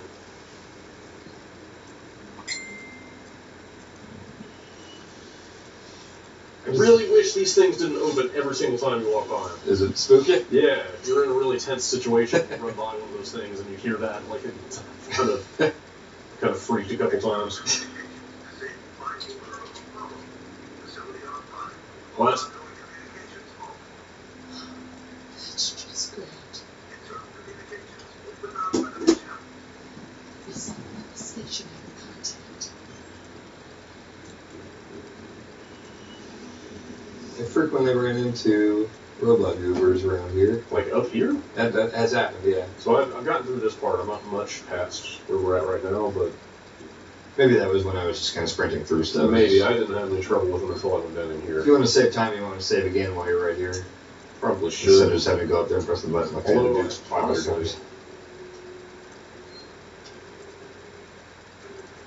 Honestly, didn't have a ton of trouble in this room over here. It's getting past this whole area and to the next save spot that I was having trouble with. Gotcha.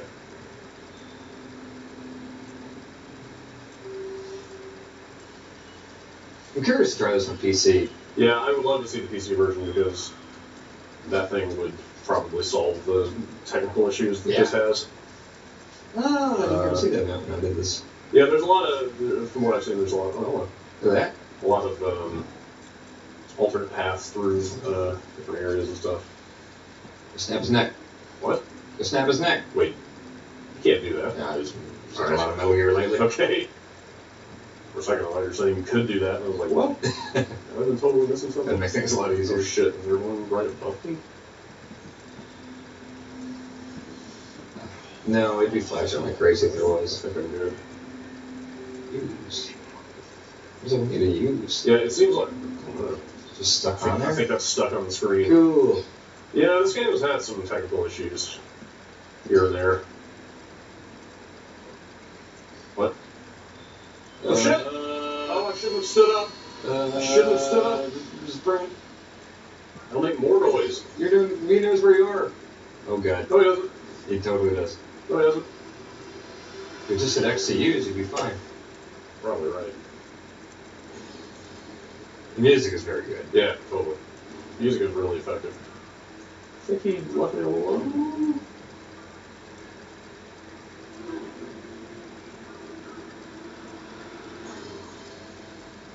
Is Tom Skerritt alive? I don't know. I want to say yes. I would hope so. The alien is what, 30, about 35 years old? He would be. Yeah, 79, yeah. He would be, he's probably fine. Probably an elderly man at this point, but I think I'm safe. I don't think that guy's coming back. Yeah, I think you're actually pretty good. Alright. Okay. Oh yeah, that's a trophy for escaping a robot encounter without getting hit. Oh, cool. I'm tempted to just like walk everywhere all the time, but my impression of this game is that the smart way to play it is to stay crouched constantly, because you make more noise when you're walking. As long as you're wary of, aware of where the dudes are near you, you should be able to walk around fine. Really? As long as there's no one nearby. It seemed like that guy heard me and came at me because I had stood up and was walking. But he was also like in the same room as you, basically. Yeah, I guess so. Okay. What happened here? It's gross. Ah! Jesus! What the fuck? You knew that was gonna happen? Yeah, I totally did. You dick! Holy crap. Have we not been here yet? No. Oh, no, I did. I take that back. I was totally here. And that didn't happen? What the fuck? Now that's bullshit. That is kind of bullshit. That is some Fucking nonsense. How am I gonna get out of here? I can't. There's no jump. No, just get away. You can't melee these guys. Yes, you can. He's in my way. Yeah, but it just starts that minigame. Are you kidding me? Fuck. Yep. Whole lot of that in this game. Well, yes, there's quite a bit of that. Yeah, that little quick time event, the guy on the floor grabbing me, totally didn't happen the other time that I came here. That quick time event is what killed me when I got through this whole fucking area after a half hour and was right about to save, and then just some idiot on the floor grabbed me and I wasn't prepared. Huh. It was that one or a different No, way later. That one I was fine with. Wow. I've never seen that happen, so I wasn't expecting that at all. Alright, we'll probably get through here pretty quick. You could try the sprint approach. Yeah. See, the way I always did is I always went straight, and then there's a staircase to the right. Yeah, but there's 2 or 3 guys down there. Yeah. I found this to be a way more direct and also safer route.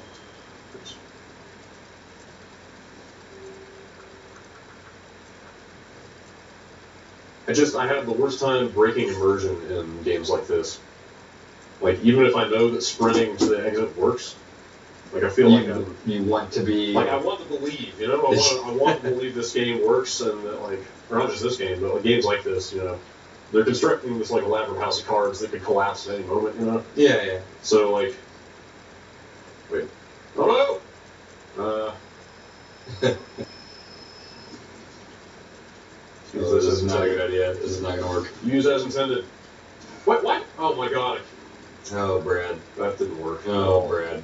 Pro tip, don't continue holding the X button after you get into the locker, or it will immediately make you get back out. Well, fuck everything.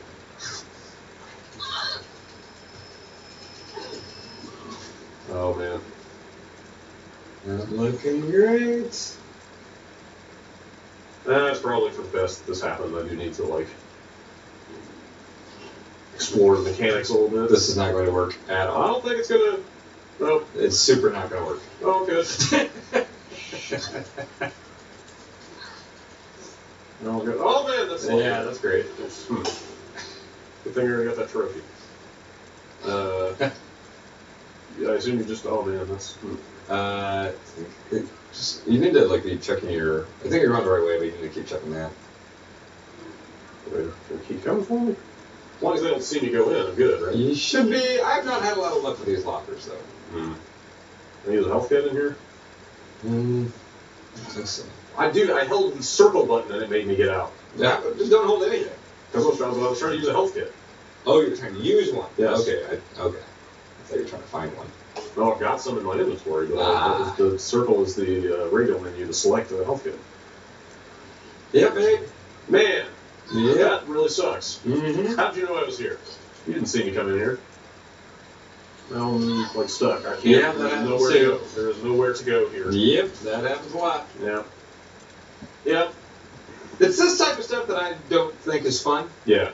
I don't hate this game, but it's not for me. I want to like it, and I'm going to keep going with it, but it seems like most of the people, the reviews have been super mixed for this game, and it's understandably. It seems like the people who don't like it mostly are getting hung up on that specific issue of just limited saves and a lot of trial and error and stuff. And like I said, I can totally see, though, that there is going to be a portion of the gaming audience that this is totally for them. Yeah. So, have fun with it if that's the case. Sure. I think maybe I could just go this way. Maybe. Maybe? No. Well, that's if you wanted to... No, that's where I already came from. Yeah, it's communications. Where are we trying to get to exactly? You need to get downstairs. If you check the map, it'll tell you your objective. Maybe that is the only way to go. I think you got to go down to where you grab your foot. I have to go that way, though. Yeah, yeah.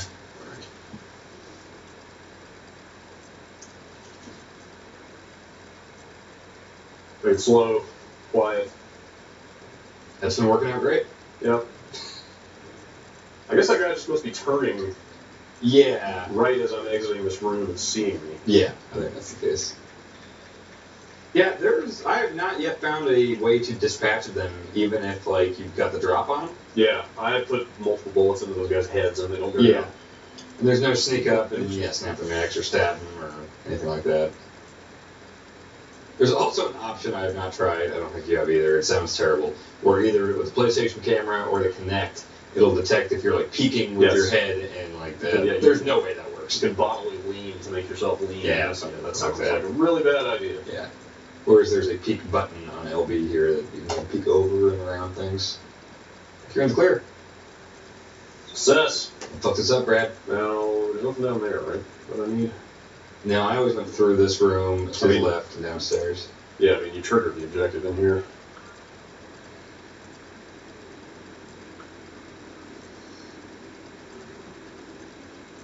So as you're boarding the station, some shit goes down and you get separated. Oh, fucking what? Are you kidding me? I don't think he saw me, though. He's not moving. You've got to be shitting me. You've got to be shitting me. He's just standing there. Yeah, he's on duty. Yeah. Fuck everything. Yep. Oh. Yep. This is the alien isolation experience as I've seen I it. actually didn't have this much trouble with this part of the room. This isn't even the part I had the worst trouble with. It's the part directly once you activate this terminal. Yeah, that's where I left off. Oh, where you have to like escape? Yeah. Yeah, that sucks. I didn't get too deep into that. But this idiot's gonna come around and open the locker like he always does. Maybe not. I mean, if that happens again, if that's actually how it works, then the system is useless. I have not successfully used a locker yet. If you can hide when you're out of sight and they still just come right up and find you. I mean, I don't know what the threshold is, like terrible. how far you have to be from them, or line of sight. Okay, looks like that was... They'll probably come up and do a spooky, hey, are you in there, look. Alright, I think he might be in the clear. I should just kick the door open into his head. The motion tracker beep doesn't count as making a sound. I don't think so, no. That would be cheap. Okay. Because clearly they want you to use it all the time. Yeah. Like they want me to be tracking this guy and make sure that... And yeah, I can totally see how, like, certain, survival horror heads are going to be in love with this system. No, I kind of like it. I mean, there are things I like about it. It's just that I don't know if it's safe. You think it's safe? Yeah, it's pretty close. Is he coming back in? I think he is. Oh, dude. That would be cool. I don't know if they do this. If, like, on a super high difficulty, if the motion tracker did make sound. Yeah. That'd be a cool little twist. Because that would make sense. Yeah. But yeah, I've heard complaints from people who finish the game of, like, it's a lot of this type of stuff with the alien as well. A lot of sitting in here for like 5 minutes waiting for it to stop searching the area that you're in. It's not particularly fun to me. Yeah, at a certain point that just gets tedious. Yeah. For me. But that's it. I can see myself like being way more into this game on Oculus. Yeah, it's a shame they didn't actually build support in for that. I mean, who knows? Once the Oculus actually comes out, maybe somebody will mod it in if nothing else. I don't know. This seems like it'd be like a custom Oculus game for sure. Am I good? He's pretty far now. 0.89 is the distance from the last target, right? Down there? Oh, I've never actually looked at that. And I'm selling the objective. I think you're in the clear right now. Yeah. Nothing could possibly go wrong. Alright. She might want to open that door a little more quietly. Where'd that go? Oh, God. He's in there. He's going. I don't think he's got a beam on you. Yeah, he's going right here. Don't look over here. Don't fucking look over here. Okay. Alright, I mean, that was like genuinely kind of cool and tense. That worked as intended. You guys spilled coffee creamer everywhere? Oh, should I do it? No, why would you do that? I don't know. What do we have to gain from that? Whatever I can lift off of his body. Oh, yeah. Alright, I should use it's just going to be some scraps that you have too much of anyway. I should use a med kit.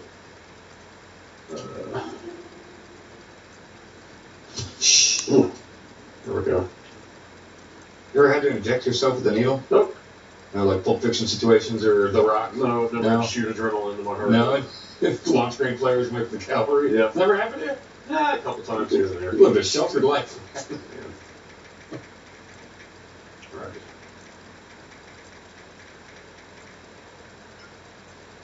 There's also a game that seems to require a lot of concentration. Oh, yeah. Like playing it at home, kind of in the dark, super focused on it has been kind of cool. It's harder to just like play it for goofs. Yeah. In a quick look setting, it's a lot easier to get distracted. And, Yeah. No, it is one of those games where if you're going to seriously play this, do it like Amnesia or something like that, and lights down at night, totally. Surround sound or headphones. And even like trying to plot your route around, because there are those like air ducts that let you take other routes into certain rooms and stuff like that. It's Up there's a terminal. I think this is the objective. Yeah, make sure there's no fellas around. I think this is me making too many assumptions, but I'm assuming because this is the objective room, there are no enemies around. I think you're okay, yeah. So there's 3 hacks you have to do. Yeah, I did this last night. This one's just idiot proof. Yeah, this one's real dumb. Just make that number look like that number. The numbers match. I totally overthought that one the first time I did it. Oh, I thought really? I had to like add up the different columns to make it reach the same value or something. But, no. This is not the best security. This one's stupid. I don't like this one doesn't give you good feedback for when you're getting it right. So yeah, you have to hit like up, just like when the text is there. Yeah. And then left is the middle one, down is the bottom one. Yeah. Yeah, I don't like this one.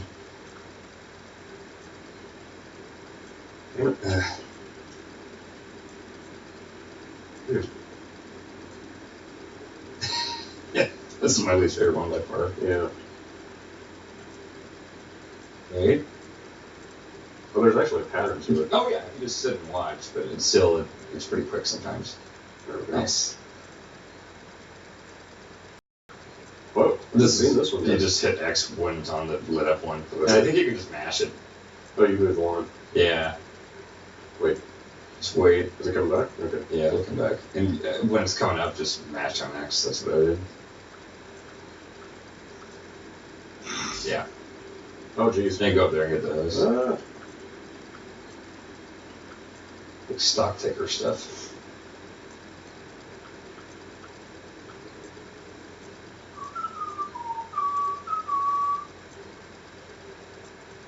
Ready to run. Come on. Wait. We got it. Have you done this yet? Yeah, I did this. Okay. Let's see if we see any of the choppiness here in the cutscenes. Yeah, this one's not as bad. See a little bit of it. Some of the cutscenes have been way worse than others. I think it happened during gameplay. I think they're really nice looking. Like the characters look really good. Yeah. But it's just super weird and choppy. Like there we go. I don't understand what is going on. That makes me want to see the PC one for sure. Yeah. I've seen it too when the aliens running around, like in scripted things where he's attacking the other humans, where it gets super choppy as well.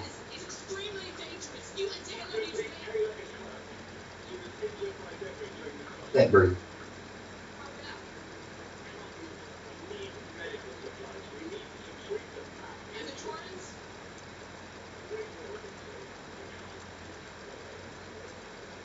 I'm going to say that guy is an android. Yes, he is. Wait. They confirmed that.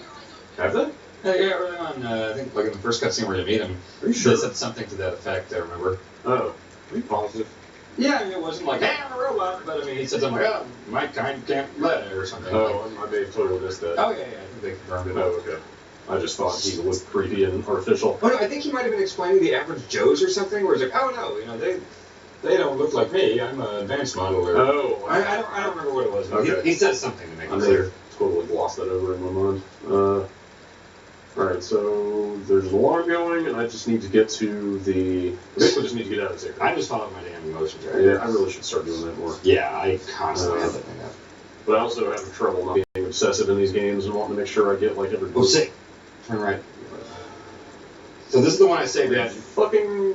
I don't think I should save. It says hostiles nearby. Doing it anyway.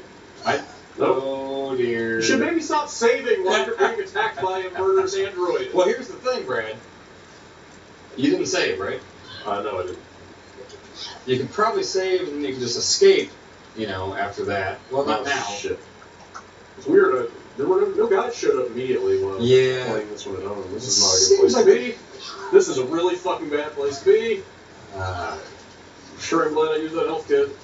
Yeah. Oh, there's so much getting stuck on corners and stuff. I hate that it's shit. not a great environment to run through. If I could find a duck somewhere. Now, I got killed by the alien in this part a couple times. Yeah. Oh, he just drop down from the fucking vents. I had no warning because I wasn't looking at my motion detector that Speaking second. of getting stuck on the environment.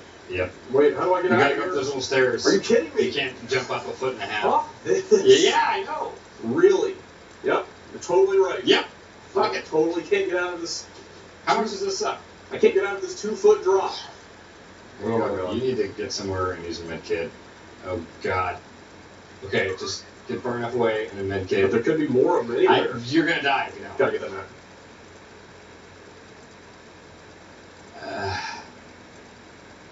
Oh shit. Is this a dead end? No. No, you can go through there and out the other side. You need to use a med kit. Oh boy. You're gonna. Oops. Oh crap. Wait, did I? Good. No, good. Square? Did I? Oh, why did? Oh I boy. lost the prompt. There we go. Oh shit. Yeah, go. Check the thing. There's a door there if you want to. You gotta check the scanner. Scanner. Oh, sure. Motion detector. I'm just trying to get out of here. Left to the door. You Did go I left use- and then I there's some used stairs. And I still didn't get full health? You did use it, yeah. Okay. I think it's check the. That's not gonna work. Check the thing. Check your. Yeah. Okay. Oh boy. So go up there and then I think left, or you can do that. Open. Ooh. Ah, Get in there! Oh my god. It would be real scary if those guys could crawl in the vents. Yeah, that would really suck. I'm scared the shit out of me. There's no long-term penalty for setting off alarms, right? Or for getting caught? I mean, I think this is a scripted thing where it's like these dudes are all on hunt. I just sprinted through this whole damn thing. I didn't try to hide or anything.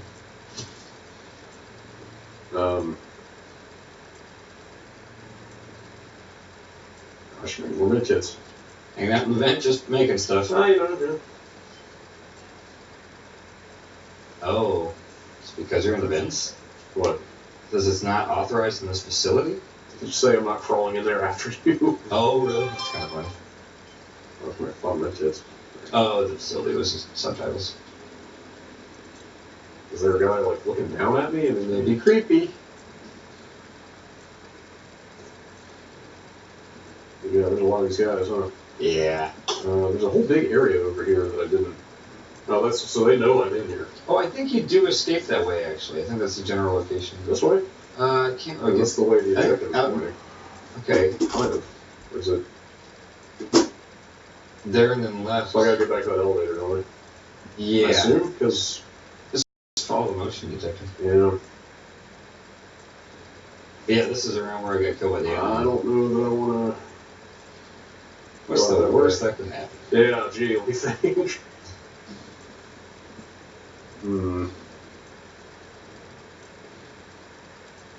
Ah! Well, does that mean they're giving up? Terminators, they can't give up. Okay. Doesn't seem like there are any guys right around here. I don't know. Here's nothing. Get out of Dodge. I think my experience in this quick look is making me both like and dislike this game more. You've had good and bad things happen, Yeah, for sure. Yeah, like I feel like I'm really feeling the extremes of the way the stealth and the survival are set up in You this can game. save now if you think you're safe. Yes, I think I'm good. Okay, good. I think I'm good. Yes. They made some comment to the effect of they thought I was gone. Okay. That's a good time to save. Ugh.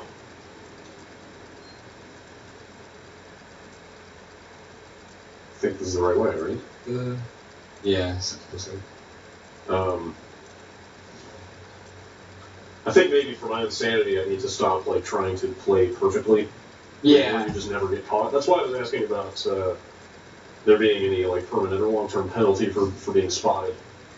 It seems like if you evade them for long enough, they just go back to their kind of default route. Yeah, I mean that's most stealth games, isn't it? Yeah, I guess so.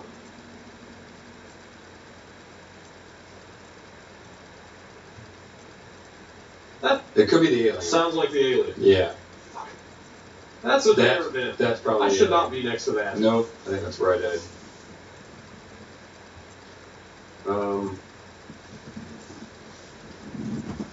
You know, I will say, if they expect you to use like subtle audio cues and stuff, like the thumping in the vents, to know that you're about to be in danger, like that's actually kind of cool. Yeah. I feel like this game is a lot of cool ideas and a lot of things done right in a package that I ultimately don't find very fun to play. Yeah, I think that's valid. Still hear thumping, and I feel the controller vibrating, although that might be... Not sure what that is, actually. Vibrating very sporadically. Well... Heartbeat? No, because it's not. It's not consistent. I'd have a heart murmur. You should have that checked out. Probably right. I don't... This is actually kind of freaking my shit out a little bit. Just all these sounds in the distance and stuff. Safe? Almost there. Yeah, you are. Almost there. See, I missed that save spot when I was doing this, so I died right when I got to that next save spot you're going to. Yeah. And then I had to go back all the way to like call on the communication thing again and do all that shit again. No, thank you. I was furious. That could be the alien. Don't be the fucking alien. Don't be the alien. Don't be the alien. He's going further away. It's moving fast. That might be the alien going to the vents. Oh god. There's androids all over, so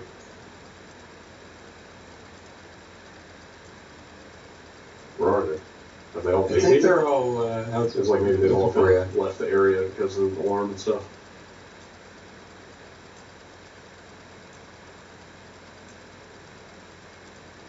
Alright, this is legitimately super tense. Yeah. Right now. And that vent, Like the alien killed me from that one. I am actually terrified of the alien popping out right now. That's the alien. Oh god, dude. That's totally the alien. Don't say that. It is! What else could be moving that fast? He might hear you. Oh, no, this isn't Manhunt.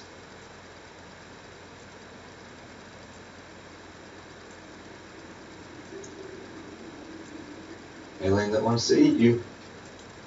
I don't think they don't even eat you, right? They just like murder you and move on. Same thing. Do they even have to eat? It is a perfect organism. Everything has to eat. Oh dear. That's super the alien. Fuck. Yeah, the way it's moving. There's a 0% chance that's not the alien. Oh, fuck. Yeah, no android moves like that on the tracker. Nope. Really want to get the fuck out of here. It's not the right way, is it? Nope. Through that door? Yeah. Yeah, so that vent on the ceiling, alien dropped down out of there and killed me. Why'd you Like, here? insta-kill. I circumvented it. Yeah, well, if the alien sees you, you're fucked. From what I've seen. I don't have a lot of experience with it, but... You weren't trying to do a pun with circumvented, were you? No. Okay. It was a vent. Ah. I seem to do that a lot. Okay. Inadvertent puns. Unintentional wordplay. Yeah, the little bit I've seen of the alien, if it spots you, there's no getting away from it. Yeah, I mean, you can sprint and hope to get in a... Yeah, you're pretty much dead. And it is an instant kill the second it touches you. Yeah, it's not an alien thing where you play grab ass for a little bit and it kills you. I wonder if the alien would attack the androids. Probably not. I've not seen that happen. I've seen it attack other humans. So what killed It's probably smart enough to know that it can't make babies with a robot. Ah! Well, it can't reproduce with anything. It's not a facehugger. Oh, that's right. The facehuggers are what implant the... That's right. So what the hell is the aliens in game here? Just killing folks for fun? Just fucking murder. That's Predator's game. Have you seen Prometheus? Yeah. Okay. That kind of gives some context to what the point might be. Oh, I don't think I knew anything what was going on there. That's valid. What the fuck is this? That's he's sleeping, standing up like a horse. Oh, wow. What? That was... Oh, shit. Look at what's dripping from the ceiling. That's an alien. I That's totally the alien. feel like maybe I should try a noisemaker. How do you throw it? Seems like an odd choice. Like over there? Is that guy not going to see me when I go by? What's your end game here? What What are would you stop trying it to do? dripping? He's moving.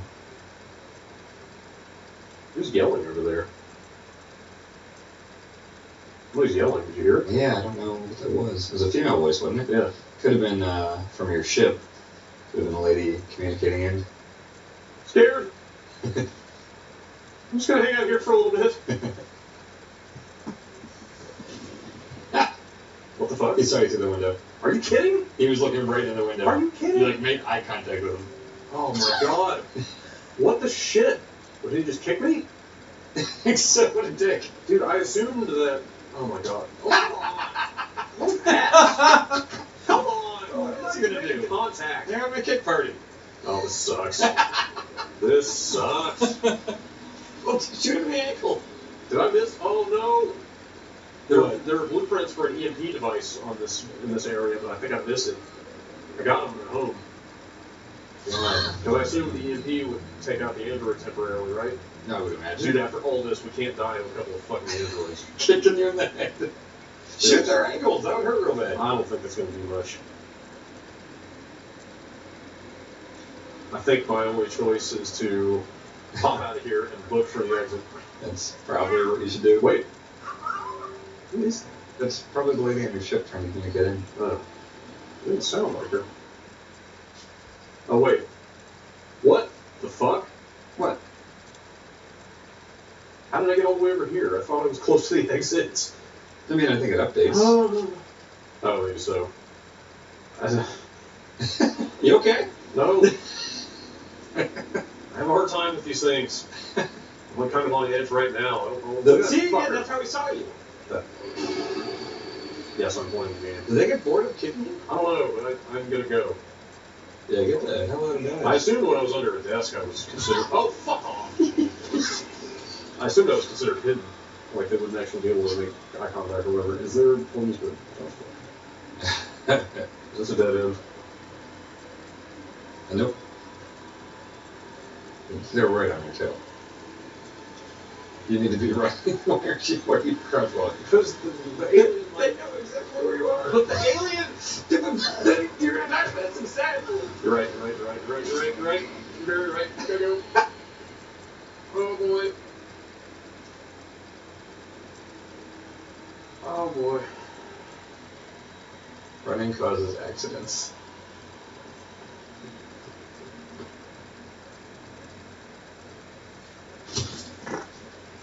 Test your patience, though. Are you crouch walking? I don't know. They're looking right at you. Run! Oh god! I'm out! Check your thing. You're gonna fuck it! Yes, I'm okay, yeah, that is correct. Oh god. Alright. I can see why Patrick likes this game. You're gonna give yourself a damn heart attack playing this at home. In the Cool. dark. Yeah, I don't handle this stuff well. I to this day have not finished the PT demo. Oh, really? I couldn't fucking do it. Well, part of that's because it's the most, like, just crazy difficult to figure out stuff. I never got to that point. Oh, okay. It gets crazy weird. I couldn't handle it. I've tried probably half a dozen times to boot that thing up and go through it, and every time How many times was that scary? I only made it to the jump scare once. Every time since then, I come up toward it. Which jump scare? It's the first time the thing like jumps out and gets you. Oh, okay. And every time since then I've played it, I get close to that part, and I'm like, nope, I'm not doing this to myself.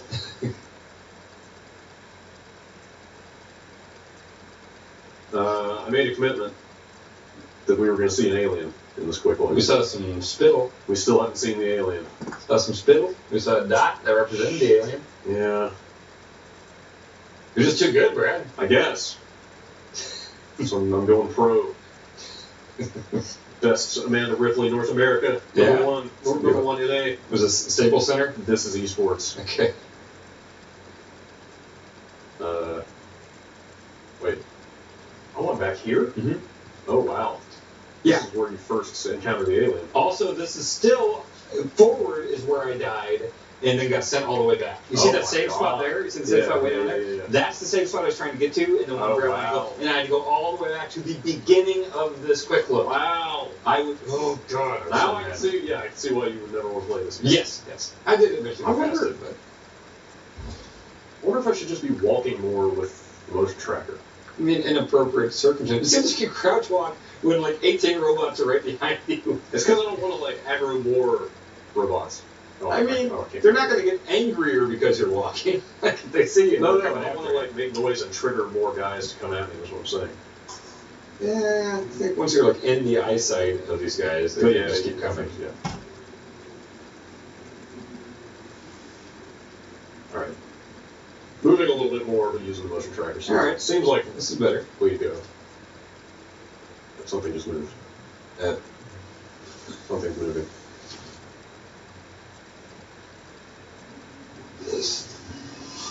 See? Damn it! Like that sounds a little bit too much like some kind of hiss for my taste. Maybe that's intentional. Could be. An alien. Uh-oh. Please go, Brad. Please go. You know what would be? I was hoping the alien was right there. Oh my god. That would have been amazing. I would have run from this room. I was just about to say, you know what would be a real fucker is if the alien can also use these vents. He can. I mean, he can. I don't know about these specifically. That's what I'm saying. That'd be amazing. That'd be great. I don't think I would care for that much.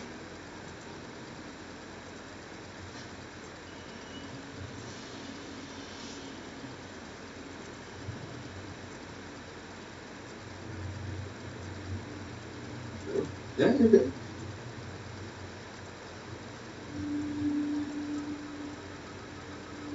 Load times. There's no androids in this area, or at least there weren't last time. Went on the ground and grabbed my damn foot and killed Wait, me. here? I mean, before that next save spot. Oh wow. Yeah. Okay, that's new then because they introduced the androids. This is the place that you come through to get to. Wait. Hey, there's the droid. Assume. Barky stuff. Is that a droid or is that an alien in the vents? Stop saying that. I'm just, just calling it how I see it. That's an alien. He's real close to it. Stop. Oh god. No, it's androids. Those are just fellas, Wait. I think. But there is an alien totally like right to your left in the wall. You're right, those are humans. He's up there. Maybe my alien buddy will take care of them for me. Optimistic viewpoint. I didn't realize that humans were going to be around here too. They've spotted right here. Yep. Oh wow. Going for it. Didn't even give you the warning, you're probably fine.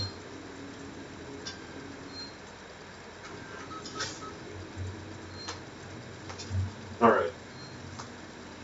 There's definitely something to this game. Yeah, for sure. Where am I going? I got no objective indicator. Just move a little bit and probably. I'm going to Simed, so it's this one right here. Okay. Going. There you go. Oh my god, alright. Look at that. Just beat the damn mission. Okay. Alright. Still no alien. Because you avoided them. Ripley is not a violent person.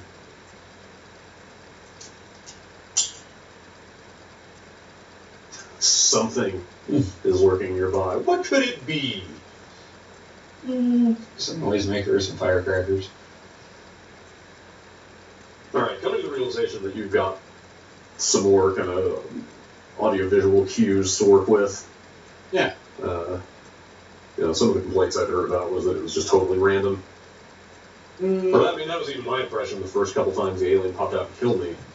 Because I hadn't learned yet to look for like the slime dripping or to listen to the thumping around and stuff like that. Although I've heard some reports of like where it's like you will see the alien, down the hall or whatever pass by, and then 2 seconds later he's right behind you. Right. I haven't seen that personally, but I think Rory was talking about that. Sure.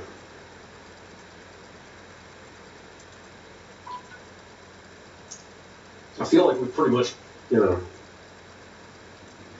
What? Yeah. Oh, wait, is that the guy? Yeah, those are your buddies. Is it Samuels? Yeah, it's your friends. Ripley. Taylor's over here. Ripley? Is that Ripley?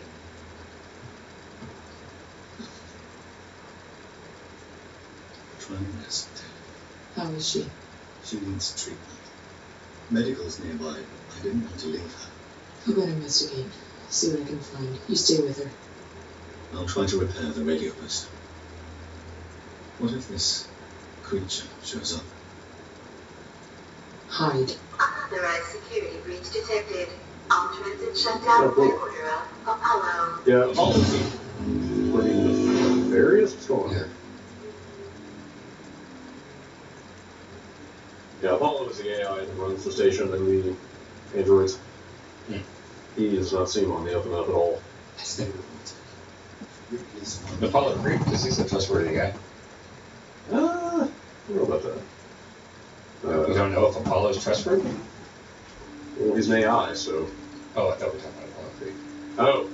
He's completely trustworthy. Okay, absolutely. What are we doing here? Go to the medical facility. Yeah, okay. So, actually, if you want to see the alien, here's where you're going to see the alien. Okay. Yeah, this is around, I'm a little past this. Okay. So this is totally, like, major alien spot. Alright. So. Go left, or check your mush picker. Yeah. Go back and left and through that door, yeah. That's right.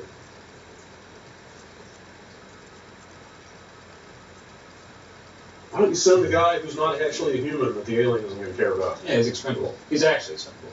Yeah.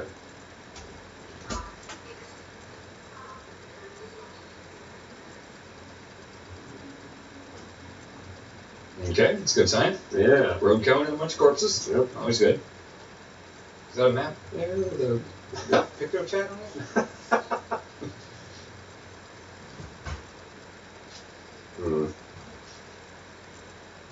Ready?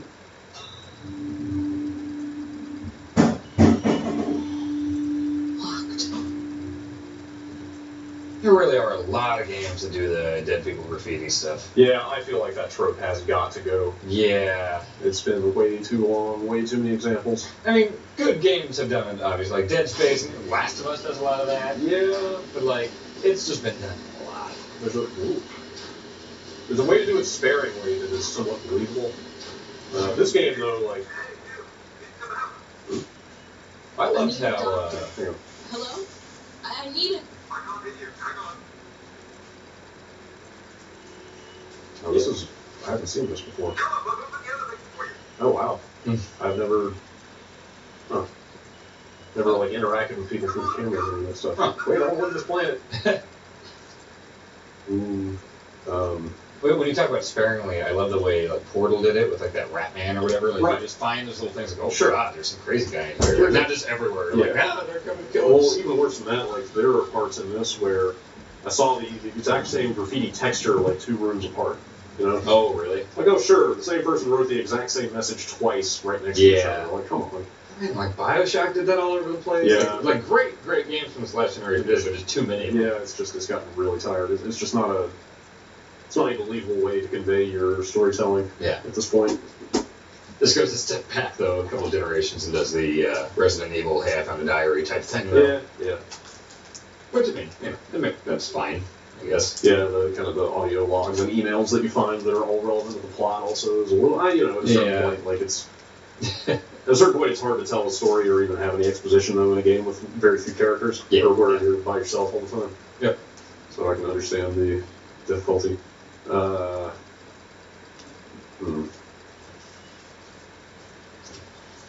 mean, this guy sounds friendly, but telling me this is Alien Town.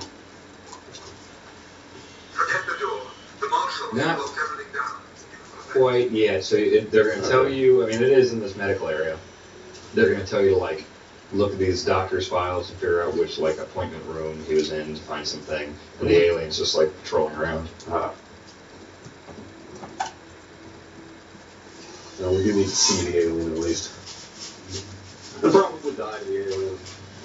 It looks a lot. It just looks like the alien from Signs at the end. Oh, okay. Yeah, it's a big surprise. Yeah. Actually, spoiled it. Signs. I found Signs to be terrifying. Oh, I didn't do that. That's one of the few movies that actually scared me. Yeah. Like, when it walked by in the birthday party scene, Oh my God. but this, that just terrified me. Was that on video? Yeah. Yeah. Yeah. Like the news report? Yes. Yeah. Just that first time you Yep. see it, just that blurry. Oh my God, fuck that part. Yep. Yeah, that stuff is super effective. Yeah. I was... Something about old videos, like the 2 scariest things I've ever seen in movies are that And the Event Horizon, when they find the old video of what happened to the crew, was like, they forgot to take 2 tomatoes, their eyes pulled out, and they're eating each other. Something about finding old footage scares the shit out of me.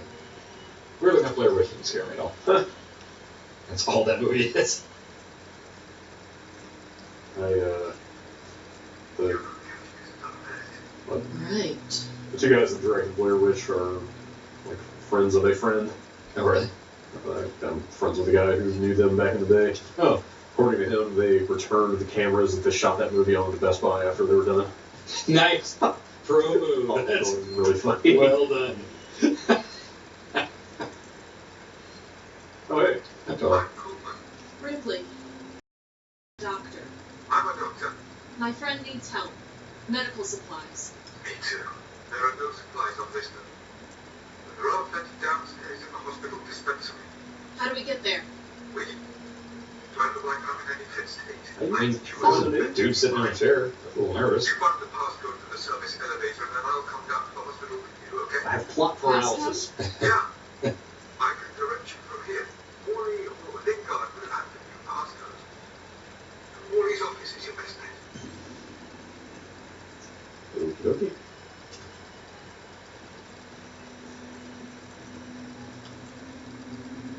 Another cool thing for like a super hard mode would be to turn off the objective indicator on the.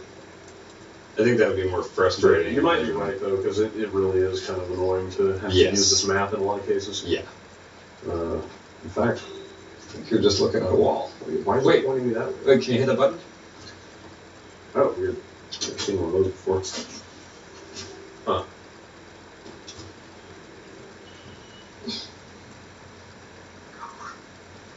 Let's work together, huh? Mutual benefit. Been using flashlights super sparingly, but on the other hand, I haven't actually had to reload the batteries yet. I showed us how the alien here. Okay. Keep moving. The area you're in was for our more unstable patients. Those who had trouble adapting to deep space. Just tell me where to go. Traffic cases. Don't worry, those are all gone. Look, how much the door is scary.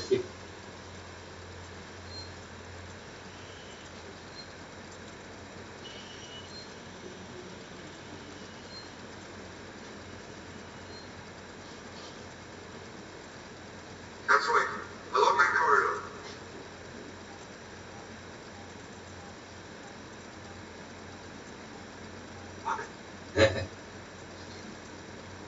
And then it just disappears. Yeah, could be anywhere. Like this game.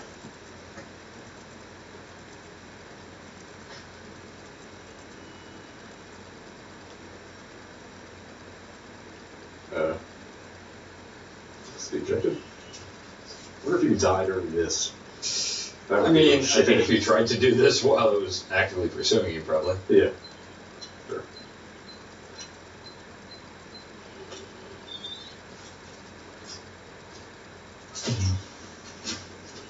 You're there. That's Morley's office. The passcode should be in there somewhere. I just full of skeletons. You can knock that down, and the physics get all weird. Oh, you got way weirder with me.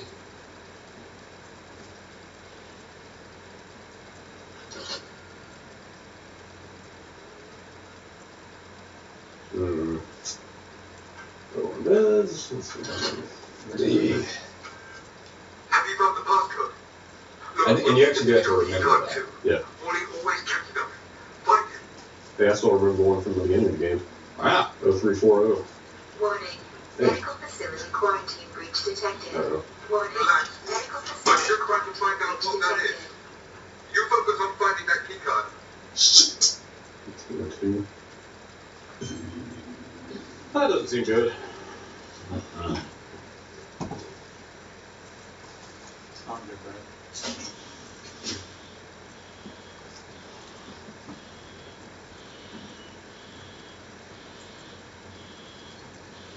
Miss.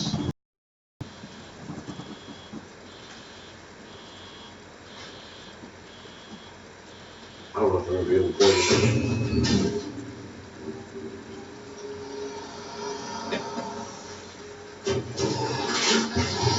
Get your money, Chad.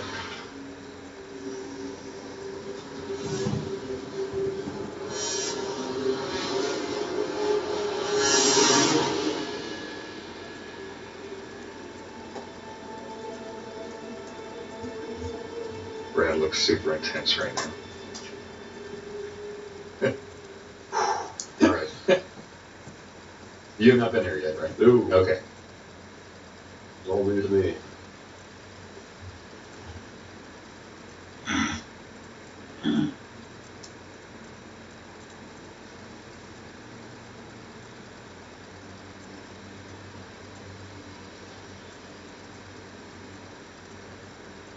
Doesn't Jeff say he thinks the alien looks stupid?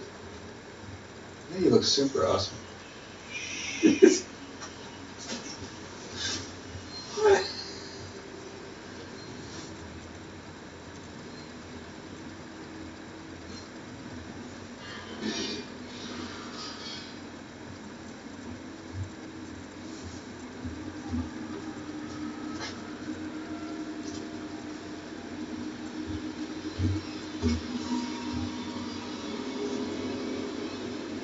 Not gonna particularly be good. It's not even do shit. It's an alien. You like pancake?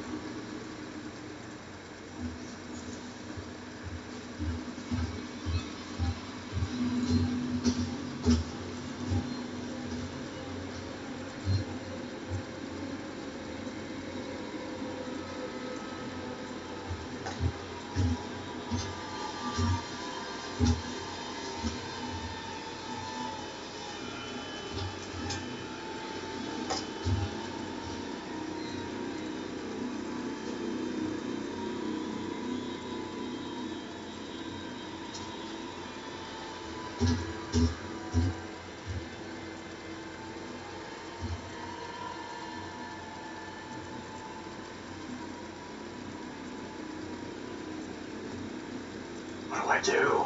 Go towards the objective when he's not there. What's that gonna be? Look, he's distracted. Now go. Now is the time to do it. I don't think now's a good time. He's like, I don't think now's a good time.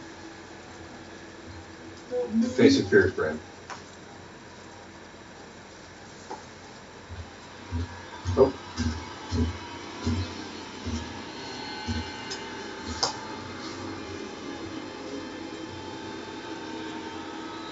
Brad, you can die under a table like a coward or on your feet like a man.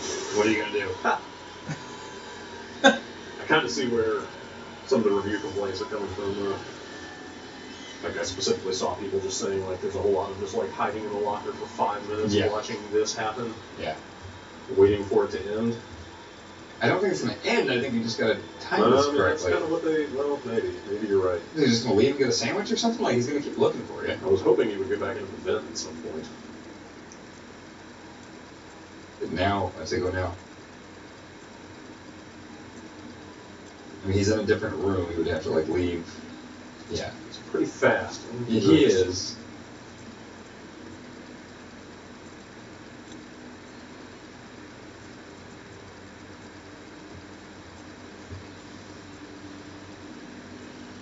Really? Oh god. Please be right. It is.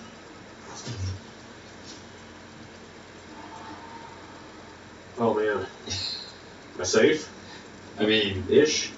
Safer than 30 seconds ago.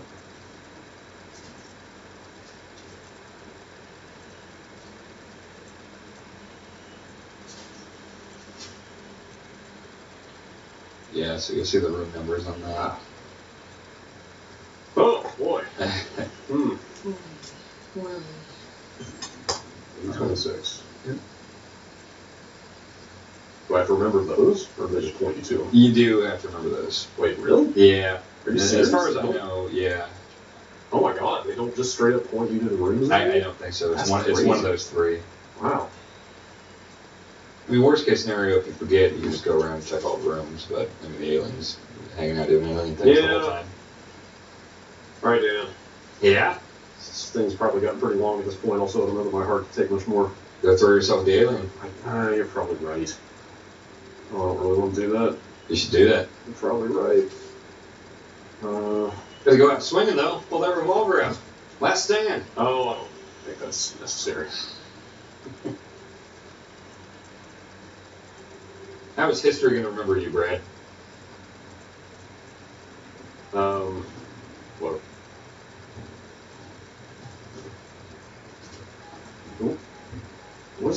time you make some entrance. Just pull out your gun, fire it in the air, say, hey, man to man, let's do this thing.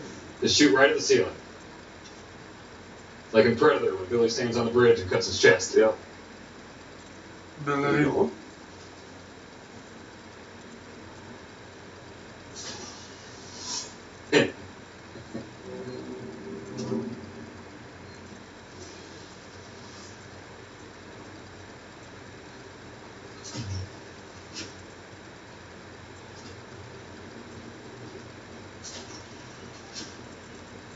Do it! Do it! Oh, do it! Pull the trigger! No, you got it! You got it! Oh, no, you don't. You don't at all. No, you couldn't. Oh, you're too dead. Oh, boy. Alright. It's Alien Isolation, Dan. Yes, it is. Man. Alright. I'm glad that we did this. I feel like I finally fully grasped how this game works, what the parts are, and how they fit together. I think that showed a lot of the good and the bad of this game. Yeah, you're right. I'm really disappointed to hear that stuff like rewiring the systems to make things happen isn't kind of... Oh, shit.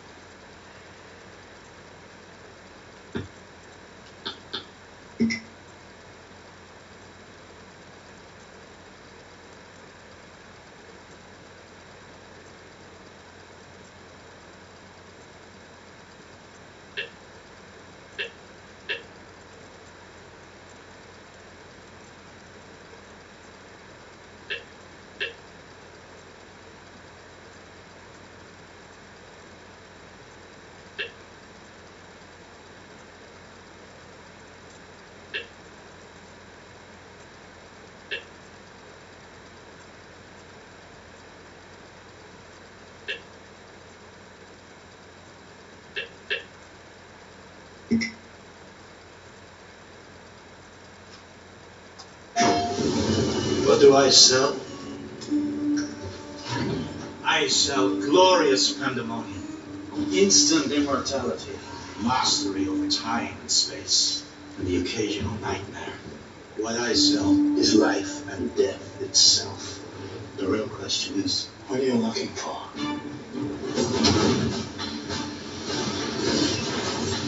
You won't believe what's in store.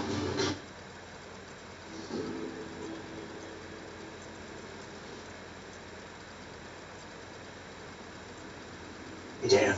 Oh, hey, bro. Shh. Oh. Keep it down. Haven't you been reading my big book of stealth?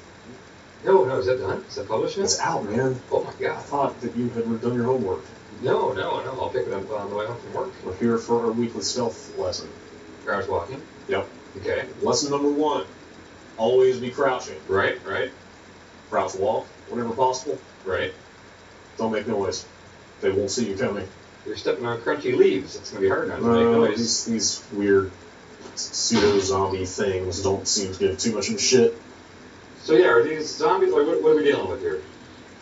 I don't know. They haven't really spelled that out. Okay. This is the evil within. That guy may have just seen me. It's a Resident Evil 4 situation where they're like not, or Last of Us where it's not zombies, but it's totally fucking zombies. Oh no, did he see me? Oh, that wasn't supposed to happen.